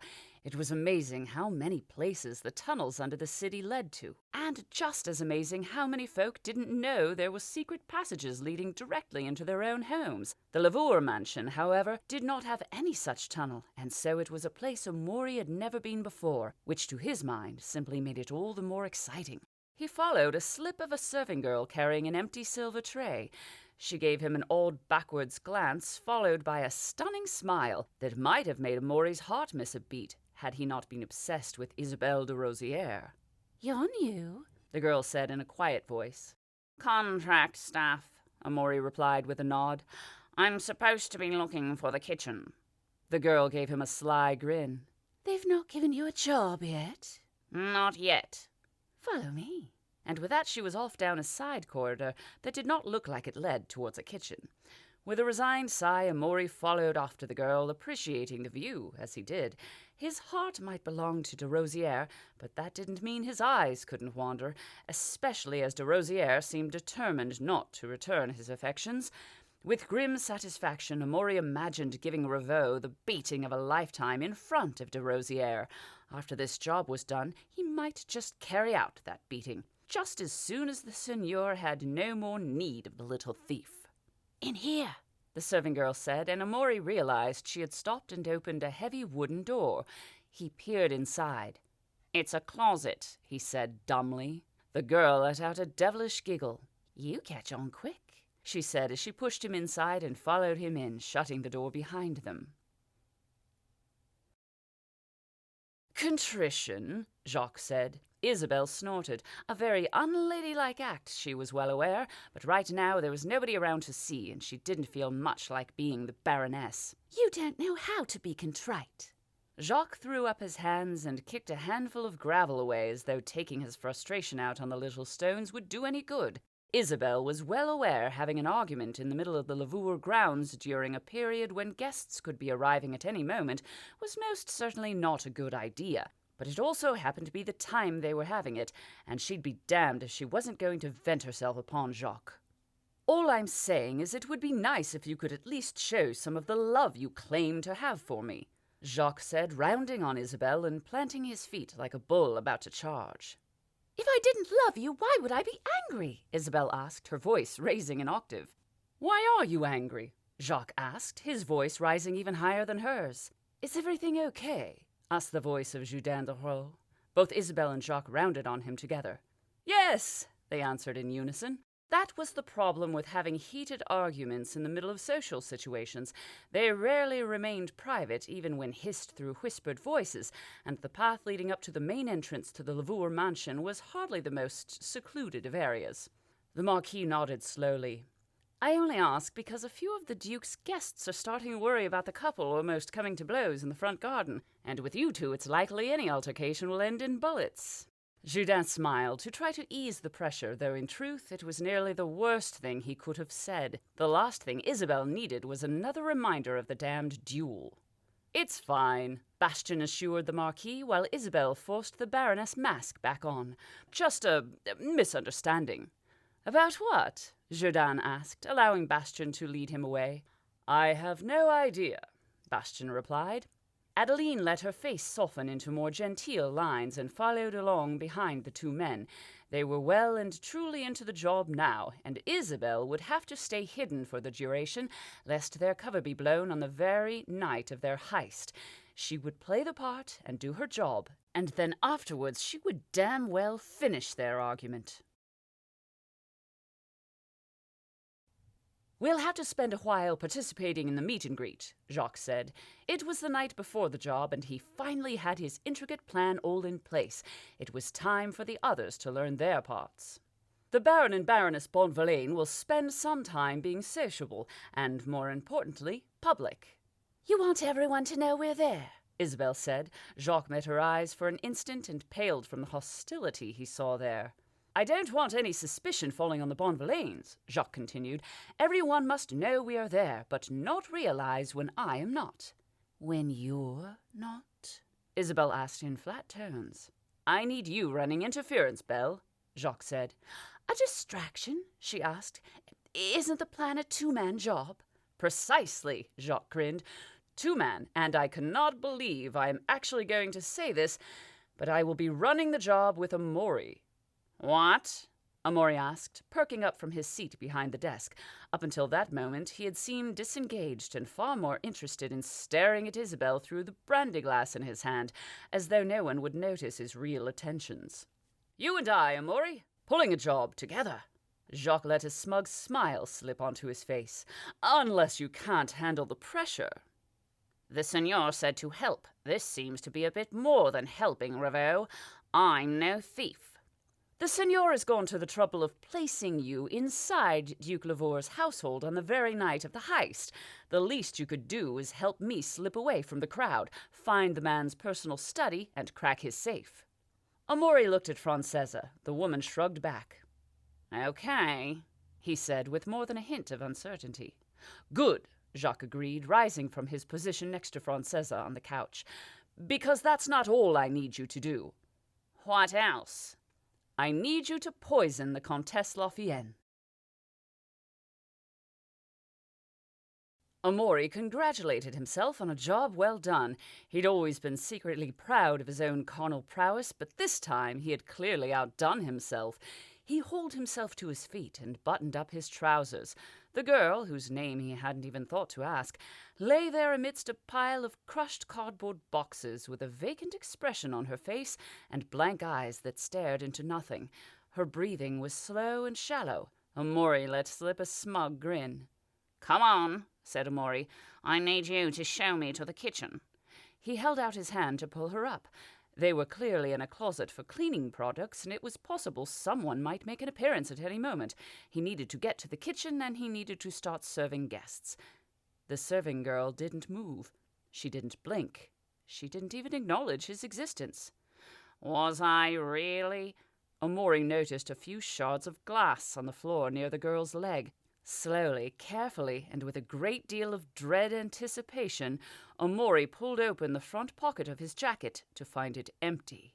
"Merde," he swore. "Liar's bane," Ravoux said in that self-satisfied, smug way that he usually spoke. Amaury couldn't remember ever hating a man quite so much as Jacques Bloody Ravoux. The hateful man smoothed down his horseshoe moustache with one hand and walked a tiny glass vial on the fingers of his other. Amaury briefly considered pulling out his pistol and shooting Ravoux in the foot, but he didn't. "Poison?" Francesa asked. She liked him, Amaury knew. He couldn't figure out why, but Francesa actually found Ravoux endearing. It only made Amaury hate the man more and respect Francesa less. "A very specific and non-fatal variety," Jacques agreed. "Once applied, the Comtesse will answer any question truthfully for the duration of its effect. It will quite literally render her unable to lie, and its only side effect is a brief and delayed occurrence of lateral paralysis of the rectus muscle." "What?" asked Francesa. "A lazy eye," Ravoux said. "Which one?" Ravoux seemed stumped by the question. Amaury gave him a satisfied sneer. "How long will it last?" de Rosière asked. "The lazy eye?" "The effect of the poison." 10 minutes at most," Ravoux confirmed. "That isn't much of a window," de Rosière said doubtfully. "It should be all you need. You only need to ask her one question, after all." De Rosière let out a skeptical sigh. "Now," Ravoux continued, turning to Amaury, "there are two very important things you need to know about Liar's Bane. First, for it to work, it must be ingested. The Comtesse must swallow the poison. This is why you will be administering the poison. Your cover as a waiter will be perfect. As soon as it is in her drink, give Isabelle the signal, and then join me upstairs." "Simple," Amaury said sarcastically. "Second," Ravoux continued seriously, "under no circumstances get any of the liquid on your skin. One of the inactive ingredients in Liar's Bane is bliss." "The drug?" Francesa asked. "Yes." Francesa let out a low growl. "The bliss will only take effect if the poison is applied to the skin, not ingested." "And if that happens?" Amaury asked, having never heard of bliss. "It will leave the affected person in a comatose state for hours." Amaury looked down upon the comatose serving girl and chewed on his lip as he considered his options. He would have to leave her. Either someone would find her and assume she had nipped inside to take illicit mind-altering drugs, or she would wake in a few hours' time and assume she had pulled a fellow servant into a closet and he had given her the lay of her life, which no man would ever be able to live up to again. He truly hoped it was the latter. With only a brief hesitation, he moved to the door, listened for a moment, then opened it and slipped out into the waiting hallway. He needed to find the kitchen at fast. Amaury decided he would lay the blame squarely where it was truly deserved most, right at the feet of Ravoux. He would continue as though everything were going to plan, pretend he had administered the poison to the Comtesse, and give de Rosière the sign. She would soon realize that something was wrong, assume that Ravoux had messed up yet another one of his alchemical solutions, and improvise. Amaury would be there for her to pick up the pieces once this was all over, and Ravoux would be nothing but a distant memory. Standing up straight and pulling his cravat back into position, Amaury stormed off in search of the kitchen, without sparing the comatose serving girl a second thought. "There comes a time," Pierre Giraud said, waving a large right arm about in the air as though he were conducting an orchestra, "when even the most humble of men must stand up for what they believe in." Isabelle made a conscious effort to stop listening to Duke Lavour's drivel expelled from the mouth of an aging blacksmith with one arm larger than the other. The man hadn't even bothered to learn his lines. He was reading from a selection of cards given to him beforehand by the Duke. If there was one thing she had learned from her time in the theatre, it was that actors should always know their lines, and right now the blacksmith was most certainly an actor, albeit a very poor one. Jourdain looked over and caught Adeline's eye, giving her a smile. She smiled back, an inch-perfect smile that left Jourdain no doubt that the Baroness Bonvillain was 100% behind this little puppet show. Isabelle couldn't wait to shed the mask of the Baroness once and for all. Too long as one character was far too constricting for her liking. It stifled her creativity. "Making sure the power and the responsibility to wield that power remain where they belong," the puppet blacksmith finished with a low bow, all the better to placate his betters, and then stepped off a makeshift podium to take part in a meet-and-greet with Gaston. It was all a bit superfluous, really. Every person here would vote for whoever the Duke did. They were all his people, after all. Isabelle wondered how many of them were in on the plot to start a new war. How many of them were in on the plot to frame the Bonvillains and string them up.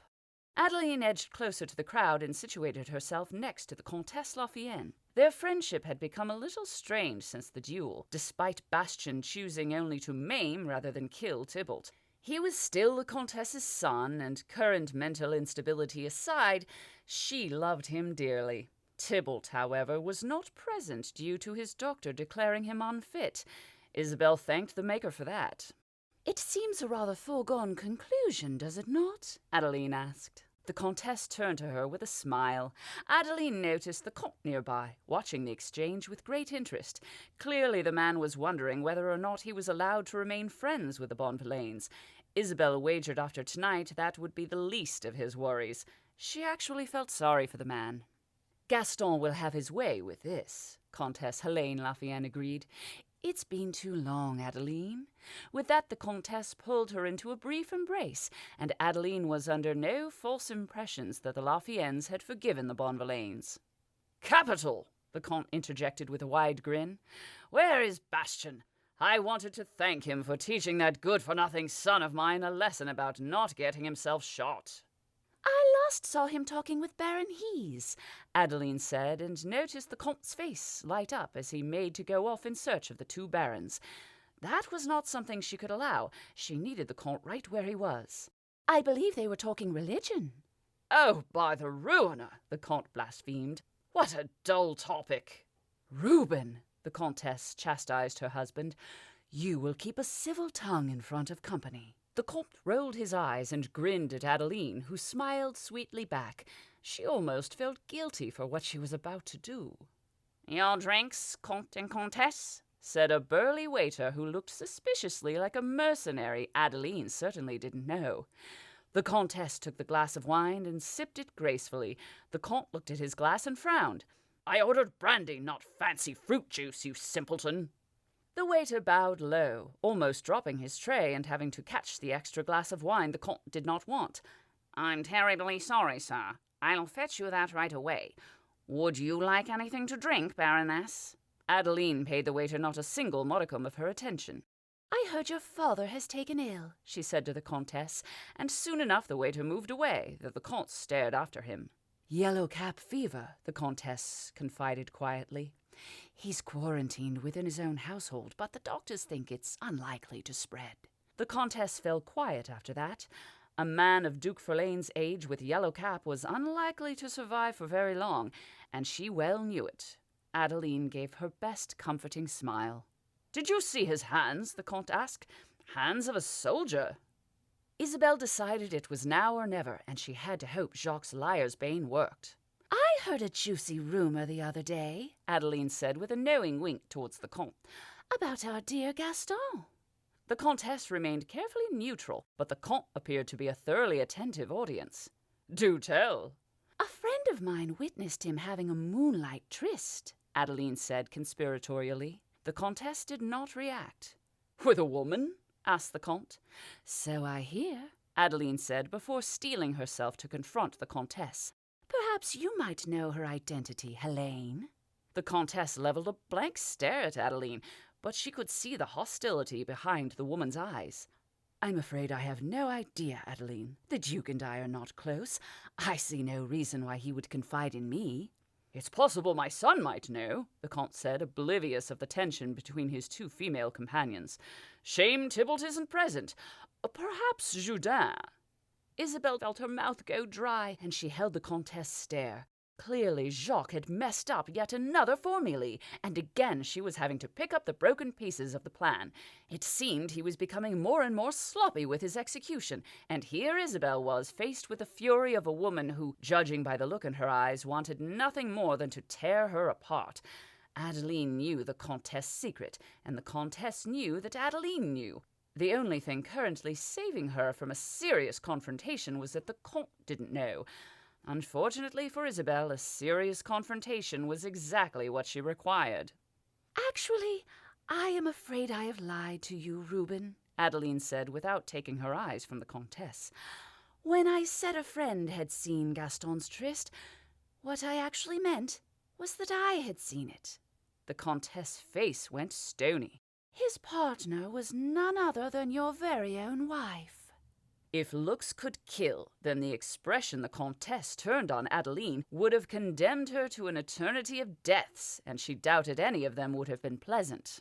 Come now, Comte Reuben Lothian said in a voice that was far from jovial. What sort of a joke is this? She's lying! The Comtesse spat and lashed out with a hand. Adeline saw the slap coming and made no move to stop it, taking it full in the face. Nothing gained the attention of an entire room of aristocrats quite like a meaningful slap. Every eye in the room now rested upon the three of them, and the shocked silence that followed the slap hung in the air like a dark, all-enveloping cloud. The Comte was the first to break the spell of silence. There's no need for violence, Helene, he said in a firm tone. I'm certain this is all just some sort of misunderstanding. Gaston, he called over to the Duke, come help us clear up this mess.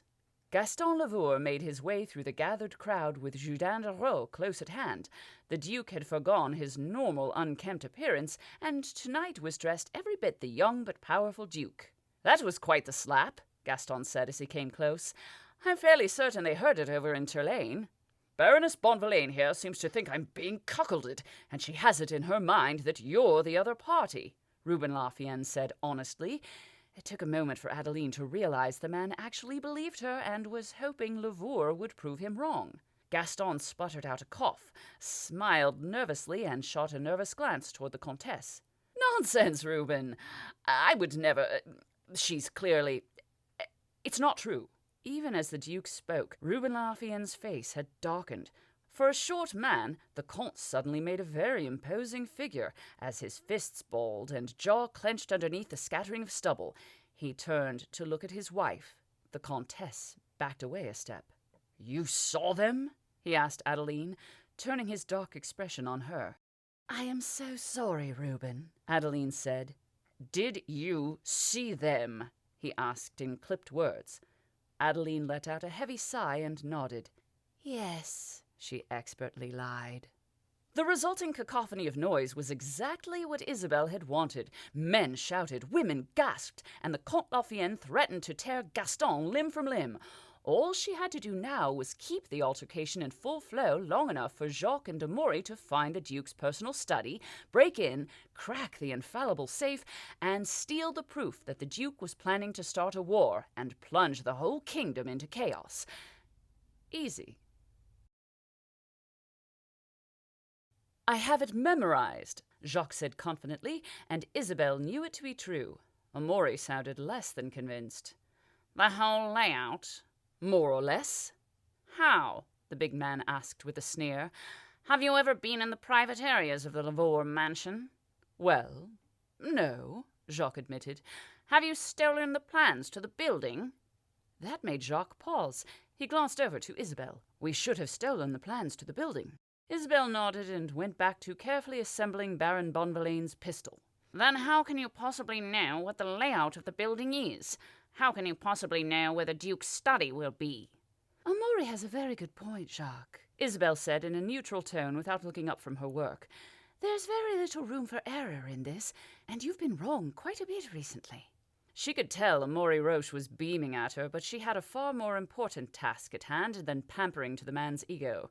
"I have taken the measurements of the building, and I have performed my own calculations for the floor plan on all 3 levels, Jacques said, with more than a little righteous indignation. "I know what I'm talking about, and I know where his study will be." "On the 2nd floor?" Amaury asked. "On the 2nd floor," Jacques confirmed. "You're sure?" Amaury asked. "I am certain," Jacques insisted, but by the tone in his voice, Isabel was certain he wasn't. Normally Jacques would be creeping through the expansive mansion of the family Lavour, but this job was thoroughly unlike any other. If any of the house staff happened to see him upstairs, he would simply berate them for noticing him and send them on their way.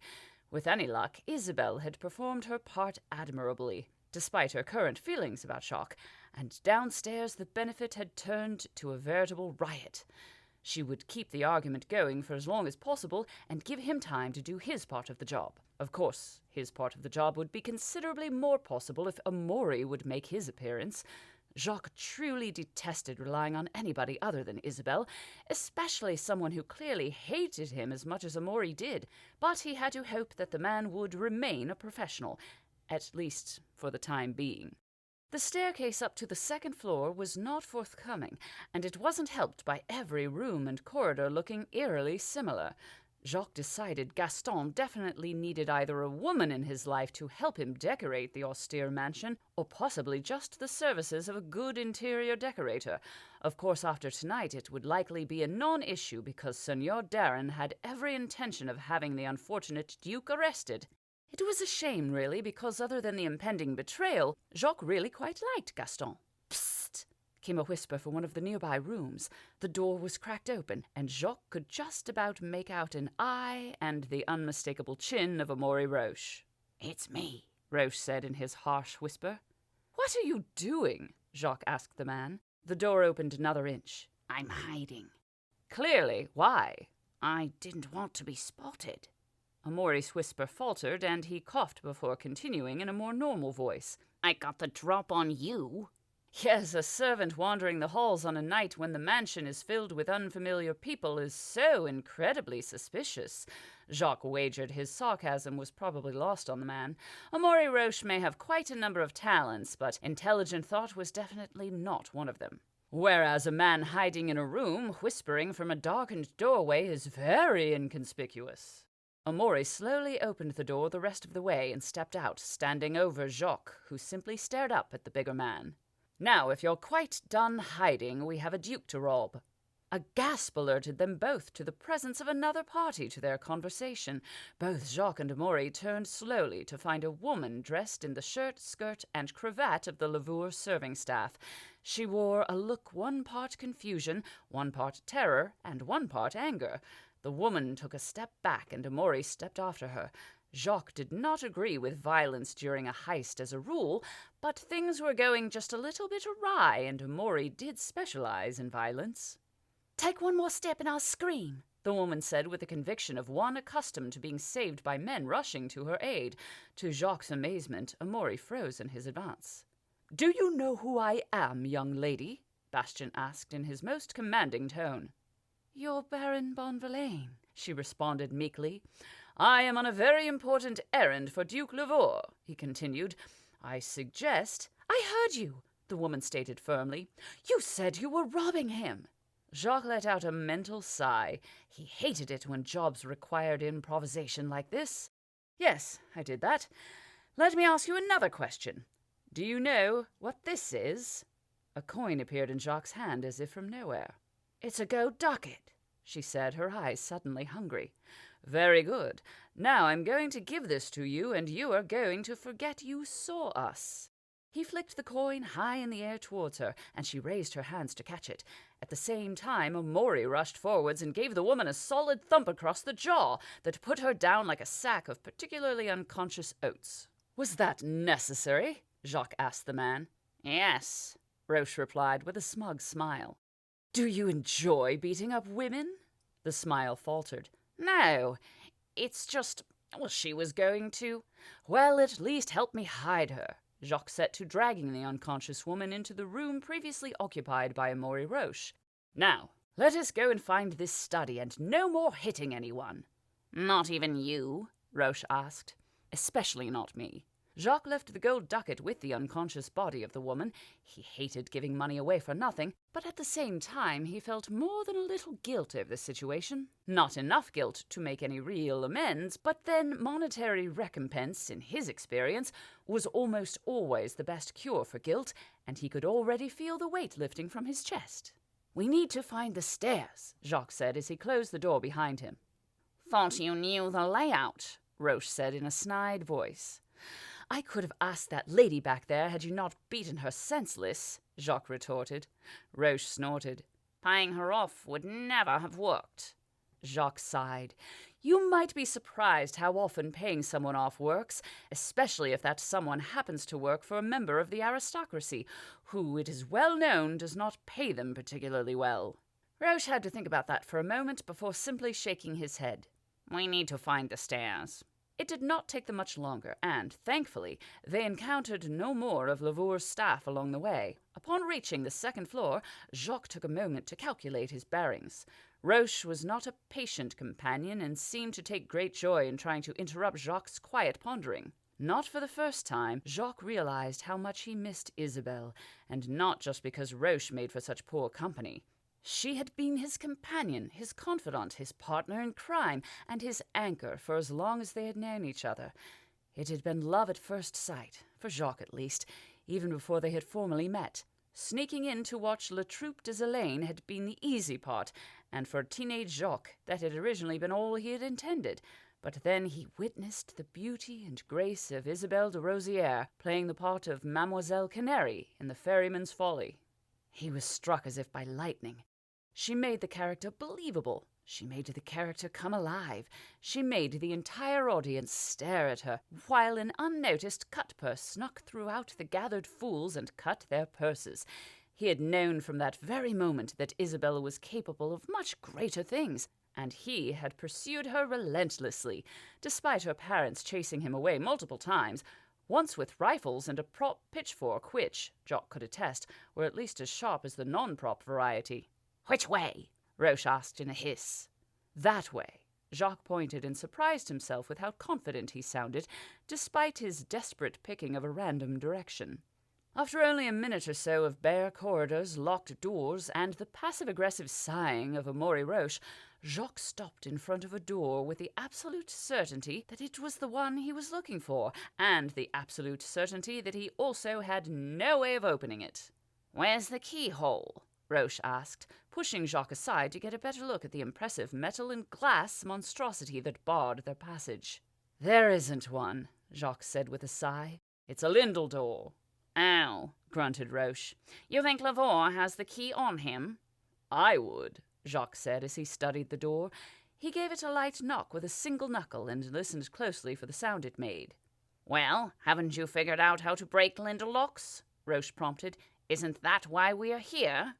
"I have figured out how to break small, safe-size lindel locks," Jacques replied in a terse voice that betrayed the full extent of his frustration. "However, there are two quite formidable problems with this particular lock. First, it is not a safe, and second, it is a door." "So?" "So, the technique I have pioneered quite simply will not work on a door. So unless you happen to have a welding torch stowed somewhere on your person and about 3 spare hours, it is impossible." "The Signor wants this done without anyone knowing it's been broken into," Roche said impassively. Another slight mountain of a problem to overcome. They both stood there for a long while staring at the barrier that blocked their way and threatened to derail the entire heist. "So, now what?" Roche asked. Jacques tapped the door again, but this time he wasn't listening for the reply. He was already making new calculations in his head. "How do you feel about climbing?" he asked. Jacques was sitting cross-legged on the rough wooden floor in front of Seigneur Darren's personal safe. It was a metal cube no more than a meter in each measurement, and was a fairly drab ornament, despite the reputation of its creator for making extravagant, gorgeous, eye-catching pieces that served both to increase social standing and stop any and all would-be thieves. That reputation did nothing to deter Jacques. He had a variety of tools, alchemical mixtures, acidic solvents, and welding apparatus arrayed beside him, and of course, every safecracker's best friend and weapon of choice, a phonendoscope hung from his ears. He placed the diaphragm on the surface of the safe's door and tapped the metal plate gently, listening closely for any response from inside the door's mechanism. Seigneur Darren coughed. With a heavy sigh, Jacques pulled the earpieces out and set the phonendoscope down on a piece of cloth. Knowing how filthy the floor in the seigneur's study was, Jacques had no intention of letting any of that filth near his ears, so neither was it going anywhere near his phonendoscope. "You've been tapping that thing for nearly 30 minutes, the seigneur rasped. "Please tell me you've made some progress." Jacques nodded sagely. "None." The seigneur sighed. "This could take quite some time, Seigneur," Jacques continued. "Not for nothing do lindel locks have such a prestigious reputation. Never, as far as I am aware, has one been broken." "You are not aware of as much as you might think," the Seigneur returned. "Get on with it." "It would be far less difficult if you would impose fewer restrictions." "The contents are not to be damaged, and it must appear as though the safe has not been tampered with," the Seigneur said, reaffirming his directions. "And I have only the one chance to get this right, as you have provided me with only one test subject," Jacques pointed out. The Seigneur grunted. "I think I will take my time. Feel free to leave." The silence that greeted that suggestion spoke volumes of the Seigneur's trust in Jacques. 3 hours later, and Jacques found himself sporting a prolific cramp in his back, an unrelenting itch between his shoulder blades from Seigneur Darren's stare, and a far greater understanding and appreciation of Dominique Lindel and her craft. The first problem in cracking the puzzle was that every lindel lock was different. She never made two the same, and each had a hidden keyhole that was most certainly not a hole, and a key that looked very little like a key.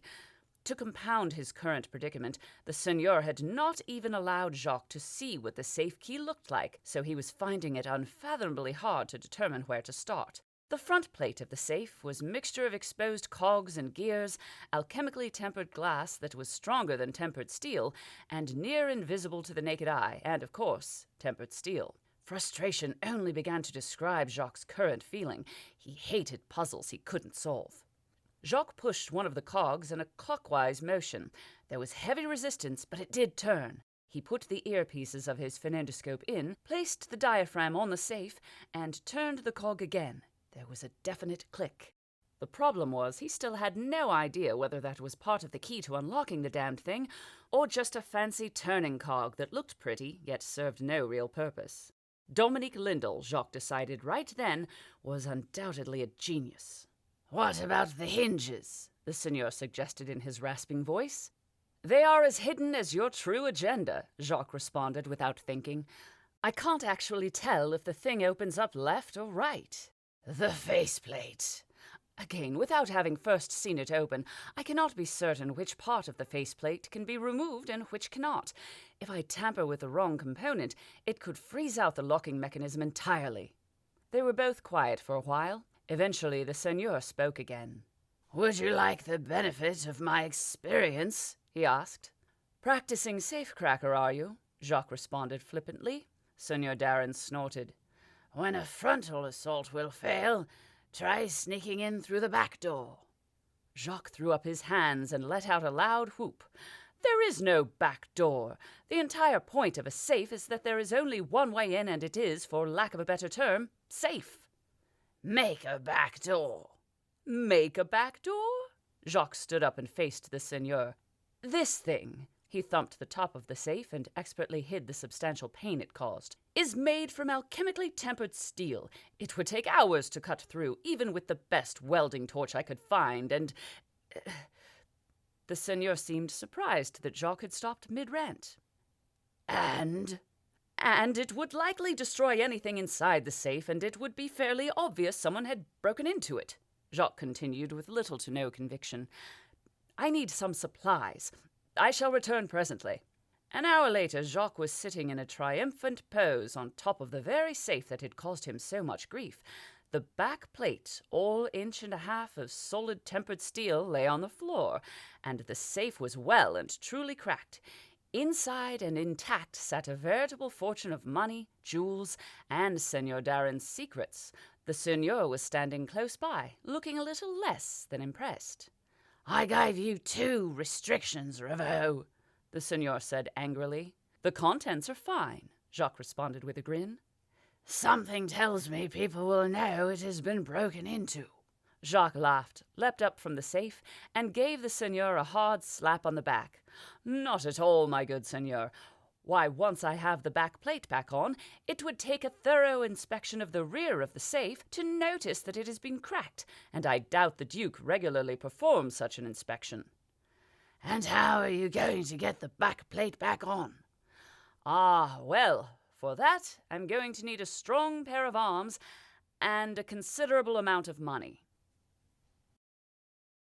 Amaury flicked open the lock on the window, pushed the glass panes open, and looked down. What he saw did not comfort him. Not only was the moon bright and shining on their side of the mansion, but directly below them a small wall surrounded the building, no more than 3 feet in height, if he had to guess, but the major problem was that it was topped with black iron spikes. If they fell, even from the relatively minor height of the 1st or 2nd floor, it would likely prove fatal, or at the very least extremely painful. Ravoux joined him at the window and looked out at the night. "Perfect weather for a good climb, don't you think? Not too cold, good light, and just a slight breeze in the air." Amaury gave him a dirty look, let out a resigned sigh, and climbed onto the window ledge. He briefly entertained the idea of throwing Ravoux onto the iron spikes, but only briefly. Standing on the window ledge outside of the building, Amori was suddenly struck by the thought that this was not the best of ideas. The truth of the matter was that he had very little climbing experience, and despite the fact that the next ledge was about 2 meters above him, the idea of falling brought shameful tears to his eyes. It simply wasn't right for a man of his skills, experience, and disposition to be unmanned by something so simple as moderate danger. "Any time now, my good man," said Jacques from inside the window. "We don't actually have all day." Amori grunted in frustration. "Why am I going first?" he asked. "Because I'm less than perfectly confident in your climbing ability, and I would like to be below you to help, should it look like you are struggling." Again Amori grunted, and he reached up with his right hand looking for a hold. He found a slight ledge, an indent in the brickwork, and jammed his fingers in hard before repeating the process with his left hand. After a short forever, he found himself looking for a foothold, and found that too.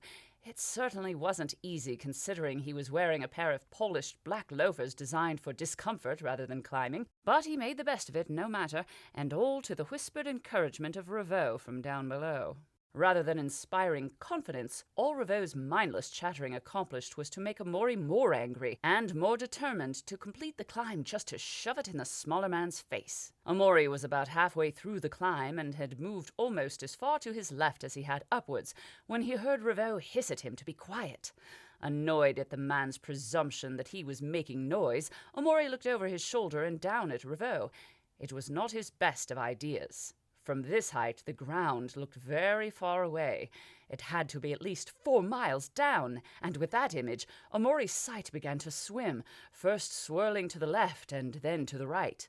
Amori clutched the wall and then remembered to breathe, sucking in great breaths of cool night air. He was still staring past Ravoux down at the ground when he saw the couple walk into sight. 2 men, hand in hand and staring at each other fondly, walked below. If either of the two had the thought to look up, there was simply no way they would be able to miss Amori and Ravoux stuck to the wall of the mansion like 2 well-dressed spiders. Luckily, the 2 men had no eyes for anything but each other. Amori felt a slight tug of revulsion at the thought, but it was soon swamped by the feeling of abject fear returning tenfold. Once again, he clutched tight to the side of the building and tried his best not to stare down. It seemed an age passed by the time Ravoux scrambled up the side of the building beside Amori. "You know, I was starting to think they would never leave. Stroke of luck for us, though, eh? 2 young lovers like that? Very romantic." Amori stared wild-eyed at the thief hanging onto the building beside him, making stupid small talk. "They were both men," he forced out through gritted teeth. "Love knows not gender, nor race, nor creed, nor time," Ravoux said. "Pollengast said that, one of the greatest thinkers of his age and a poet. There are rumors that he himself enjoyed the company of other men." The pressure between Amori's gritted teeth was starting to give him a headache. "Maybe not the best of times for a philosophical discussion," Ravoux admitted. "We're almost there, Amori. You can make it. Just breathe normally and relax a little. Don't look down." "No, I said don't look down. Now, slowly let go with your left arm and reach up. Just a little more. Now a little to your left." Amori's fingers found a ledge, a solid stone ledge that he could get a real purchase on. He gripped onto it with every ounce of strength he had. "There we go," Ravoux continued. "That's even the window we need. Providence, you could say, assuming you believe in the 3 gods. Or maybe just the 1 god. But you don't strike me as a secret Aucklander. Now, move your left foot across a bit more. There, that looks like a good foothold." Before long, with Ravaux's constant stream of coaching and mindless babble, Amori pulled himself up onto the window ledge and stood there, hanging onto the top of the window with his hands, and he shook. He'd been to war. He'd faced down armed soldiers with numbers well and truly on their side, and he'd done it with stoic determination, not fear. Amori Roche had once killed a tiger with nothing but a butter knife, and here he was shaking like a leaf from a height that might not even kill him. The shame of it was almost unbearable, and even worse was that Ravoux had witnessed it, witnessed how much it had unmanned him. It simply wasn't right that another person should have witnessed the burning shame Amori had just been through. Ravoux grunted, and his hand slid onto the window ledge. Amori looked down at it. He made sure to focus on the hand, not on the ground, lest his vision begin to swim again. It didn't take much effort to move his right foot just a few inches and place it on Ravo's hand and press down. Amaury looked at Ravo's face then. He looked down and saw fear and confusion in equal measures. Amaury Roche held Jacques Ravo's life in his hands, and both men knew it.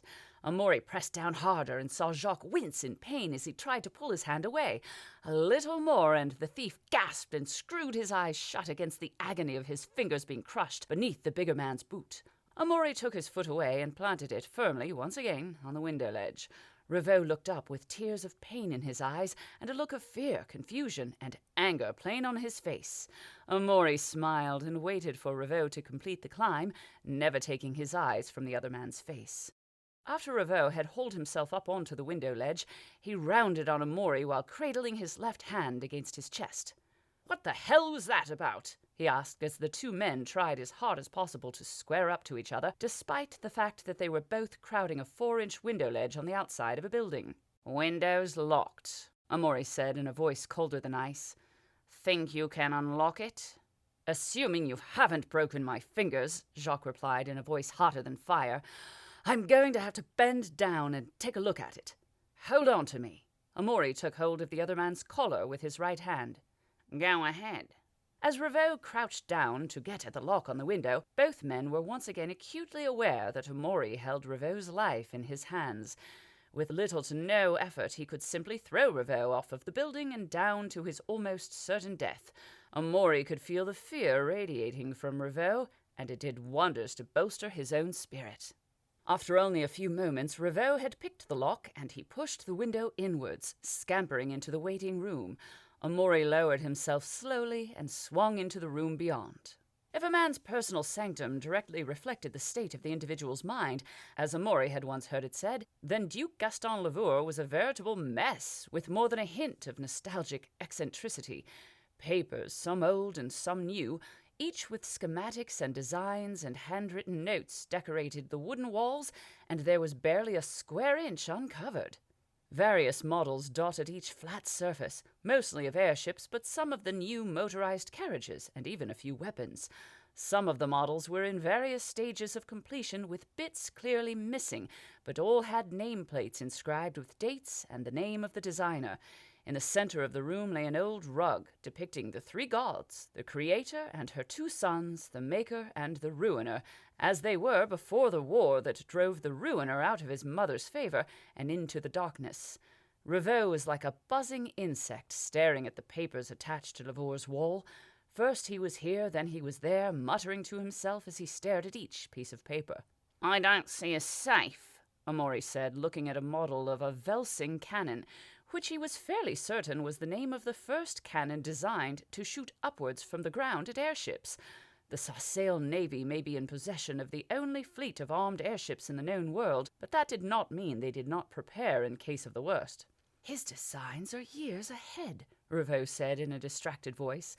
Apparently his near death at the hands of Amaury had already been forgotten now that he had found Lavour's treasure trove. "Safe," Amaury reminded the thief. "Look here," Ravo continued. "He has designs for landing struts. Lavour has actually designed apparatus for landing airships on land rather than water. They might actually work if his calculations are correct." He fell silent for a few moments. "And I do believe they are. And here, I do believe he is actually trying to implement alchemical propulsion methods into rotary gun design. He even has his hands in automaton design. This... wow!" "What?" Amaury couldn't help but be intrigued. "Lavour is attempting to design a manned automaton." Amaury had to think about that. "Doesn't that remove the point?" "If he manages to complete the design and gets his calculations correct, he will have created an automaton that can both house and be controlled by a pilot. Imagine our soldiers going off to war protected by a suit of moving stone and metal with the strength of 100 men. Lavour may actually be the greatest thinker Sassail has produced in generations." "Shame he's going to be shot for treason in a few days, then," Amaury said with a grin. The thought that Ravo might be put out by seeing such a great thinker riddled with bullets only made the satisfaction greater. The knowledge that Revaux wouldn't be alive to see Lavour's execution made the satisfaction even greater still. Now, where the ruiner is the safe?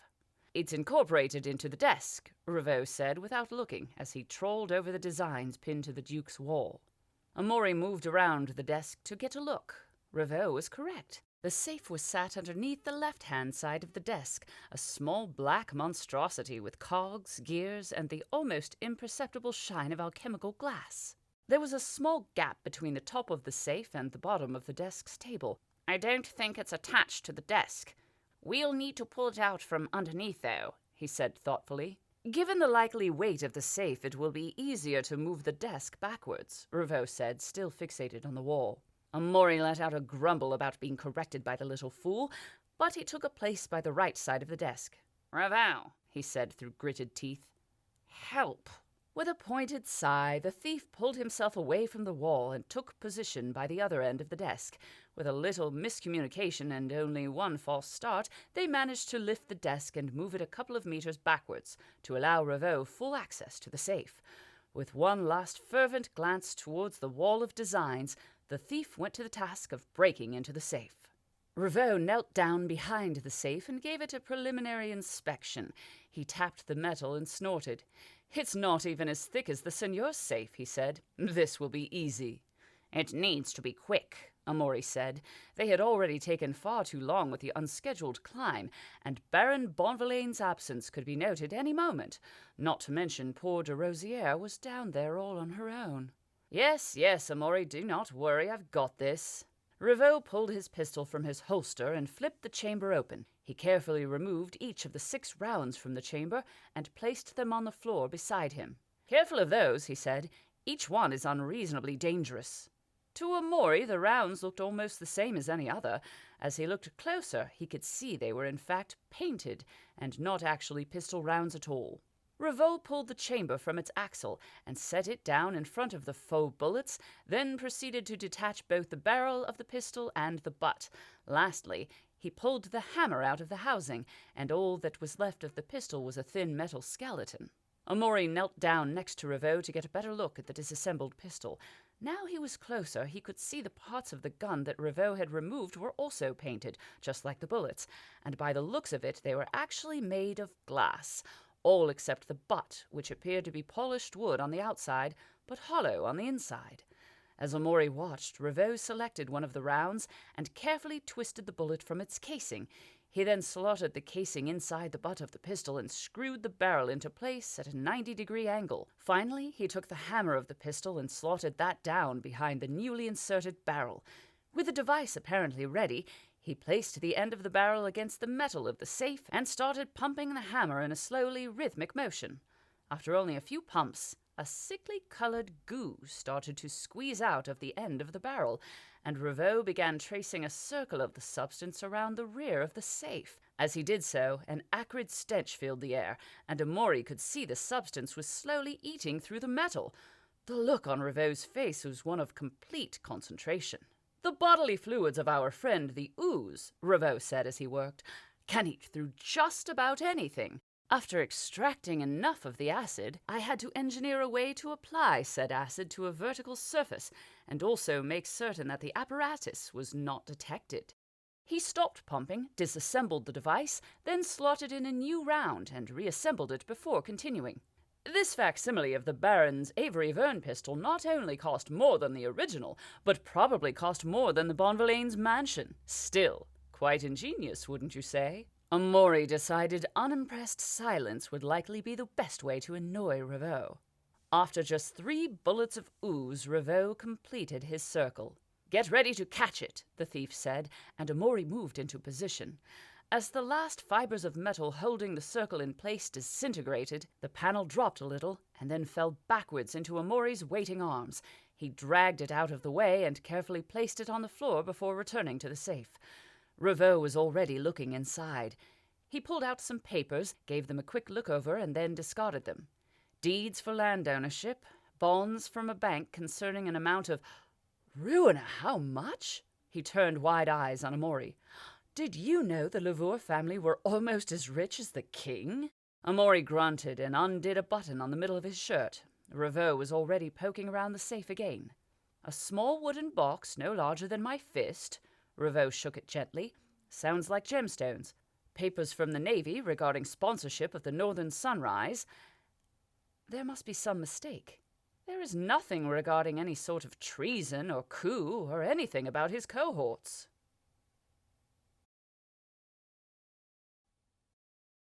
Chapter 23. The Truth. Amaury undid another button on his shirt and reached inside, taking something from within that looked suspiciously like a sheaf of papers. He casually pushed Jacques out of the way and slotted the papers in amidst the pile regarding land ownership, then buttoned his shirt. "Get the back plate back on," Amaury said in a voice thick with command. "It has to look like it hasn't been cracked, at least from the front." Jacques was confused and more than a little alarmed. "We were never stealing from Lavour," he said slowly. "We were planting evidence." Amaury cracked a sly grin. "The Seigneur was never going to leave the existence of evidence to chance. Now he has in place everything he needs to arrest Lavour and everybody connected to the Duke. Put the back plate back." Jacques would like to say he recovered from the shock rather well, but in truth he hadn't the time to compose himself as his mind ran over a dozen scenarios, none of which ended well for either him or Isabel.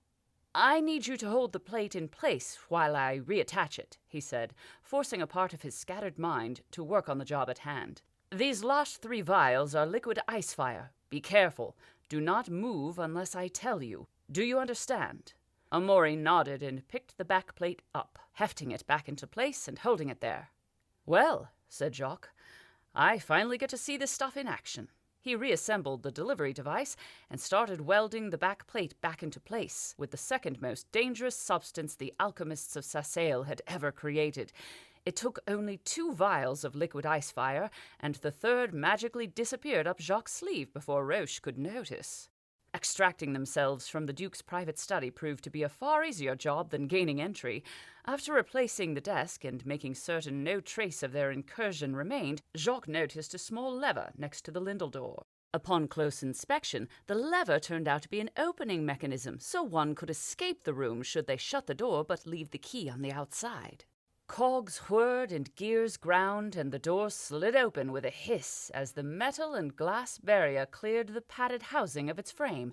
Jacques poked his head out to make certain the coast was clear, and both he and Roche slipped away. "I shall find Isabel and make some excuse to be on our way before the Seigneur sends in his goons. By now she's likely whipped the entire household into a frenzy, and will be grateful for the excuse to extricate herself from the situation," Jacques said as they made their way quickly to the stairs. "Perhaps I should go get her," Roche suggested smugly. Jacques gave him a glance. "You are hardly dressed for the situation. No, I think it much less suspicious if her husband fetch her." Roche grumbled, but said nothing further. The truth of the matter was that Jacques needed to find Isabel and talk to her privately before they left the Lavour mansion. Upon gaining the ground floor, the fruits of Isabel's distraction could be easily heard from the mansion's lounge area. Jacques shooed Roche away and went in search of the Baroness Bonvillain. A large crowd had gathered in the lounge, and raised voices appeared to be in fashion. Jacques searched for Isabel, but Marquis Jourdain de Raux unfortunately found him first. "Bastien!" the Marquis exclaimed, hurrying over. He had a red mark on his face that was quickly turning a dirty blue as the bruise set in. "Where have you been? Maker, we could have used your discipline. It's chaos. Reuben set about giving Gaston the beating of his life. He even threw me to the floor and gave me a boot when I tried to intervene. We have calmed him a little now, but he's as furious as a bear and near as dangerous, too." Jourdain de Raux was waving into the crowd, trying to call someone over. "Gaston is damn near black and blue from the beating," Jourdain continued. Jacques paid scant attention to the man. He was still searching the crowd for Isabel. "Something about Gaston and Helene cuckolding him." Duke Gaston Lavour worked his way through the gathered crowd towards them. His face was a motley of bruises and cuts, and one eye was heavily swollen. He carried his left arm before him as though it hurt him greatly, and limped with every step. As he approached, he dabbed a handkerchief to his lips, and it came away rosy. "What the ruino is your wife thinking?" he slurred through bruised lips, glaring at Bastien with his good eye. She ousted me right in front of Reuben. I'm lucky the man didn't kill me. If you didn't want Reuben to find out, then you should probably not have been sleeping with his wife, Bastian pointed out, showing very little patience for the bruised Duke. As to what Adeline was thinking, I honestly cannot say. Where is she? Gaston looked more than a little taken back by his friend's bluntness, but Jourdain was quick to respond. She's out on the veranda apologizing to Helene. Give her a dressing down, Bastian, Gaston slurred in an attempt to sound stern. I can't explain how much I'm put out with this entire endeavor.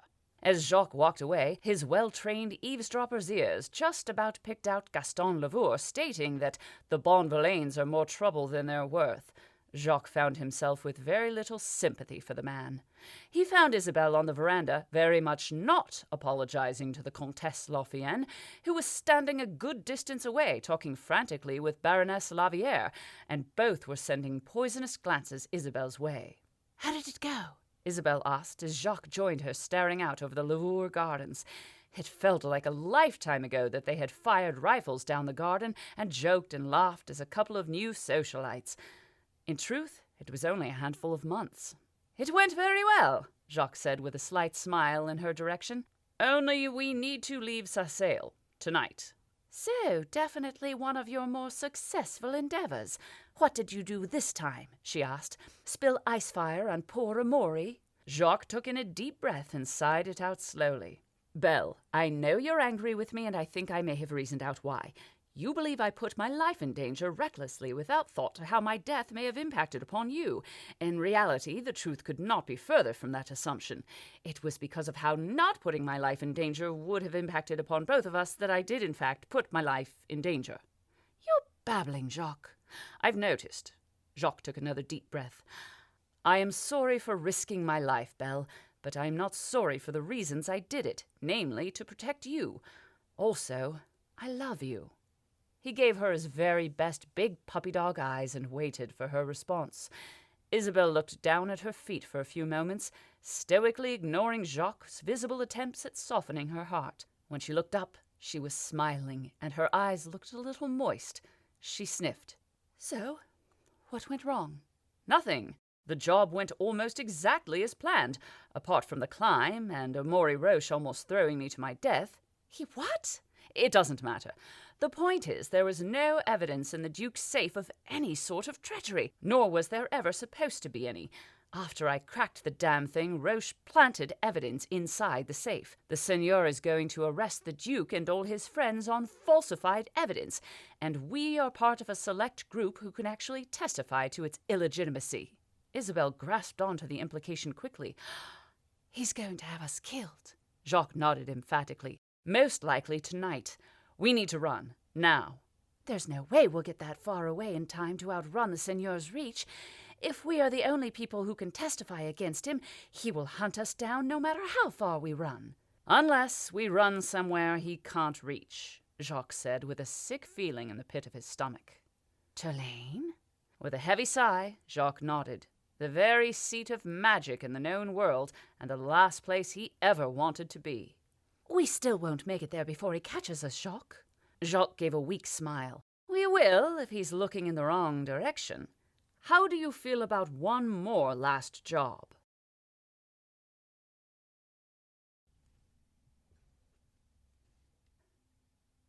Chapter 24.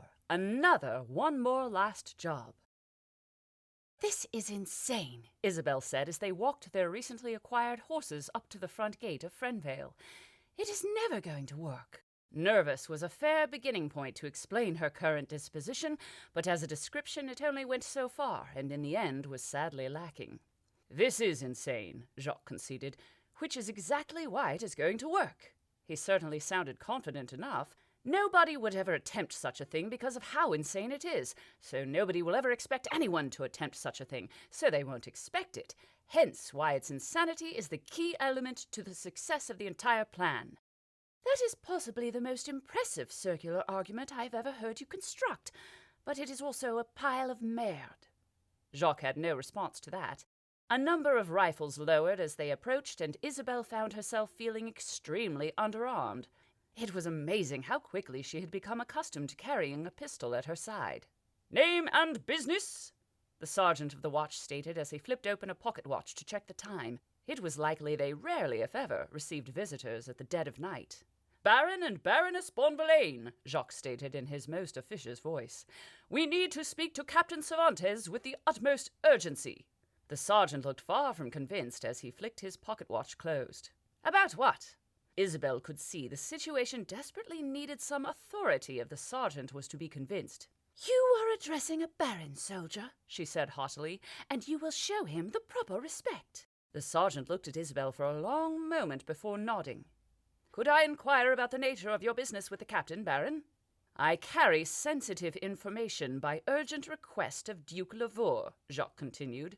"The exact nature is to be discussed only with Captain Cervantes, but it is in relation to the test flight of the Northern Sunrise tomorrow."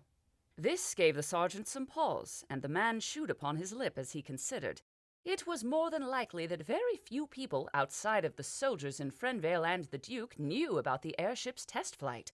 Isabel knew Jacques had been planning on that little morsel of classified information to lend his wild claim some credence.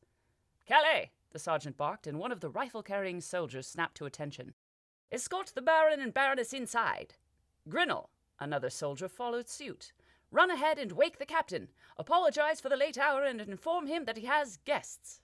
The sergeant turned back to Isabel and Jacques, and she could tell by the suspicion in his eyes that he was still far from convinced of their authenticity. "I apologize for the earlier impropriety, Baron." The sergeant bowed a little. "Baroness?" He bowed again. "If you would like to follow Calais here, he will lead you inside." With that, the first checkpoint was passed, and with a soldier as escort, the others were passed with little more than curt nods and polite grumbles. Between the final checkpoint and the main gate of Friendvale, both Isabel and Jacques took the opportunity of the covering darkness and the soldiers' unwatchfulness to deposit a number of small packages painted a lively grass green before continuing on through the gate and into Friendvale. Captain Cervantes looked far from fresh as he stepped out of the building Isabel presumed was a barracks. His hair was tousled from recent sleep. He wore navy blue trousers complete with high leather boots, but his chest was only covered with a white doublet, and he rubbed his eyes fiercely as he approached them.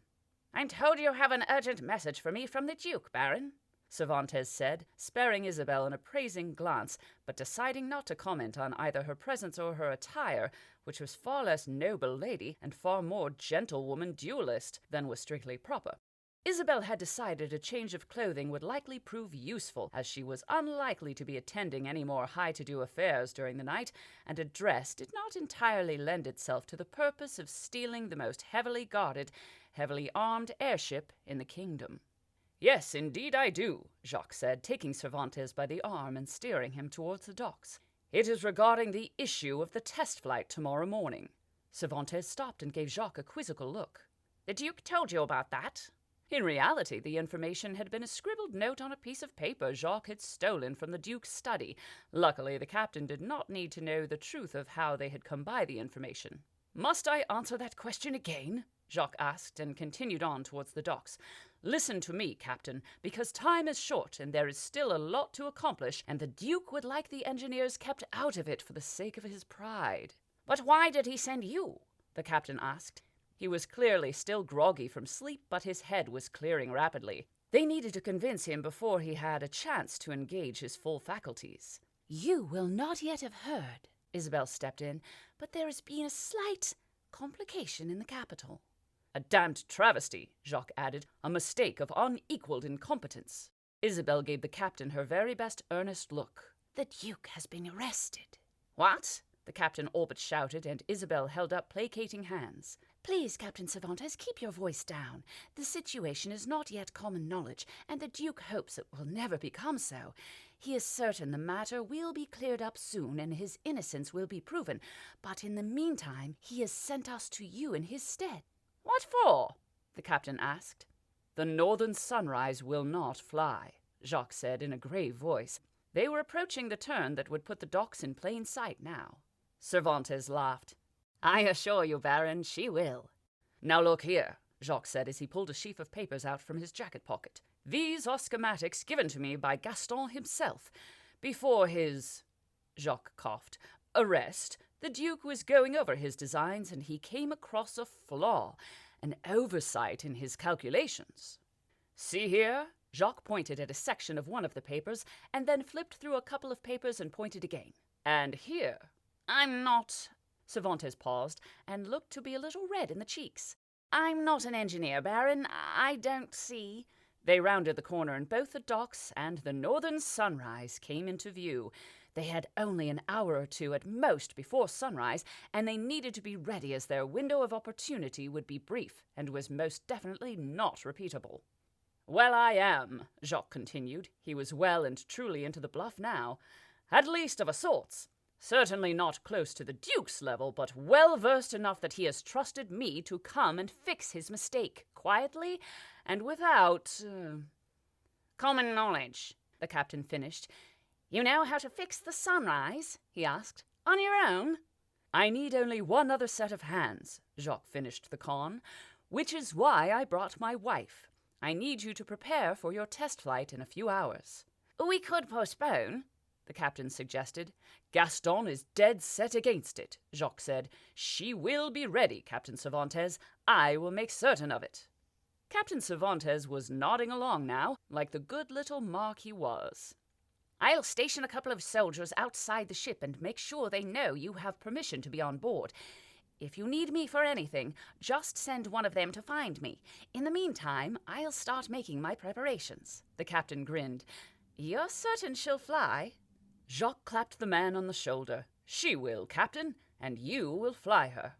Preparations, as it happened, were less about fixing the ship and more to do with Jacques giving Isabelle a brief introduction to the theory of flying not only an airship, but the northern sunrise specifically, which, he assured her, was far different from any other airship ever designed. Jacques volunteered to take the far more mathematically difficult and labor-intensive job of manning the engineering section, making certain the struts that housed the vinnet crystals were sufficiently extended so that the anti-gravity fields did not overlap, which would apparently tear the ship apart and result in both of their deaths. Isabelle very much wished not to experience her own death quite yet, so allowed Jacques the more difficult job and secretly hoped he actually knew what he was doing. She was not entirely confident. There was one brief engineering issue that they had to attend to, which was a hastily designed and even more hastily constructed steering lock that would set the airship on course and freeze out the controls. This piece of apparatus was essential to the plan, as Jacques and Isabelle had no intention of still being on board the airship when the Navy caught up to it, and they would eventually catch up to it. They would set the northern sunrise on a course towards the Auckland border and depart a good 100 miles out of Frenvale. There they would purchase transport back to Rares and find an airship willing to take them to Great Turlane, preferably with no questions asked. By the time Signor Darren realized where they might have fled to, they would be well and truly out of his reach. They would also be flat broke, but re-establishing their fortune was the cost of surviving their current situation. It would also be fun.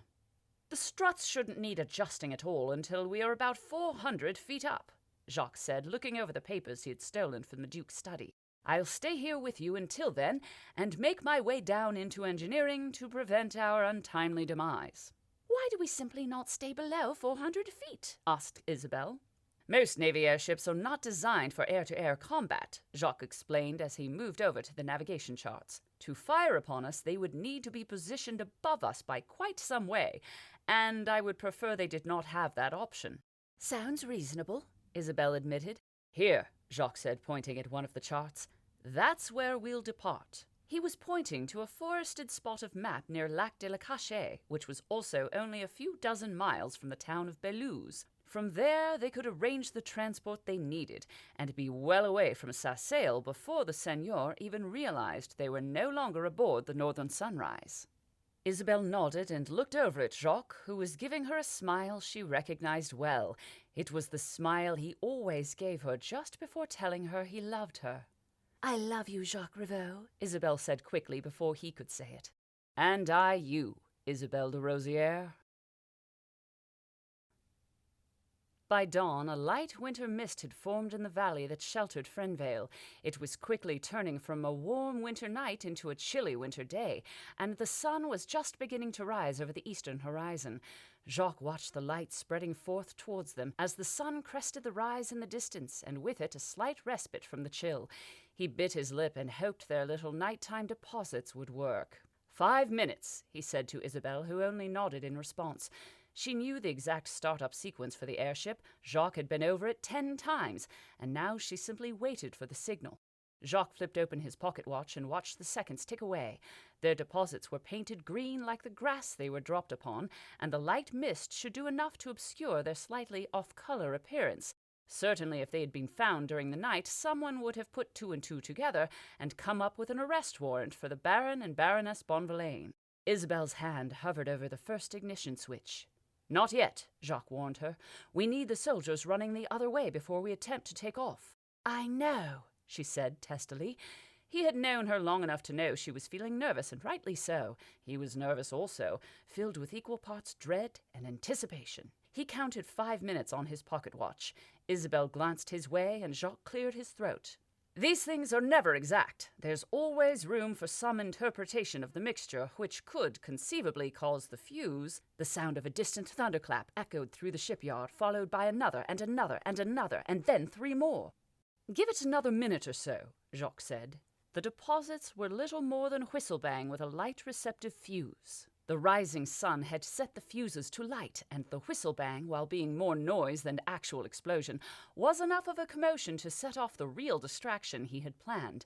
By now, every automaton within sight of the small explosions, and by Jacques' reckoning that was at least 10, would be coming to clockwork-powered life and trampling the ground between Frenvale and the final checkpoint looking for the threat. More importantly, the automatons were unrepentantly violent when roused, and an absolute terror to calm back down again. The soldiers of the base would be unsure whether or not they were actually under attack, and every pair of eyes would be fixed upon the main gate.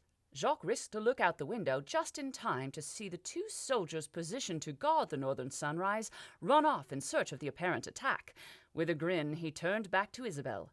"Now, let us see if she can actually fly." "There's a doubt?" Isabel asked in a high voice as she started flicking switches.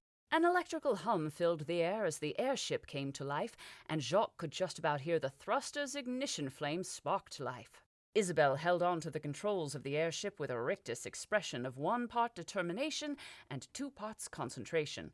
Jacques looked out of the starboard window to see the lake rippling away from the airship in great waves as the anti-gravity field pushed against the water.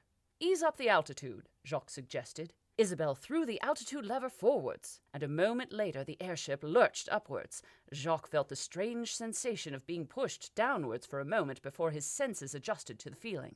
"A bit faster than I had intended," Jacques said, a note of panic he couldn't quite control in his voice. "Sorry," Isabel said.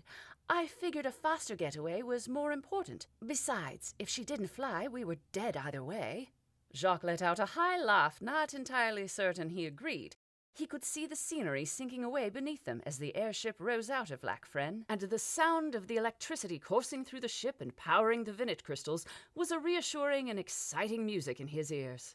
"Bring her around to point 248, and keep the altitude rising. Then slowly engage the thrusters, and I suppose we will see just how fast this northern sunrise can travel." Isabel followed his instructions, thankfully to the letter, and as the thrusters engaged, Jacques could feel the airship shaking beneath him as she fought against inertia. In just a few moments she was moving steadily along, and he could actually hear the roar of her engines. "Keep her going," Jacques said. "Try to increase the speed a little at a time. I will be back in just a moment." "Where are you going?" Isabel asked without looking. Clearly she was unwilling to take her eyes from the console in front of her. "To make certain our distraction is working," Jacques said with a smile. After all his life of looking up at airships and dreaming, he was finally going to stand tall on one and look down upon the world. Jacques didn't go far. He didn't want to leave Isabel alone at the controls for too long, so early into her piloting career. He opened the door to the cockpit, descended the 4 steps to the foredeck, crossed the 15 feet to the nearest railing, and looked down upon Frenvale.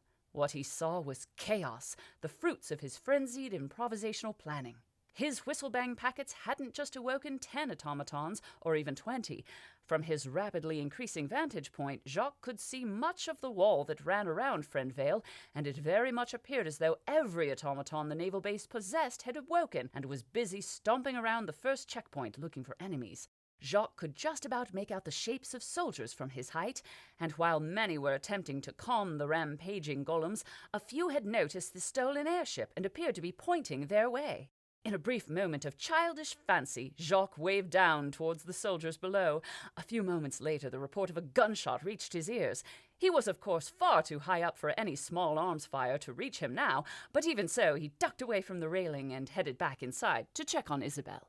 "How is our distraction faring?" Isabelle asked as Jacques shut the door behind him and crossed to stand next to her, staring out at the fore window to see a cloudy winter sky before them. Well, it is probably safe to say Baron and Baroness Bonvillain will go down in history, not only as the first people to ever steal an airship, but also as the people to launch the largest attack Frenvale has ever seen. Honestly, anyone would think we had laid siege to the place.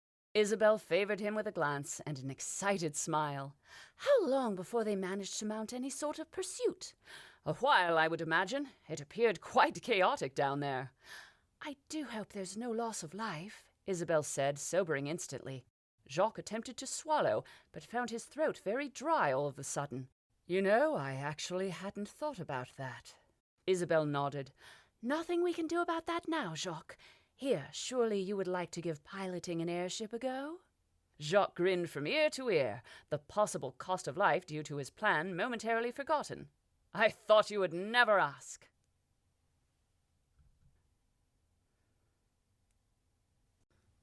Chapter 25, A Life-Ending Fall. Blue skies and easy flying. Jacques pulled his coat closer around him as he stepped out onto the foredeck once again, and quickly decided his manly pride was not above buttoning the garment. It was beyond chilly and bordering on frosty so high up. They had been rising steadily and were approaching a height with which strut management became intrinsic to their continuing survival. He had some time, though. Jacques leapt down onto the main deck with the easy grace of an acrobat and crossed to the starboard railing to look down upon the world. Unfortunately, they had recently passed through the cloud cover, and all he could see was glimpses of the land below in between gaps of gassy white water. He was truly amazed by how fast they were moving. Never before had he seen an airship cut its way through the sky with such haste. It was entirely possible they would have to slow the thrusters before leaving the northern sunrise just to ensure the Navy eventually caught up with the airship. Jacques rubbed his hands together for warmth and wished he'd possessed enough foresight to bring gloves as well as a warm coat. He decided to walk along beside the railing, looking down at the miniature world beneath him obscured by cloud. Eventually, he came to the ladder leading to the quarterdeck and mounted it. From the railing, he could just about make out the rear starboard vinnet crystal far below him. A gap in the cloud below showed green fields the color of emeralds. In what was possibly the most ungentlemanly act Jacques had committed in recent memory, he spat over the side of the northern sunrise and watched the spittle disappear into the clouds below. It brought a strange sense of satisfaction. One thing the past 6 months had taught Jacques was the sound of a pistol being primed, and the noise that came from behind him now had a definite hammer-cocking ring to it. A large part of him didn't want to turn. Knowing there was only one other person on board the ship meant there was only one person it could be, and he wasn't entirely certain his heart could take the betrayal. However, Jacques' curiosity would not be denied, and he just had to know why Isabelle was about to shoot him. In a method very much akin to the art of pulling off a plaster, rapidly Jacques spun around on the spot to shout it, "Amaury?" The surprise was a little more than Jacques could fathom, and he stumbled backward against the railing.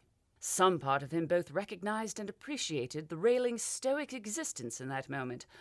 How the ruiner are you here?" The rock-jawed enforcer for Seigneur Darren didn't move an inch, but kept his pistol trained upon Jacques' chest. Another pistol tucked into the man's belt, and a saber sheathed at his side convinced Jacques of the fruitlessness of fighting back. Of course, the fact that Amaury Roche could likely kill Jacques 10 times over with his oversized bare hands served much the same purpose. "You really think you're the smartest fool ever to wake up and draw breath, don't you?" It didn't truly seem as though Amaury wanted an answer to that question, and as any answer Jacques might give would only serve to antagonize the man, he decided silence was the best course of action. "The Seigneur has been one step ahead of you every step of the way." Eloquently put, Jacques said, with his hands held up in what he hoped was a placating manner. He knew you would steal the ship, so he sent me here ahead of you. I've been hiding down in the hold since yesterday evening. All worth it now. If the Seigneur sent you on ahead of us, and you didn't ambush us on the road to Frenvale, I can only presume he does not want us dead, Jacques said, gesturing to the pistol in Roche's hand. A cruel grin spread across Roche's face. You are always a presumptuous little merde. The Seigneur wants you on the ship. Never said he wanted you alive. Well then, Jacques said with a sigh, I suppose this is it. Allow me one last final chance to thwart the Seigneur's scheme. Jacques threw himself backwards over the railing just as Amaury pulled the trigger on his pistol. Amaury Roche stood as motionless as stone, even his breath froze in his lungs. He was no stranger to death, not even a stranger to killing nor murder, but somehow this one was different. He didn't feel bad. There was a strange energy building within his chest, anticipation mixed with a nervous fear. He had been wanting to kill Ravoux for so long he could barely remember a time before. With a forced casualness, Amaury resumed his body's natural processes, starting with a deep breath of cold air. He looked around the deserted deck of the airship and allowed himself a smile. Eventually he wandered over to the railing. A splash of blood pooled upon the wood, the last remnants of Jacques Bloody Ravoux. Amaury looked over the side of the railing, almost hoping to see Ravaux's dead body hanging from a conveniently placed rope, but there was nothing below but clouds. Amaury's vision swam, and he hurried back from the railing as his heartbeat began to race. He hated heights. Good riddance, he said, and spat upon the deck before turning to go off in search of Isabelle de Rosière. Now that she had the controls well and truly figured out, Isabelle was really quite enjoying flying the Northern Sunrise. The freedom to move not only back and forth but also up and down left her feeling truly in control of her own life for the first time in a long time. Living under Seigneur Darren's boot had been stifling and infuriating, but finally she was free. They were free. She adjusted the altitude stick and watched as the altimeter needle rose another 50 points. They were now 600 feet off the ground, and it was still only a fraction of how high the airship could theoretically go. Isabelle checked her course and found it was remaining true. Jacques had warned her about air pockets of lighter or heavier air that could cause turbulence, but they had yet to encounter any. Soon she would have to drop their altitude and set off the steering lock while they made their escape by parachute. But for now, she was happy to retain control. The door to the bridge opened, letting in a blast of chilly air that sent a shiver up Isabelle's spine. She didn't bother turning to look. "Shut the door, Jacques," she said, frowning at the cloudscape bathed in morning sun. "I thought we had another 30 minutes of flying at least." "Plans have changed," said a voice that was most certainly not Jacques. Isabelle looked over her shoulder to find Amaury Roche closing the door behind him. He had a pistol pointed her way. "Amaury?" Isabelle asked in a voice that betrayed only a small modicum of her actual surprise. "Isabelle," the man said with a warm smile. It occurred to Isabelle that Amaury had never once used her first name, which made two unprecedented events, the first being that he was still pointing a gun at her. "I'm glad we have this chance to talk, Isabelle," Amaury continued as he moved over to the navigation charts.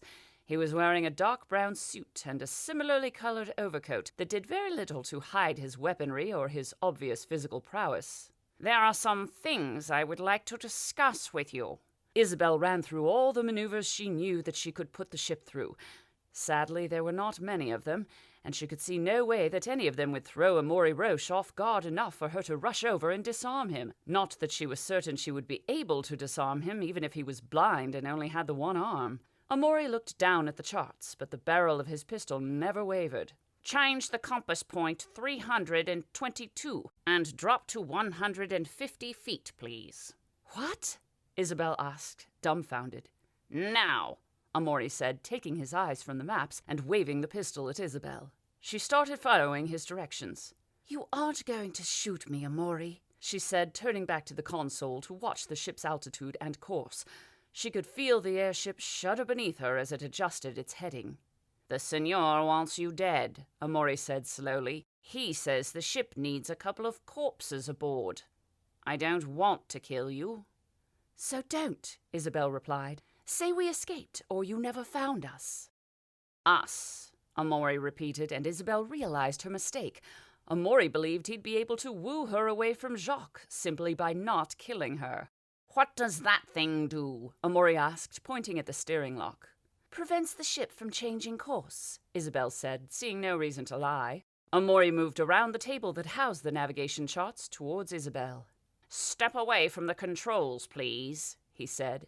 "Just what is going on here, Amori?" Isabel asked as she stepped away. He flicked the switch on the steering lock, and a fizzing noise filled the bridge for a few moments. Isabel could smell a whiff of electrical fire as the wires that facilitated the ship's control fused to lock out commands from the bridge. "There," said Amori with a smile before turning back to Isabel and holstering his pistol. "I want you to come with me, Isabel," he continued with a look akin to a starving puppy. "I love you." Isabel had definitely not expected such an open declaration of his feelings, and it was a little more than she could take currently. As such, she let out a rather undignified snort and quickly clasped her hand over her mouth. Amori's face went bright red and his expression stony. It was a foolish mistake on Isabel's part, really. She knew all too well just how easy it was to upset men. They all believed they were masters of their emotions until that claim is put to the test. And now Amori, whose affections had never been anything but unrequited, believed Isabel had slighted him somehow. It was enough to make even Isabel sigh with frustration. "I'm sorry, Amori." She wasn't. "We've been over this before, though, have we not? I appreciate your feelings for me, but I love Jacques." It was at this point Isabel realized she was making a valid and convincing argument for Amori to shoot her rather than let her go. "Bravo!" Amori spat and thumped the console before storming into the center of the bridge and letting out a wordless shout that was all rage. "That little sanglant merde! Well, I hate to be the one to inform you, but there isn't much left to love." Isabel felt her blood go cold and her eyes grow moist all in one heartbeat. "What do you mean, Amori?" she asked in a shaky voice. Amori smiled, a smile full of malice and bitter victory. "He's dead." Jacques rolled awkwardly off the strut down a good 3 feet to the metal walkway below, just managing to twist mid-air so that he landed on his left side. The landing hurt, but not nearly as badly as the bullet hole in his right arm, so he counted it as a victory. Rolling onto his back and clutching his right arm to his chest, Jacques decided a prolonged lying down complete with wordless moaning was in order and set about doing just that. Landing on the strut had been pure luck, painful pure luck, that had kept him alive. The 20-feet crawl across cold metal while being whipped at by colder winds and doused with wet cloud, all while trying to forget about his bullet-riddled arm, had been less painful than the fall and subsequent landing, but far more draining. Now he was safely back inside the Northern Sunrise. Jacques found he had little to no energy left to give. In fact, he was fairly certain he would already be asleep if it was not for the nagging knowledge in the back of his mind that Amori was still loose somewhere aboard the ship, and Isabel was completely unaware of his presence. With an effort that any of the 3 gods would have considered heroic, Jacques forced his eyes open to take in his surroundings. The strut sat above him to his left, and he was undoubtedly in the aft engineering section of the ship. The clunk of pistons and whir of gears was an omnipresent sound that he was familiar with, but the dull roar from the thrusters was less so. Jacques pulled his left hand away from his right arm and held it up before his eyes. Blood dripped down onto his cheek. His arm would need dressing if he was to continue and somehow find and stop Roche. He had never considered how difficult it might be to tear off a strip of shirt with one arm bordering on useless, nor how much of a problem tying said strip of shirt around the wounded arm would prove to be. After a long period of time, complete with inhuman grunts and curses that would turn the head of even the most veteran sailor, Jacques tied a tight strip of makeshift bandage across the bullet wound which, and he thanked both the maker and the creator for this, turned out to be little more than a graze. Jacques decided then and there that should he manage to survive his predicament and tell this story to others, the wound would be far more severe and life-threatening. Regaining his feet was yet another act of monumental effort, but he did so with the help of the railing that accompanied the metal walkway. Close by, he saw an electrical panel that housed a couple of dials. One showed the current position of the strut, and the other showed the current altitude of the airship, which appeared to be set at 150 feet. Quite why Isabel would have lowered the altitude Jacques could not fathom, unless Amaury had already found her. With new vigor pulled from reserves Jacques was certain he didn't actually possess, he hurried through the engineering section, passing all manner of machinery that whirred, hissed, and occasionally blew steam at him. Eventually, the walkway opened out into the larger area that held the generator for the aft vinnet crystals. Jacques was just about to head for the ladder that led all the way up to the main deck when he heard that familiar click of a hammer being drawn back on a pistol. No longer able to control himself, Jacques let out a dramatic sigh and rounded on his tormentor. "Damn it, Roche, just leave me!" Frances Aguirre was perched cross-legged on a small tool cabinet, with a pistol pointed his way and a curious grin on her face. "Bravo," she said by way of greeting. "I take it you've already run into Roche, then?" Jacques stumbled backwards into the generator housing and let it support his weight. The metal casing was warm against his back, and for that he was grateful. "No, I actually jumped off the side of the ship by my own volition. Oh, and this," he pointed at his right arm, "I shot myself just to see how it would feel." "I'm going to miss you, Ravo." "You could always not kill me," Jacques suggested. Francesa sucked in a breath through her teeth and shrugged. "Job is to kill you." "You could at least tell me why you had to wait until we had already stolen the airship and believed we were away. My curiosity simply will not accept death with that little puzzle left unsolved." "You haven't figured it out yet?" she asked with a maddening smile.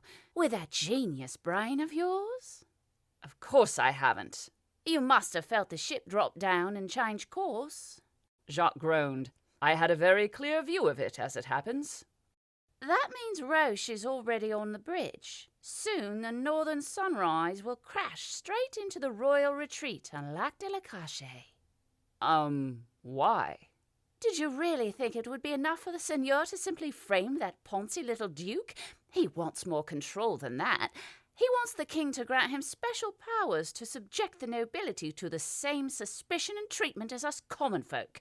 He wants to be able to pull them in for interrogation and probably readjustment knowing him at a whim. The problem is the king would never allow it, not without proof that there was a conspiracy, and not while the queen is whispering in his ear."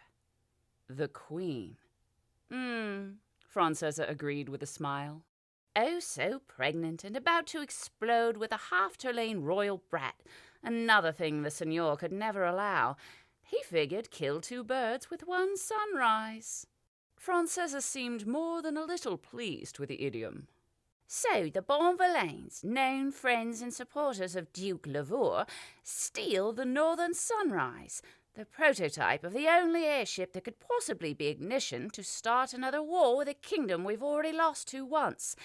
They then crash it into the royal retreat, killing both Queen and the heir to the throne.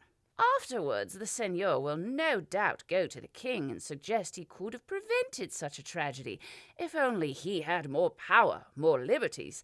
The king, being the pompous little self-obsessed poot that he is, will grant the Seigneur said power, and likely drown himself in booze.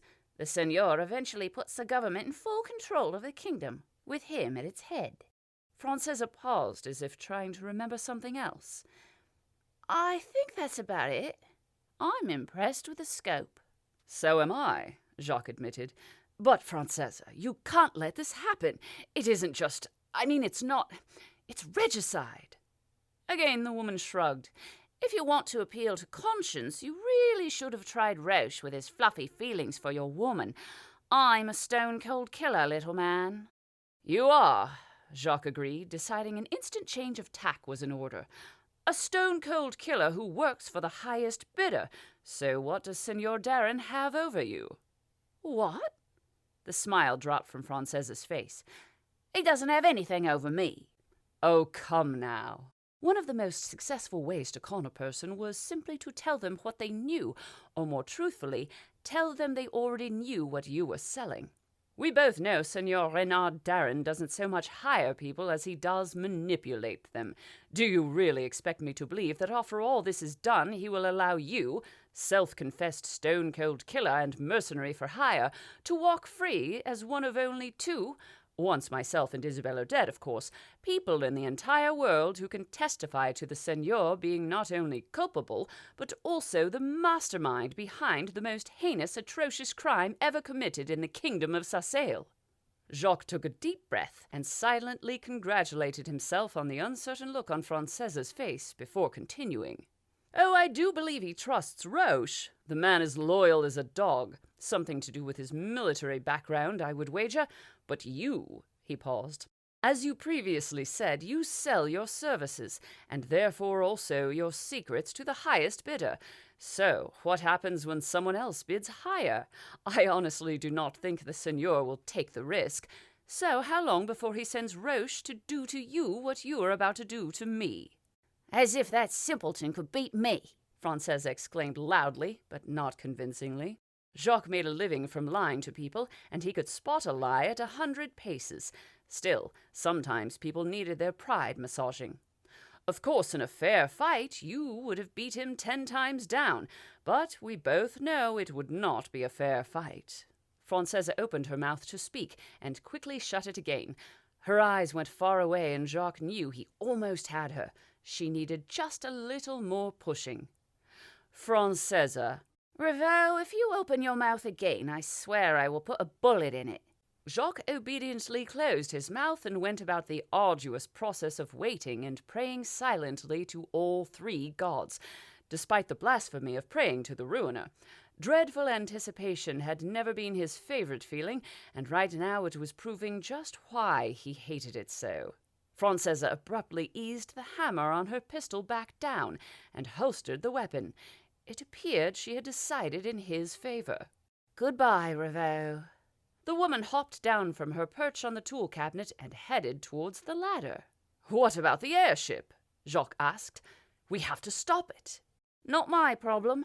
Good luck, though, Francesa Gois said without looking as she mounted the ladder and quickly disappeared out of sight. Jacques looked around the engineering section frantically. He had a wounded arm that was about as much use as a paper lockpick, severe exhaustion that bordered on grounds for passing out, and somehow he had to bring down an airship and save the woman he loved from the man who was twice his size and 4 times as armed. In a fit of frustration, Jacques kicked at the metal housing of the generator. If the engine had any compulsion to give up from the lackluster beating, it showed it not a bit. With a wordless cry that bordered on girlish, Jacques gave up, slumped to the floor, and scratched at an itch on his right arm that had been bothering him since the bullet hit him. As he scratched, his finger brushed glass, and an idea popped into his mind. A very stupid idea. You're lying, Isabel stated firmly, as though her very denial of Amori's statement by force of her will would make it false. Amori Roche sneered at her, an ugly expression on an ugly face owned by an ugly man. Nope. Shot him, then showed him a few 100 feet drop. Doubt there's enough left to identify. Isabel felt her eyes grow hot and wet, and unwanted tears made salty tracks down her face.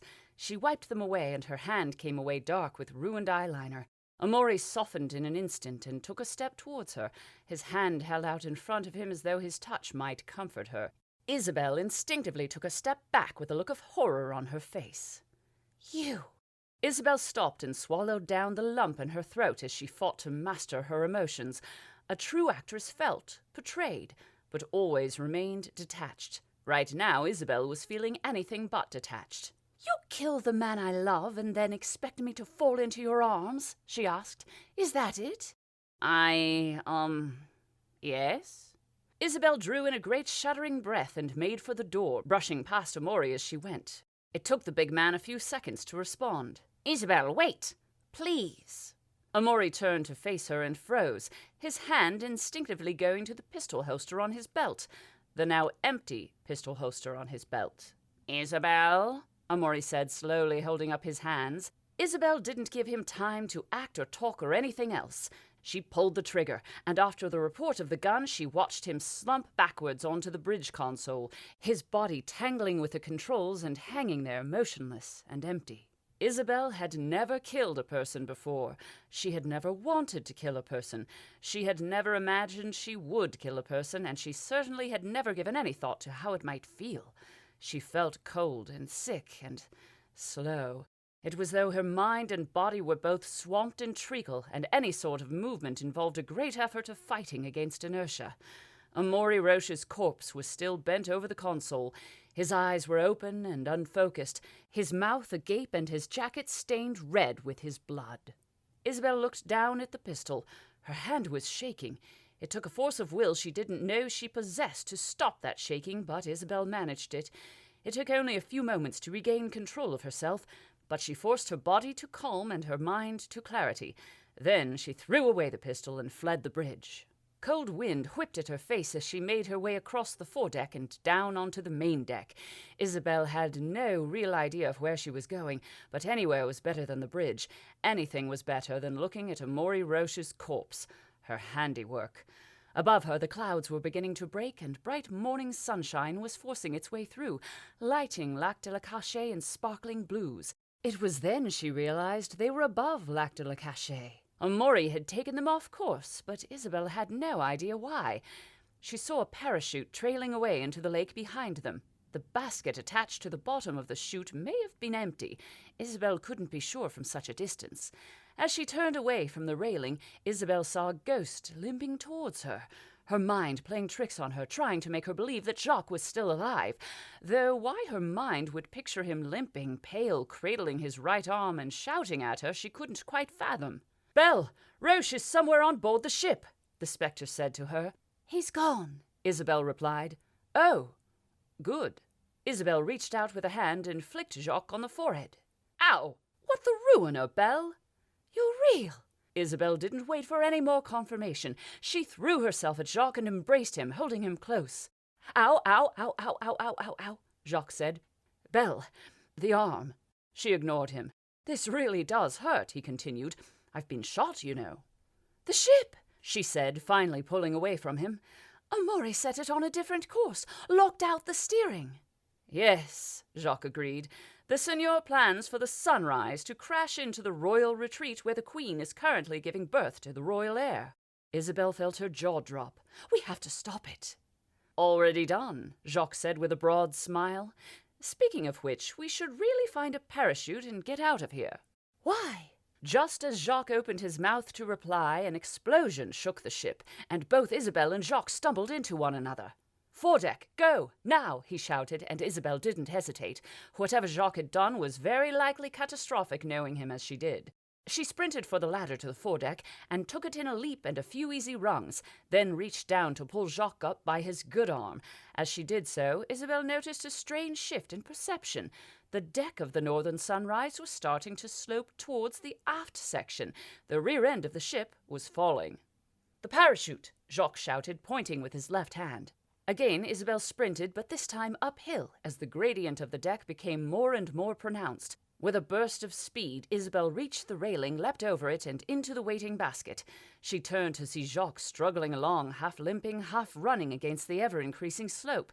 He reached the railing just as the tilt of the airship became too much for him, and his legs went out from beneath him. As barrels, ropes, and other debris were cascading towards the rear end of the Northern Sunrise, Isabel hauled Jacques into the escape basket, growling and cursing as she did. No sooner was his last leg into the basket, Isabel shouted at him to hold on to something and punched the release catch. The basket shot out into the open air 150 feet above Lac de la Cachet, and it was anything but reassuring. The slant of the airship as the basket was released made it turn and twist and flip. Gravity became a fluid thing, exerting pressure in every direction all at once. Isabel squeezed her eyes shut and held on to the basket with one hand and Jacques' collar with the other. Then the chute opened, and with one last horrifying lurch, the basket righted itself and slowed to a much more reasonable, non-life-threatening speed. It took a long time before Isabel felt brave enough to force her eyes to open. When she did, the first thing she saw was Jacques smiling at her. Warmth spread throughout her chest, despite the cold air, and she leaned forward and kissed him for what seemed like an eternity. "Do you mind if we watch the ship crash?" Jacques said around Isabel's lips, and she pulled away, laughing, unable to contain the smile that broke forth. As the escape basket slowly glided down towards the water below, they watched the northern sunrise go down miles from its intended destination. Jacques had disabled the aft generator with his final vial of liquid ice fire. With no electricity coursing through the vinnet crystals, the rear anti-gravity fields had simply stopped. The rear end dipped, leaving the ship vertical in the air, and the 4 vinnet crystals simply weren't powerful enough to keep her aloft. For a short while, the northern sunrise struggled to keep in the air, but the explosion Jacques had orchestrated set a fire to raging through the ship, and soon it reached the fuel for the thrusters.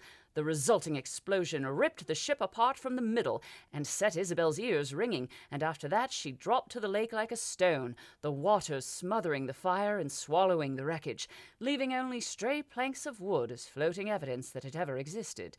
The wind was favorable, and they were drifting slowly towards the shore. By the looks of things, there would be a short, cold swim in their immediate future. Isabel guessed they had a few good minutes before touchdown, though, so she settled down into the basket and basked in the morning sun. "So what have you got?" Jacques asked. "You first," she replied easily. "I asked first." "I've recently experienced the heart-rending grief of being told you were dead." "Oh," Jacques cleared his throat. "I shall go first. If you would be so kind as to reach into my left inside jacket pocket." Isabel did as he asked and frowned only momentarily at the bloodstains on his shirt. She found a leather document wallet in his jacket and proceeded to open it. Inside were, predictably, papers. "Writs of transport signed by one Signor Reynard Darren," Jacques confirmed. "The names regarding the personage granted transport are curiously left blank," Isabel said with a smile. "Well, he hardly granted me those documents by grace of goodwill. He was trying to kill us, after all, but the fool actually asked me to break into his own safe. It would be rude not to steal anything from him."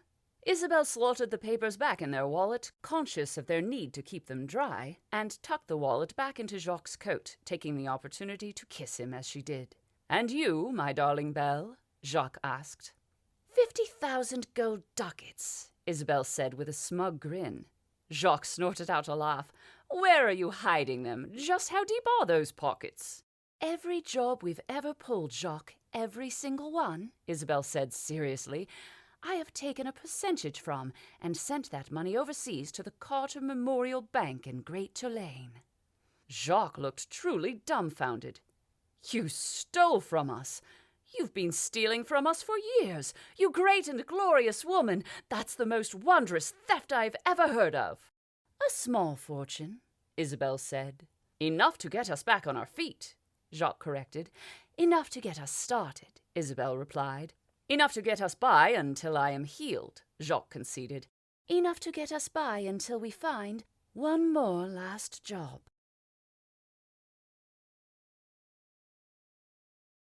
Epilogue. Execution.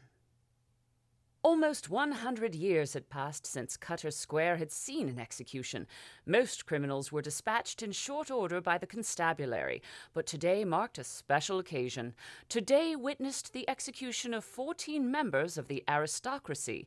Never before had such a large number of nobles been executed by royal decree, but then never before had such a large number of nobles been implicit in a plot to murder the queen and the heir to the throne. Renard glanced over at the royal box. The queen stood tall, regal, fearless, with her newborn son nestled in her arms. The birth had been without incident, and 2 months after the attempt on her life, she had returned to Rères to witness the execution of her would-be murderers. She spotted Renard looking her way and stared icy daggers at him. King Felix lounged in his box, no doubt bored by the wait, but eager to see his justice dispensed.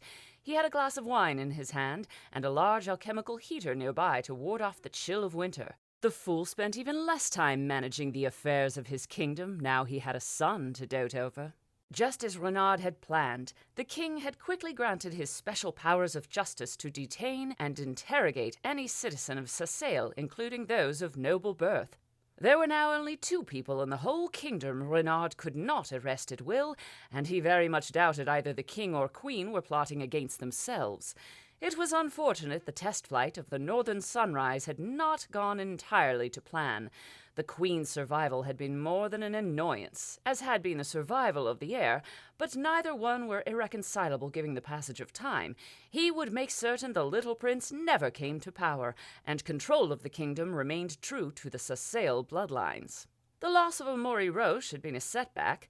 The man had been supposed to report back on the deaths of de Rosière, Revaux, and François Agois. As he had never returned, Reynard could only presume the man had died along with the others. He had agents out searching for any of the 4, but as yet he had received no word. Reports suggested no one could have survived the crash of the Northern Sunrise, but Reynard never left anything to chance. He would search until he found them or their bodies. The herald began calling out the names of the accused, and each one was punctuated with a shivering aristocrat being manhandled into the firing pen by burly soldiers. Reynard shifted his weight with a grumble, cursing his need to maintain his image of infirmary, and shoved his left hand into his pocket in an attempt to warm his freezing fingers. He hated the cold of winter almost as much as he hated the heat of summer. More names were called: Paul Hees, Judin de Raux, Vienne de Raux, Thibault Lafienne, Helene Lafienne. Reynard spotted Comte Reuben Lafienne across the crowd. The man seemed to have aged a decade in the last couple of months, but he watched the proceedings with a look of grim satisfaction. The last name to be called was one Gaston Lavour. Reynard couldn't help but let slip a slight smile. The man had tried to play the game and lost, and judging by the look he sent to Reynard, he knew exactly who he had lost to. All members of the conspiracy had protested their innocence, but it didn't matter. Reynard's planted evidence and the attempt on the Queen's life had damned them all. 2 other names were omitted from the list due to them both already being dead. Bastien and Adeline Bonvillain had been judged and dishonored posthumously. Their names would forever be associated with treachery and treason. That they were never anything more than fictional characters created by Reynard and brought to life by 2 charlatans best left forgotten would never be known. The prisoners were allowed one last look at the king and queen. Once both had turned their backs, burlap sacks were placed over the prisoners' heads, and the firing squad stepped forward.